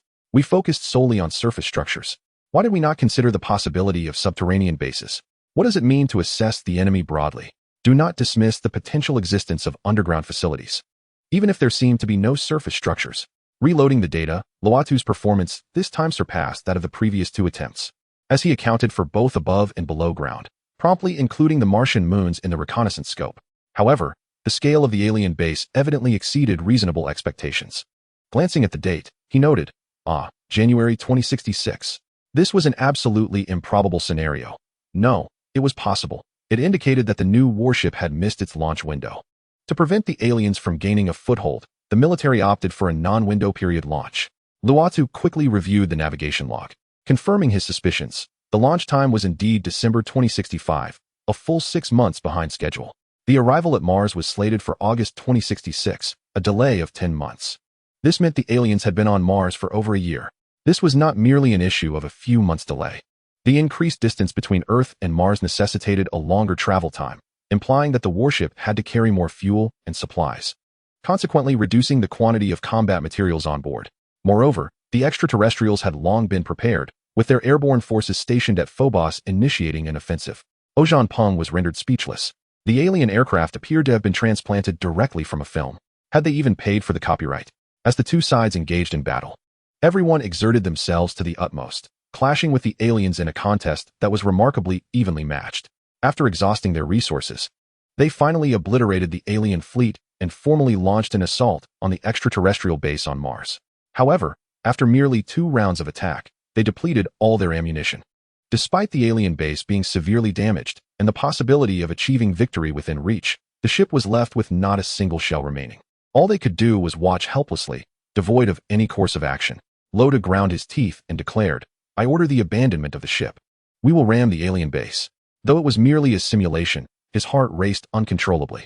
At that moment, a sense of solemnity washed over everyone. They introspected, pondering what the outcome would truly be if they found themselves in such a dire situation. Remaining in orbit would grant them a few more days at best, inevitably leading to death. Mars was even worse. It lacked the most fundamental conditions for survival. It seemed preferable to perish alongside their vessel in a glorious blaze, rather than suffer a slow demise. Chapter 69, Comprehensive Preparations. It was over. Although it was merely a simulation, the outcome weighed heavily on everyone's hearts, resulting in silence and gravity rather than celebration. Some individuals began to waver in their confidence, even contemplating withdrawing from the expedition team. Their gazes gradually converged on Dan Xiuyu, some filled with anticipation, others with confusion, and still others with trepidation. Dan Xiuyu sighed. Let me clarify, I do not intend to belittle anyone's courage, and I acknowledge the efforts each of you made during the battle. However, while this endeavor was successful and the combat process commendable, Luotu, was your final decision not a bit hasty? Have you considered that while the alien base may be destroyed, there could be extraterrestrials lurking beyond its confines? How can you ensure that no enemies have survived? Luotu was weary of speaking. No matter how hard he tried, she would always find a multitude of issues to criticize. Furthermore, in the simulation chamber, one could decide to ram without pressure, fully immersing oneself in the scenario while knowing it posed no real threat to life. Yet, when the day of the Mars expedition arrived and the moment to make such a life-or-death decision arose, even he could not ascertain whether he possessed the courage to make that call. Dan Xiuyu continued her critique. You must understand that this warship consumed vast resources in terms of manpower and materials. It is impossible to construct another in the near future. Thus, your expedition may very well be humanity's singular hope. Let me emphasize, I mean for all of mankind. Therefore, I personally believe that, under these circumstances, a collision is exceedingly unwise. Luotu, I will grant you some time. Is there no alternative? Loda pondered for a moment and replied, "We could separate Phobos and Deimos, using them to strike the alien base. The physics of an asteroid colliding with Earth is a straightforward calculation, one that any individual selected at random from the simulation chamber could easily handle." Although Lodu was reluctant to admit it, he had indeed been swept away by fervor moments ago. Now, with a clearer mind, he quickly conceived a more prudent approach. Shan Xiyu nodded in agreement. If 2 satellites are deployed and still fail to annihilate the enemy's base, ramming the battleship into it would not be too late. Of course, I personally do not endorse this method. Firstly, I wish for none of us to become martyrs. Secondly, this approach may not necessarily resolve the issue. You could simply wait in Martian orbit, observing the aliens' every move until the supplies arrive. Surely you do not believe that sending a batch of supplies is more challenging than constructing an additional battleship? The already oppressive atmosphere grew even more silent, and Lotus suddenly found himself ensnared in a web of self-doubt. Am I truly fit for the position of vice captain? He was not the only one grappling with such thoughts. I assure everyone here, voluntarily stepping down will leave no record and bear no negative repercussions. It can even be seen as taking responsibility for the mission, as well as for one's own life and the lives of others. If the battleship wavers post-departure, the implications extend beyond its safety to the security of all humanity. His gaze was unprecedentedly stern. Please, take a moment to patiently and meticulously question yourselves.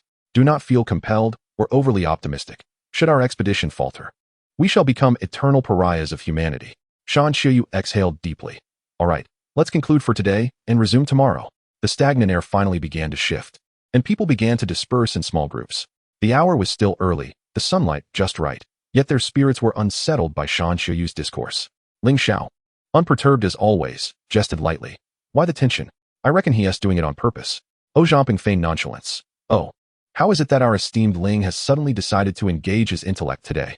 Ling Xiao shot him a sidelong glance. What nonsense is that? I was merely providing you with an opportunity to shine. Suddenly halting in his tracks, Ling Xiao inquired, what do you plan to do? O Zhamping pondered for a moment. I am still undecided, but this is a rare opportunity. If humanity is indeed on the brink of extinction. He lifted his gaze, squinting towards the azure sky, his voice softening with a hint of wistfulness. I wish to step outside and behold a different landscape. Ling Xiao was taken aback, merely to catch a glimpse of Mars. From that day forth, the expedition team engaged in rigorous simulated training, confronting diverse scenarios daily. The alien base constantly shifted its strategies, sometimes dispersing, sometimes regrouping, occasionally underground, and at times, abandoning landings altogether in favor of occupying satellites. O Zhamping's expression nearly contorted in disbelief. This is not merely about combating aliens. It's as if every antagonist from humanity's science fiction narratives has been transplanted onto the extraterrestrials. Moreover, it provided an opportunity to rehearse military strategies. The group teased one another privately, relying solely on one battleship against such a multitude of foes. We truly have a daunting path ahead of us.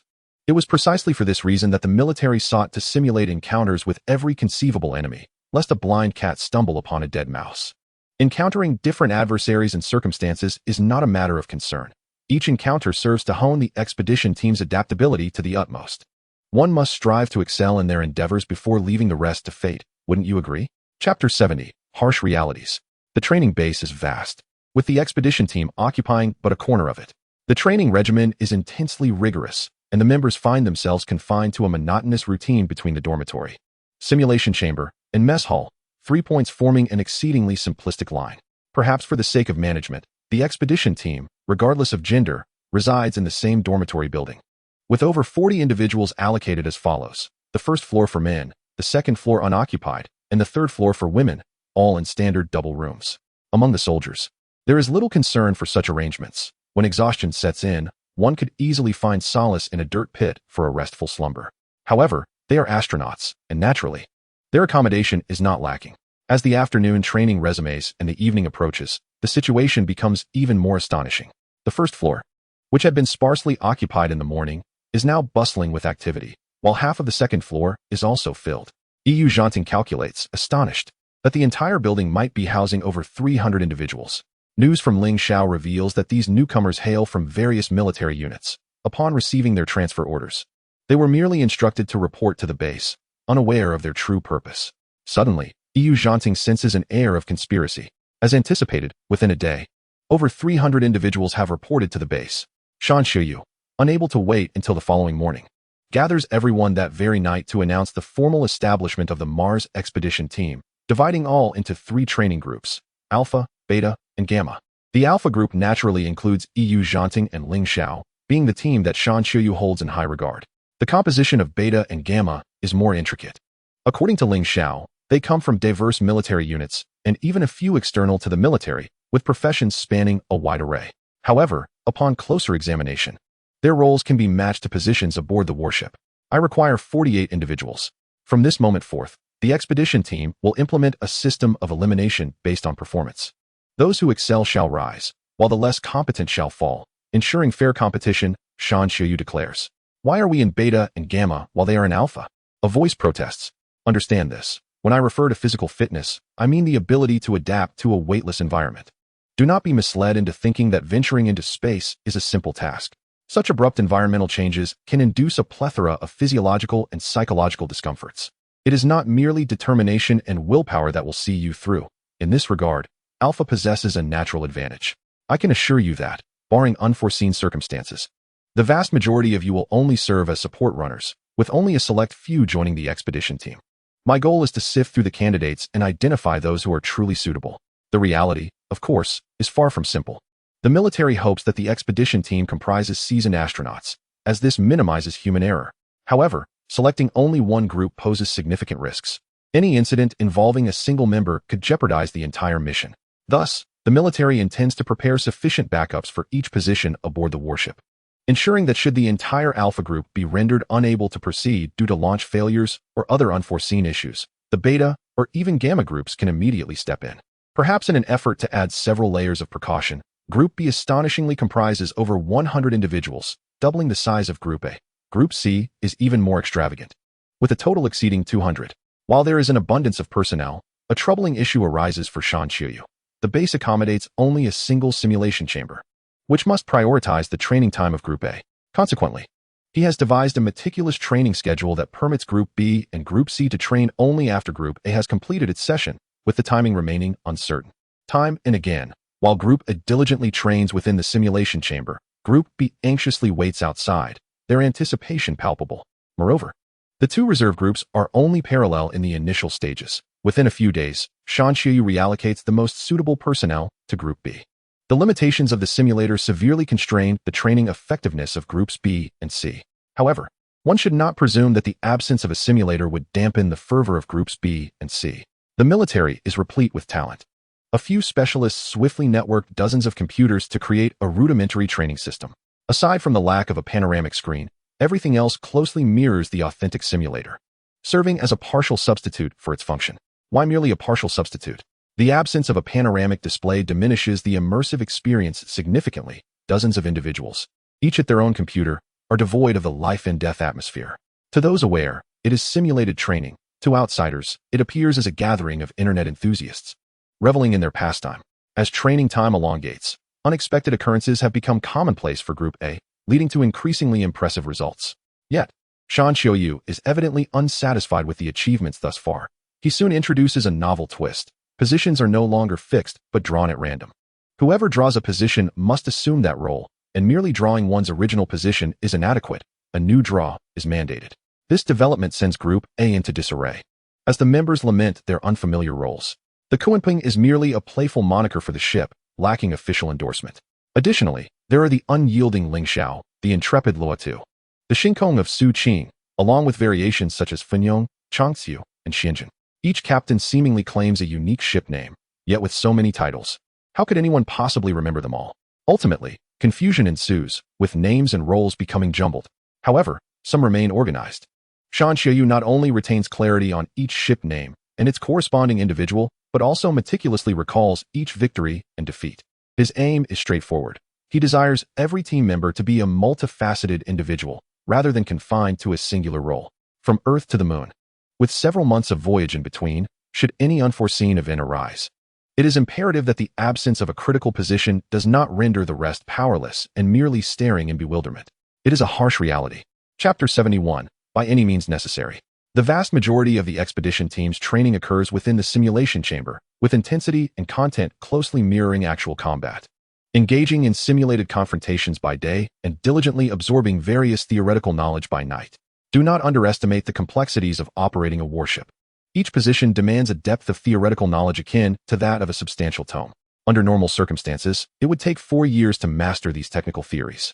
However, given the pressing timeline, one must prioritize the most critical information for immediate retention, leaving the minutiae for later reference in technical manuals when confronted with situations that, while necessary to address, are not urgent. It is a case of necessity. When a young lady boards a sedan chair, she must pierce her ears on the spot. Team A is the target pursued by the other two groups, facing immense pressure from superiors above and relentless pursuit from teams B and C below. Everyone bears significant stress. Even Ling Xiao, who is typically unfazed, struggles to maintain a smile. Rumors have circulated about a female officer upstairs who was startled awake in tears from a nightmare. One day, Ling Xiao shared this information, which she had heard from an undisclosed source, with a sense of lamentation. This information originated from the female soldiers' quarters, and everyone understood its implications. Is it true? Zhao Zhamping inquired, astonished. It's only been a few days. Which team is it from? It's from our team. Ling Xiao whispered. I didn't spread rumors. I only mentioned it to you. While her claim was technically accurate, the news swiftly permeated the entire training unit, reaching even Dan Xiuyu. Zhao Zhamping quickly identified the individual in question, Lu Wenwen, a petite figure with short hair and charming dimples when she smiled. Once a vibrant young woman, she now bore the unmistakable signs of fatigue and distress. Yet, she persisted in her training, maintaining her cheerful demeanor, and her performance in simulations was commendable, seemingly striving to prove her worth. Nevertheless, her mental state deteriorated with each passing day. Ling Xiao found it perplexing. Was it truly such a big deal to have a dream? Zhao Zhamping, however, held an entirely different perspective. What occupies your thoughts by day will manifest in your dreams by night. The more she desires to excel, the greater the pressure she imposes upon herself. Falling behind is a source of stress, but so too is the drive to succeed. Ling Xiao regarded Zhao Zhamping with newfound appreciation. I wouldn't have guessed. Your theoretical acumen could rival that of a seasoned instructor. Zhao Zhamping retorted. Why beat around the bush? You could simply say I should join the cooking team. Both had long grown accustomed to such trivial exchanges, neither taking the banter to heart. However, at the end of that training day, Lu Wenwen was summoned by Dan Xiuyu for a private conversation, emerging with red-rimmed eyes. The following day, Lu Wenwen was conspicuously absent, her position filled by a male officer from Team B. Given their shared experiences and developed camaraderie, the sudden introduction of a newcomer felt disconcerting to the team. The male officer expressed his grievance. I merely strive to ascend from Team B to A. I have neither wronged nor offended anyone. Is this really necessary? To alleviate the team's unease, Dan Xiuyu took a moment before training to clarify the situation. As you may have noticed, Lu Wenwen has departed for a straightforward reason. She placed excessive pressure on herself. Nearing her breaking point, I must emphasize that she is an exceptionally diligent and capable soldier. However, our expedition cannot afford the slightest lapse in focus, nor can we allow personal emotions to interfere, be it from me, you, or anyone else. After a brief pause, Dan Xiuyu remarked, she is the first, but certainly not the last to commence training. Ling Xiao was taken aback, casting a sidelong glance at Zhao Zhamping. You were indeed correct. The others were equally astonished. Yet what made them more apprehensive was the realization that their performance, whether good or poor, bore no relation to their potential elimination. Confusion spread among them as they pondered the true criteria for judgment. Points were deducted for minor infractions, 1 for an unmade bed, half a point for a poorly fastened button, and another point for failing to present in proper attire at assembly. The training team had never implemented quantitative management. However, it was evident that Dan Xiuyu possessed a far more intricate and stringent evaluation system. Recognizing this, a sense of urgency enveloped them all. Training commenced as scheduled. Yet their morale was palpably affected, with some individuals displaying noticeable distress, leading to a summons to Dan Xiuyu's office by noon. It's over. The sky is falling. Ling Xiao sighed heavily, deeply concerned for the fates of his companions. However, upon their emergence, it became clear that Dan Xiuyu merely offered them words of comfort, urging them to shed their psychological burdens and alleviate their self-imposed pressures. Such words were meant to console, and the topic of leaving the team was never broached. Nonetheless, it was apparent to everyone that those few were likely at risk of elimination. As anticipated, in the ensuing days, members began to depart one after another, intensifying the pressure on the remaining individuals. Daily, someone would succumb to mental breakdowns, erupting over trivial matters, regardless of time or place, and occasionally resulting in physical altercations. Departures were not limited to Group A. There were scant few who transitioned from Groups B and C into Group A, while a significant number chose to leave. Some lacked the requisite abilities and were gently persuaded to withdraw following private discussions with Dan Xiuyu. Others could not withstand the pressure and chose to exit voluntarily. and a few left simply due to personality mismatches with the task requirements. This was indeed bizarre. It seemed as though Dan Xiaoyu was not merely selecting the best candidates for the mission, but was instead systematically identifying flaws within the most suitable candidates until they were eliminated. It was later revealed that the disputes and fights were not merely spontaneous occurrences. Rather, the vast majority were orchestrated by Dan Xiaoyu. The rationale was straightforward. Prolonged voyages would inevitably entail immense pressure. If such volatility manifested on Earth, what chaos might erupt aboard a spacecraft far removed from the planet? Thus, anyone exhibiting a volatile temperament, regardless of their training performance, was excluded from the final roster. Only those with resilience under pressure, commendable training results, and a calm disposition could successfully advance. However, Dan Xiaoyu was not acting indiscriminately. She delineated a general range through psychological assessments before strategically instigating conflicts under appropriate pretenses. When Zhao Zhanping and Ling Xiao became aware of this revelation, they were momentarily stunned, realizing that they had been perilously close to elimination. It was merely their choice of restraint over outbursts that had set them on an entirely divergent path, altering the course of their lives irrevocably. Chapter 72. Cryogenic Sleep. Some individuals, lacking the necessary capabilities, were persuaded to withdraw after private discussions with Dan Xiaoyu, while others, unable to withstand the pressure, chose to exit voluntarily. No one ridicules those who leave, for perhaps tomorrow, or the day after, it could be oneself stepping away. There are also those who harbor envy for their departing companions. Yet when faced with their own moment of decision, they grit their teeth and stubbornly persist, refusing to abandon their post. As soldiers, one is expected to forge ahead unflinchingly and never concede defeat. However, persistence does not always guarantee success or victory. A mission is not the endeavor of an individual or a select few, but rather a collective aim achieved through teamwork. Each individual is but a cog in the intricate machinery of the group, requiring meticulous, patient, and continuous refinement until the 40-odd members coalesce into a unified whole. Zhao Zhanping and Ling Xiao, too, have experienced moments of doubt. Yet, through mutual encouragement, they ultimately persevered. Strangely, every time they anticipated their own elimination, the outcome proved to be a mere figment of their worries. Oddly enough, in his eyes, consistent performance holds greater significance than exceptional prowess, and a tranquil mindset surpasses rash bravado. Is this truly the right approach, old Dan? Zhang Wenyu inquired discreetly when no one was around. He and Dan Xiaoyu were peers, responsible for the ideological work at the base. Given the unique circumstances of the training unit, all matters were under Dan Xiaoyu's sole jurisdiction. Thus, he seldom intervened in the team's operations. However, with a rising number of departures, many were left perplexed, and since Dan Xiaoyu was not particularly adept at heart-to-heart discussions, he had to call upon his old partner for assistance. The expertise indeed proved invaluable, significantly aiding Dan Xiaoyu. With a sigh, Director Dan remarked, "I do not wish to resort to this, but being in space inevitably subjects individuals to a series of physiological and psychological changes. Prolonged separation from Earth is fraught with uncertainty. Should one falter under pressure, it is far better to identify issues before we ascend, for once we are in the heavens, we cannot exert control. You are nurturing a form of dependency," Zhang Wenyu replied, half jokingly, half seriously. After a moment of contemplation, Dan Xiaoyu responded softly, "If feasible, I would prefer to conduct closed training, simulating the confines of a spacecraft, dedicating at least a year to naturally select the most suitable candidates. But alas, the aliens do not grant us time." Zhang Wenyu sighed as well. The situation above is dire. I have heard that the phenomenon of giant transformation has spread from the sea to the land, and that is no good news. Indeed, we are amidst tumultuous times. Dan Xiaoyu lamented. What is the status of the battleship? He was responsible for the expedition team, while Zhang Wenyu monitored the battleship's condition, each with clearly delineated duties. We have commenced launches over the past few days, and progress appears satisfactory. If all goes as planned, we should complete ahead of schedule, Zhang Wenyu reported. Dan Xiaoyu let out a long sigh of relief. Finally, some good news. I eagerly anticipate witnessing their expressions upon seeing the battleship. So do I, Zhang Wenyu concurred.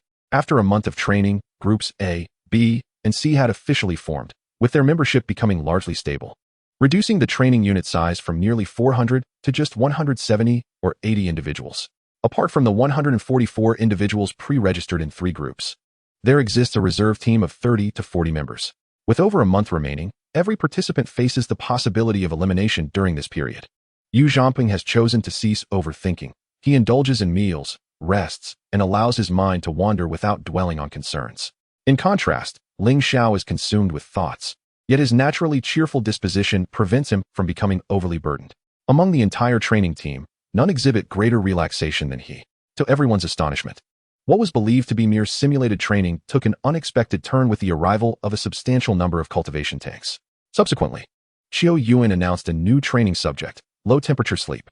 This revelation sparked widespread astonishment. Human cryonics had long been a popular theme in science fiction. When, one might wonder, had humanity conquered such a formidable technology? The notion of slumbering only to awaken on Mars appears rather appealing. Human hibernation refers to lowering body temperature to below -190 degrees, thereby freezing all bodily functions to achieve the suspension of time. Conversely, low-temperature sleep involves safely reducing the body temperature to 15 degrees through medication and equipment after an individual has fallen asleep, thereby decreasing heart rate and blood pressure, slowing metabolism, and ultimately delaying aging. The former remains purely a fantasy, with no glimmer of hope in sight. The latter, however, is a culmination of research into animal hibernation, considerably more advanced than human hibernation. The most crucial aspect of low-temperature sleep is the precise control of temperature. A mysterious technical advisor adjusted his glasses, stating that 15 degrees is a critical threshold. As long as the temperature remains above this point, it poses minimal harm to the human body. However, temperatures below 15 degrees carry a 6% risk of organ damage. At 14 degrees, the risk rises to 14%, at 13 degrees to 32%, and at 12 degrees to 71%. Falling below 12 degrees is inevitably fatal. Ling Xiao suddenly felt a twinge of anxiety. Are we being treated as mere guinea pigs? Yu Zhongping shared his concern. Surely not. Regardless of their thoughts, training proceeded as scheduled, and all members of the expedition team distanced themselves from their cozy beds. Each day during rest periods, they donned specialized jumpsuits before entering the cultivation tanks, more accurately referred to as low-temperature sleep pods. After donning face masks and administering medication, it wasn't long before the drug induced deep slumber. Approximately half an hour later, the internal temperature of the pod dropped to 17 degrees. Heart rates plummeted to a mere 20 beats per minute, blood pressure followed suit, and brainwaves stabilized, resembling the patterns observed during anesthesia. Remarkably, low-temperature sleep could be controlled through medication. It could last anywhere from a few hours to several dozen. With the appropriate injections, slumber could be instantly terminated, allowing individuals to awaken within half an hour, feeling refreshed and mentally alert, as if they had enjoyed a restful sleep. Chapter 73. Frequent Unexpected Events. The equipment has arrived at the base, accompanied by technical personnel. However, the decision to employ this technology has ignited fervent discussions within the expedition team. I believe we must proceed with caution, Zhang Wenyu asserted firmly. While the potential of this technology is promising, the experimental data remains scant. To utilize it for such a critical mission carries immense risks. We cannot afford any missteps. Li Hui adjusted his glasses and addressed the officer. Sir, our experimental data is exceedingly comprehensive. I have personally undergone over 70 sessions of cryogenic sleep, with the shortest lasting 6 hours and the longest extending to 74 hours. My health is currently impeccable, with no issues whatsoever. Very well, let me inquire. In those 70 sessions, how much time did you actually spend sleeping? Zhang Wenyu demanded loudly. Li Hui's confidence immediately wavered. Intermittently, it has been over a year. Listen closely, everyone. Over the span of a year, you've only managed 70 sessions, averaging once every 5 days. Our astronauts in space need to sleep every single day. Zhang Wenyu's fervor intensified. I want to delve into other matters for now, but can you assure me of the astronaut's safety in case of an unforeseen incident? Li Hui wished to assert that he could ensure safety, yet such assurances were not something he felt comfortable making. He could only offer a wry smile and explain, Sir, I am merely a technician. The decisions are beyond my purview. Whether we proceed or not is not for me to decide. Zhang Wenyu promptly turned his attention to Dan Xiuyu. Old Dan, do you concur with this proposal? After a moment of contemplation, Dan Xiuyu replied, If we can achieve optimal results while ensuring safety, I am in agreement. The benefits of prolonged sleep extend far beyond superficial appearances. More critically, a reduction in metabolism consequently diminishes bodily consumption, leading to significant decreases in the need for oxygen, water, and sustenance. In the vastness of space, water can be recycled, air can be generated through electrolysis, and even food can be partially synthesized from carbon dioxide into starch. However, a year-long voyage necessitates substantial provisions, with water and food alone posing a considerable burden. From this perspective, the significance of this technology is profound. Nonetheless, while the volume of the cryogenic sleep chamber is comparable to that of traditional sleeping quarters, the latter merely consists of a pressurized sleeping bag with minimal additional space and equipment. In contrast, the former requires an array of supporting apparatus, thereby occupying valuable space aboard the vessel and complicating the ship's structural integrity. indirectly increasing the frequency of launch missions. Considering all aspects, the advantages outweigh the drawbacks. Prompting Zhang Wenyu to concede a step. I shall reserve my opinion until we obtain definitive results. Thus, a unique experiment commenced. Technicians transported a cryogenic sleep chamber to the dormitory, and Li Hui, fully prepared, reclined within the chamber under the watchful eyes of all participating trainees. After half an hour, he successfully entered a critical sleep state at 15 degrees Celsius. In essence, he intended to demonstrate his resolve through action, dispelling concerns and instilling confidence. Zhao Zhanping made a special visit to observe. Beneath the transparent chamber lid, he beheld Li Hui in slumber. The lid felt slightly cool to the touch, but that was the extent of it. 3 days later, the sleep chamber was opened before all training personnel, revealing Li Hui unscathed. He even conducted a 5-minute live QA to prove his cognitive functions remained unaffected. At this point, even the most skeptical, Zhang Wenyu, found himself at a loss for words. From that day forward, the expedition team's training was divided into 2 segments: simulations during the day, theoretical discussions at night, culminating in sessions of cryogenic sleep. In the span of 24 hours, aside from the necessities of life, every moment is devoted to training, leaving no second to squander. Despite this, a palpable sense of urgency permeates the air, as if everyone yearns to stretch each second into 8. Yet, upon truly engaging with low-temperature sleep, it becomes evident that this technique is far from the simplicity one might envision, and not everyone can readily adapt to this mode of slumber. During his inaugural entry into the cryogenic sleep chamber, Ling Xiao required a full 3 hours to successfully lower his body temperature to 17 degrees. Shan Xiuyu wore a grave expression, suddenly perceiving low-temperature sleep as a potential pitfall. Li Hui, observing his demeanor, quietly approached and gently elucidated, "This is entirely normal. There is a necessary acclimatization process." Shan Xiuyu raised an eyebrow in skepticism. "Are you certain?" With the departure time drawing near, failure to conclude training before the critical window would necessitate abandoning this technology. According to our experimental data, the average adaptation period ranges from 5 to 7 days, with some individuals taking up to 10 days. Li Hui spoke with unwavering confidence. Shan Xiuyu nodded. "Very well, I expect results within 10 days. No problem," Li Hui affirmed. However, this was merely the beginning. Soon, new information emerged. Su Qing had remained in the sleep chamber for a full 7 hours. Yet her body temperature stubbornly lingered at 28 degrees. Even the slightest decrease triggered a precipitous drop in physiological indicators. Every conceivable method had been attempted, from increasing medication to inducing anesthesia, yet no improvements were observed. It seemed as though she were a divine agent sent to disrupt proceedings, leaving the entire technical team in a state of alarm, hesitant to further lower the temperature. While one issue remained unresolved, another arose. Luo too experienced a smooth descent into sleep, achieving a temperature of 17 degrees, yet his brain activity showed no signs of reduction.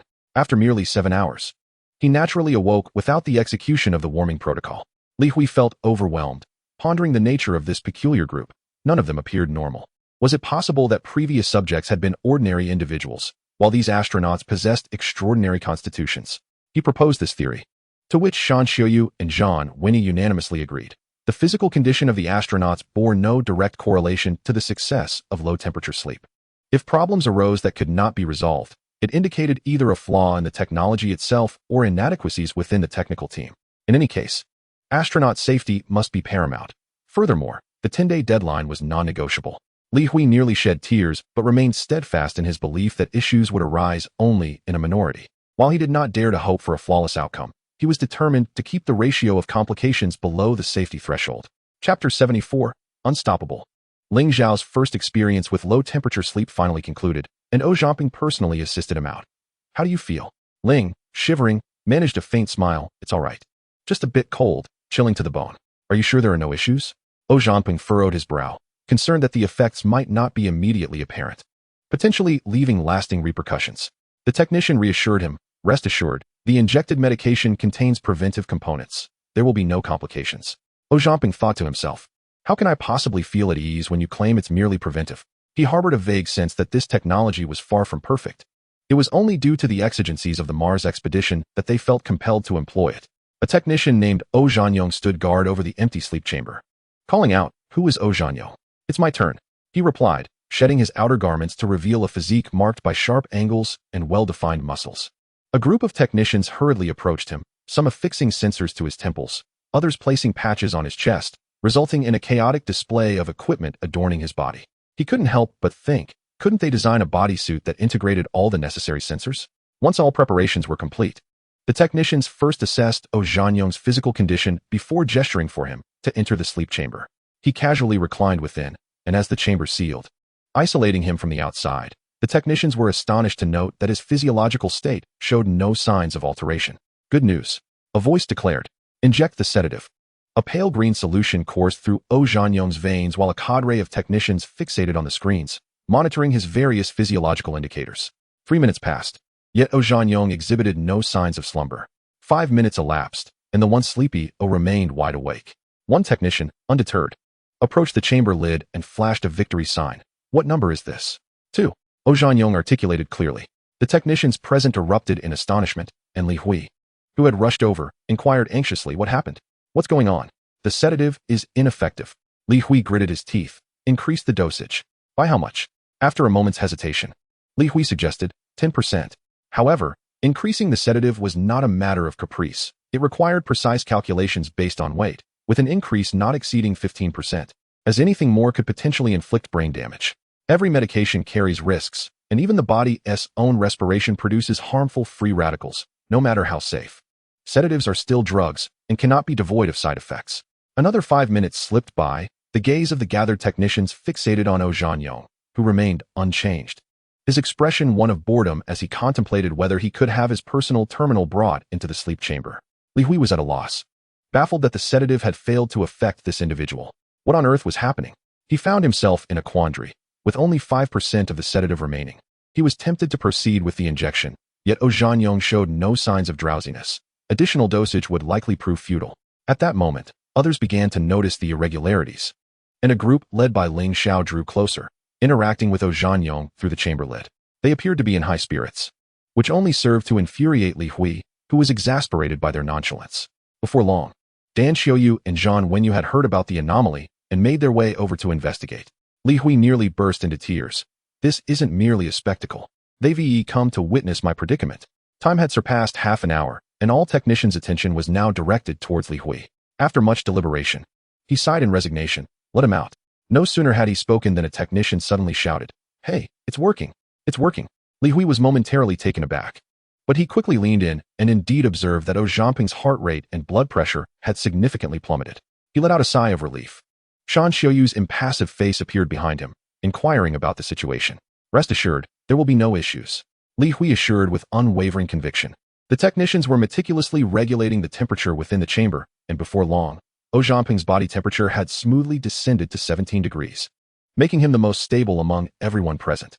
Li Hui's spirits soared. However, just as a satisfied smile graced his face, the temperature reading abruptly flickered, dropping to 16 degrees. The expressions of all the technicians turned to one of utter innocence. We don't know. No sooner had the words left their lips than the number changed again, plummeting to 15 degrees. Li Hui was genuinely alarmed. He forcefully pushed aside the obstructive technician, scrutinizing all the physiological data and cross-referencing the equipment information, finding no discrepancies in the data.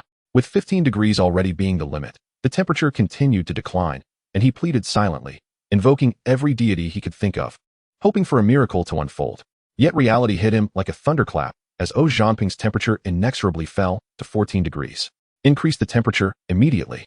Li Hui's voice had lost its strength, akin to a cat that had stepped on its tail. A flurry of technicians sprang into action. He finally regained some semblance of rationality. The ambient temperature was consistently higher than the body temperature, which, from the perspectives of energy conservation and human physiology, was abnormal. And yet other physiological indicators remained stable despite the temperature plummeting to 9 degrees. The sleep chamber has a protective mechanism. It cannot be opened unless the body temperature is restored, one technician remarked. Smash it! Shan Xiaoyu exclaimed fiercely. Wait! Li Hui dashed in front of the sleep chamber, eyes wide as he focused intently on Oh Zhangping, finally exhaling in relief. Indeed, it must be a sensor malfunction. His condition is remarkably stable, I assure you. Ling Xiao finally grasped that something was amiss, seizing Li Hui by the collar, his eyes ablaze with fury. You need to clarify this. What on earth is happening? Li Hui hastily explained. It's nothing, truly nothing, just a loose sensor patch. Chapter 75, Body Temperature at 9 degrees. Li Hui's voice rang out loud and clear, momentarily stunning the furious Ling Xiao, while Shan Xiaoyu and Zhang Wenyu were equally taken aback. The possibility of a loose patch was indeed plausible. Everyone felt an underlying sense of unease, yet could not pinpoint any evidence. Ling Xiao, let go. Shan Qiuyu rebuked sternly.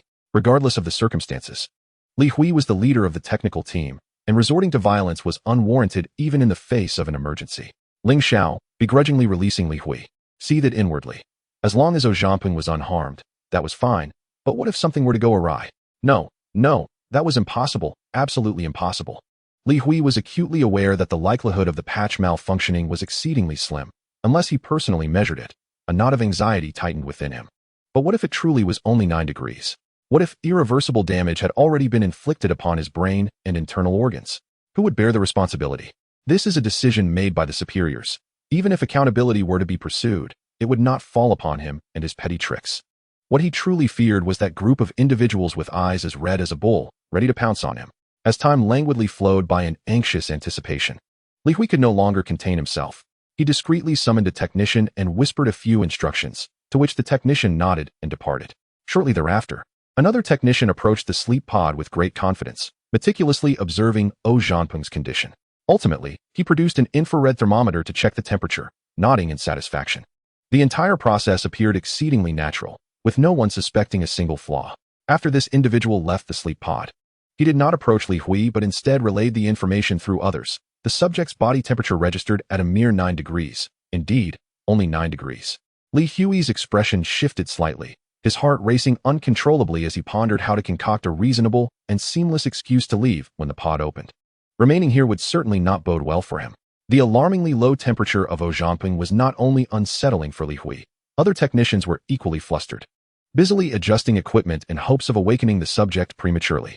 However, all their efforts proved futile. If the temperature did not rise naturally, forcing it would lead to uncontrollable physiological chaos. Suddenly, Li Hui contemplated a possibility. Could this individual have adapted too well to the hibernation serum? What followed was the enhancement of the hibernation compound to make it effective for humans. In truth, the research team had already succeeded in injecting modified hibernation serum into mammals that did not naturally hibernate.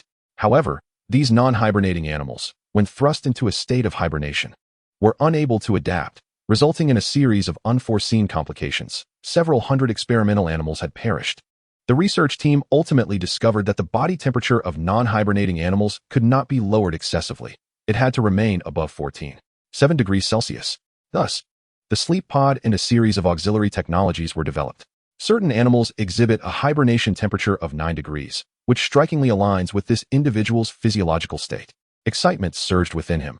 If this person could be successfully awakened, it would undoubtedly illuminate a new research direction for the team. Yet, alongside this exhilaration came a wave of dread and unease, for temperatures below 15 degrees could result in irreversible damage to various organs, with the brain being particularly vulnerable to irreversible harm. Memory loss and headaches would be minor inconveniences, but it could also trigger epilepsy and other neurological disorders. 9 degrees? This was a temperature at which human life could not endure. While the individual could emerge, transforming from an elite astronaut into someone utterly incapable of self-care was unacceptable. He could not remain here. A profound sense of crisis compelled Li Hui to make the decisive choice to distance himself from this perilous situation, fabricating a pretext to slip away. 7 full hours later, Zhao Zhanping's body temperature finally began to rise naturally. The technicians promptly adjusted the equipment, but they were astonished to find that even without the aid of their devices, the subject's physiological indicators remained remarkably stable. How intriguing, one technician mused, his eyes alight with fascination. Hibernation factor is an exogenous substance that metabolizes slowly within the human body. Following a single injection, its effects commence approximately 8 hours later. To maintain prolonged low-temperature slumber, one must continually monitor the metabolic status of the hibernation factor and administer timely reinforcements. In essence, continuing to inject the sleep aid into Zhao Zhanping would allow him to sustain his current state of deep slumber. A restless sensation stirred within him, an irresistible impulse gradually taking hold of his mind, as his fidgeting fingers stealthily approached the screen. Just as his fingertips were about to make contact with the injection interface, a hand suddenly grasped his arm with fervor. "What do you intend to do?" An irate voice demanded. The technician's gaze flickered uncertainly. I'm not doing anything. The body temperature is rising. It's time for a supplement. Supplement my foot." Ling Xiao raised his fist, ready to strike, but his comrades quickly restrained him, averting a potential bloodshed. Nevertheless, the glances directed at the technician were laden with suspicion and condemnation. Li Hui, who had initially distanced himself, received the news and begrudgingly made his way over, chastising the situation with indignation while repeatedly assuring everyone that this was merely a personal issue of the technician. Yet, regardless of his explanations, the seeds of doubt had been sown. When Zhao Zhanping finally awoke, he was greeted by a cacophony of commotion outside the chamber. A sudden thought flickered in his mind. Was there an incident? The last remnants of drowsiness vanished in an instant as he pushed open the chamber door and sat up, immediately spotting the grim-faced Ling Xiao being restrained by several comrades. Zhao Zhanping hurriedly leaped out. What is happening? Is everything all right, Ling Xiao? The uproar fell silent in an instant, leaving everyone in a daze as they stared at Zhao Zhanping, uncertain and bewildered. Ling Xiao furiously recounted the embellished events, and it was only then that Zhao Zhanping realized his brief slumber had caused such a tumult. Li Hui, however, was acutely aware of Zhao Zhanping's true body temperature. Observing that Zhao Zhanping exhibited no side effects whatsoever, he found it nothing short of miraculous. Unable to restrain his excitement, he dashed towards Zhao Zhanping. Comrade, your condition is exceptionally unique, truly extraordinary, and holds immense research value. I shall promptly submit a request to transfer you to our research institute. Wait a moment. What is this nonsense? I have no interest in your research, nor do I wish to be relocated to any institute. Zhao Zhanping vehemently rejected.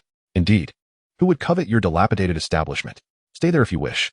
Ling Xiao stepped forward, blocking Li Hui with an expression of vigilance. Yet, Li Hui remained undeterred, raising his voice. Hey, this isn't the end. The terms are negotiable. We can discuss the conditions. Chapter 76. Assembling the warship. Zhao Zhanping's rejection did not deter Li Hui. He exhausted every means, pleading fervently, intent on bringing Zhao Zhanping under the banner of the experimental group. While others remained oblivious to Zhao Zhanping's exceptional nature, Li Hui understood all too well that he was the first human to experience extreme hypothermia, yet awaken normally. A breakthrough with profound implications for the study of low-temperature sleep. Regardless of the enticing conditions proposed, Zhao Zhanping remained wholly devoted to his training, resolutely refusing to acquiesce to Li Hui's extravagant promises. The terms offered by Li Hui were indeed exceedingly generous, to the point where even Shan Qiuyu believed that rejecting them would jeopardize Zhao Zhanping's future. He was not entirely impervious to temptation, however. Thoughts of extraterrestrial beings soaring towards Mars extinguished any fleeting desires he might have harbored. Faced with the uncertainty of humanity's future, it seemed far more prudent to wager everything on a bold confrontation with alien life rather than remain on Earth, awaiting an ambiguous destiny. Moreover, Li Hui's contradictory statements about not allowing temperatures below 15 degrees, while simultaneously claiming that Zhao Zhanping had endured a frigid 9 degrees, left many in the research team skeptical of his assertions. Ultimately, the technology of cryogenic sleep was applied to the warships, and the expedition team bid farewell to their beds, now required to slumber in sleep pods. Time flew, and by mid-May, the members of Groups A, B, and C had been largely finalized, all adapting to the rigorous simulation training. Regardless of the challenges faced, they responded with composure and clarity. A wave of discontent surged among the members, particularly in Groups B and C, who, being substitutes, felt their prospects dimmed with Group A now venturing into space, leaving them behind at the base. Shan Qiuyu wished to convey that the higher-ups had always favored only Group A. The formation of the two additional teams was merely a precautionary measure against unforeseen circumstances. Although the current spacecraft was safer than ever, absolute certainty could not be guaranteed. In the event of a mishap during launch involving Group A, what would become of them? Only then would Group B have a chance to ascend. The probability of Group A encountering disaster was so minuscule it could be disregarded, and similarly, the likelihood of Group B facing any mishap approached zero. Thus, the three teams collectively assured safety. This necessity for Group A to launch ahead of schedule meant that, barring unforeseen incidents, Groups B and C would not be required to take flight. Until now, the members of Groups B and C continued to harbor immense enthusiasm and hope. Yet the harsh reality compelled Shan Qiuyu to withhold the truth. On May 24, 2065, at an altitude of 340 kilometers behind the space station, dozens of warship modules of varying sizes trailed like a train. At 8 o'clock sharp, the assembly of the warships commenced. Zhao Zhanping led a team of engineering vessels, weaving between the modules, swiftly locking onto Module 1. 8 engineering vessels docked in succession, collectively exerting their strength to elevate the heavy module 500 meters skyward. The sight resembled a swarm of ants hoisting a plump pod. Module 1 is in position, Zhao Zhanping reported to the space station. Commence operations. Received.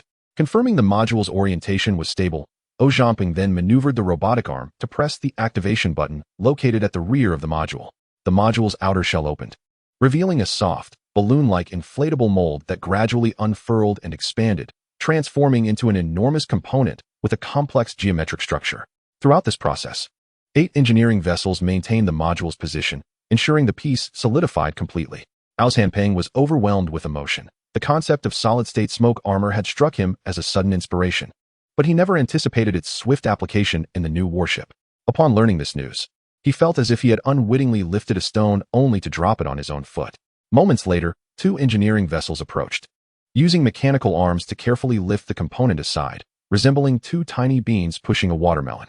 The inflatable mold continued to expand, and soon the second component took shape, followed by the third, fourth, and fifth.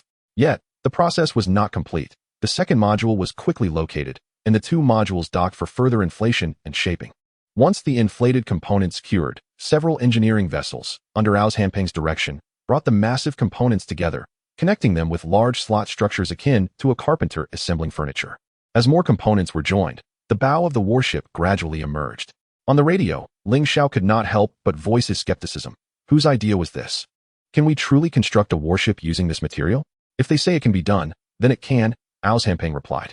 Concerned about drowning in the collective skepticism, he refrained from disclosing the source of the idea.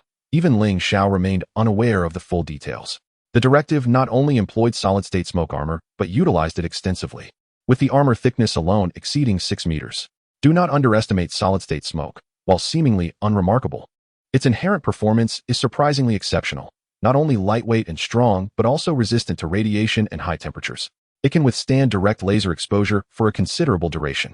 The new vessel employed an improved formula that incorporated laser-resistant components, rendering it even sturdier and more durable than conventional solid-state smoke. It is important to note that, in the absence of a magnetic field in space, the environment surrounding the warship is far more hostile than that near Earth. If the warship's exterior were entirely composed of steel, the armor alone would weigh upwards of 30 to 50,000 tons. However, by utilizing solid-state smoke with equivalent protective capabilities, the weight is reduced to just over 2,000 tons. While the strength of this material may not match that of steel, it can effectively serve as a partial substitute. The sole drawback of solid-state smoke is its rapid aging. Its lifespan ranges from 3 to 5 years, after which it becomes unserviceable due to excessive deterioration. Chapter 77. The Semi-Plastic Warship. The new warship not only features a solid-state smoke exterior, but also incorporates a substantial number of engineering plastic components within, significantly reducing the overall mass of the vessel. Reports suggest that plastic components account for over 60% of the warship's total weight. Wherever possible, from cabin panels to flooring, engineering plastics are employed in place of metal parts. Wherever metal linings can be utilized, metal plates are eschewed. According to incomplete statistics, this alone has reduced the new warship's weight by over 80,000 tons. Upon receiving this information, everyone was left in a state of shock, their minds reeling in disbelief. Moreover, even after shedding 80,000 tons, the new vessel still boasts a total mass of nearly 10,000 tons. This implies that, if constructed purely from metallic materials, it would be a formidable battleship with a weight approaching 100,000 tons. At this point, the implications became clearer to everyone. Given humanity's current technological capabilities, propelling a 100,000-ton space warship is an insurmountable challenge. Even a mere 10,000 tons poses a significant test. However, there is reassurance, as the advancements derived from the research at Falling Ship Mountain have been wholly integrated into the new vessel, substantially enhancing its propulsion capabilities. Yet, upon hearing this news, concerns heightened. With such advanced technology, could this battleship truly succeed? In reality, certain properties of engineering plastics surpass those of steel, particularly in terms of construction speed and cost efficiency. Thus, aside from the power core, thrusters, and other essential components requiring metallic parts, the entirety of the new warship is constructed from plastic. To claim it as a plastic battleship may be an exaggeration, but describing it as partially plastic is entirely accurate. Following the initial shock, perspectives shifted. An extraterrestrial projectile could effortlessly breach the lunar horizon, rendering any steel impotent against alien weaponry. In light of this, what distinction exists between plastic and steel? In a mere 2 days, the solid-state smoke protection layer of the half-assembled battleship took shape. Although merely a shell, it began to resemble a warship. However, the precision of the surface armor molds fell short of expectations. While assembled, it felt precarious, akin to a set of building blocks that could collapse with the slightest additional force. The subsequent task was not to finalize all the armor, but rather to secure other modules within the hull. This task, too, appeared straightforward. Identify the corresponding modules. Deliver them in the correct orientation sequentially into the hull, and engage them into the prefabricated slots, layer upon layer of compartments unfurling gradually. Do not underestimate this task. Each module must be installed with utmost precision in its designated location, especially at the interfaces, where any misalignment could result in disrupted circuits or failed signals. Thus, only the most adept pilots could undertake this seemingly simple yet inherently precise task. Furthermore, the engineering craft was solely responsible for transporting the modules, with the final assembly executed entirely by intelligent robotic arms. These machines resembled colossal metallic insects, meticulously traversing the hull's interior with unwavering diligence and precision, seamlessly connecting the various modules. All those involved in this endeavor could not help but marvel at the ingenuity of the designers. Their creativity was truly extraordinary. Thankfully, they devised the robotic arms. Otherwise, the workload would have escalated significantly, and any mishap with a module could jeopardize the entire project timeline. This concern was far from unfounded, as each module must unfold in the most precise position to ensure that the compartments align correctly. A slight deviation during rotation could potentially fracture the fragile interfaces. Once the internal modules of the battleship were secured, the protective layer was likewise stabilized, ceasing its incessant movement. Thus, layer by layer and piece by piece, the battleship rapidly took form. Throughout the assembly process, the vessel must consistently maintain a vertical orientation, with the bow facing upwards and the opening directed downwards, utilizing the hull to shield against solar winds and various cosmic particles, thereby minimizing the impact of external factors on the warship. By the end of May, the most critical phase arrived. The core module of the warship was integrated into the hull, encompassing the living quarters, control chamber, cryogenic sleep chamber, fusion reactor, and 8 large propulsion units, with nearly all metallic components concentrated in the core module and the stern. Had it not been for the excessive accumulation of engineering plastics at the bow, the vessel's balance would have been precarious. At this juncture, the warship was considered to be in its preliminary completion stage, with the next step involving engineers entering the ship to meticulously inspect all electrical circuits and pipelines.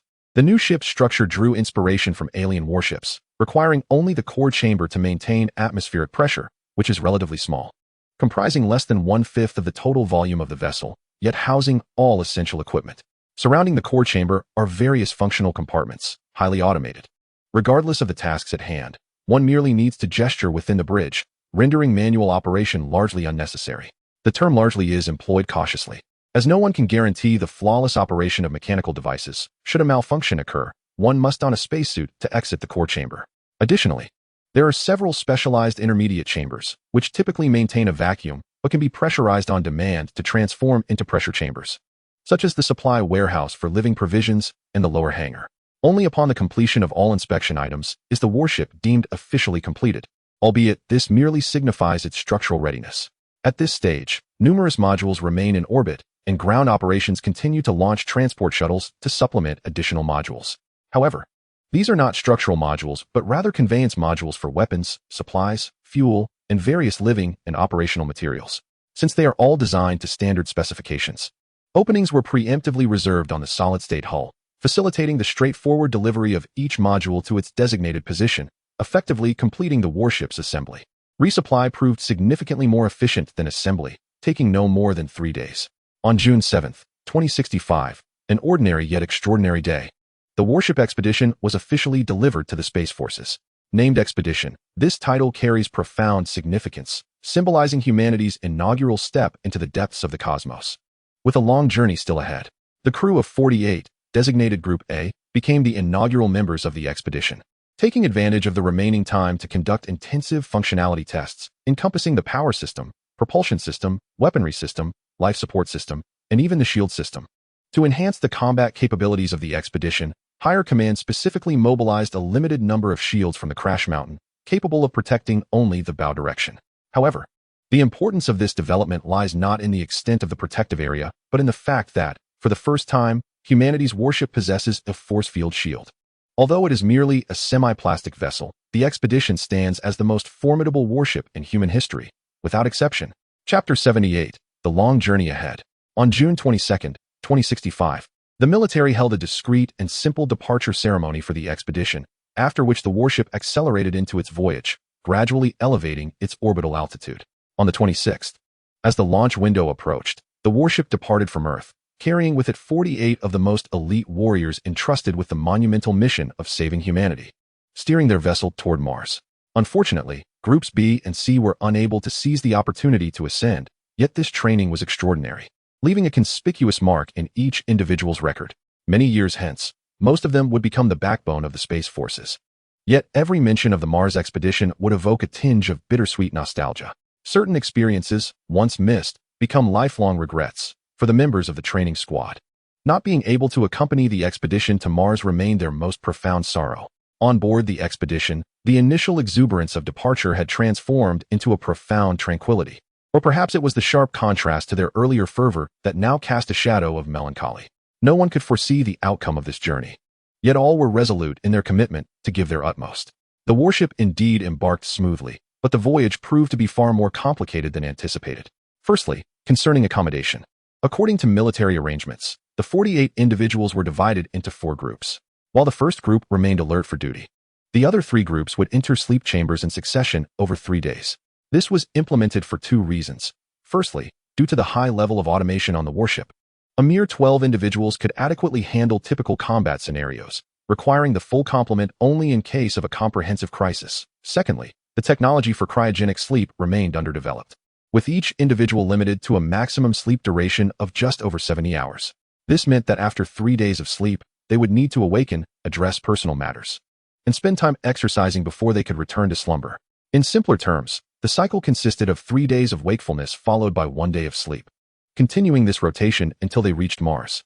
The third group would enter the chambers over 3 days, allowing for a staggered awakening to avoid overcrowding followed by sudden emptiness. Ping couldn't help but marvel at the necessity for everyone to be versatile. It was evidently essential in this setting. Secondly, regarding sustenance, the duty group faced no issues, as they could eat normally. However, the 3 sleeping groups had restrictions. Their only sustenance was high-energy nutritional supplements. While traditional food was not entirely off-limits, the effects of cryogenic sleep diminished gastrointestinal activity and impaired digestion. Any food consumed would likely spoil before it could be digested, leading to various health complications. Who would willingly invite such maladies upon themselves? Surprisingly, Ping was appointed the leader of the third group. Ling Xiao performed admirably as well, yet his exuberant nature precluded him from a managerial position. This outcome left Ling Xiao quite disheartened, and he remained indignant until they entered the sleep chambers. The duty group was not idle either. They engaged in simulations daily, loading simulated data akin to their routine at the base. Of course, this involved pure practice without delving into control systems. After all, gravity existed on Earth, but not aboard the warship. Merely adapting to a weightless environment was just the first step, while learning to engage in combat under such conditions presented a new challenge before all. On July 14th, Ping awakened for the 8th time. Upon emerging from the sleep chamber, the first order of business for everyone was to wash their faces and brush their teeth, tending to personal hygiene. Since they were merely in a state of sleep rather than cryogenic stasis, all bodily functions had only been slowed, not halted. Thus, the oil in their hair, the flakes on their skin, and the breath in their mouths were all akin to what one would experience upon waking in their usual daily life. However, managing personal hygiene in a weightless environment posed its own set of challenges. The confined spaces and poor air circulation aboard the battleship meant that neglecting personal cleanliness could transform a living person into a veritable biochemical hazard. Therefore, whether aboard a space station or a spacecraft, maintaining personal hygiene was not merely a matter of cleanliness. It was essential for the collective living conditions of all. Ling Xiao, while poking around in his mouth, mumbled complaints about when they would finally have artificial gravity. Ping swallowed the toothpaste in his mouth and replied, "Patience. One day, we will have it." This was no idle chatter. According to authoritative information received before their departure, researchers at the Luojin mountain base had discovered a device aboard the alien spacecraft that could potentially generate artificial gravity. If they could thoroughly study this device, the day of experiencing artificial gravity would not be far off. Shortly thereafter, having thoroughly dried himself, Ling Xiao emerged from the bathroom clad in a jumpsuit. In a weightless environment, the jumpsuit served as standard attire, preventing clothing from floating about and causing various inconveniences and embarrassments. To avoid such troubles, many female soldiers had opted for short haircuts, with some even shaving their heads entirely. Admittedly, at first, everyone found the change somewhat disconcerting, but as they became accustomed to it, the look turned out to be rather appealing.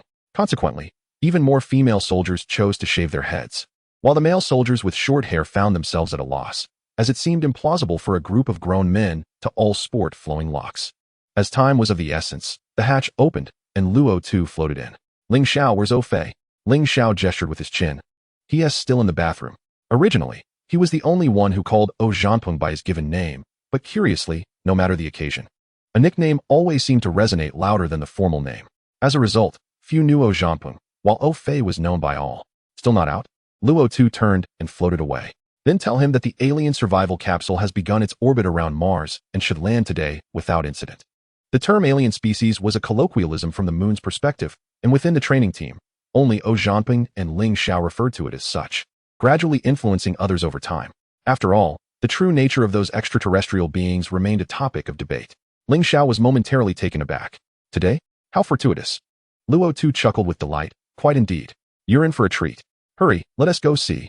Those who had finished promptly responded, while those still engaged hurried their pace. By the time O Zhanpeng floated out of the bathroom, most had already departed, leaving only Ling Xiao waiting for him. What is going on? O Zhanpeng inquired. The alien species is about to land, Ling Xiao replied. Chapter 79. The forces split into two paths. As O Zhanpeng and Ling Xiao drifted into the bridge, the other 22 had already assembled without exception. Each individual secured themselves in various ways. Their collective gaze fixated upon the main screen, where a familiar crimson planet dominated the display. A small portion lay cloaked in shadow, while the majority basked in sunlight, resembling a brilliant red orb. The alien escape pod hovered just beyond the planet's surface, gliding slowly. It is not an exaggeration to say that the 48 members aboard the expedition are among the most concerned individuals regarding Mars in all of humanity. However, the optical equipment on the ship lacked the resolution to capture such detail. The scene before them was a composite image, crafted from the joint efforts of 6 deep space telescopes orbiting Earth, enhanced through specialized software. Though the view presented was panoramic, magnifying the image revealed the mountains and fissures on Mars' surface with remarkable clarity. Furthermore, in the corners of the screen, several unique perspectives from the Martian surface were displayed, captured by rovers and orbiting probes sent over the years. Although it was merely a serendipitous occurrence, these devices had indeed played a significant role in monitoring the escape pod's trajectory. Does this imply a landing today? Ling Xiao speculated, though without evidence. Not necessarily. O Zhanpeng countered. During the lunar mission, we weren't in a hurry. Surely we must make several orbits this time as well? As the escape pod ventured into Mars' shadow, with no signs of descent, O Zhanpeng realized waiting was no longer an option. He clapped his hands to draw everyone's attention. All right, no more congregating here. Let us return to our tasks. The reason remained the same. Low-temperature sleep is not equivalent to cryogenic stasis. With a hint of regret, the crew succumbed to deep slumber. Although answers would soon be revealed and the location of the alien species landing would be disclosed, there lingered an irrepressible urge among them to ascertain the ultimate outcome as swiftly as possible. Upon awakening once more, O Zhanpeng discovered that shortly after they had fallen asleep, the alien species had parachuted onto Mars and was now occupied on the planet's surface. After hastily attending to personal hygiene, O Zhanpeng rushed to the bridge. The main screen still displayed the visage of Mars, but no longer as a panoramic view. Instead, it focused on a small segment of the surface, where a group of colossal entities and several brainfish machines were bustling about in an open area. However, his attention was drawn to a corner of the screen, where the panoramic view of Mars revealed the escape pod slowly rotating around the planet. He was taken aback. The escape pod had not landed? O Zhanpeng felt somewhat bewildered. In his mind, the alien species ought to pilot the escape pod down, utilizing its remaining resources to swiftly establish a base. But why did the aliens not adhere to expectations? He was eager to comprehend the aliens' current endeavors, yet with their unfamiliarity towards the alien species, any inquiries would prove futile. Henceforth, with each awakening, O Zhanpeng hurried to the bridge to glean insights into the enemy's evolving circumstances. The technology of the extraterrestrials surpassed imagination. Each recollection of the alien base's rapid construction weighed heavily upon his heart. In late July, O Zhanpeng awoke once again, and the watch had shifted to the second team. The first main structure of the alien base had already taken form. According to messages relayed from the moon, it appears to be a component of the life support system, designed to collect moisture. In addition, some rudimentary structures are being rapidly constructed. The speed of the extraterrestrial species once again shatters O Zhanpeng's understanding. With the water collection system completed, it is likely that the enemy's base has attained fundamental functionalities. However, judging by the limited number of surface structures, it is evident that there must be a substantial underground space, likely filled with extensive piping. This situation did not exceed the command center's anticipations, yet it weighed heavily on everyone's hearts like an immense boulder. In early August, the second batch of extraterrestrial beings finally landed on Mars, establishing a second base at the Martian North Pole. By late August, the third batch of extraterrestrial beings arrived. 3 groups and 3 bases. Clearly, the extraterrestrial species harbored significant ambitions. At the end of August, Xiaoping led 3 teams to take command of the warship. Their duties, aside from routine maintenance and maintaining communication with Earth, included constant vigilance over the movements of the extraterrestrial beings. Until this point, everything remained on the expected trajectory. However, as August drew to a close, Xiaoping suddenly noticed that the alien escape pods were ascending in orbital altitude. This situation immediately captured his acute attention. Within just a few hours, both the speed and altitude of the escape pods saw a remarkable increase. Xiaoping promptly awakened the other team leaders. Report to the ground? Nonsense. The images of Mars received by the warship are entirely sourced from the surface. The command center would receive news even earlier than the expedition vessel, he asserted. The team leaders soon arrived on the bridge, marking the first assembly of the 4 leaders since the warship's departure. What has transpired? Luo Tu inquired. As both a team leader and the official captain, he bore the primary responsibility for any issues that arose. The atmosphere shifted ominously among the group as Luo Tu immediately examined the orbital data of the escape pods. Given the current situation, the likelihood of their departure is exceedingly high. Truly, one fears what one anticipates. Everyone hoped the extraterrestrials would remain on Mars, thus providing a definitive resolution to the threat. Yet, they all understood that the extraterrestrial beings would not be so foolish as to remain. The probability of their departure from Mars was substantial. It is still early. We must wait a little longer, Su Qing spoke, possessing a natural talent for communication and well-liked among her peers, which led to her appointment as the leader of the 4th team. Luo Tu's tone was despondent. There are only 2 possible destinations, either the asteroid belt or Jupiter. But where is Jupiter? Xiaoping immediately displayed an overhead view of the solar system. Right here. Upon seeing the image, the group's mood darkened further. All present were experts, instantly recognizing that Mars was currently in a window of opportunity to travel towards Jupiter. Some of the extraterrestrial beings would remain on Mars, while others would head towards Jupiter. It was clear that the extraterrestrial species understood the principle of not putting all their eggs in one basket, hence dispersing their forces to mitigate risks. The extraterrestrial beings must have already detected our warship. Otherwise, they would not be in such a rush to leave, Su Qing remarked. Luo Tu's gaze was profound. The pressing question before us is whether to continue with our original plan to destroy the Martian base or to divert our course in pursuit of the escape pods. Chapter 80. Volunteering for Action. Lot is indeed correct. The question of where to go from here presents a crucial dilemma at this moment. I believe we should pursue the escape pod. Team leader Gu Haiba remarked that while we cannot neglect Mars, it remains ever-present and can be monitored at any time from anywhere. The escape pod, however, is an entirely different matter. We are utterly unaware of the extraterrestrial being's true intentions. Once we lose track of the escape pod, locating it again will not be a simple task. Perhaps it is Europa? Su Qing suggested. Having grown accustomed to her role as a liaison, she always spoke with a polite demeanor, even when delivering affirmative answers, opting for a more tactful tone. The likelihood is quite high, Gu Haiba responded. Aside from Earth, the celestial bodies of greatest interest to humanity within the solar system are Europa and Titan. The former is enveloped by a thick layer of ice, potentially concealing an ocean beneath, and possibly even harboring primordial life. Regrettably, before humanity could set foot on Europa, extraterrestrial beings appeared, confirming not only the existence of alien life, but also the presence of extraterrestrial civilization. Titan, on the other hand, boasts a dense atmosphere, setting it apart from all other celestial bodies. There has long been speculation that Titan may host life forms entirely dissimilar to humans, thriving in ultra-cold conditions. The extraterrestrial beings are undoubtedly well-versed in such scenarios, and given that the brainfish are aquatic creatures, the probability of the escape pod heading towards Europa is the highest. Lot nodded in agreement, while only Xiaoping remained silent. Curiously, he nudged Xiaoping's arm. What are you thinking about, Fei? Without a moment's hesitation, Xiaoping raised his arm to block Lot's, causing both to sway away from each other like tumbling dolls. Gu Haiba quickly steadied Lot, and Su Qing grasped Xiaoping's arm. You are quick on the draw. Lot grinned. Instinct, purely instinct. Xiaoping chuckled, not perceiving anything remarkable about his reaction. Which beauty has captured your thoughts so intently? Su Qing inquired playfully. Embarrassed, Xiaoping rubbed his forehead and said, I too believe that the aliens are most likely heading to Europa. But there is another possibility. Perhaps the extraterrestrials have no particular objective and are merely attempting to divert us by using the escape pod as a lure. Having noticed our approach, the group collectively gasped in surprise, and Lot's expression turned grave. We cannot dismiss that possibility. Indeed, we cannot, Gu Haibao concurred. The extraterrestrials have already landed 3 times. How many of them can fit in that escape pod? His stance shifted dramatically. Both assessments seemed equally plausible, leaving Lot in a quandary. Our mission is Mars. Let us prioritize reaching Mars first, Su Qing proposed. Zhao Zhangpeng pulled up an overview of the solar system, magnifying the positions of Mars and Jupiter. Look here, given the current positions, we are right at the window for travel from Mars to Jupiter. Thus, the escape pod's departure at this time is not coincidental. If we adjust our course immediately, we should still have time.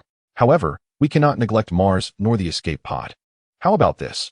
We head to Mars first, and after launching the missile, we proceed straight to Jupiter. That should work, right? Gu Haibao suggested. The proposal is feasible, yet limited to a single missile launch.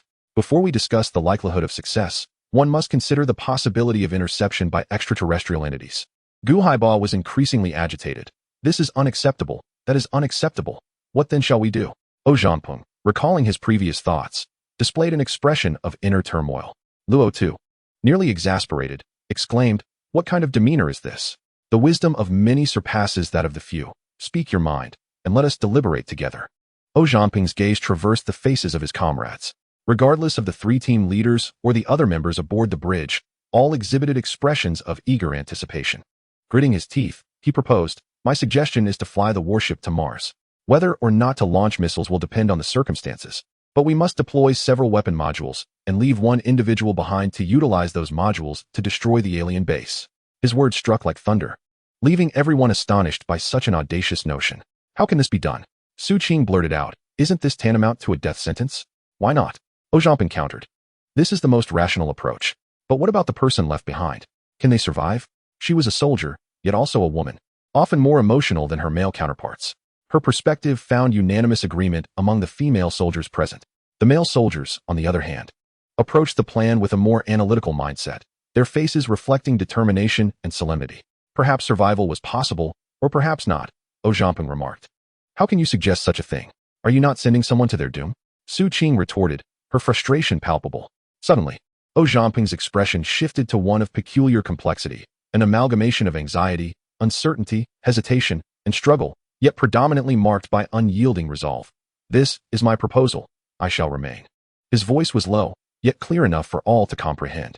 In that moment, silence enveloped the group. They were at a loss for words, grappling with feelings of admiration and sorrow, while some questioned their own resolve, wondering if they would possess the same determination if placed in Zhao Zhangpeng's position. Su Qing was momentarily taken aback, nearly in tears. I didn't mean it that way." Zhao Zhangpeng spread his hands, smiling with an unusual nonchalance. "It doesn't concern you. I have made my decision." Su Qing stared blankly at him, her heart heavy, unable to articulate a single word, though he spoke the words in a light-hearted tone. The gravity of life and death rendered true serenity impossible. Chapter 81, Refining the Plan. Gu Haibao expressed his agreement. "Indeed, this cannot be done. What do you propose instead?" Zhao Zhangpeng raised his hands in exasperation. "I have finally resolved myself. If you continue to dissuade me, I may waver." Luo too shook his head. "Discussing this here is futile. We must ultimately heed what is directed from above. I will contact the base immediately." "Wait," Zhao Zhangpeng swiftly interjected. "If you report it this way, they will certainly object. But understand this. I do not intend to sacrifice myself." "Isn't that precisely what you were suggesting?" Su Qing's voice trembled. She was uncertain whether Zhao Zhangpeng had already made a decision, feeling that her words had driven him to a corner. This sentiment was not surprising to anyone present. After all, in the vastness of space, flight capability was paramount, and aboard the expedition ship, only the multifunctional fighter jets met the requisite standards. Thus, it must be the pilots who remain. Gu Haibao cast a conflicted glance at Zhao Zhangpeng, for the latter was one of the few pilots aboard the warship. Among the 48 personnel on the vessel, at least 40 were trained astronauts. While not every one of them was an expert in aviation, there were certainly no fewer than 25 who could operate an aircraft. However, when it comes to orbital flight, the numbers dwindle to less than 10. This certainly narrows down the options.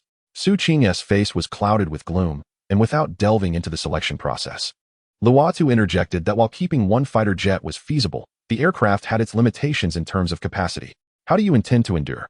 Su Qing's expression darkened further. "I have contemplated this as well," Zhao Zhangpeng replied. "We can modify the fighter jet by first relocating the sleep pod, and then enhancing it with a streamlined life support system to extend the aircraft's sustainability until the spacecraft arrives. Should we?" Loatu, usually quick-witted, found himself at a loss. What does a streamlined life support system entail? Simply put, Ojaping explained, first, oxygen tablets, which are of utmost importance. No problem. Provide as many as needed.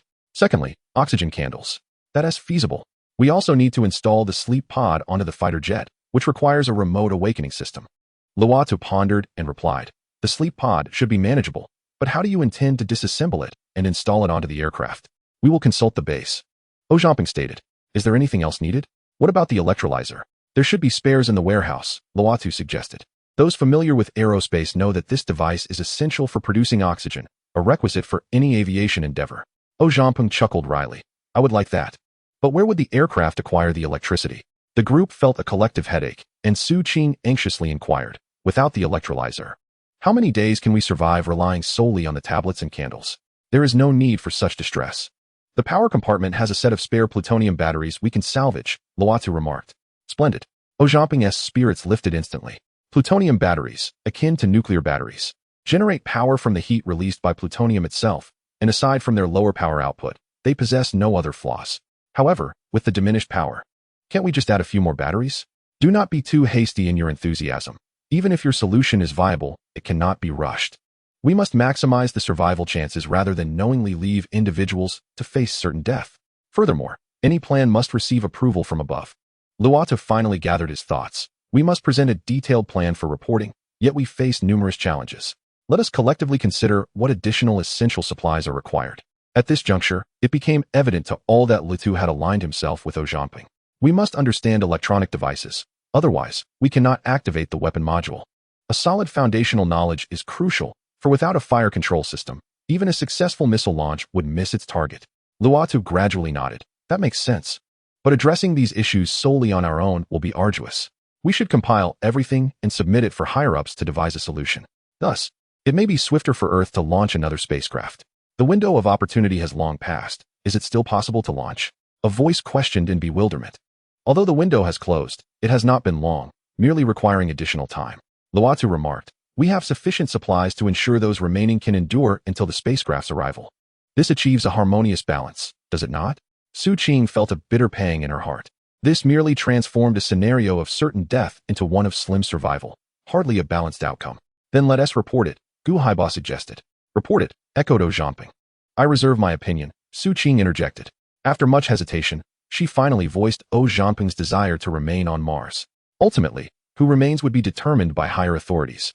Yet Ojaping's resolve should be communicated to the ground, rather than kept hidden or deliberately obscured. The expedition had been flying for over 2 months, and now, the distance from Earth was approximately 30 million kilometers, with a communication delay of 1.5 minutes. The communications center was manned around the clock. After 3 minutes and 14 seconds, the expedition received a signal from Earth. Expedition, the base has received your report. Please be patient. Loatu suddenly inquired. Oh Fei.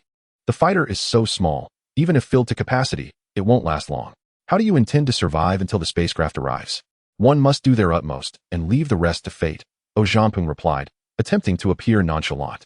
However, the muscles in his face betrayed him, forming a grimace that was neither a smile nor a frown.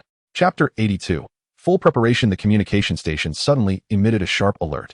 Upon opening the message, the image of Shan Xiuyu appeared on the screen. Expedition, we have received your report. I must admit, the current situation is exceedingly complex. A team has been assembled to conduct a comprehensive analysis. We will require some time to reach a conclusion. After a brief pause, he shifted his tone and continued. I personally greatly agree with your assessment. The combat plan you proposed demonstrates remarkable courage, and I have submitted it for approval. However, from my perspective, there are numerous aspects that require refinement. Let me briefly mention a few points. First, aside from Earth, Mars possesses the most favorable environment, and we must ensure that aliens do not establish a foothold. Under no circumstances should we allow an alien base to remain. This is the primary objective of the expedition, and I must reiterate this point. Second, we must strive with all our might for ultimate victory, but the threats from adversaries on both fronts are formidable. Thus, the likelihood of the plan being approved is quite high. You must be psychologically prepared for this. Finally, I share your sentiments. I am reluctant to face this outcome, but the situation has escalated to this point, and no individual's emotions should interfere with the mission. In the face of humanity's survival, all other concerns must take a back seat. I hope you can understand. Though his words were diplomatic, everyone grasped the underlying message. Even in the face of inevitable death, the mission must be executed with unwavering resolve. This did not require emphasis. Every member aboard the warship was a professional soldier, mentally prepared for sacrifice since joining the expedition team. However, some individuals were more thoroughly prepared than others. For instance, Zhao Zhamping had contemplated all conceivable scenarios that might arise. Some individuals, like Su Qing, were not as well prepared. In her mind, the expedition was a direct confrontation with extraterrestrial beings, rather than a harrowing choice between life and death.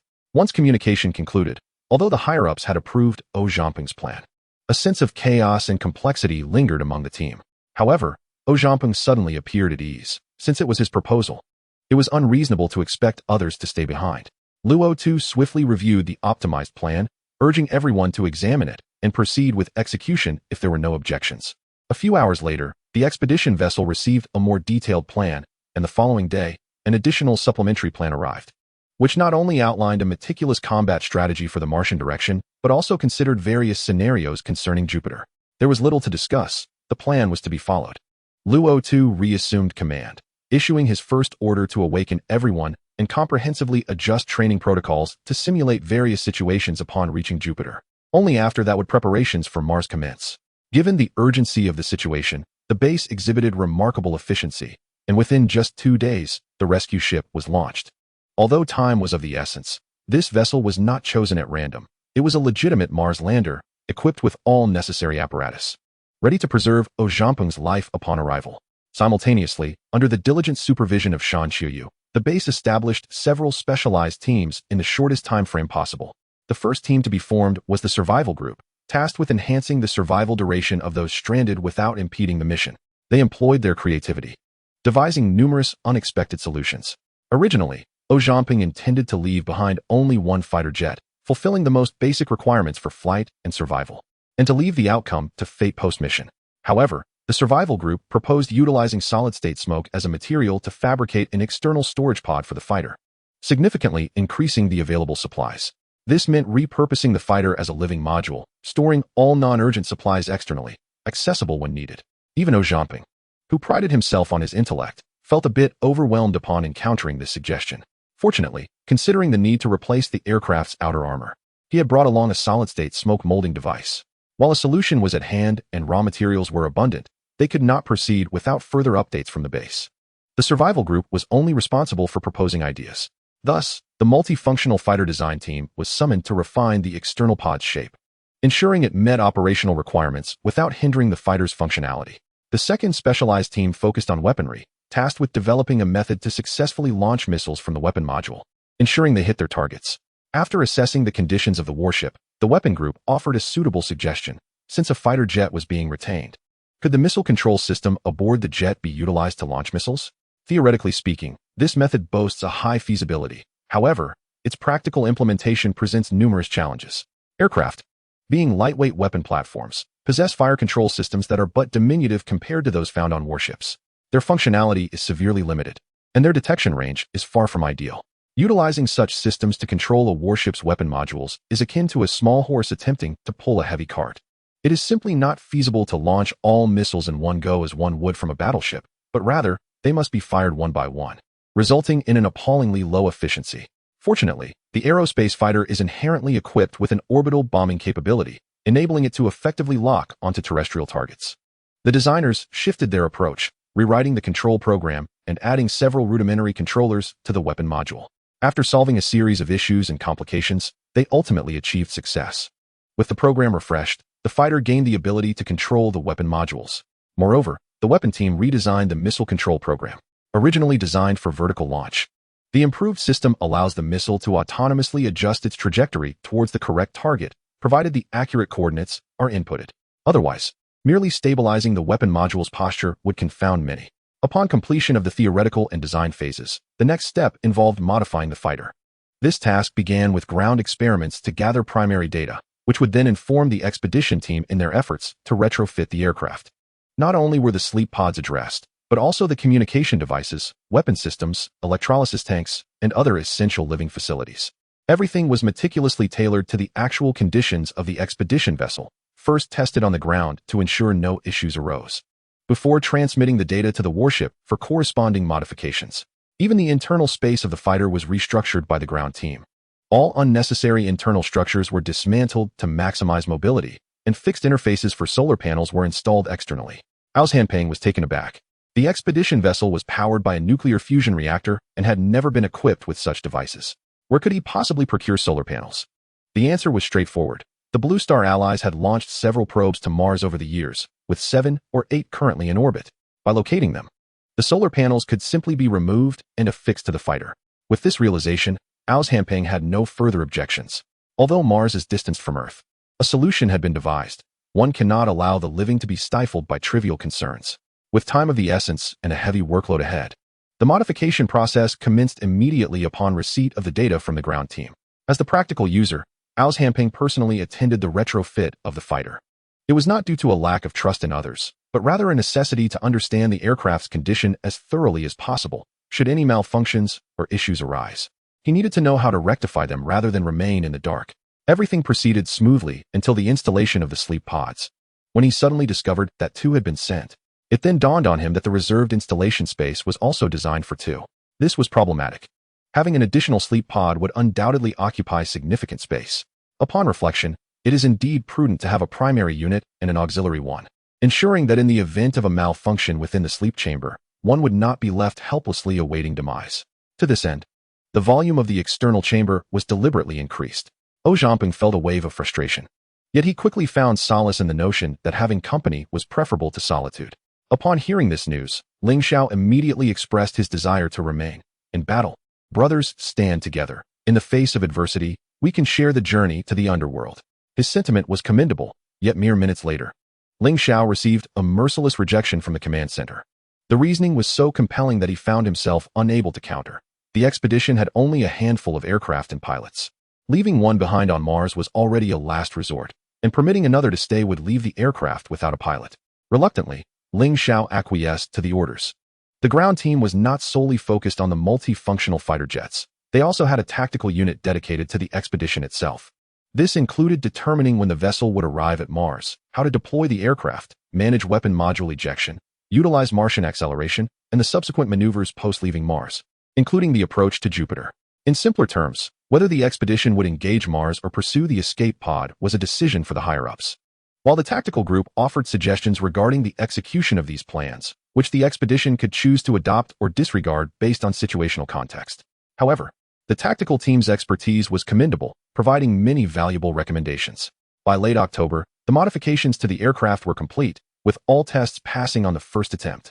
Facing the fruits of nearly a month's labor, the team was overwhelmed with a sense of accomplishment.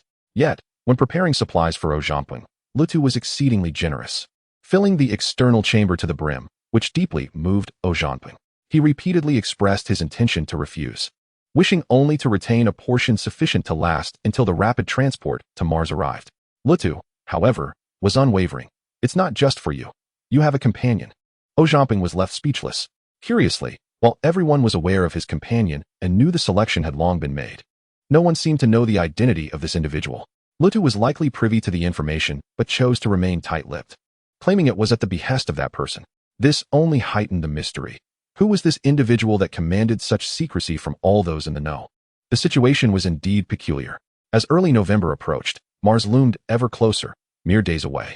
Lutu once again rallied the entire crew, urging everyone to prepare for battle in advance of the ground simulation, having experienced considerable resistance in the lead-up to Mars. The expedition team, each and every member, had cultivated the habit of early preparation. The tension among the crew gradually escalated as they braced themselves for the imminent confrontation with formidable foes. However, the extraterrestrial species proved to be less formidable than anticipated.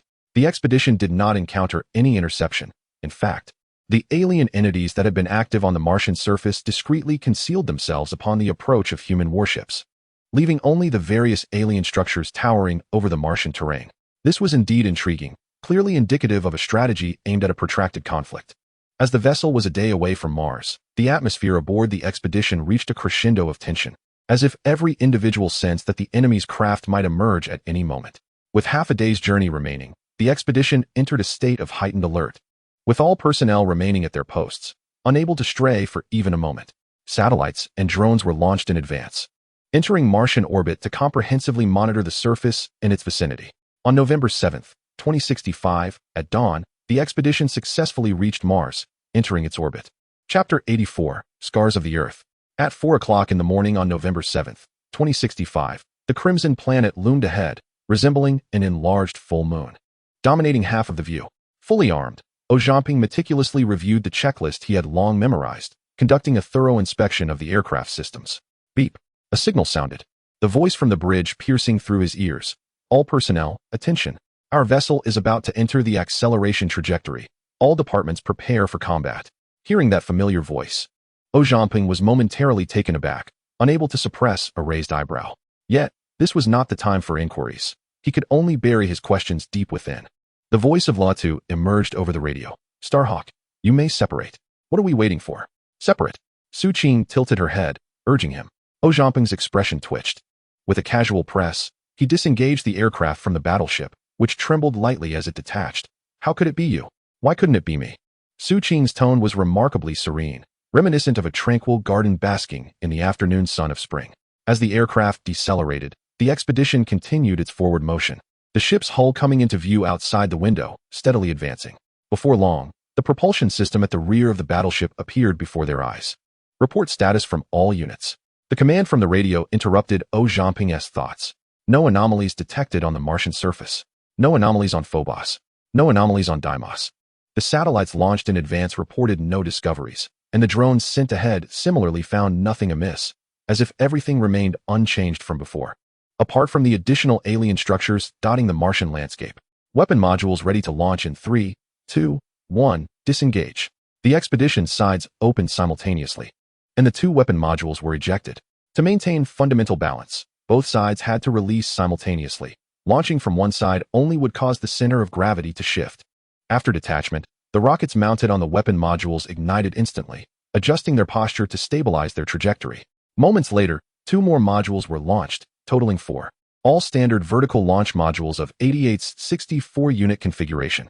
The term unit refers simply to a launch grid, serving as a quantitative measure of the weapon modules. However, it does not imply that each module can accommodate 64 missiles. In the case of larger heavy missiles, only one can indeed be loaded.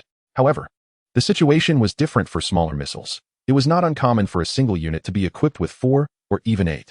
The warship continued its advance, gradually lowering its altitude, shifting from above the aircraft to the front side, and then maneuvering to the lower side. 4 modules consistently trailed alongside the warship, accompanying its flight.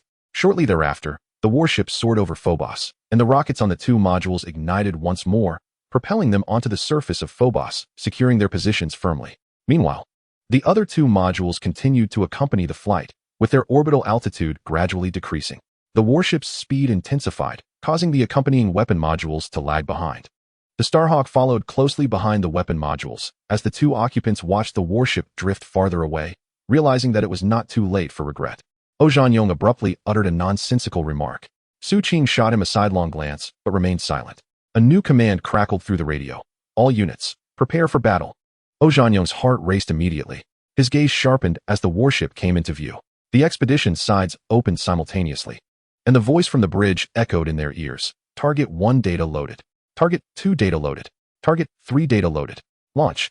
The sound of missiles launching was inaudible, yet several missiles erupted simultaneously from both sides of the exposition, akin to the warship unfurling a pair of wings.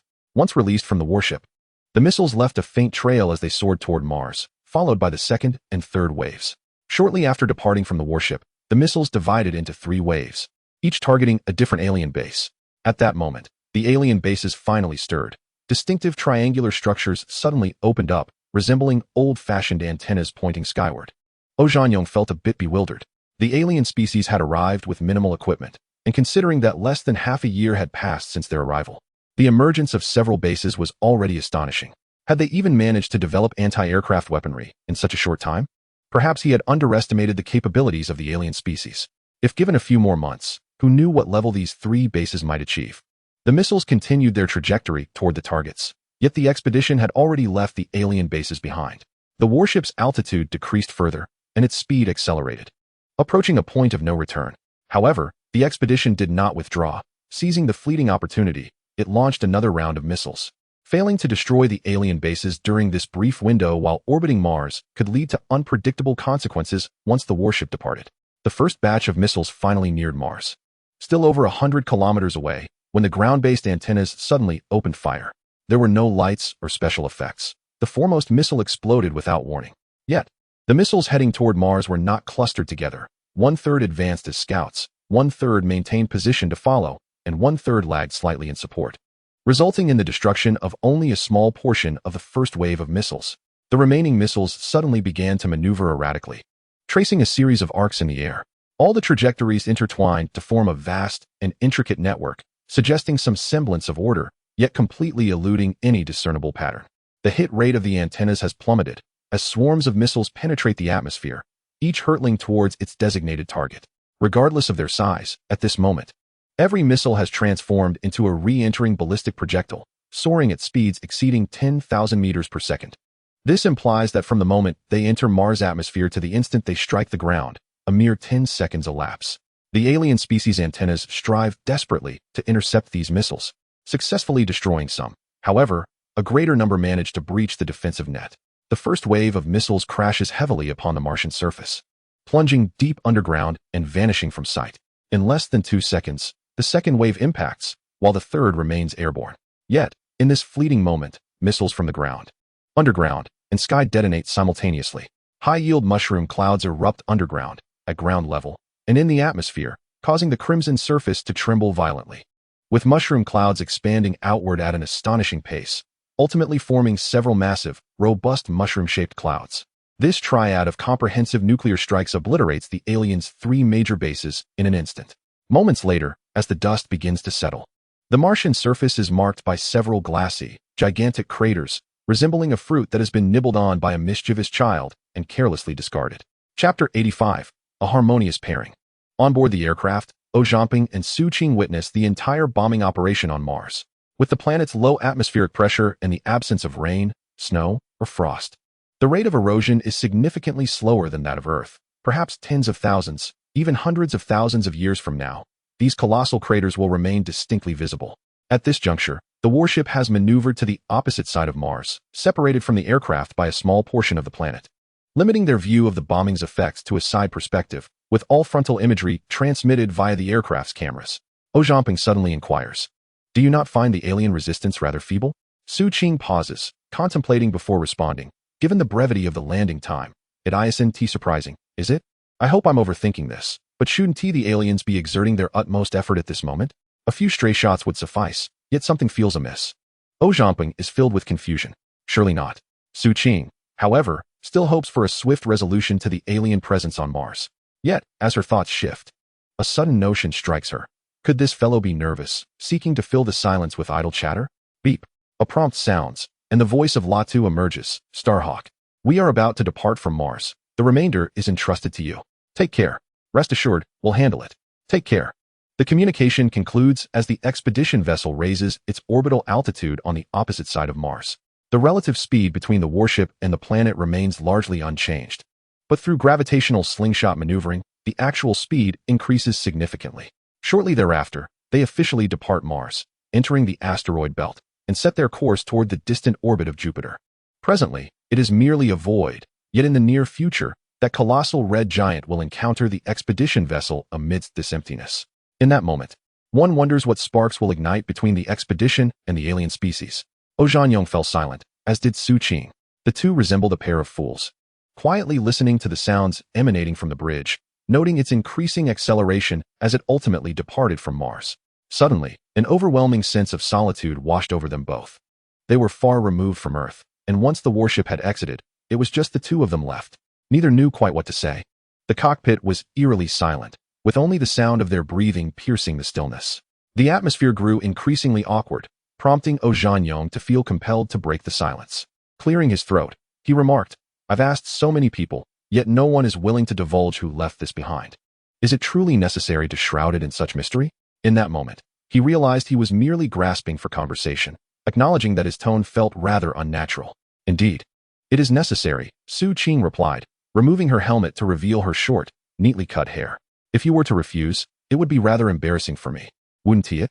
"Refuse?" Zhao Jianyong finally felt a bit more at ease. "I have no qualms. Having a beautiful companion is something I could only wish for. How could I possibly refuse? Are you truly that certain?" Su Qing's eyes sparkled mischievously as she regarded him with a half-smile. Zhanyong opened his mouth, but found himself unable to articulate a definitive response. After a moment's pause, he could not help but inquire, "Do you know me so well?" Zhanyong had long suspected that a female partner had been assigned to him, a notion reinforced by the air of mystery surrounding the arrangement. However, he had not anticipated that this individual would be Su Qing. It was not due to any particular foresight on his part, but rather because the pairing of male and female crew members was one of the few traditions upheld by the Space Forces. This was not mere conjecture. Studies indicated that nearly half of male astronauts experienced headaches, nausea, and various ailments associated with space sickness. Despite thorough examinations, the cause of these issues remained elusive.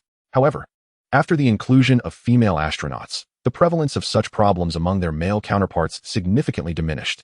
Thus, the pairing of genders became a steadfast principle in numerous space missions. To date, women comprised more than half of all astronauts, effectively supporting the Space Force's endeavors. Taking the expedition ship as an example, of its 48-member crew, 25 were women, while men numbered only 23. Zhanyong was required to remain on Mars for a duration of 6 months. Although his psychological evaluations were exemplary, no one could guarantee that he would not encounter mental challenges during that time. Should he fail to eradicate the alien species and subsequently lose emotional control, the consequences would be dire. Therefore, the arrangement of a female companion was not entirely unexpected. Another crucial factor was the limited space aboard the spacecraft. Even with additional modules, sustaining supplies for 2 individuals was barely feasible. The reason for Ling Zhao's rejection stemmed not only from the lack of pilots for the expedition ship, but was also influenced by gender considerations. As male metabolism is typically faster, requiring more food and oxygen. In accordance with the customs of the Space Forces, a workgroup typically consisted of 2 men and 1 woman, or 2 women and 1 man, thus avoiding the potential complications of solitary male-female interactions that could lead to unforeseen emotional entanglements. Given these various considerations, the decision was made to assign only 2 individuals, ensuring a male-female pairing. Defying tradition and convention, when confronted with the monumental challenges posed by extraterrestrial species, individual concerns must inevitably yield to the collective good. Su Qing wore an expression of resignation. "There is no choice. We are the most familiar with each other." If it were Ling Zhao, it would be straightforward, as countless others would line up to seize the opportunity. Despite his difficult temperament, Ling Zhao enjoyed considerable charm among the women on board, maintaining amicable relations with the other female astronauts. Conversely, Zhanyong lacked such social finesse. Suddenly, he sensed an underlying message in Su Qing's words, as if she were implying, "Given our familiarity, would you dare to act against me?" He yearned to retort, "You are mistaken, my nature is not as it appears. You are stepping into a den of lions, with little hope of escape." Yet, Su Qing remained silent. And despite his thick skin, he could not speak thoughtlessly. After a prolonged silence, curiosity compelled Zhanyong to inquire, "Do you truly trust me this much?" Su Qing blinked her striking eyes. "I would rather believe in the existence of ghosts than take a man's words at face value. Do you think I believe you?" At this juncture, she raised an eyebrow. "If you have any intentions, feel free to test them. Who knows, I might be willing to cooperate." Zhanyong nearly choked on his own breath. Though he was of sound mind and body, naturally drawn to beauty, he had never anticipated Su Qing's audacity. Suddenly, he realized that in the ensuing months, the real danger lay not with Su Qing, but with himself. Chapter 86, Martian Storm. In the Martian outer space, a small asteroid floated above Phobos, appearing both near and distant, mirroring its movements. This was a Starhawk fighter camouflaged as an asteroid, orbiting Mars at a slightly higher trajectory than Phobos. Inside the cockpit, 2 pairs of eyes scrutinized the Martian surface like radar, particularly fixating on the remnants of the alien base. "Any discoveries?" Su Qing inquired. "None. And you?" Zhanyong countered. "None." A mere 3 sentences, 10 words, marked the conclusion of their routine dialogue. Su Qing found herself at a loss for words. Her silence stemming from a desire to prevent Zhanyong from perceiving her as overly familiar, thus undermining her own worth. Their familiarity was confined to a professional context. Devoid of any personal camaraderie, in terms of intimacy, there was not a trace to be found, far from reaching the level of open discourse. The result was a brief period of companionship, yet it felt as though every possible conversation had already transpired, leaving only silence and awkwardness in its wake. Although it remained uncertain what kind of person Zhanyong truly was, he exhibited no abnormalities on the surface, and his words bore no impropriety. As the fighter jet pivoted to the Martian side, the once illuminated half of Mars was shrouded in darkness, resembling a waning crescent moon. Su Qing's gaze drifted away from Mars, searching the vast expanse for traces of the expedition vessel.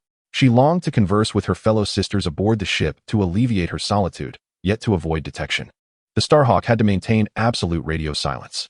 No signs indicated that extraterrestrial civilizations utilized radio communication. However, considering their level of advancement, it was inconceivable that they were unaware of it. A flicker of hope lingered within her, wishing she had merely miscalculated her direction. Ojumping shook his head. Nothing found.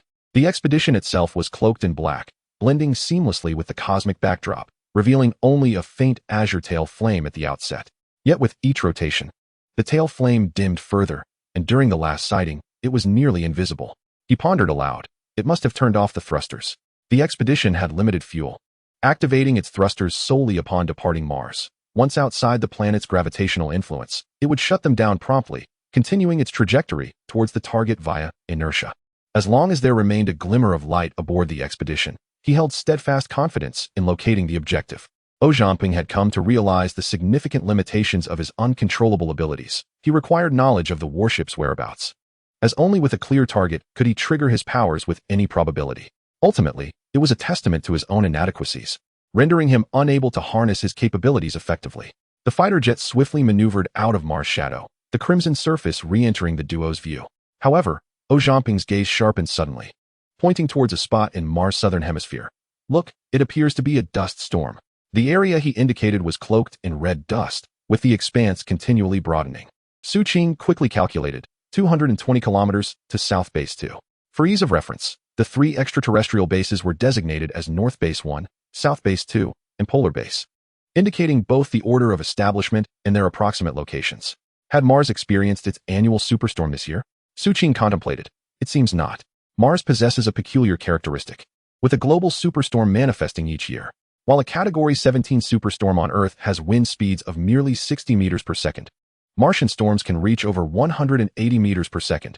If it were merely a localized tempest, it would be inconsequential, but should it escalate into a global superstorm, they could find themselves unable to glimpse the Martian surface for months. Time slipped away quietly as they awaited developments. By the time the fighter jet entered the dark side of Mars, the storm had already engulfed a small section of the southern hemisphere.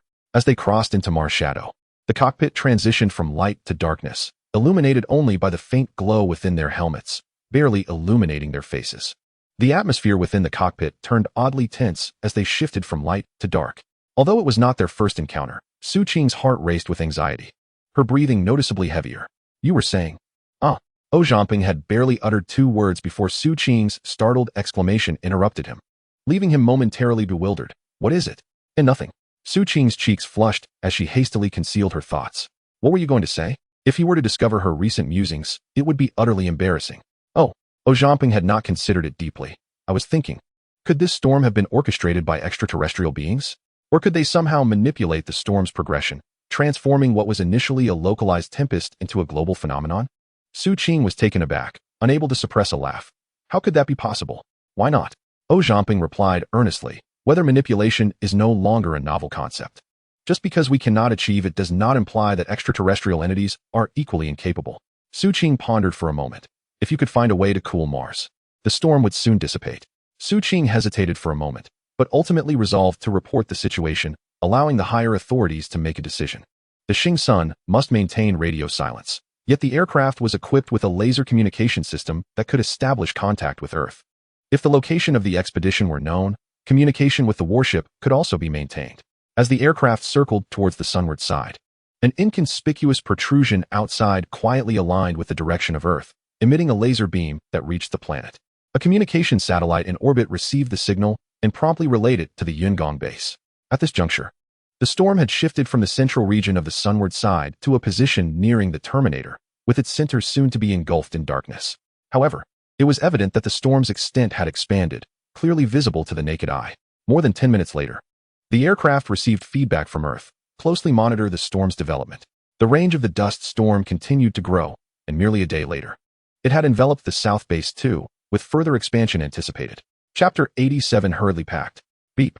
A notification sounded, and Su Qing opened the newly received message.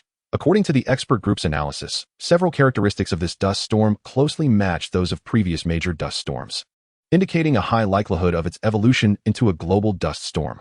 Furthermore, the speed of its spread was unprecedented. At the current rate, it would cover the Martian surface within 7 to 10 days. She gasped in astonishment, her gaze landing on the final line. The possibility of extraterrestrial interference cannot be ruled out? Looking up at Zhamping, Su Qing's eyes sparkled with an inexplicable light.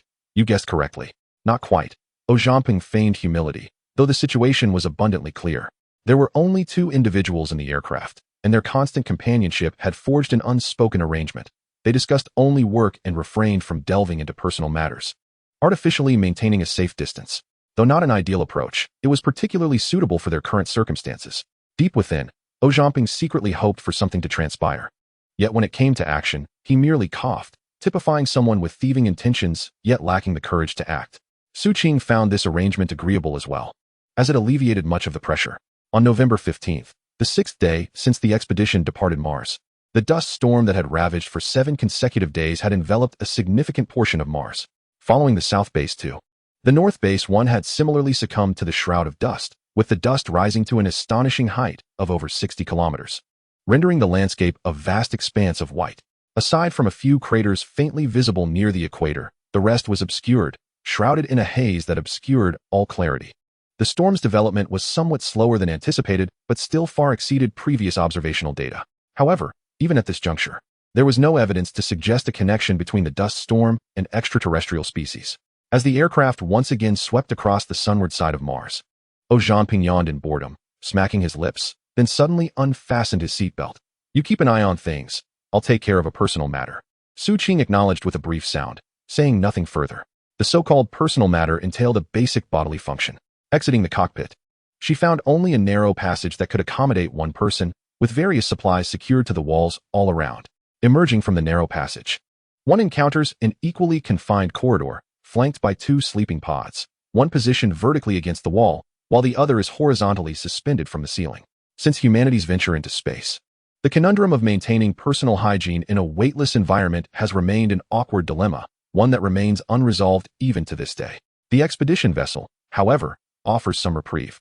With its more spacious confines, it is equipped with a fixed space toilet, a contraption encased in a shell that securely accommodates the lower body, ensuring that one remains firmly in place throughout the process, thereby facilitating a seamless experience.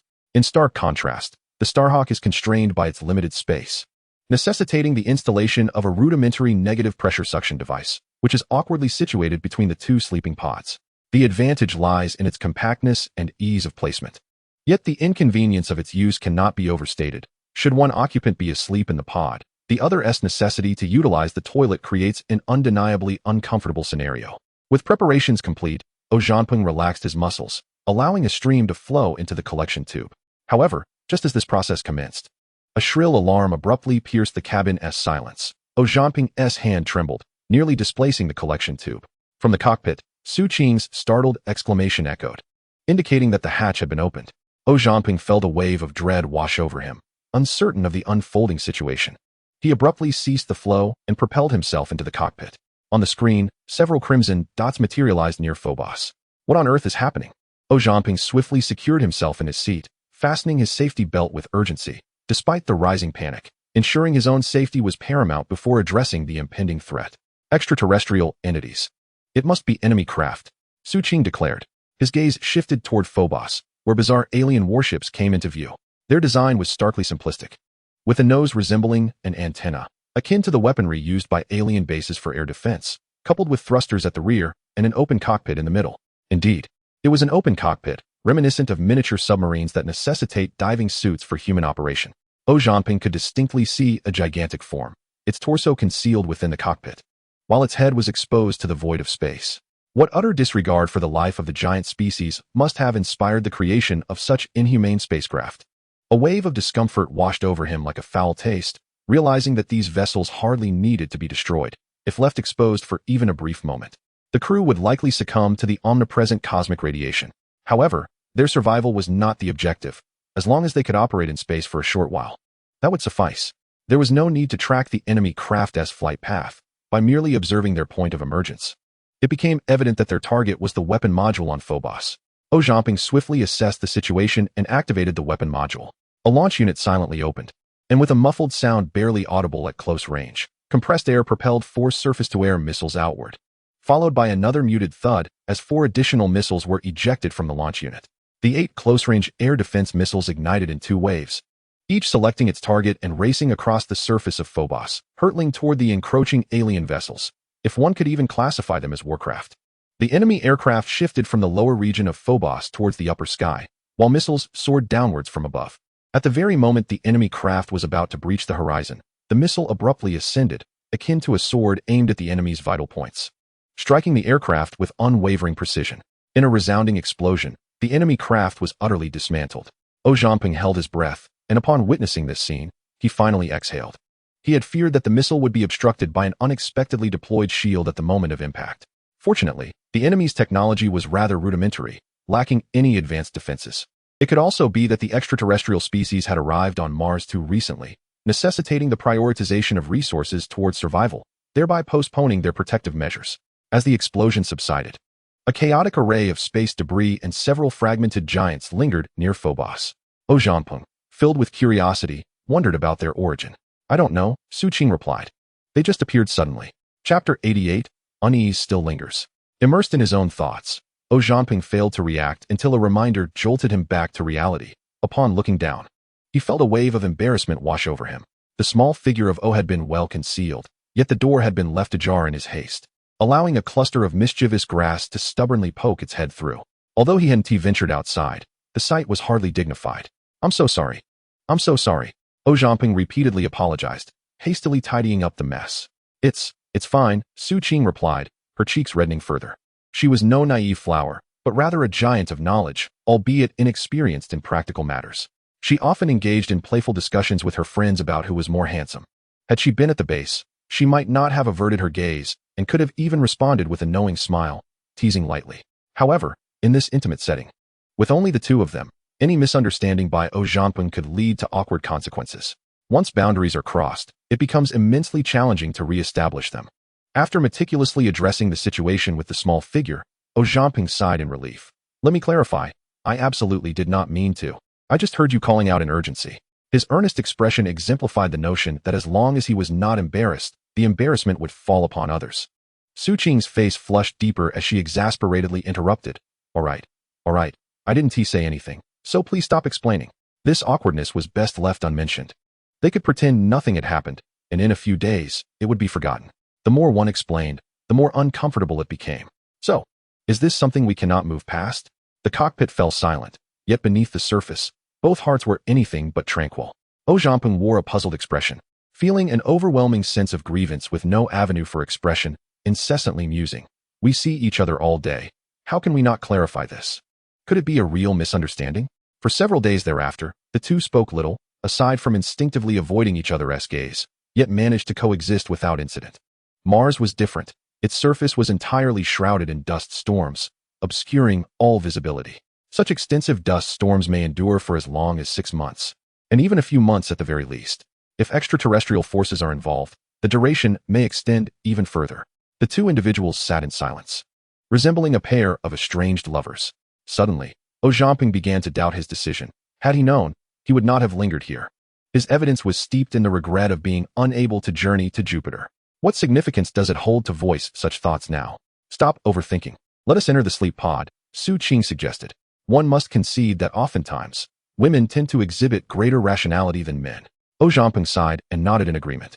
At this juncture, Mars offered little to observe.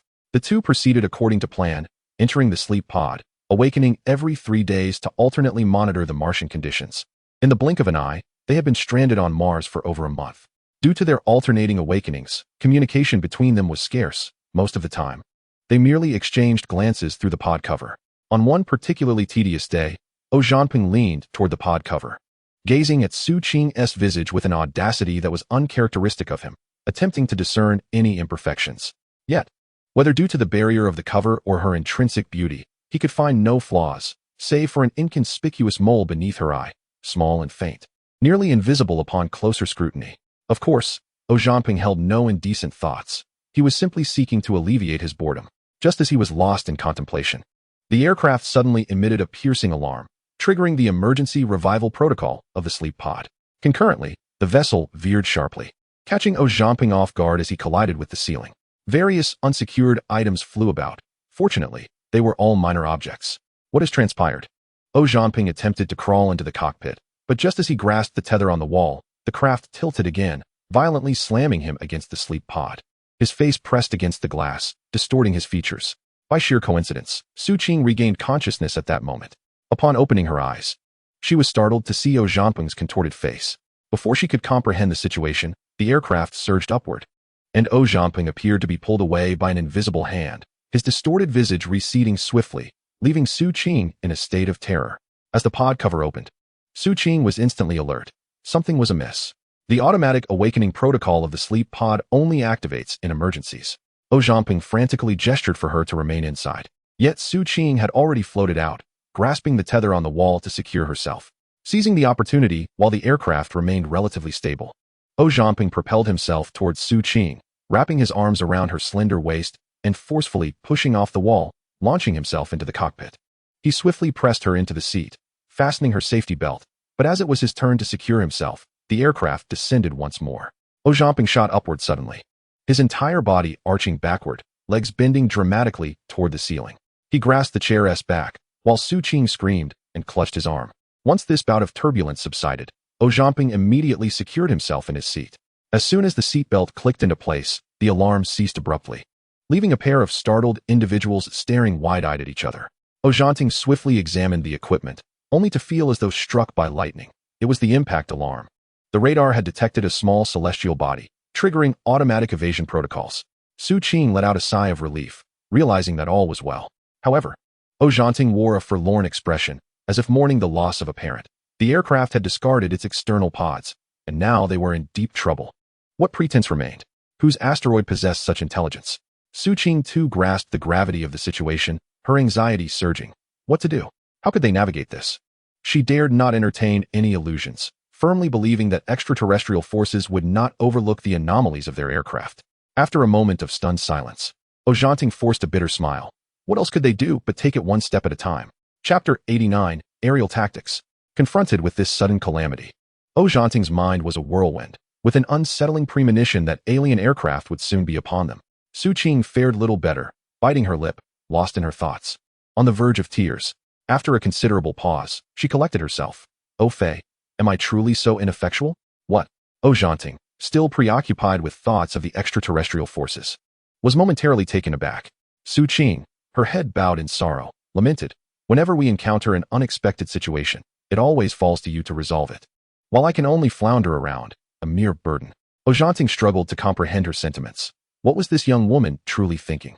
Yet, despite his lack of emotional intelligence, he had been influenced by Ling Xiao over the years, and after careful consideration, he replied, "This is merely a matter of differing roles in our revolutionary endeavor. It has nothing to do with one's worth." Midway through, his attention shifted to Su Qing, and he finally noticed her rather scant attire. Although he saw nothing explicit, his heart raced unexpectedly. Su Qing remained ensnared in her melancholic thoughts. "Oh Fei, I no longer wish to continue like this. Could you teach me how to pilot the aircraft? Where should I focus my gaze?"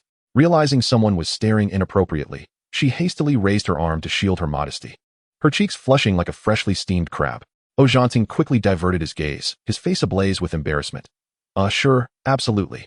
In that moment of revelation, he suddenly understood the desire to vanish into the depths of the earth.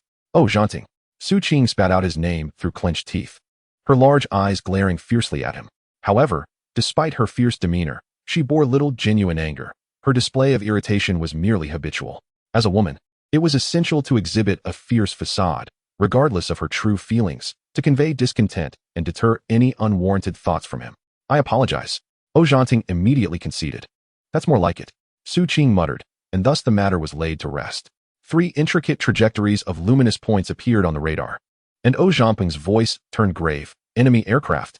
The targets continued to manifest in the direction of Phobos, yet they refused to ascend in altitude, instead departing from Phobos on a trajectory below that of the satellites. A peculiar expression crossed Zhangpeng's face. Are they intending to fly out of the missile's effective range? Quite an optimistic notion. He promptly transmitted a signal, activating the weapon module as 8 surface-to-air missiles erupted from their launch unit.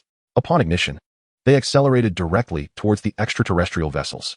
However, the enemy aircraft were not to be underestimated. They retaliated immediately, annihilating the incoming missiles one by one. "Hold on tight," Zhangpeng warned, and before his words could fully resonate, the Starhawk plunged sharply, accelerating towards Phobos. Simultaneously, another round of anti-aircraft missiles emerged from their compartments. But instead of igniting towards their targets, they floated silently in orbit, appearing like malfunctioning dud munitions. To enhance the ruse, Zhamping launched another set of missiles, deliberately directing them towards the enemy's line of fire. Su Qing bit her lip tightly, her breaths growing heavy with anxiety as she felt increasingly tense.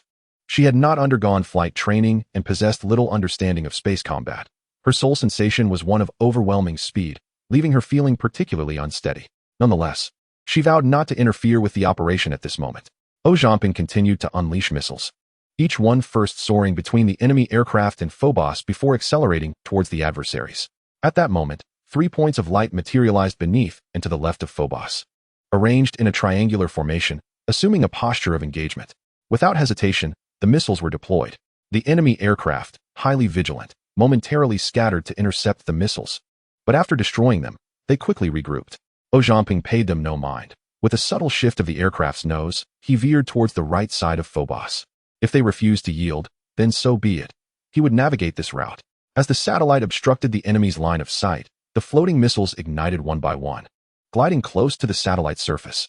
As long as there was ground beneath, ultra-low altitude penetration remained the quintessential strategy for launching an assault. Zhamping had no intention of engaging with the enemy aircraft, showing no signs of deceleration as he swiftly darted past the right side of Phobos. At that moment, the enemy aircraft on the left had just begun to adjust their trajectory, accelerating sluggishly like a lumbering ox cart. Upon spotting the Starhawk, the enemy aircraft immediately lowered their altitude and hastened to pursue, but this maneuver exposed their rear to Phobos. In that instant, the swiftly flying missiles surged forth, their guidance systems locking onto the enemy aircraft, engines roaring to full power, crashing violently into the extraterrestrial vessels. Zhamping maneuvered the fighter back into an ascent, drawing closer to the satellite once more. The returning enemy aircraft reached Phobos first, yet they were caught in a dilemma. They feared a sudden missile strike and dared not expose their rear to the satellite, while simultaneously needing to intercept the Starhawk, necessitating a strategic formation. Consequently, they could only linger behind the satellite, too apprehensive to advance further. Moreover, the 3 enemy aircraft were reluctant to approach too closely, with one even designated to monitor the rear, adopting a highly professional defensive posture. Witnessing this scene, Zhamping could not help but chuckle. Moreover, no additional enemy aircraft appeared near the satellite. Considering the timeline of the extraterrestrial species' arrival on Mars, it is estimated that the enemy possesses only a limited number of warplanes. With this thought, Zhamping felt invigorated, piloting his fighter jet straight towards the target. Su Qing, increasingly anxious, fixated on the ever-enlarging Phobos, the moon of Mars, convinced that in the next moment, their aircraft would crash into the satellite. However, the fighter jet merely feigned an attack as she suddenly observed fireworks bursting above the satellite, with sparks swiftly descending, maneuvering around Phobos from various angles, targeting the enemy aircraft below. In Chapter 90, Common Progress, this assault was no longer a trivial skirmish but a genuine saturation attack. Dozens of missiles intertwined in a dazzling display, some even shutting off their engines just before entering the enemy's line of sight, relying solely on inertia to reach their targets. Zhamping's flamboyant maneuvers left Su Qing in awe. In her understanding, missiles were highly intelligent weapons. Once locked onto a target and launched, there was no need for further intervention. Hitting was expected, missing was not uncommon.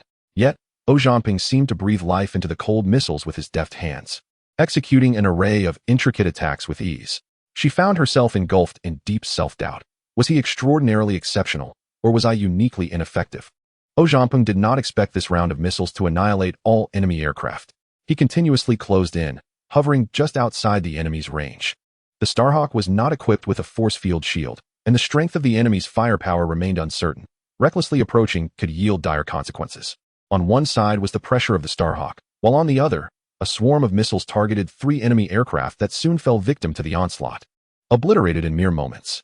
Su Qing exhaled deeply, her entire being relaxing. She had undergone rigorous training, where even 3 to 5 adversaries would struggle to approach her.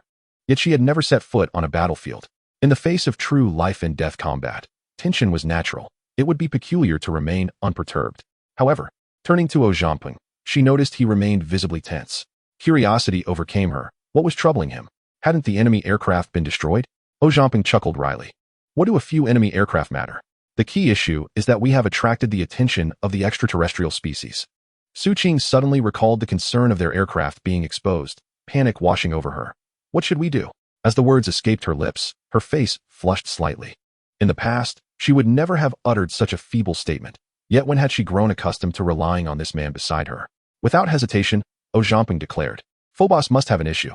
You stay here to guard. I will confront the extraterrestrial species. Su Qing was momentarily taken aback. Then her brows furrowed in defiance. Zhamping. Who do you look down upon? Zhamping, bewildered, responded, What do you mean? I don't underestimate you. Then why should you go and I stay? We either go together or stay together. Zhamping felt a headache coming on. I don't think less of you. We are simply different. Her voice dwindled from assertive to a mere whisper, and Zhamping was left speechless. As a man, he instinctively wished to shield Su Qing. Yet he overlooked the fact that, although she was a woman, she was also a soldier, willing to sacrifice, yet resolute not to retreat, prepared to die, but never to falter. Su Qing, agitated, retorted, If I am unafraid, why do you hesitate? Zhamping managed a wry smile. Precisely because you fear nothing. I find myself hesitating. Su Qing's eyes widened, her thoughts momentarily scattered by his words, and after a lengthy pause, she finally declared, Either we go together, or I go alone. The choice is yours. With the conversation reaching such a critical juncture, Zhamping found himself with no option but to grit his teeth and reply, Then we shall go together. Without delay, the two began their preparations, donning their powered armor and checking their weaponry with utmost haste. Zhamping noted Su Qing's remarkable proficiency, which eased his concern slightly. He required no more than her competence to stay above the baseline. As long as she did not hinder their efforts, it sufficed. With all preparations complete, Zhamping refrained from rushing to depart. Instead, he launched 2 small drones toward Phobos. These nimble devices flitted around the satellite, ceaselessly scanning its surface in layers and patches. The fire control system simultaneously constructed a digital model of Phobos, with each suspicious location highlighted in crimson. The entire operation transpired autonomously, demanding no intervention from either of them. Based on prior observations, Zhamping promptly locked onto several positions beneath the satellite. The weapon module released a missile, which arced toward the satellite's underside and detonated, scattering multiple detectors that embedded themselves into Phobos' surface. The thunderous roar of cannon fire echoed as the aircraft struck the satellite, creating several craters and sending clouds of dust into the air. A subterranean passage emerged on the screen, the entrance distinctly clear, while the depths of the satellite became increasingly obscured. Such clarity was commendable, given that these were merely small-caliber shells causing vibrations. Over there, Su Qing pointed toward a depression beneath Phobos. Prepare. Zhamping set the autopilot flight path before exiting the cockpit. The aircraft glided gracefully like a soaring seagull, slowing as they approached Phobos, allowing both of them to drift outside, activating the jetpacks on their backs, one leading and the other following toward the satellite. In a moment, they landed, and the fixed hooks at their waists automatically deployed, anchoring into the satellite's surface. With a diameter of only 20 kilometers, Phobos possessed a feeble gravitational pull. Without the fixed hooks, a mere gentle step could send them drifting away, re-entering orbit around Mars. Everything appeared normal as Zhamping crouched down, gently brushing away the surface dust to reveal a metallic hatch beneath. It looked strikingly familiar, reminiscent of the materials from the wrecked spacecraft. This is it, he thought. He retrieved a package of plastic explosives, securing it firmly to the hatch, and gestured to Su Qing. The two then promptly retreated to a safe distance. They hovered just over a meter above the satellite's surface, scarcely feeling the distance between their bodies and Phobos. 3, 2, 1, detonate. As the countdown reached its climax, a tremendous explosion erupted, causing the air within the cabin to surge forth like a fountain, while smoke and debris shot skyward, violently shaking the satellite's surface and momentarily obscuring vision. Charge. Zhamping took the lead, his figure swiftly vanishing into the swirling dust. Su Qing hurriedly followed, guided by the data displayed on her visor, navigating towards the vicinity of the shattered hatch. The escaping air cleared the debris around the blast site. As Zhamping activated the positioning function, the light on his visor flickered, revealing a red dot marking the breach. In an instant, a drone, which had been circling overhead, darted into the opening like fledglings returning to their nest. Up, Zhamping leaped, diving headfirst into the aperture, his rifle already raised while still airborne. Su Qing followed closely, her gaze fixed ahead with vigilance. Chapter 91, The Inevitable. The Fireguard one was compact, yet the opening was substantial. As they surveyed their surroundings, the walls of the cavern appeared exceedingly rough, with evident signs of manual excavation. It lacked the organized elegance of an extraterrestrial warship, instead exuding an indescribable sense of gloom and oppression, as if it were a hastily dug pit with individuals trapped within. This was not mere figurative language. It was genuinely dark, rendering the naked eye utterly futile. Only through the night vision device could they discern their surroundings, as the processed images displayed on the visor were both clear and bright. After floating several meters, Ojamping deliberately halted to set several landmines, securing their rear. He was not keen on encountering enemies inside the cavern, only to discover that their craft had been devastated by alien forces upon exiting. The two continued to glide forward. Despite Su Qing's tactical maneuvers being textbook perfect, it was precisely this standardization that caused Ojamping to miss the intuitive synergy he had experienced with Ling Xiao. After advancing a few more meters, an emergency door unexpectedly appeared, sealing off their exit. The darkness within the cavern deepened, and even the visuals on their visors began to tremble and distort slightly. Su Qing, feeling the tension rise like a startled Persian cat, exclaimed, "The cave is sealed." Instinctively, she tightened her grip on the rifle, her eyes wide open, fearing that a legion of colossal beings might surge forth from the shadows at any moment. Ojamping remained on high alert, his finger poised on the trigger, ready to fire at a moment's notice. Soon after, the pair arrived at the drone's designated position. The drone's programming was astutely intelligent. Upon discovering this space, it waited outside rather than recklessly venturing in and alerting potential threats. Ojamping signaled with a gesture, gliding sideways to the left. Su Qing understood immediately, gracefully drifting to the right, their rifles forming a crossfire pattern. With everything in place, Ojamping signaled, and two drones surged forward, relaying the situation ahead onto their visors. As soon as they received a target signal, both would fire in unison. However, what lay before them was merely a spacious, oval-shaped chamber. The wall to the left was smooth, indicating the ground, while the wall to the right was rough, confirming it as the ceiling. They were not directly facing the chamber, but rather at an awkward angle. Ojamping was positioned diagonally to the ceiling, while Su Qing faced the floor, creating a rather uncomfortable situation. Nevertheless, it matters not. Within the cavernous hall, no extraterrestrial species could be discerned. The drones circled the vicinity, only to uncover a row of cultivation tanks affixed to the walls, alongside an array of unidentifiable alien apparatuses, and two grounded alien fighters, with a half-finished craft also present. Ojamping gestured for Su Qing to remain vigilant, then gracefully ascended into the hall. The design of the cultivation tanks was familiar, specifically crafted for nurturing colossal species. Within several tanks, there resided juvenile giant organisms, towering at over a human's height. An instinctive awareness struck Ojamping. The presence of such a cavern on the satellite suggested that the aliens could not possibly confine themselves to merely a few giant specimens. Yet, despite a thorough inspection of the surroundings, no trace could be found. The voice of Su Qing crackled through the radio. "What is the situation?" "Nothing discovered. Yet I cannot shake the feeling that something is amiss," he replied. "What shall we do?" Su Qing inquired. The nature of their surprise operation demanded swift execution. Should the enemy seize an opportunity to obliterate the Starhawk, they would find themselves bereft of refuge. "Give me a moment."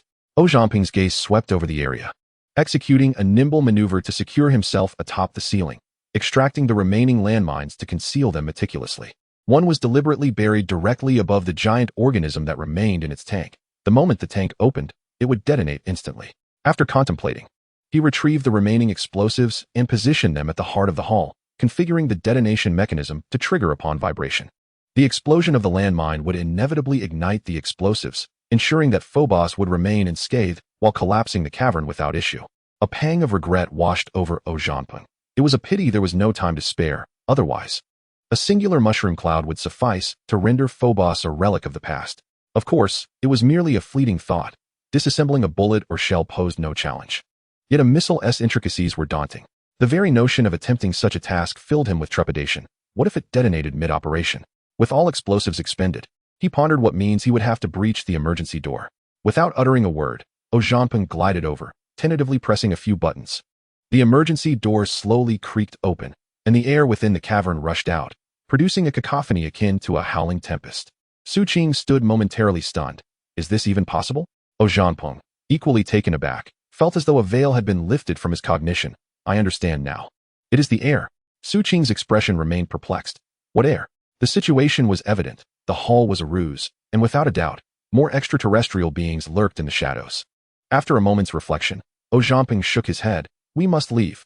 The essence of a surprise attack lay in rapid ingress and egress, not in digging in and waiting. He possessed neither the time nor the energy for such an endeavor. Just as he was about to depart, a faint yet resonant explosion echoed in his ears, and the armor immediately alerted him to the intense vibrations caused by the blast. Even the personal radar was hindered by the smoke, inundated with static interference. rendering it utterly ineffective.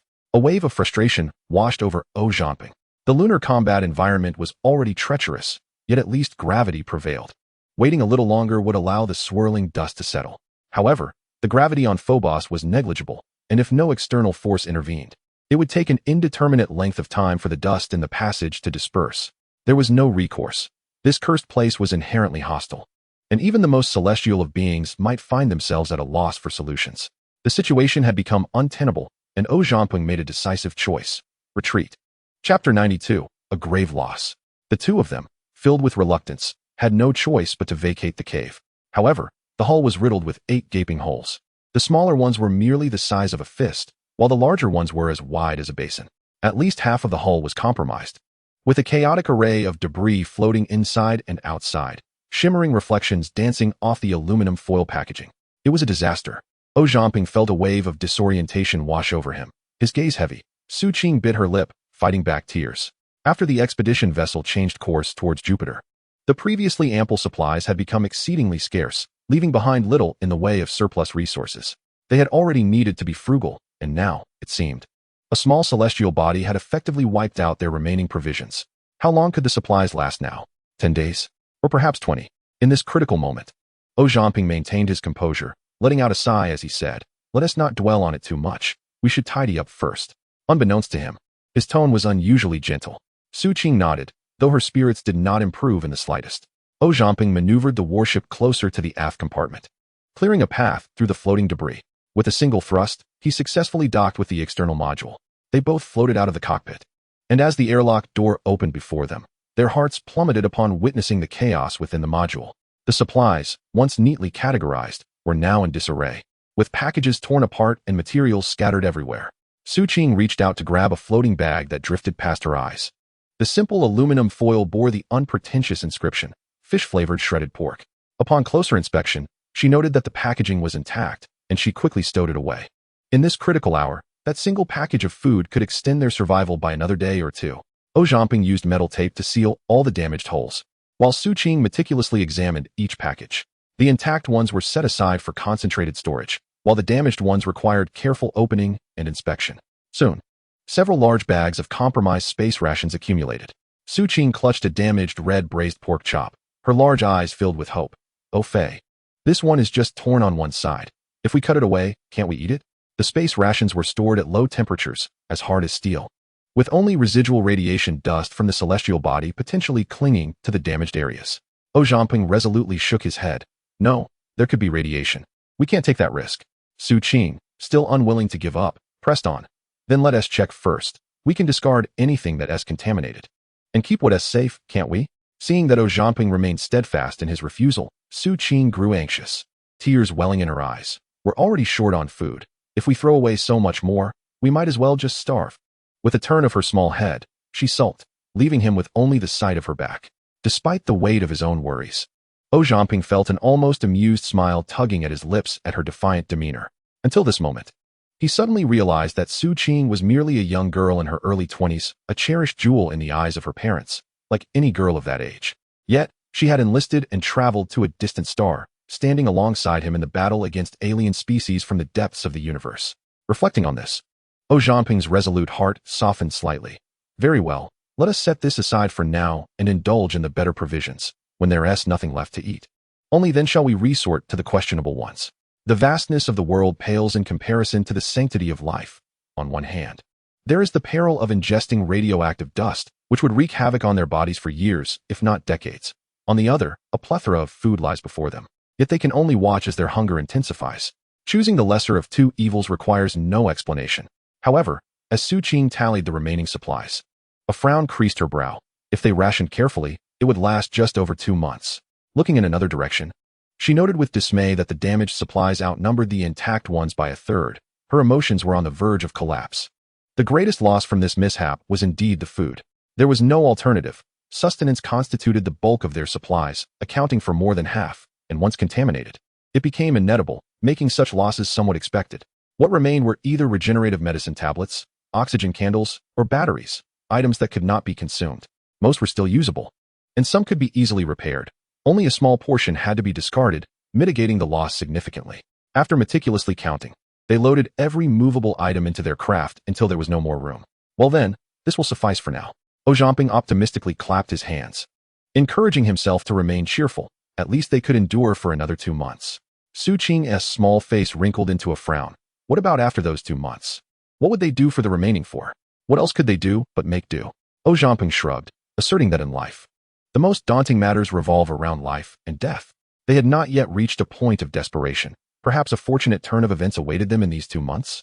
Su Qing, both exasperated and irritated, retorted that their recent change of fortune was still en route. She suddenly felt that Zhamping was not as dependable as she had initially thought. How had she ever perceived him as particularly reliable? Then I am out of options. Zhamping replied with a grin, intentionally teasing her. How about this? We engage in a fair trade. I have over 100 pounds of meat on me. If we ration wisely, it should suffice for another 2 months. All right, I won't say another word, he added, but do try to stay calm. Agitation increases oxygen consumption, and we cannot afford such waste. Su Qing felt a surge of irritation, suddenly finding Zhamping quite bothersome, especially after believing him to be a decent person all along. After venting her frustrations, life would go on.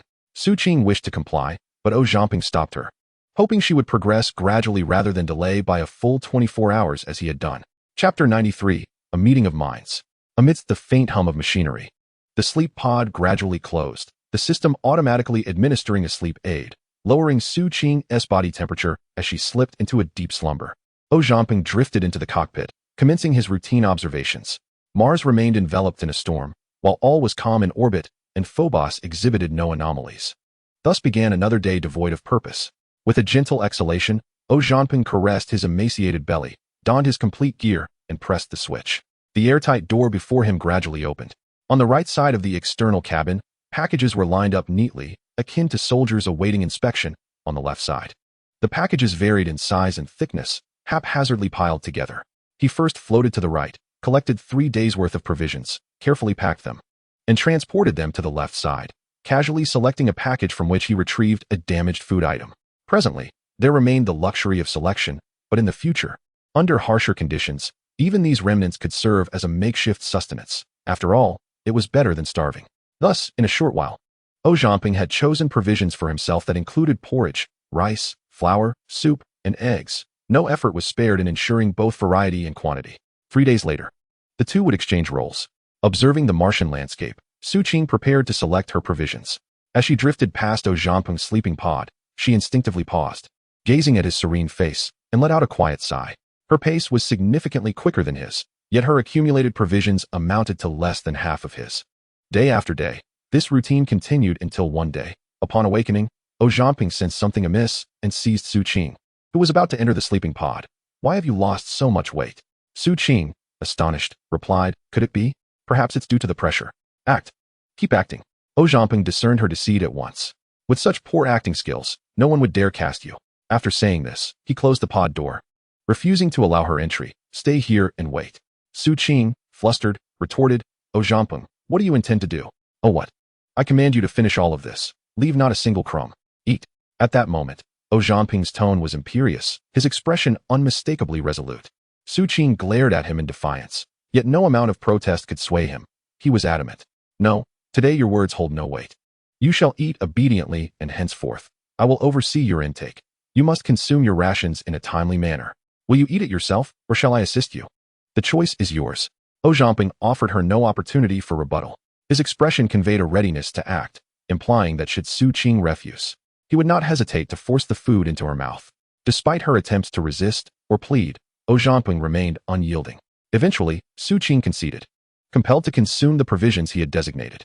Each bite was consumed while glaring at Zhamping, as if she were chewing on his very flesh. Only after the final morsel was devoured did Zhamping earnestly counsel her. Our rations are already minimal. If you reduce them further, your health will undoubtedly suffer. Mind your own business. Su Qing retorted, her anger palpable. Let your ire be what it may. Just ensure you finish your meal, Zhamping remarked, indifferent to her frustration. From that day forth, each time Su Qing awoke, she would find the provisions meticulously prepared by Zhamping, with 3 standard meals each day. Moreover, to her dismay, Zhamping would meticulously label each package, inspecting them upon exchange to ensure she did not willfully disobey. In the blink of an eye, a month had passed, with the supplies on the right dwindling to half, when it was Su Qing's turn to stand guard. A thought struck her.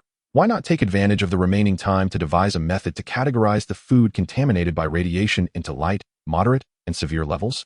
Even if it ultimately came down to drinking poison to quench thirst, one should at least prioritize starting with the least dangerous options, right?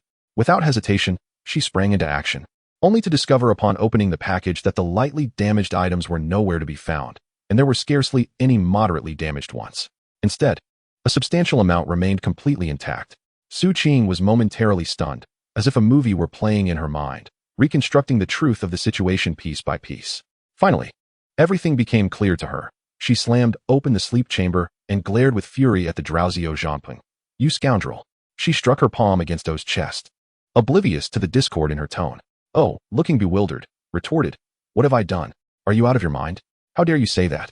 Su Qing immediately hurled a packet of food at him, and only then did he grasp what had transpired, his expression shifting to one of shock. Was it truly for this? How could you act this way? Tears welled in Su Qing's eyes as she sternly accused O Zhanping of his transgressions. How could I not? O Zhanping wore a bemused expression. "I am a man, do you understand? It is a man's instinct to protect the female in times like this. Not just you, but I would do the same for anyone else, do you understand?" "O Zhanping."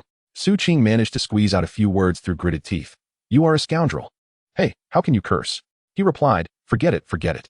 I won't hold it against you. Just get back to your shift and don't disturb my sleep." Mid-sentence, Su Qing had already buried her head in his embrace, her tears flowing uncontrollably. O Zhanping, unaccustomed to such perilous encounters, found himself at a loss for where to place his hands. Hey, what are you doing? You're soaking my clothes with your tears." Without lifting her head, Su Qing seized his arm and pulled it down to rest on her waist. "You really are a blockhead," she silently criticized. However, O Zhanping was not lacking in sentiment. He merely had his own principles and did not wish to take advantage of her vulnerability. At that moment, silence spoke volumes. Chapter 94, to be continued. Beep beep. A familiar alert echoed from the cockpit, startling the two immersed in their tender moment. Su Qing gently nudged O Zhanping, who instinctively resisted, his strong arms like iron, refusing to budge. "You stubborn man." Su Qing slapped him. "Let go of me." Oh, fine." He reluctantly released her, earning a disdainful glance from Su Qing. Gliding into the cockpit, she opened a message from Earth, and upon a single glance, her expression shifted dramatically. "Oh Fei." The shout was filled with urgency and anger, causing O Zhanping's heart to tighten, fearing an alien invasion. However, upon entering the cockpit and seeing no anomalies on the radar, he questioned in confusion, "What's wrong?" "See for yourself." Su Qing gritted her teeth as she spat out the words. "Have you taken leave of your senses?" O Zhanping was even more perplexed. But after merely a glance, his expression also changed. How is this possible? Zhanping was in a state of utter despair. After consuming contaminated food for such an extended period, he was now informed that there was another supply on Mars. Su Qing, equally incensed, questioned the purpose of her days filled with dread and starvation. At this moment, the sentiments of both individuals aligned perfectly. Zhanping nearly bellowed, demanding to know what the base was truly thinking, given the considerable time that had elapsed without any communication. Were they even aware of the tribulations they had endured? After a brief period of contemplation, Su Qing managed to regain her composure. Zhanping opened his mouth, yet found himself at a loss for words. The actions of the base were indeed open to debate, though they were not fundamentally flawed. When the situation had been initially reported, the quantity of remaining supplies had already been disclosed. Based on normal consumption rates, it was evident that they had not yet exhausted their provisions, although the remaining stock was certainly limited. This was a deliberate delay in communication. Perhaps the base, knowing that another shipment was forthcoming, had been in no hurry. They failed to consider that Zhanping chose to consume the contaminated food while reserving the safe provisions for his companions, while Su Qing opted to minimize her intake, nearly succumbing to starvation. Blaming the base? This argument seemed plausible at first, yet upon further reflection, the justification faltered. Blaming themselves? That seemed even more absurd. Under such dire circumstances, how could they have indulged in leisurely dining without regard for their future? It seemed that fate had dealt them a cruel hand, and fortune had not favored them. However, once calmed, Zhanping's gaze fell upon Su Qing, and he suddenly felt that this ordeal was not entirely in vain. After a prolonged silence, Su Qing finally spoke. "Our supplies can last for over a month. Let us wait and see." At this juncture, her eyes reflected warmth and reassurance, mingled with unspoken reproach. As if sensing her thoughts, Zhanping cheerfully reassured her. "Rest assured, I have trimmed away the contaminated portions. There will be no issues." "You say there will be no issues, so there won't be," Su Qing replied, her tone laden with resentment. After consuming the food for over a month, what was the point of debating whether there were problems now? She cast her gaze towards the Martian landscape, shrouded in dust. But how do we land on Mars? Airdropping is far too perilous. The crux of the matter was that using an airdrop pod was itself a technical feat, requiring precise control over altitude and speed.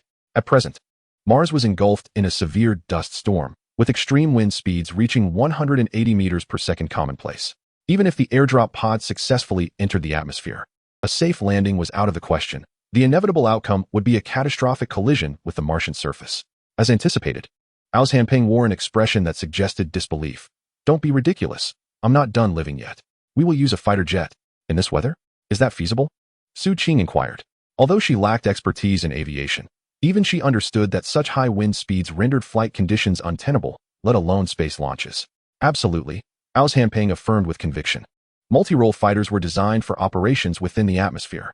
On Earth, due to the stronger gravitational pull, a fighter jet could only land at an airport after entering the atmosphere, relying on booster rockets for re-entry into space. However, Mars's gravity is merely 37.5 that of Earth, allowing the fighter jet to rely solely on its own propulsion to return to space. Su Qing was utterly incredulous. You expect me to believe that in such a colossal storm, you say there's no problem? Do you think you're piloting an extraterrestrial spacecraft? You don't need an alien spacecraft. Our own fighter jet will suffice, Ao Hanping replied, brimming with confidence.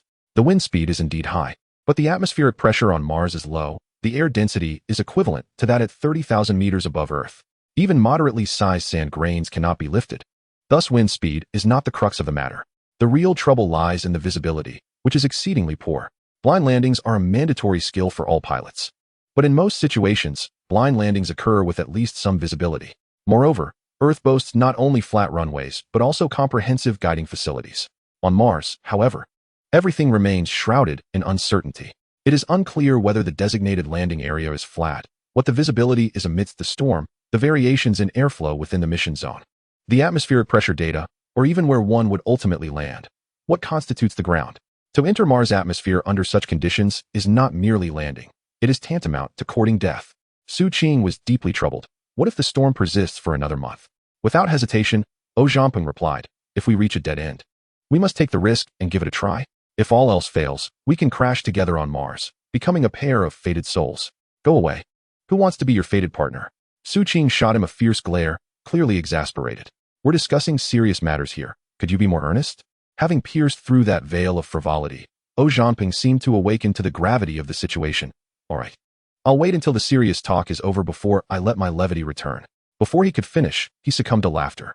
Although Su Qing's mood was undeniably heavy, Ao Hanping's antics somehow alleviated the oppressive atmosphere. Chapter 95. No Alternatives. Upon learning that a batch of supplies remained on Mars, the ominous clouds looming over Su and Ao dissipated, transforming their previous despair into brightness and hope.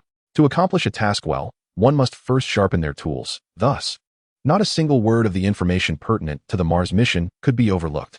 Time sped by in the final stages of preparation. And soon it was January 21st of the following year.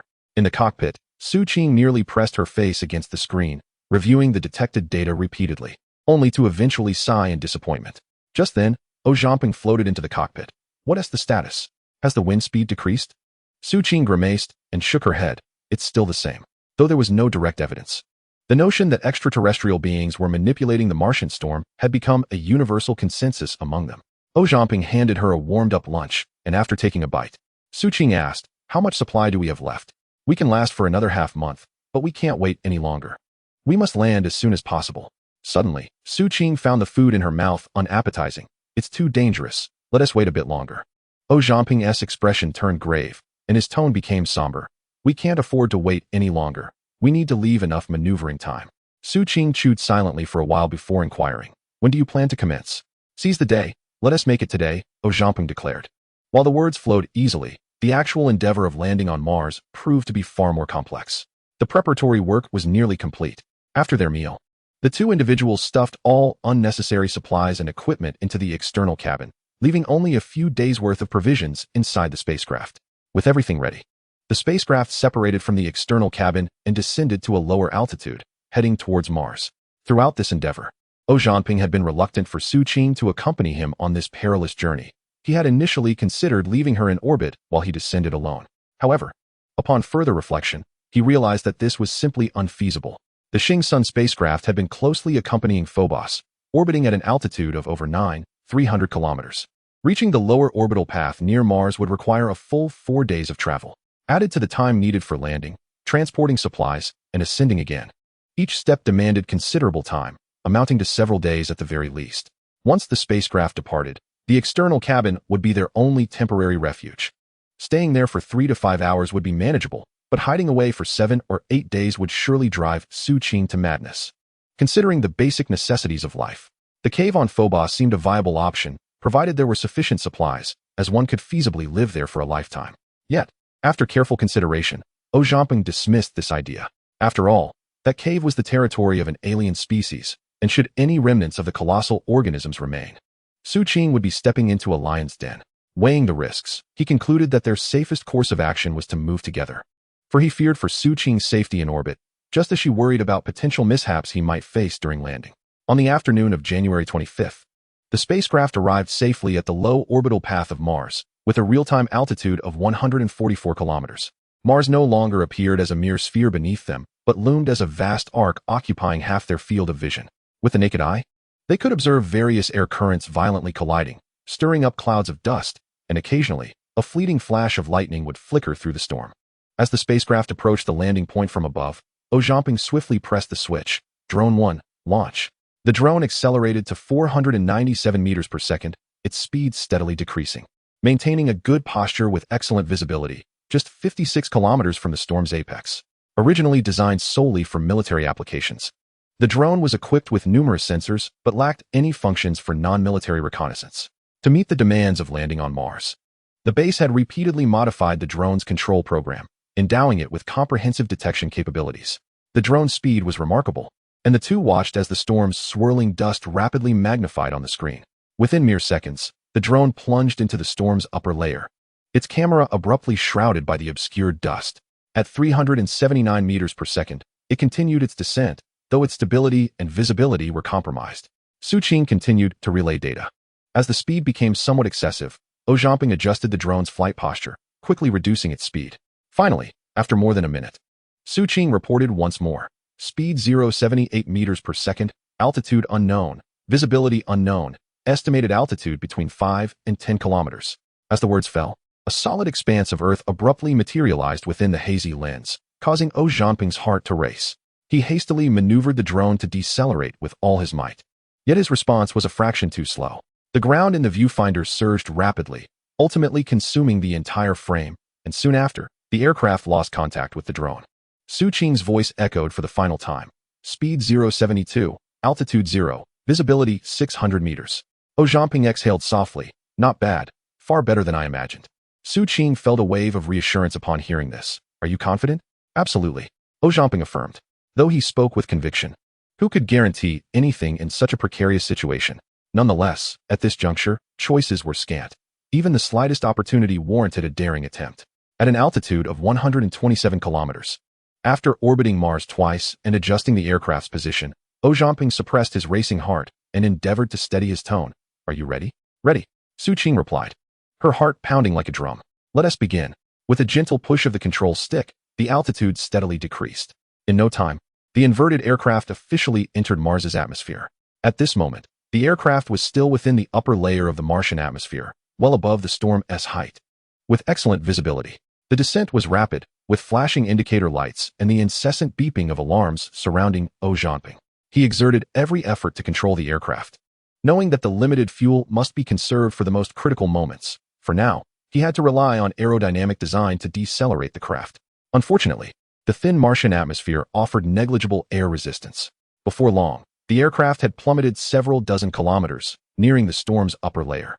With a gentle press, a secondary drone detached from the aircraft and plunged into the tempest to clear the way.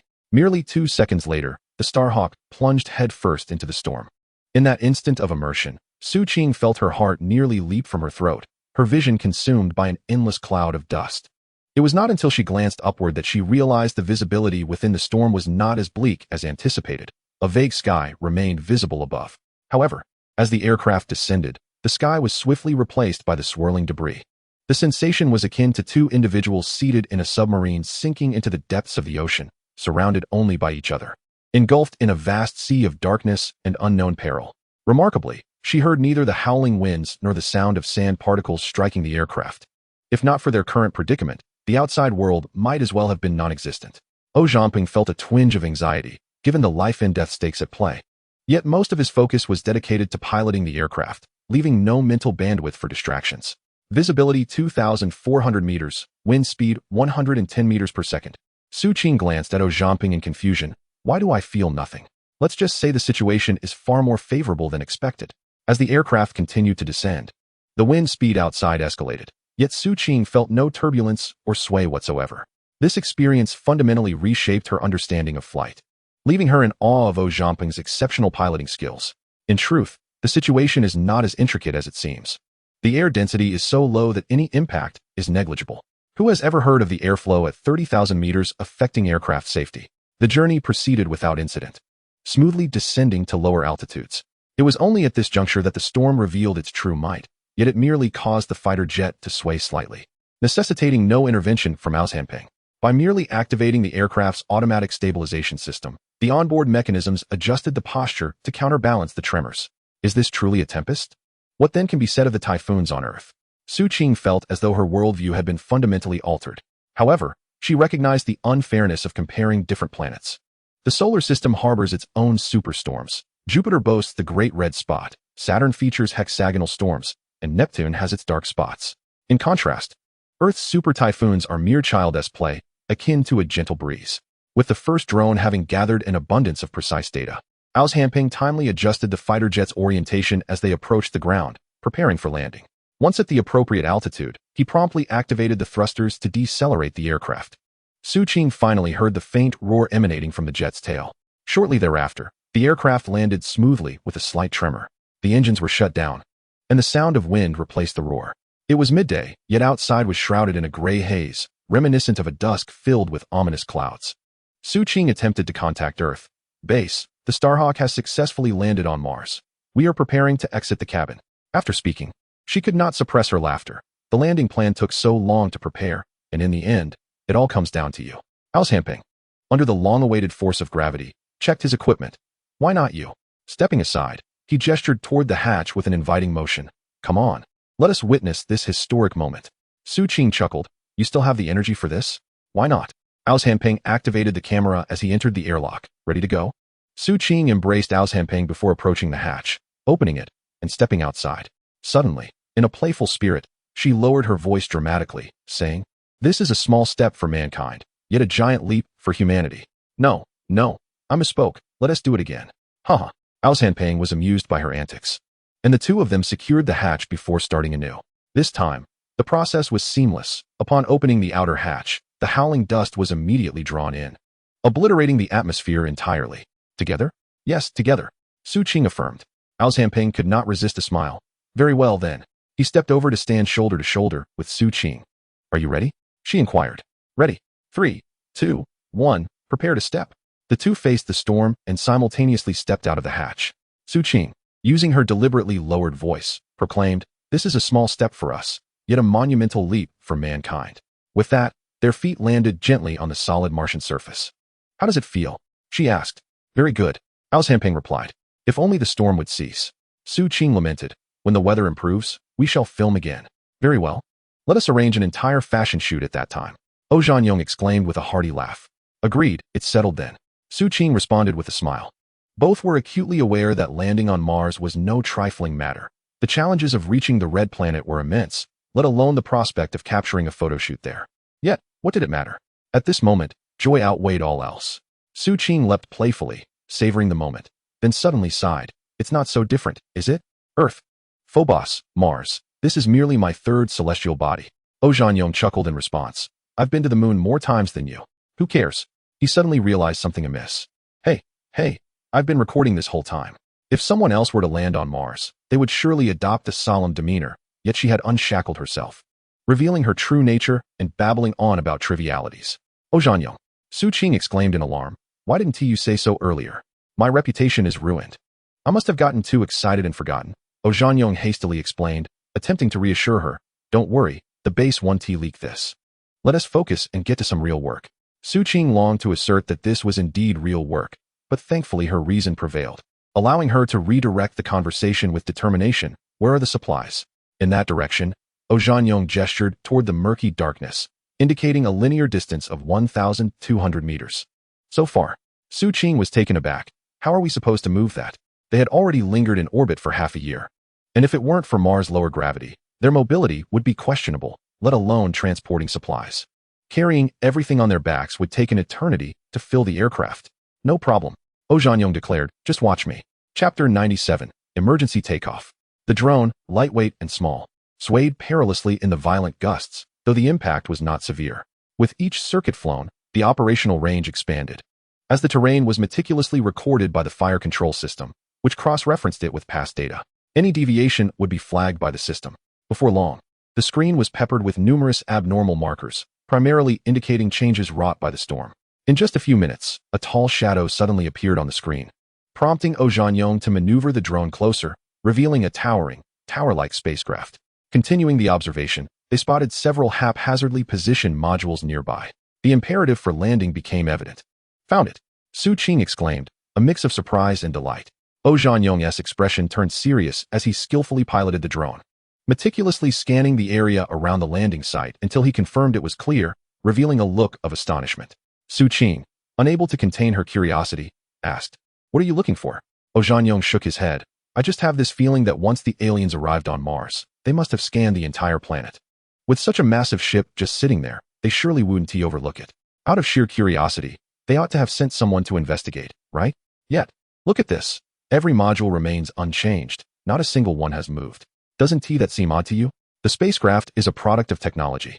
Even if extraterrestrial beings and humans follow different paths, one can instantly recognize that a spacecraft is not a product of natural formation. It is easy to speculate on the origins of such artificial objects. Any rational individual encountering this scenario would instinctively assess the situation, regardless of the absence of danger. Destruction would be deemed necessary to prevent future complications. But what of the extraterrestrial beings?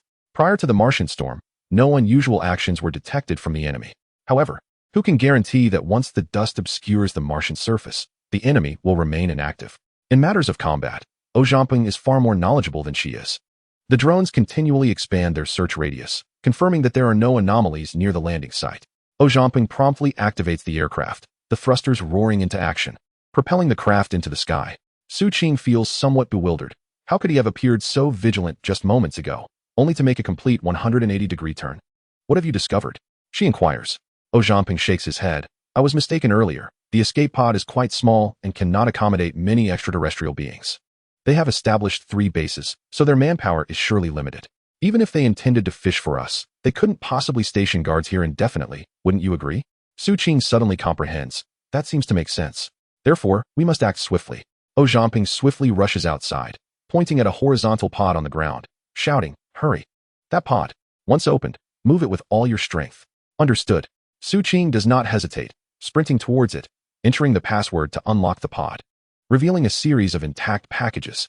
Each package measures a meter on each side. She effortlessly lifts one with a single hand, her speed remaining largely unaffected as she secures them in the aircraft's tail compartment before commencing a second round of transport. It is not merely about tossing them aside. Securing and transferring must occur simultaneously. If carelessly thrown into the tail compartment, it would undoubtedly disrupt the aircraft's balance, and forcing a takeoff could even result in a crash. Ojanyong moves with greater urgency, manipulating a pod until it is equipped with 2 pairs of wheels. He maneuvers it towards the aircraft like a driver of a convertible, attaching a hose to the aircraft's refueling port and securing it to continuously inject fuel. Before long, the aircraft is filled to capacity. Just as Su Qing prepares to assist, Ojanyong suddenly receives an alarm from the aircraft. It is a warning from the drones, indicating an unexpected occurrence. His heart races as he quickly accesses the terminal, immediately spotting several colossal beings swaying amidst the dust. Truly, what one fears often comes to pass. Understood. Su Qing offers no further inquiries, swiftly entering the aircraft. In a few strides, she leaps into the cockpit, reclining into the pilot's seat without even fastening her seatbelt as she initiates the aircraft systems. The numerous packages in the tail compartment add substantial weight, making the aircraft noticeably clumsier to maneuver. Where are the drones? Su Qing immediately checks the data. 3 kilometers to the northeast. Visibility is at 600. What is the enemy's speed? Uncertain. There has been no signal from the drones. Likely they have been shot down by the enemy. Zhamping grits his teeth. Understood. Brace yourself. He gradually pushed the throttle to its limit, and amidst the roar, the fighter jet slowly lifted off the ground, ascending higher and accelerating faster. However, just as they raised their arms, a thunderous explosion erupted as a grenade detonated the fuel tank, unleashing a torrent of flames and oxidizers that swiftly coalesced into a massive fireball. The shockwave surged outward at a speed surpassing that of a tempest, scattering dust and debris, casting the sun and moon into shadow. In an instant, all the colossal beings were engulfed by the flames, while various compartments at the landing site were sequentially destroyed in the explosion, leaving behind only twisted, charred steel and several silent giants. Chapter 98, Utterly Oblivious. At this moment, the shockwave from the explosion continued to propagate across the ground, and the dispersing air currents surprisingly carved out a small pocket of calm amidst the raging storm.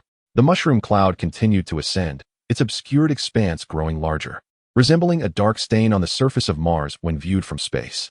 Su Qing was somewhat perplexed. Did you bring a mushroom bomb? The visual effects during the Expedition-S assault on the alien base were nowhere near this dramatic. When would I have time to bring such a thing? Zhamping chuckled. By this time, the explosion was nearing its conclusion, with the storm incessantly eroding the fringes of the mushroom cloud, rendering its boundaries indistinct and distorted.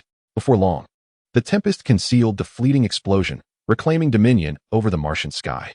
Their mission had yielded abundant rewards. The two exchanged knowing smiles, understanding everything without words.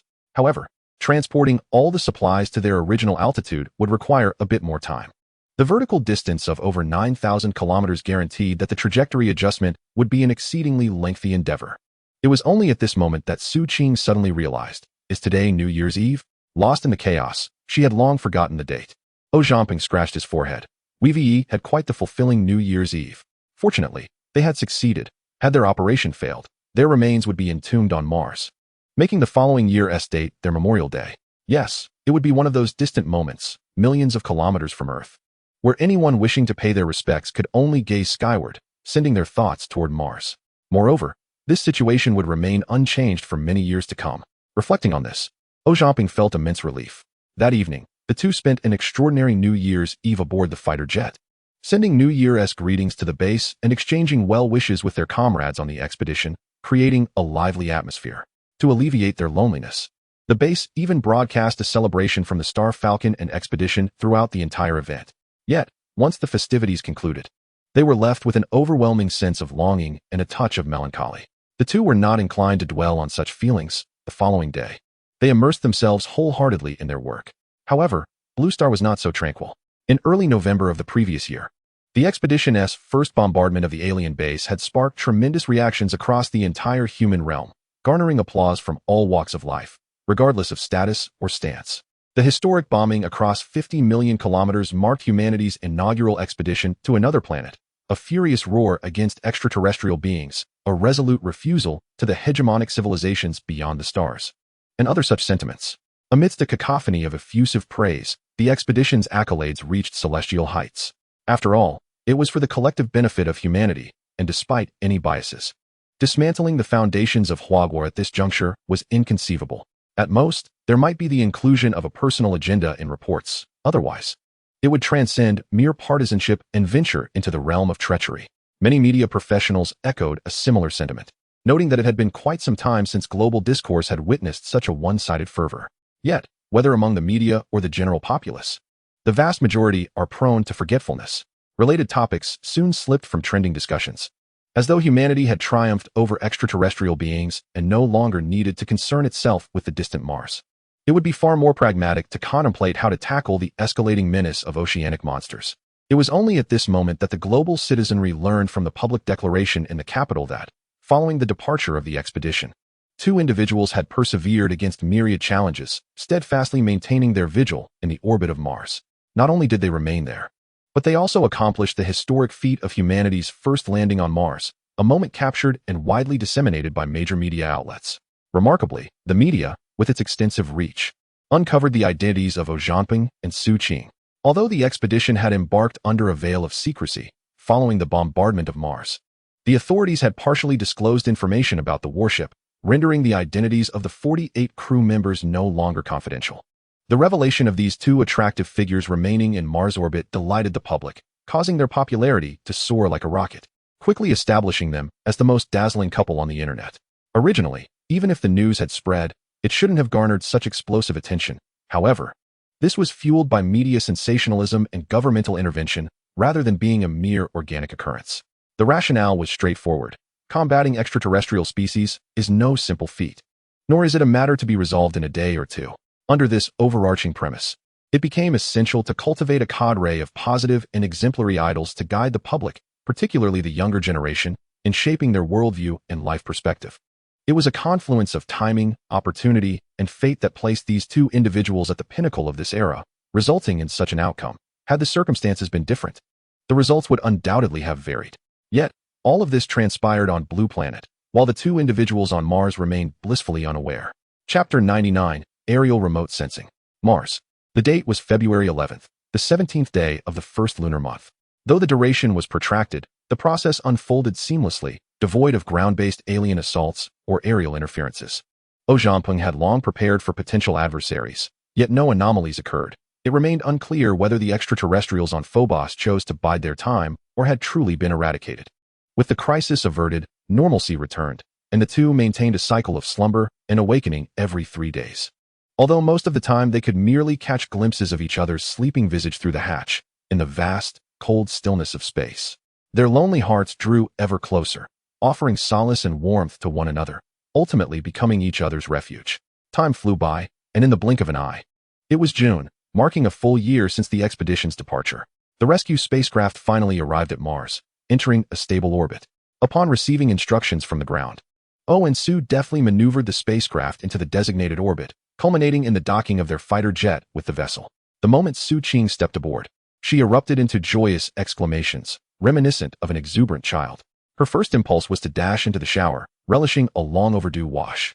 Finally liberated from the cramped confines of the fighter jet, those supplies were ample, and the duo maintained a scrupulous cleanliness after 7 months of orbital flight.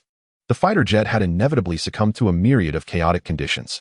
The conundrum of bathing alone had become a source of great vexation for the two. With limited space in the jet, installing proper bathing facilities was out of the question, and the scant water available sufficed only for drinking, leaving no room for indulgent washing. They could only make do with bathing wipes, a mere substitute that could hardly replicate the true cleansing experience.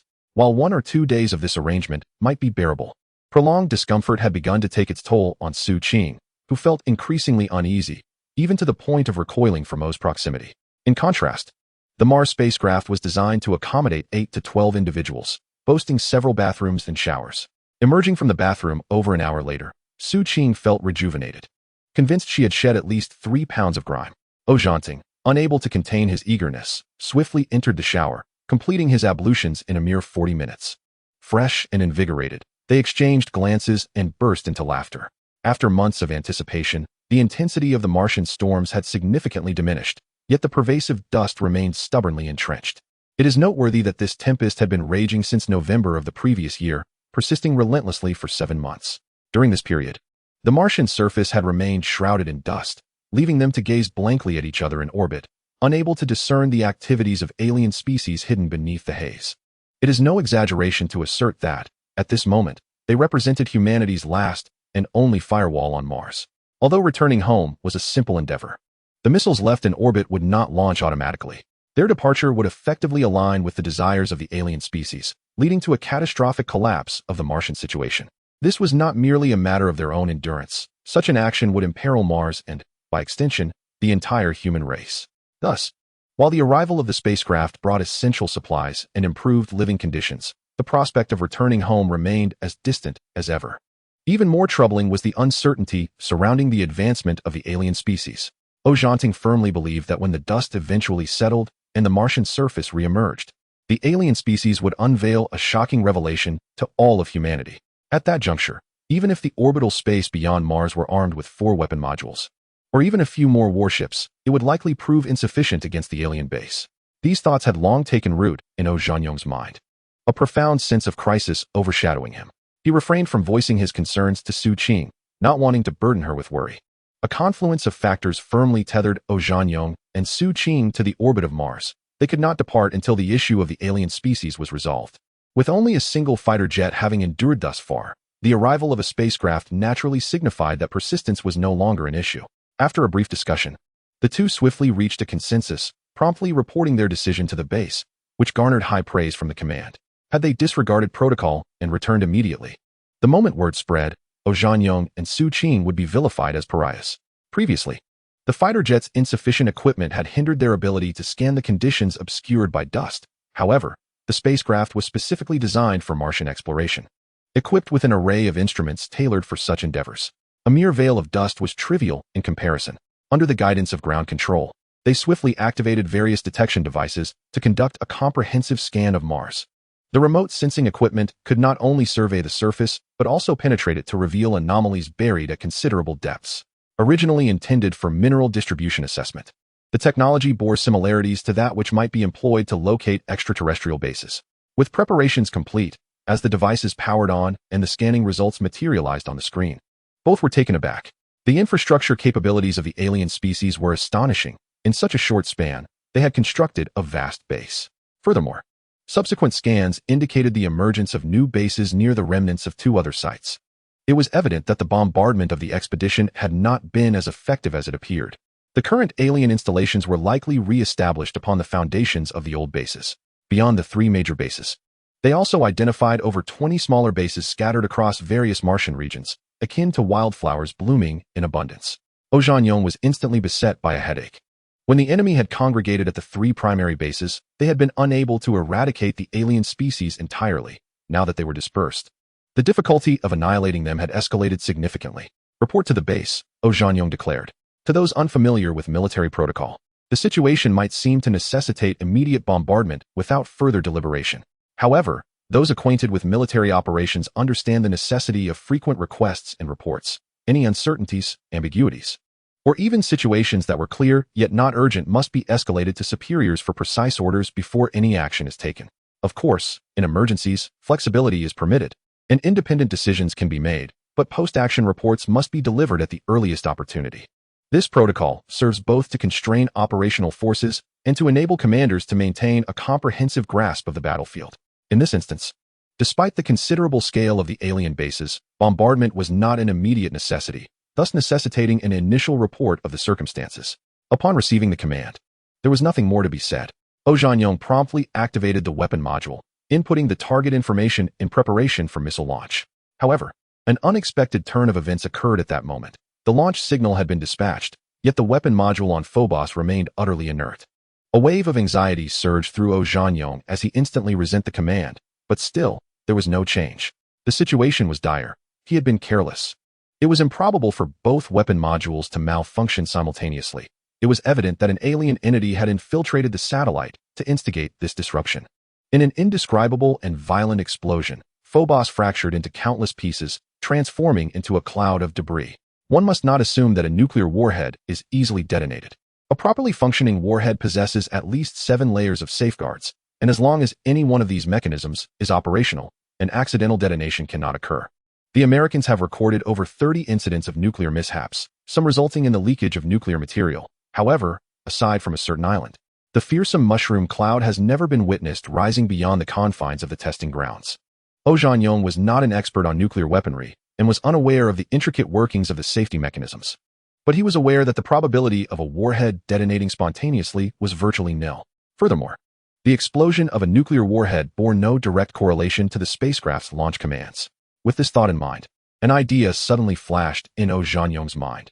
Could it be that the alien species had disassembled the missile, tampering with the warhead, and coincidentally triggered the launch signal? No, that could not be right. Rather, it was plausible that the aliens inadvertently detonated the warhead during their disassembly process. For an ordinary individual lacking knowledge, even with all the necessary tools at their disposal, they would be utterly lost on how to disassemble a nuclear warhead. However, the alien species possessed a remarkably advanced level of technology, which should have mitigated any substantial difficulties during disassembly. The likely outcome was that, after dismantling all safety mechanisms, they inadvertently triggered the explosion of the warhead. It was conceivable that the brainfish, for its own safety or other motives, had assigned the disassembly task to the clumsier giant species, resulting in this unforeseen catastrophe. Another possibility was that the aliens simply did not comprehend the principles of the nuclear warhead, inadvertently accumulating too much fissile material together, thereby surpassing the critical mass. Regardless of the circumstances, the misfortune had already transpired. Both weapon modules were utterly destroyed in the explosion, and the remaining missiles were either immediately detonated or irreparably damaged, rendering them useless. Fortunately, 2 additional weapon modules remained in orbit. With time being of the essence, Zhanyong swiftly issued new commands, promptly receiving confirmation signals from the backup weapon modules. Subsequently, several missiles were ejected in succession, igniting their engines and veering towards Mars. With each missile's departure, the weapon module in orbit experienced slight jolts, altering its original orientation and necessitating the activation of its attitude control engines to stabilize.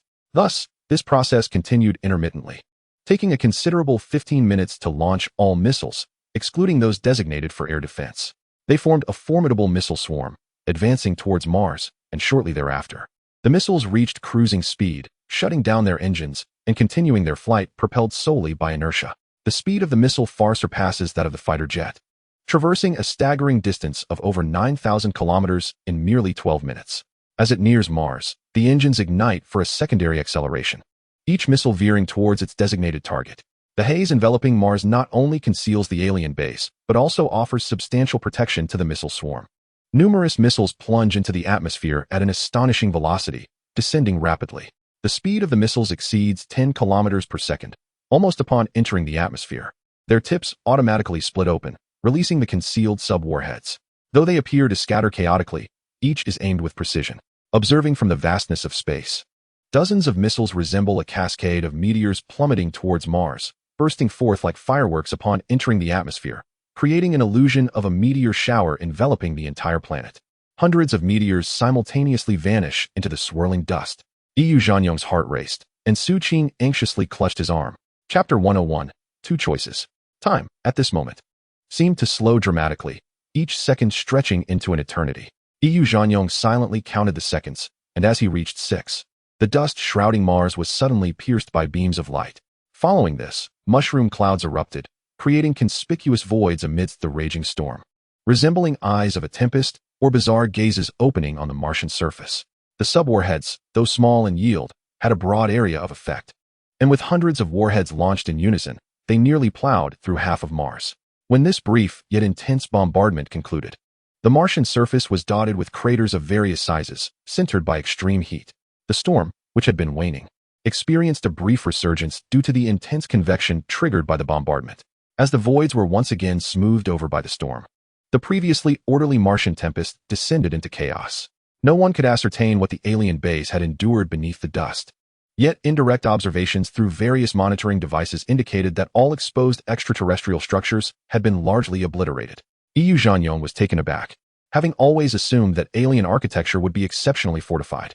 However, in the face of the mushroom bomb's immense power, extraterrestrial structures proved no stronger than human constructions. In fact, due to their lower density, their ability to withstand shockwaves was severely limited. The surface structures of the 3 alien bases were entirely eradicated by the mushroom bombs, leaving only a few remnants, which could still be considered remarkably resilient. From the moment the order was received to the completion of the bombardment, the entire process took merely over 20 minutes, a stark contrast to the prolonged duration spent by the 2 individuals in Mars outer space. Yet, after it all concluded, Zhanyong and Su Qing felt little joy. Instead, a sense of loss lingered within them. It was not for the alien species, but rather due to the impending conclusion of their 6-month shared existence in this harsh environment, perhaps mixed with a hint of anticipation for their return journey. No one yearns for such a grueling living condition, yet this place, orbiting Mars at over 9,000 kilometers, held extraordinary significance for the 2 of them. However, the disappointment of the 2 individuals did not linger for long. After half an hour, the spaceship received a message from the base, signaled by 2 beeps. Su Qing reached out to tap the screen, and Shan Shiyu appeared, initially praising the pair before issuing a command for them to remain in Martian orbit temporarily, thereby maintaining humanity's deterrence against extraterrestrial beings. This statement, at first glance, seemed rather humorous, although the bombardment had achieved unprecedented success. The overall situation on Mars was more dire than ever. 2 weapon modules had been destroyed, and the other 2 had expended all their mushroom bombs, leaving only the air defense missiles to uphold their presence. Looking back 7 months, it was evident that humanity's military strength on Mars had never been weaker. Moreover, the Martian vessel was merely a scientific exploration ship, which had never been equipped with weapons from the outset. Coupled with the hurried departure, this ship was effectively an unarmed tiger, devoid of defenses. Subsequently, the duo received another piece of news. Expedition 2 had departed several months prior and was now en route. Expected to arrive within 2 months. As the saying goes, to travel 100 miles, one must first complete 90. Shan Xiuyu urged them to persevere for the final 2 months. Clearly, during the year since the launch of Expedition I, Earth had never relaxed its vigilance. Analysis of Mars and Jupiter had continued unabated, considering every conceivable scenario, with the reconstruction of an alien base designated as the highest priority. In anticipation, comprehensive arrangements had been made well in advance. Even before Expedition I had launched, the construction of Expedition 2 had been expedited. However, all of this remained highly classified, with almost no one outside of those involved privy to its status. According to Shan Xiuyu, Expedition 2 had thoroughly addressed the shortcomings of its predecessor, featuring a larger hull and enhanced capabilities, while requiring fewer personnel. Furthermore, Expedition 2 brought with it a cache of weaponry, intending to transform the Martian vessel into an armed space station to secure the Foundation on Mars and prevent any resurgence of extraterrestrial threats. Zhao Zhanping could hardly believe the reality of this situation. The base had anticipated their current predicament long before and had made targeted preparations accordingly. Shan Xiuyu presented Zhao Zhanping and Su Qing with 2 options: to wait for Expedition 2's arrival and continue monitoring Mars. After spending over half a year here, they were familiar with the environment and the situation, making it reasonable for the higher-ups to prefer their continued presence. Upon hearing this, Zhao and Su immediately voiced their unanimous desire to head to Jupiter. The situation was abundantly clear. Mars was merely a secondary objective, while the true aim of Expedition 2 was to confront the extraterrestrial beings on Jupiter. However, there were not only aliens there, but also Expedition I and the companions they had shared half a year with. All these factors compelled the duo to choose the path to Jupiter. As for Mars, it simply entailed regularly scanning the planetary surface for signs of the alien base's resurgence and promptly executing orbital bombardments to eliminate any threats. In Su Qing's words, such a straightforward task could be effortlessly accomplished by 2 well-trained dogs. The astronaut poised to succeed, the 2 innocently found themselves caught in the crossfire. What followed was a patient wait filled with anticipation. Every morning, the duo would gather to meticulously calculate the speed and position of Expedition 2. Handwritten countdowns became their greatest source of amusement. However, before Expedition 2 could arrive, an unexpected turn of events unfolded on Mars. During a routine observation, Su Qing suddenly noticed a marked weakening in the Martian dust storm that had persisted for over half a year. Initially believing her eyes to be deceiving her, she called upon Zhao, who confirmed her observation. Zhao Zhanping quickly set his mind to work. The long-overdue tempest, having lost the support of its extraterrestrial source, became akin to a tree without roots and water without a source. It merely lingered for several more days, sustained by the energy it had previously accumulated. At last, Mars revealed its long-hidden visage. On July 20th, 2066, precisely 1 year, 1 month, and 13 days after departing Earth, the weary Expedition 2 arrived at Mars, bringing ample supplies and 32 crew members. The spacecraft docked in a vertical orbit exceeding 9,000 kilometers, where all crew members led by Lu Wenwen warmly welcomed Zhao and Su. To their astonishment, they recognized numerous familiar faces among the crowd. Nearly all members of the eliminated Alpha team were present, with the remainder primarily from the Beta team. Given that they were no longer strangers, the subsequent proceedings were straightforward. The entire crew swiftly transitioned into work mode, transferring the weapons and equipment aboard the Mars spacecraft. This process was uncomplicated, as all equipment was highly modular, requiring only simple assembly. The 2 individuals who were to remain also engaged in a comprehensive exchange with Zhao and Su. Zhao Zhanping and Su Qing shared every detail about the situation on Mars without reservation, leaving nothing unmentioned. Privately, they could not help but express their sentiments. Conditions had improved significantly, with a fully functioning spacecraft at their disposal, sparing them the discomfort of being cramped in narrow fighter jets. Their words carried a hint of bittersweet nostalgia. 4 days later, as the modification project concluded, they bid farewell to their comrades remaining on Mars, and Expedition 2 embarked on a new journey towards the more distant Jupiter. Zhao Zhanping stood by the window, gazing pensively at the receding planet. What occupied his thoughts? Lu Wenwen's sweet voice floated into his ears as she approached him casually, casting a glance at Mars. Nothing much, Zhao replied. I am merely reflecting. When we arrived, Mars was thriving. Now, as we depart, it is left in ruins, and this is far from the end. Our destruction of Mars will persist for a considerable time. Zhao Zhanping could not help but be taken aback. Have you found wisdom in misfortune? Lu Wenwen shook her head. While it is true that misfortune can lead to fortune, it is not as you imagine. Over time, you will come to understand that the second expedition is far more refined than the first. Just wait and see. I must take my leave now. As Zhao watched her retreating figure, a sense of inexplicable confusion washed over him. And it took a while for him to gather his thoughts.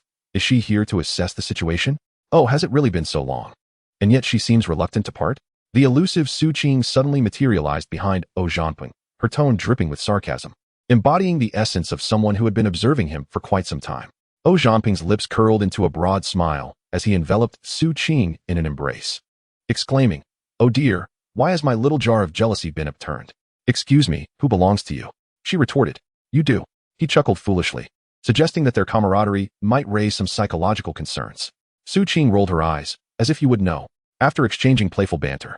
The conclusion was that Oh Zhanping held Su Qing close, and together they gazed at Mars, relishing a fleeting moment of tranquility. Su Qing fixated on Mars, which seemed to have transformed before her eyes, and suddenly whispered, "Don't you think aliens aren't as formidable as we imagine? What brings you to such a conclusion?" Oh Zhanping asked, casting her a sidelong glance. "The might of extraterrestrial beings far surpasses your comprehension. Is that so?" Su Qing pointed at Mars. "I beg to differ. Just observe the construction pace of the aliens on Mars. If the moon were to fall into their hands, Earth would be in peril." Curiosity piqued, Su Qing continued, "If alien warships are indeed so powerful, why did they suddenly cease to function? I have pondered this question for a considerable time, yet the answer eludes me." Oh Zhanping replied gravely, "I suspect they may have suffered a catastrophic blow before traversing the wormhole, perhaps a form of delayed impact beyond our understanding, which would explain why the alien warships abruptly disconnected upon arriving at Earth. Surely, it cannot be the work of some subterranean civilization? Enough with your nonsense. Can you be serious for once?" Su Qing scolded, swatting him playfully. Oh Zhanping grinned like a mischievous child who had just pulled off a prank. To speak candidly, the rupture of the alien warships not only stripped the extraterrestrials of their ability for faster-than-light travel, but also forcibly grounded them, bringing them down from their lofty heights. On one side stood beings devoid of technological advantage, reliant solely on luck. On the other, those possessing technology, yet unable to wield it effectively. This shift rendered the once inevitable victory into a contest of back-and-forth exchanges, placing aliens and humans on a nearly equal footing.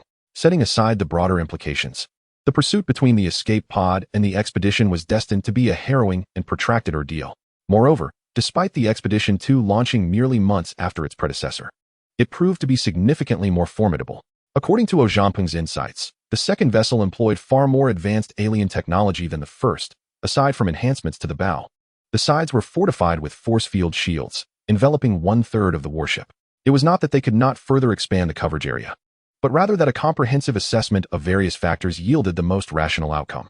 Additionally, the second ship incorporated magnetic levitation armor technology. Initially, Oh Zhanping found himself perplexed. How could solid-state smoke armor be magnetic? Upon closer investigation, he discovered that unlike the first vessel, which was hasty in its construction, the armor of the second was equipped with magnetic modules, allowing all armor to be assembled through magnetic force. Thus, even when struck by enemy fire, the armor merely absorbed the impact, leaving the integrity of the warship unscathed. The reactor of the second vessel has been meticulously redesigned after an in-depth study of the reactors found in extraterrestrial warships, resulting in enhanced efficiency, increased output power, and extended lifespan.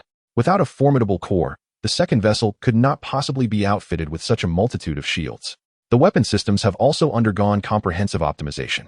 Although there remains a considerable distance before achieving the capability to pierce the horizon with a single shot, the plasma cannons are amply equipped, alongside a plethora of other advanced armaments. It is no exaggeration to assert that from the moment of its inception, Expedition 2 has supplanted Expedition I, standing as the most powerful warship in human history, without exception. Chapter 103. A grand dream in the asteroid belt of the solar system, Expedition 2 has shut down its engines, navigating the void solely by inertia. On board, Oh Zhanping has burrowed into his sleeping bag, closing his eyes and writhing in satisfaction with a deep sigh. Unlike Expedition I, the sleeping arrangements of the second vessel are far more humane.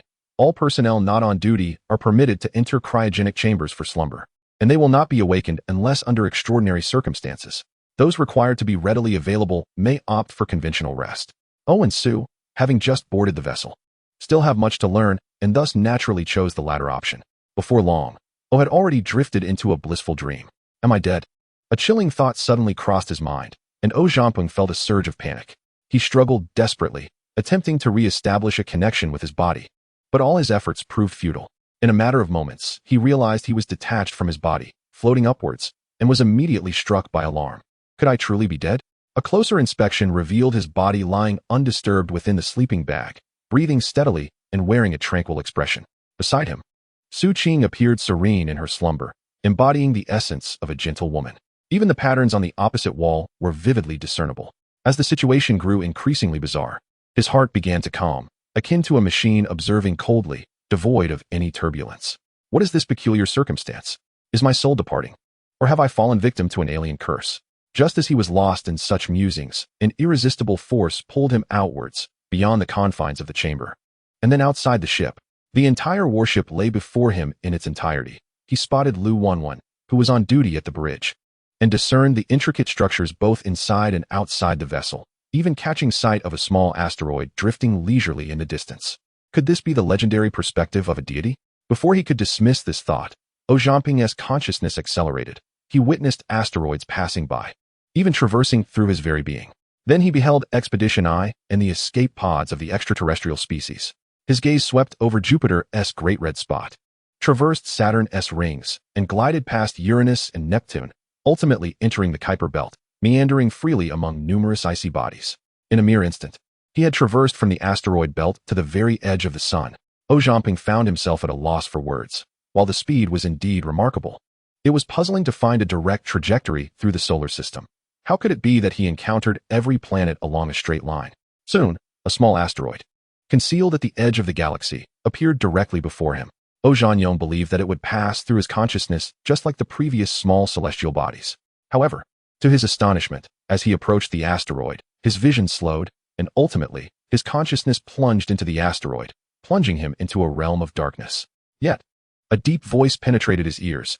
"You have arrived." In that instant, Ojanyong jolted awake, his eyes wide and unfocused, staring blankly at the wall of the cabin. Upon it were some indistinct patterns, identical to those he had seen in his dream. Turning his head, he beheld Su Qing's sleeping visage, which too bore an uncanny resemblance to the scene from his dream. His mind was clouded, and after a prolonged moment of daze, a possibility struck him. Could it be that the prolonged sleep in the cryogenic chamber had left him with remnants of somnambulism? The more he pondered, the more plausible it seemed. Yet another voice within him incessantly urged him not to deceive himself. At this point, he was utterly unable to return to slumber.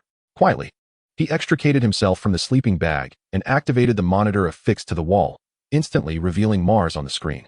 Though he had not departed Mars long ago, the planet now appeared as a mere inconspicuous speck, destined to vanish among the stars in a few days, much like Earth at this moment. Ojanyong found himself engulfed in profound bewilderment. He had long speculated that his newfound abilities were related to extraterrestrial origins. So could it be that everything in his dreams was also intricately connected to aliens? Su Qing, half asleep, mumbled, "Why are you still awake? Do you have something on your mind?" "Nothing," Ojanyong replied with a smile, reaching out to turn off the screen before burrowing back into his sleeping bag. Just as he closed his eyes, Su Qing nestled closer, tightly clutching his arm. With a deep sigh, Ojanyong struggled to find sleep once more. This time, however, he dreamt of nothing and slumbered soundly until the following morning. Yet, that night, the same phenomenon recurred. However, upon his consciousness leaving his body, instead of advancing towards the edge of the solar system, the stars and moon reversed, the space transformed, and his awareness became vague. When he regained consciousness, he found himself in an unknown realm. The sky here was a soft shade of purple, and all around were devices replete with futuristic technology. A swarm of bald-headed, indescribably peculiar aliens flitted about. At the first glance, the image that sprang to Ojanyong's mind was that of shrimp. Several shrimp-like beings lingered within his field of vision, splitting off to operate various incomprehensible devices. He observed as a probe, the size of a small car, hovered in the air, suddenly extruding a substance reminiscent of toothpaste. The soft, malleable material rapidly solidified, transforming into robust, smooth curves. Initially, Ojanyong was puzzled by their intentions, but he quickly discerned the truth. Those strange devices were, in fact, the nozzles of an enormous 3D printer. The malleable substance was the raw material for printing. At first glance, it bore no distinction. Yet the final products varied immensely, comprising metals, synthetic materials, and even stones and wood. Ojanyong observed the shrimp-like beings as they deftly manipulated the construction of a battleship, materializing it from nothingness without any extraneous structural connections, entirely through the process of printing. Humanity's three-dimensional printing technology has advanced commendably, yet it remains a considerable distance from the capability to directly print large warships. At best, it can only fabricate smaller vessels. It is essential to clarify that humans can indeed print the hulls of large battleships, along with the internal decks and bulkheads, while certain less demanding onboard equipment poses no challenge. However, crucial precision components such as reactors, propulsion systems, and high-accuracy targeting devices remain beyond our reach. In stark contrast, the shrimp-like entities execute the entire process seamlessly, resolving any and all requirements through printing. From Ozhanyan's perspective, the technological prowess of these beings far surpasses that of humanity by a significant margin. When the battleship finally took shape and descended from the assembly line, he widened his gaze to behold rows upon rows of additional warships, numbering in the hundreds, gleaming brilliantly in the twilight glow of the setting sun. Deeply awed by the might of the shrimp-like beings, Ozhanyan reflected that a single alien battleship could effortlessly subdue humanity, and with the arrival of just one more, the entire blue planet would humbly acknowledge its supremacy. Yet, he found himself perplexed. What exactly were these shrimp-like beings? Could they be a different type of mechanized entity akin to the brainfish? It seemed improbable, though he lacked the evidence to substantiate his doubts. Ozhanyan soon realized that his position was not fixed, allowing him to move freely within a certain range. Consequently, he meticulously observed the shipbuilding process of the shrimp beings. Although he could only discern a small portion of the proceedings, the majority remained shrouded in obscurity. Driven by determination, he committed to memory everything he could perceive. Days later, unable to contain his curiosity any longer, he quietly departed from his dormitory to the bridge, ensuring he did not awaken Su Qing. Recalling a small asteroid near the battleship from his initial dream, he inquired with the duty personnel about any relevant entries in the recent navigation logs. The duty officer, intrigued yet compliant, promptly complied with his request. Ozhanyan currently held the position of Executive Vice Captain, responsible for Terrestrial Combat Command. Despite the title of executive, the Expedition No. 2 had no terrestrial combat missions to undertake, rendering this role nearly a sinecure. Nevertheless, even within this ostensibly idle position, he held the rank of Vice Captain, a testament to his status, and the allocation of roles had long been settled, leaving no room for temporary adjustments. Thus, reviewing a non-sensitive navigation log was a courtesy extended to him. At its closest approach, the small celestial body was merely 40 kilometers from the battleship, an almost negligible distance in the vastness of space. Although he had harbored suspicions, the confirmation left Ozhanyan momentarily stunned, his mind swirling with chaotic thoughts. Culminating in a singular exclamation, "How could this be?" He continued to investigate the positions of several planets, discovering they were scattered across different locations, impossibly misaligned in a straight line. Undeterred, Ozhanyan cast his gaze towards the fringes of the solar system. However, at this juncture, the duty personnel were utterly powerless. In the end, Ozhanyan could only let the matter drift into oblivion. He rummaged through his memories, recalling his experiences during the ship's demise, and meticulously compared them with the vessels crafted by the shrimp-like beings. To his astonishment, he discovered that the structural design of the shattered ship in his recollections bore an uncanny resemblance to that of the vessel from his dreams. Previously, he had been plagued by confusion due to the recurring nature of the same dream, and now he began to suspect whether the dream had somehow accessed his memories, rendering it so vivid and authentic. After much hesitation, he resolutely decided to enter the bridge. Lu Wenwen happened to be present, and upon seeing Ozhanyan, she couldn't help but wear a teasing smile. "Oh, what brings you here today?" The blueprints, she mused, were incomprehensible to anyone lacking expertise, yet Ozhanyan's version, derived from his dreams, was uncertain even for professionals. Lu Wenwen cast a casual glance, failing to discern any discrepancies, and her expression turned perplexed. "What is this?" "It's the blueprint for the reactor," Ozhanyan replied candidly. Lu Wenwen was instantly taken aback. "You drew this?" "Yes, I did," Ozhanyan confirmed. Lu Wenwen could scarcely believe her ears. "Are you joking? If you possess such talent, why not join a design institute?" Her curiosity piqued further. She personally transmitted the blueprint to the communications department. "Let us cut to the chase and satisfy my burgeoning curiosity." Ozhanyan smirked slightly, his smile devoid of mirth. "Sorry, it's classified." With that, he turned on his heel and departed without a moment's hesitation. Lu Wenwen nearly choked on her own disbelief. "You did that on purpose, didn't you?" Yet, there was nothing she could do in the military's domain. Even the most inquisitive souls had no choice but to keep quiet upon hearing the word classified. Not only could they not inquire or discuss, but even listening was out of the question. He may not have understood the blueprints, but his wealth of life experience allowed him, upon glancing at the documents, to ascertain their intricate nature. To reduce the risk of misjudgment, he enlisted the help of 2 professionals for a cursory review, resulting in a unanimous consensus. The blueprints were exceedingly advanced. With no further reason to delay, San Shiyu promptly dispatched the blueprints to Luojian Mountain, accompanied by a brief explanation. Upon receiving the documents, Gong Yiding appeared utterly bewildered. What on earth is this? Who drew these blueprints that warrant our comparison? If everyone were this unreliable. The base wouldn't need to study extraterrestrial technology. Merely contrasting various blueprints would keep everyone in chaos. However, to maintain the base's reputation, Gong Yiding reluctantly sought out Professor Wu. Professor Wu was engrossed in researching the reactor aboard the shattered ship and was initially unwilling to budge. Ultimately, Gong Yiding had no choice but to personally deliver the blueprints to Professor Wu, carefully explaining the situation. Upon learning that the documents originated from the ground and were intended for a meticulous comparison with the alien reactor, Professor Wu finally displayed a glimmer of interest. He opened the file, examined a mere fragment, and his expression shifted drastically as he seized Gong Yiding's arm. Where did this come from? Where did this come from? Chapter 105, No Room for Deception. The station master Gong was bewildered by Professor Wu's intense reaction. Don't sway, don't sway. I'm getting dizzy. This was no exaggeration.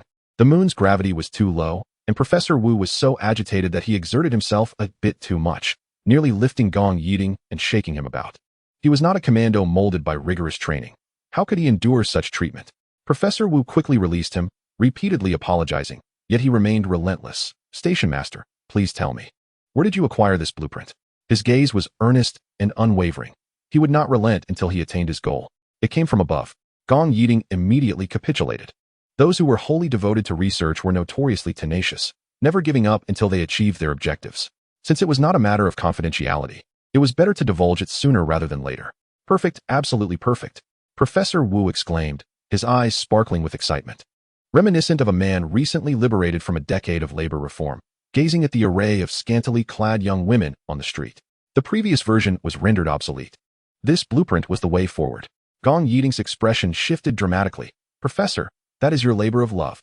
Professor Wu shook his head instantly. Science cannot tolerate even the slightest falsehood. This blueprint is far more refined than my own research. A fleeting look of melancholy crossed his face. Anyone discovering that others were conducting the same research and progressing much further would wear a similar expression.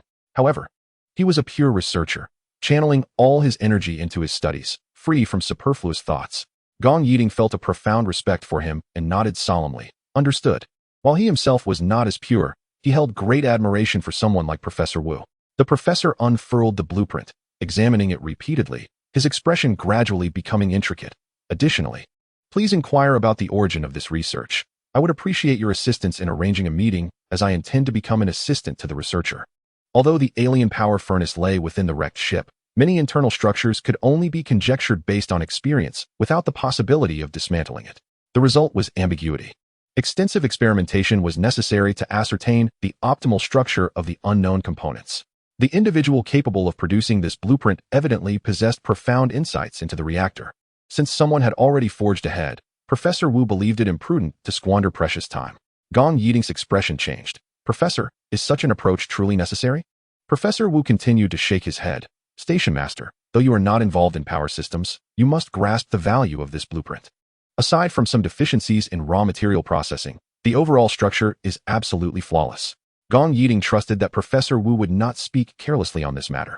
Finally nodding, very well, I will promptly arrange for personnel to conduct experiments.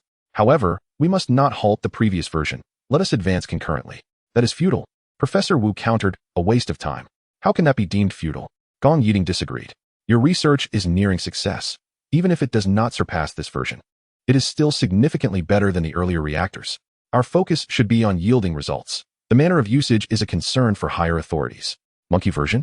Professor Wu felt no elation. Rather, he was profoundly disheartened. Please do inquire about the origin of this blueprint. Certainly. Gong Yiding responded with a nod and promptly contacted the base to inquire about the origin of the blueprints. He was momentarily taken aback, suddenly wondering if this day was somehow at odds with his fate. Could you elaborate? Professor Wu interjected, unable to contain himself. Director Dan, if it's not too much trouble, would you kindly facilitate an introduction? Dan Xiaoyu wore an expression akin to someone in distress, hesitating for a moment before managing to utter, the blueprints come from Expedition No. 2. It is said that Zhao Zhangping dreamt of them. What? Gong Yiding could hardly believe his ears. Is that the same person who invented the solid-state smoke armor? What kind of absurdity is this? Are we joking about interstellar matters? Indeed, Dan Xiaoyu affirmed. Director, are you sure about this? Young O is not even a researcher. How could he possibly have blueprints? Professor Wu's eyes nearly bulged out of their sockets. Although he was not well acquainted with the ground forces, he distinctly remembered Zhanpeng from the initial rescue operations. Gong Yiding quietly reminded him, "Did we not hear that it was a dream?" Wu's expression turned peculiar. "You believe in that? Why can I dream such things?" He paused, then continued with indignation. "I have spent over a year on the moon tirelessly studying the structure of the alien reactor and have yet to grasp its intricacies. Yet, Zhanpeng can dream it and even sketch the blueprints? Do you find that plausible?" After a moment of silence, he added resentfully, "What does that make of my research?" Wu was not resentful because someone else had achieved results. His frustration stemmed from Dan Xiuyu concealing the source of the blueprints. Gong Yiding, at a loss for words, cast a pleading glance toward the screen. "Director Dan, how do you explain this?" Dan Xiuyu spread his hands. "If you do not believe me, I cannot help that. But what I say is the truth. If you doubt me, I can show you the communication records." Gong Yiding tilted his head in disbelief. There are no research subjects on the expedition, nor any opportunity to interact with the outside world. The conditions for any research are non-existent. To claim this as research output, I would be the first to doubt it. It sounds more like a dream. This is all too surreal. Dan Xiuyu sighed. "To be frank, I feel as if I am dreaming as well.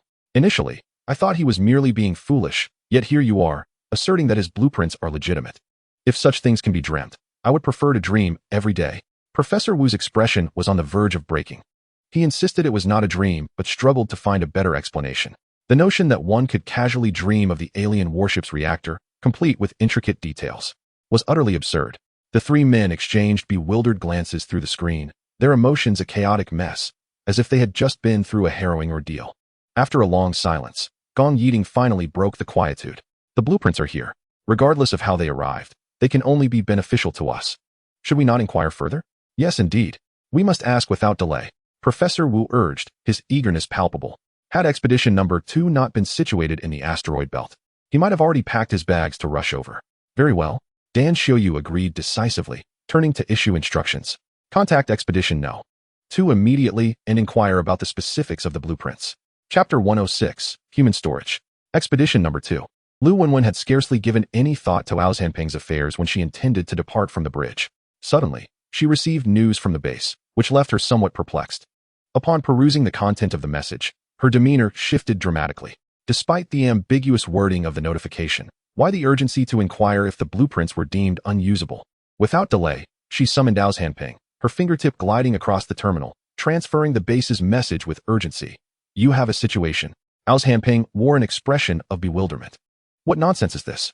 Upon closer inspection, he too was taken aback. The blueprints had, astonishingly, received expert endorsement. Although he had mentally prepared for such a scenario, the reality of it still caused his blood pressure to rise. Noticing his ghostly countenance, Lu Wenwen could not resist a teasing remark. "What is this?" Overwhelmed with joy. "Has phlegm clouded your judgment? Do you need my assistance?" As she spoke, she displayed her slender palm, eager to intervene. At that moment, Zhanpeng was hardly in the mood for banter, having been initially engulfed by immense surprise, followed by an inexplicable dread that everything from his dreams was indeed real. But why had these visions manifested in his dreams? More crucially, if the blueprints were authentic, could other equipment be replicated as well? This was not merely a matter of duplicating devices. It pertained to the overarching safety of humanity.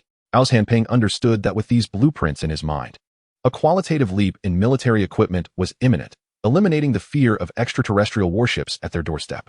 As this realization washed over him, a fervent sense of responsibility and mission surged within. He pondered briefly, summarizing the visions he had encountered in his dreams, emphasizing that such phenomena only appeared after departing Mars. Furthermore, many aspects remained unclear, yet with the passage of time, everything within the dream was becoming increasingly lucid. He possessed an instinct that this was no mere coincidence, though there was no need to relay this to his superiors. What a delightful surprise! Dong Xiuyu was both astonished and elated, yet soon fell into deep contemplation. Regardless of the origins of the blueprints, on a smaller scale, they would greatly benefit the military and the nation. On a larger scale, they held monumental significance for all humanity.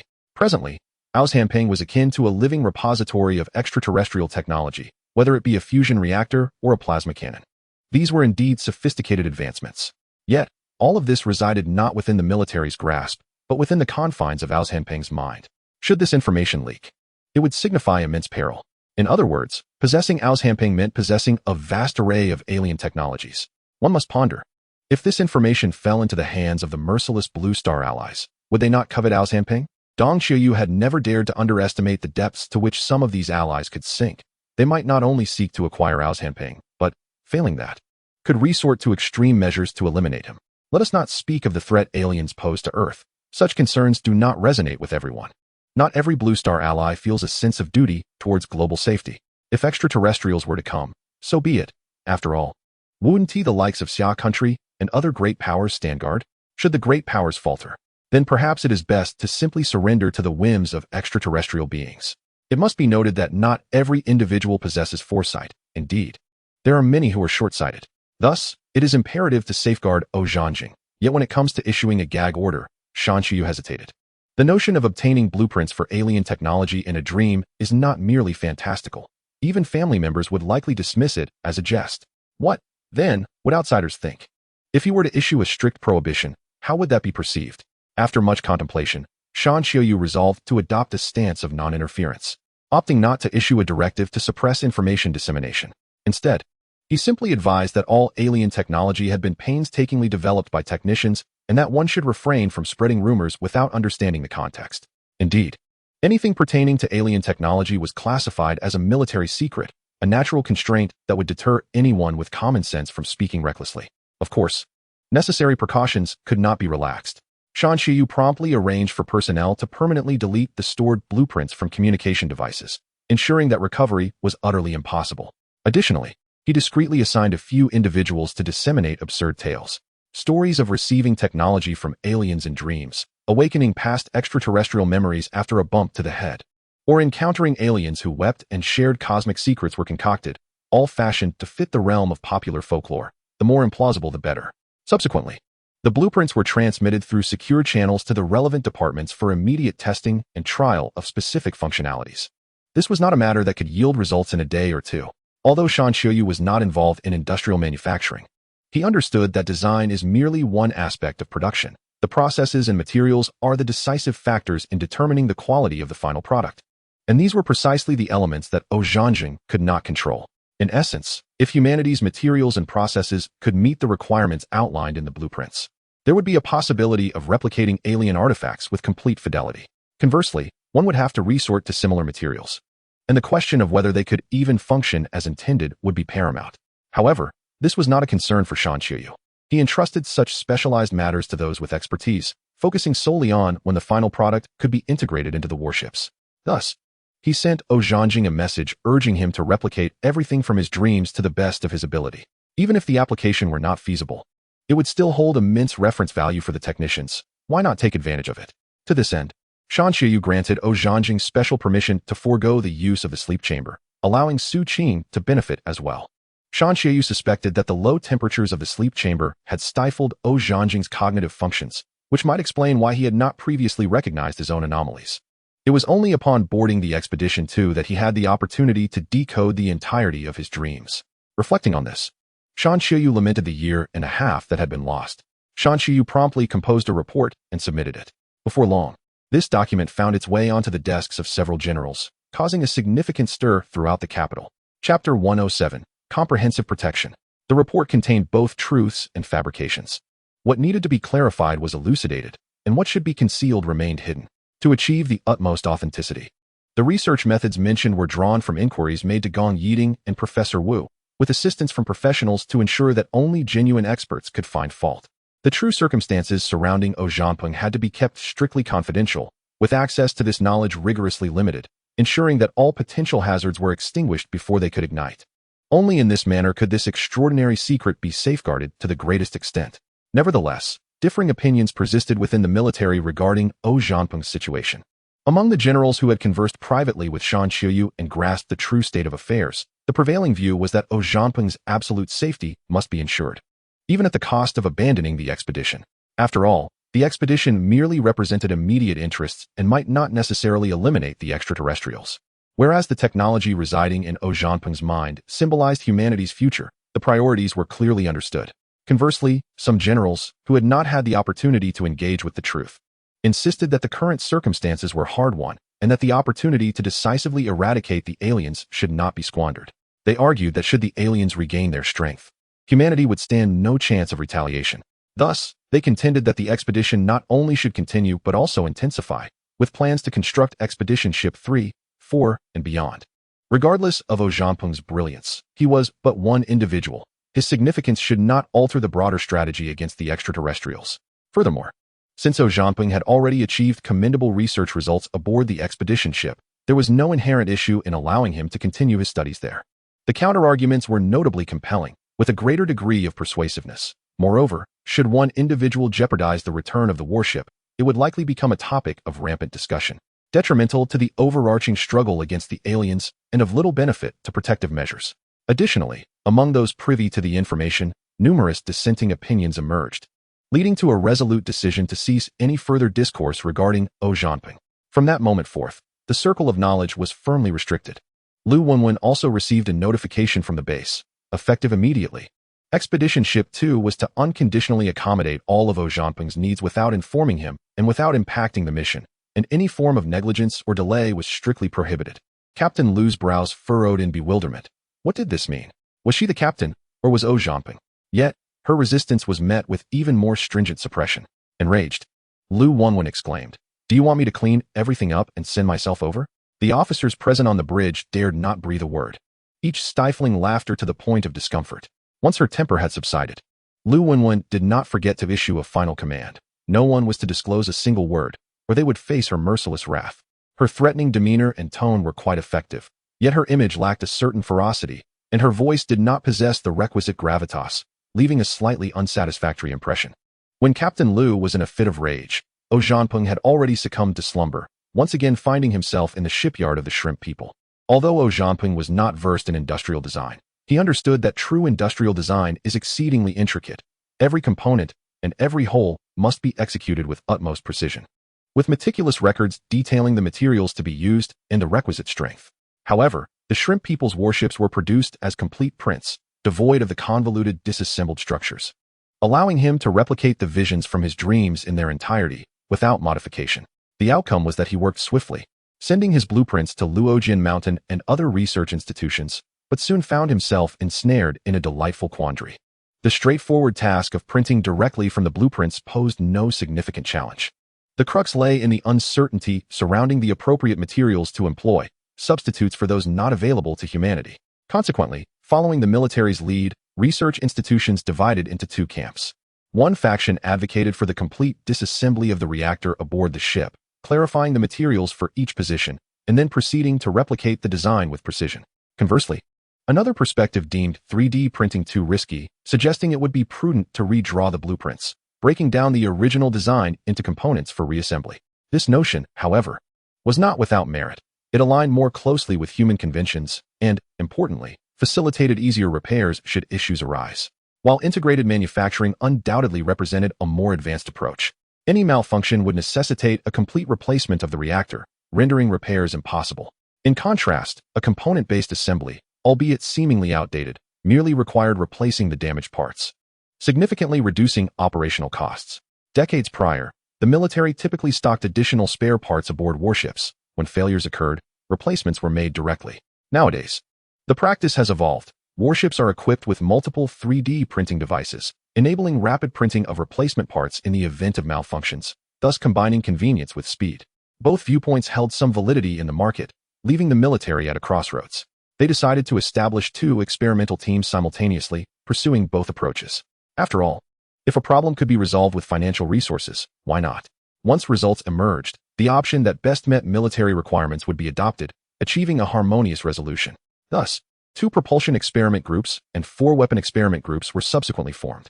Although Ojaping had only sketched the blueprint for a plasma cannon, this endeavor could unveil insights into secondary technologies, such as plasma generation and storage, and methods to maintain the plasma's cohesion post-launch, preventing expansion due to ionic repulsion. This series of inquiries not only pertained to the military's ability to manufacture a plasma cannon, but also promised to propel advancements in human energy storage technology and particle control techniques. Furthermore, preparations for a wireless power supply experiment group were underway, as the significance of wireless power for the military surpassed even that of the reactor. After all, in the absence of extraterrestrial reactors, there exists the domestic fusion reactor.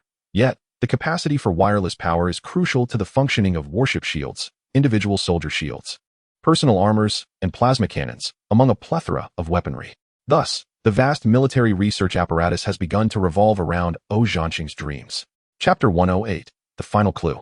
On the second expedition, the slumbering Zhanqing awakens once more, his vacant gaze piercing through the darkness of the cabin, the visions from his dreams lingering in his mind. It has been a long while since he last jolted awake from a dream. However, today is different. The dream does not commence with the construction of warships, but rather depicts a completed fleet, a dazzling array of ships shimmering beneath his feet. In that moment, he experiences a profound sense of superiority over all beings. Yet, his blueprints remain unfinished. Why then, has the creation of warships ceased? The dream does not alter according to his will. Countless vessels ascend sequentially, merging into a magnificent spectacle that obscures the sky. Zhanqing cannot help but yearn for such a formidable fleet for humanity. What fear would there be of extraterrestrial species? They could simply crush any adversary that dared to approach. Swarms of warships soar into the heavens as portals suddenly open in the air, allowing the ships to dive into the wormholes and vanish in an instant. Zhanqing's mind struggles to comprehend. Are they truly opening wormholes within the atmosphere? Wouldn't the air dissipate? Yet, his perspective shifts as a warship traverses a wormhole, emerging near an unknown planet. It is a blue planet strikingly similar to Earth, adorned with several orbital elevators extending from its surface into outer space, and a still under construction orbital ring relying upon these elevators, dotted intermittently, resembling a unique necklace encircling the planet. Zhanqing promptly deduces that this civilization possesses a technological advancement far superior to that of Earth. A sense of unease creeps into his heart, fearing that the warships have come for invasion. However, his apprehension proves unfounded as the vessels navigate toward the space station at the end of the orbital elevator, docking there. While an array of bizarre extraterrestrial beings board the ship, among them two individuals who appear strikingly human. At least, they seem not too dissimilar from humans. Zhanqing suddenly realizes that these are not warships, but rather interstellar cruise liners. The shrimp-like beings are merely a manifestation of an advanced interstellar civilization, utterly unrelated to the brain fish. The pressing question remains, how did this vessel fall into the hands of the brain fish, and how did it come to appear near Earth? Zhanqing had always believed that Earth was the quintessential habitable planet, characterized by its blue hue and abundant water surfaces. The harsher the environment of a planet, the more grotesque its alien inhabitants appear, reminiscent of the adage that harsh landscapes breed cunning individuals. This is hardly surprising. Nature's selection prevails, and those who excel in hostile conditions are unlikely to be mere ordinary beings. Yet, not every corner of Blue Star is equally hospitable in comparison to those inhospitable worlds.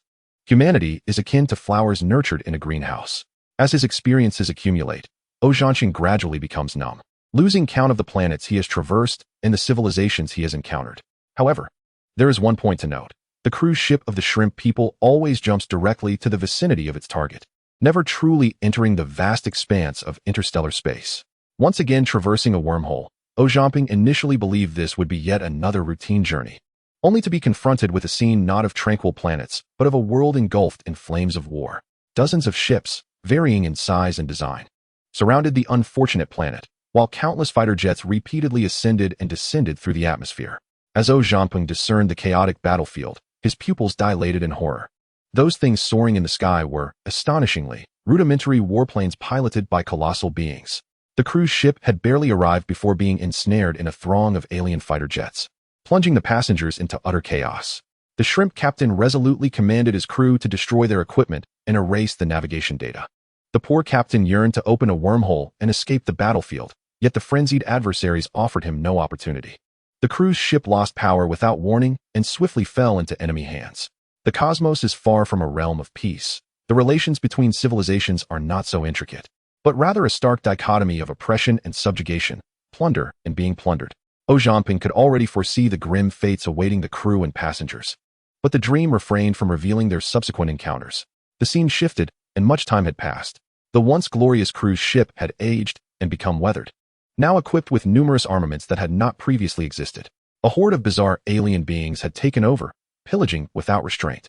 Zhanqing bore witness to their heinous acts of plundering planets, and he watched in despair as they obliterated entire worlds. In his heart, a chilling realization dawned. They were no civilization at all, but rather a band of unrepentant thieves. These aliens possessed an extraordinary strength. Any of their vessels were beyond human capability to confront. Thus, the ship changed hands multiple times, ultimately falling into the clutches of a race known as the brainfish. It was only at this point that Zhangping discovered the brainfish were merely a lowly band of robbers, once the victims of plunder themselves. However, they had fortuitously gained the protection of other predatory civilizations, becoming vassals to the very civilizations that had once oppressed them, thereby turning their fortunes around. They now wielded their newfound power with impunity, not only engaging in rampant looting, but also subjugating lesser civilizations, posing as deities, and meting out merciless retribution to any who dared to defy them, even eradicating entire civilizations. Zhangping found it difficult to articulate the absurdity of it all. A mere troop of buffoons had, by a twist of fate, ascended to interstellar prominence. He could not help but feel a sense of relief that, had it not been for the solar system's remote location, it might have already fallen prey to alien civilizations. Yet, he was also reminded of the myriad legends surrounding prehistoric civilizations, those long lost to the annals of history. Could they have been annihilated by these bandit civilizations? This universe is truly perilous.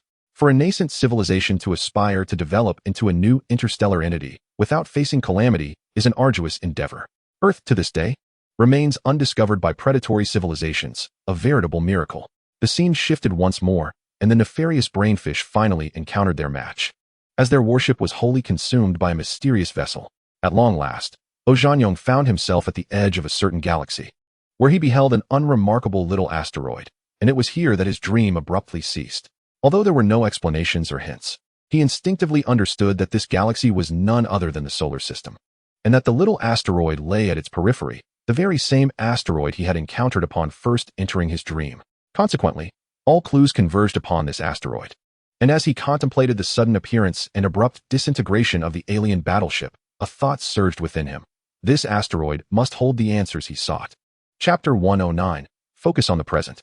Zhangping never anticipated that he would dream of the past and present of the alien battleship, with all its causes and effects laid bare. However, after confirming the authenticity of the blueprints at the crash mountain, he became exceedingly cautious regarding the veracity of the information gleaned from his dreams. It turned out that the alien species was not an invader from a particular interstellar civilization, but rather a group that had been captured by a powerful interstellar civilization and deliberately presented before humanity. No wonder the alien battleship met its demise upon arrival. No wonder much of the technology aboard bore similarities to human advancements. No wonder the equipment was indeed more advanced than humanity's, yet not overwhelmingly so. Was this a deliberate offering of technology to humanity? Many previously perplexing questions found their answers in that moment. Yet the motive behind the mysterious entity orchestrating all this remained elusive. Zhangping felt an intuition that the ultimate truth would be exceedingly brutal, instilling within him a sense of urgency that time was of the essence. Without regard for the midnight hour, he hurried to the command bridge, only to encounter Lu 11 on duty. She regarded him with an expression of astonishment, her tone laced with sarcasm. So late at night. You come to see me alone. Does your Su Qing know? Had it been Ling Xiao, he would have retorted, it was Su Qing who sent me. Yet, burdened with his own weighty thoughts, Zhangping was not in the mood for jest.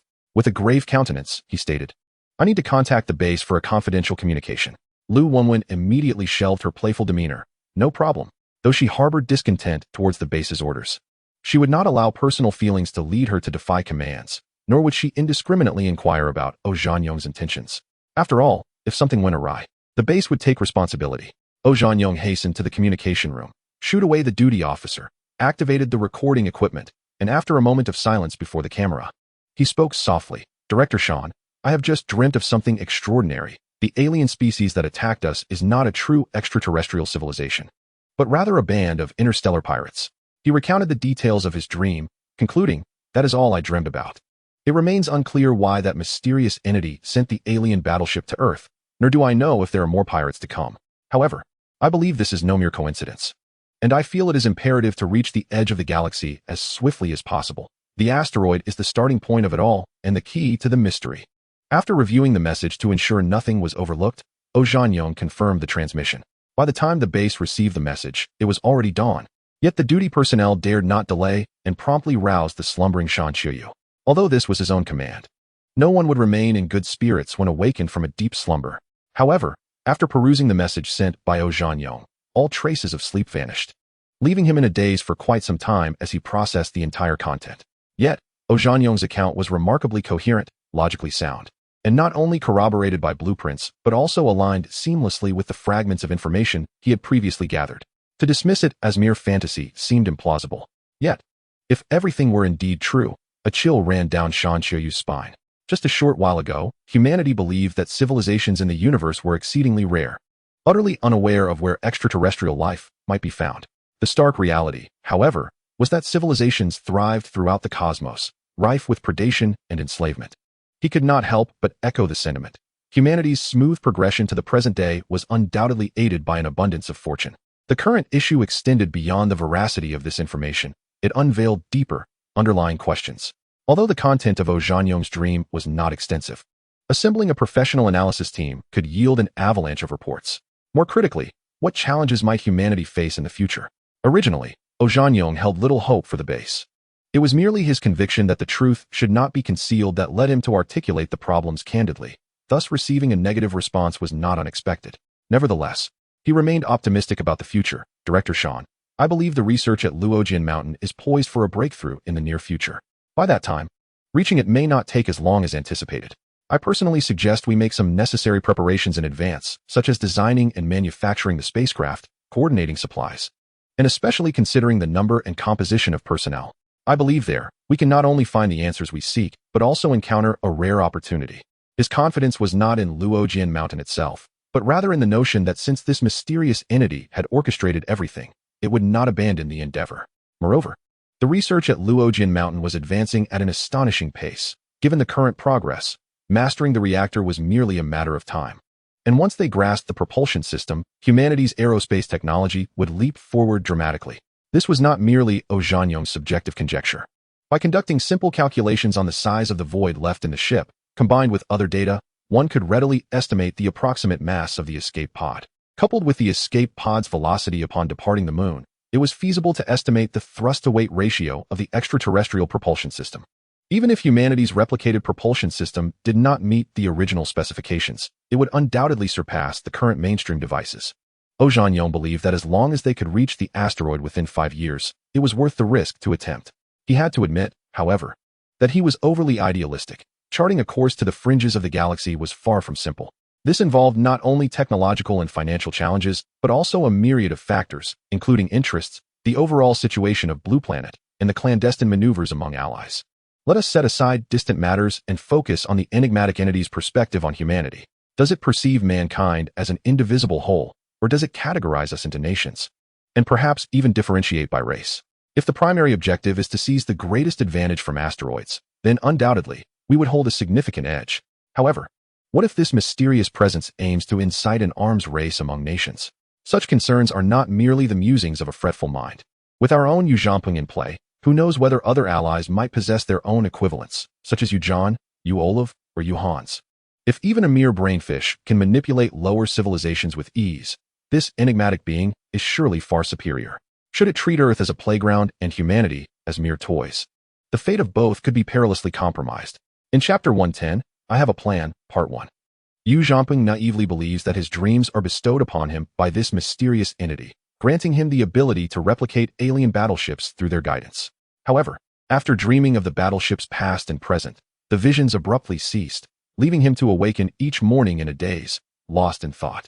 Su Qing, oblivious to the underlying issues, perceives his demeanor as indicative of some trouble and attempts to offer counsel, yet her efforts yield no results. Yu Zhamping is aware of his disconcerting state and wishes to avoid alarming others, yet the ramifications of the dream's disappearance weigh heavily upon him. While he never envisioned himself possessing the power to influence humanity's future, fate has unexpectedly placed this responsibility upon him. Upon receiving the news, Dan Qiuyu was equally bewildered, wishing to confront Yu Zhamping and delve into the depths of his mind to uncover the source of his turmoil. Other influential figures, aware or unaware of the situation, lament the outcome. What was initially perceived as a grand fortune has turned out to be merely a consolation, a reality that is difficult for anyone to accept without distress. Yet, regardless of their lamentations or frustrations, the result remains unchanged. By late September, Yu Zhamping had not dreamed of anything for over a month. Both he and the base had resigned themselves to despair. On one particular day, his personal terminal unexpectedly chimed with a notification.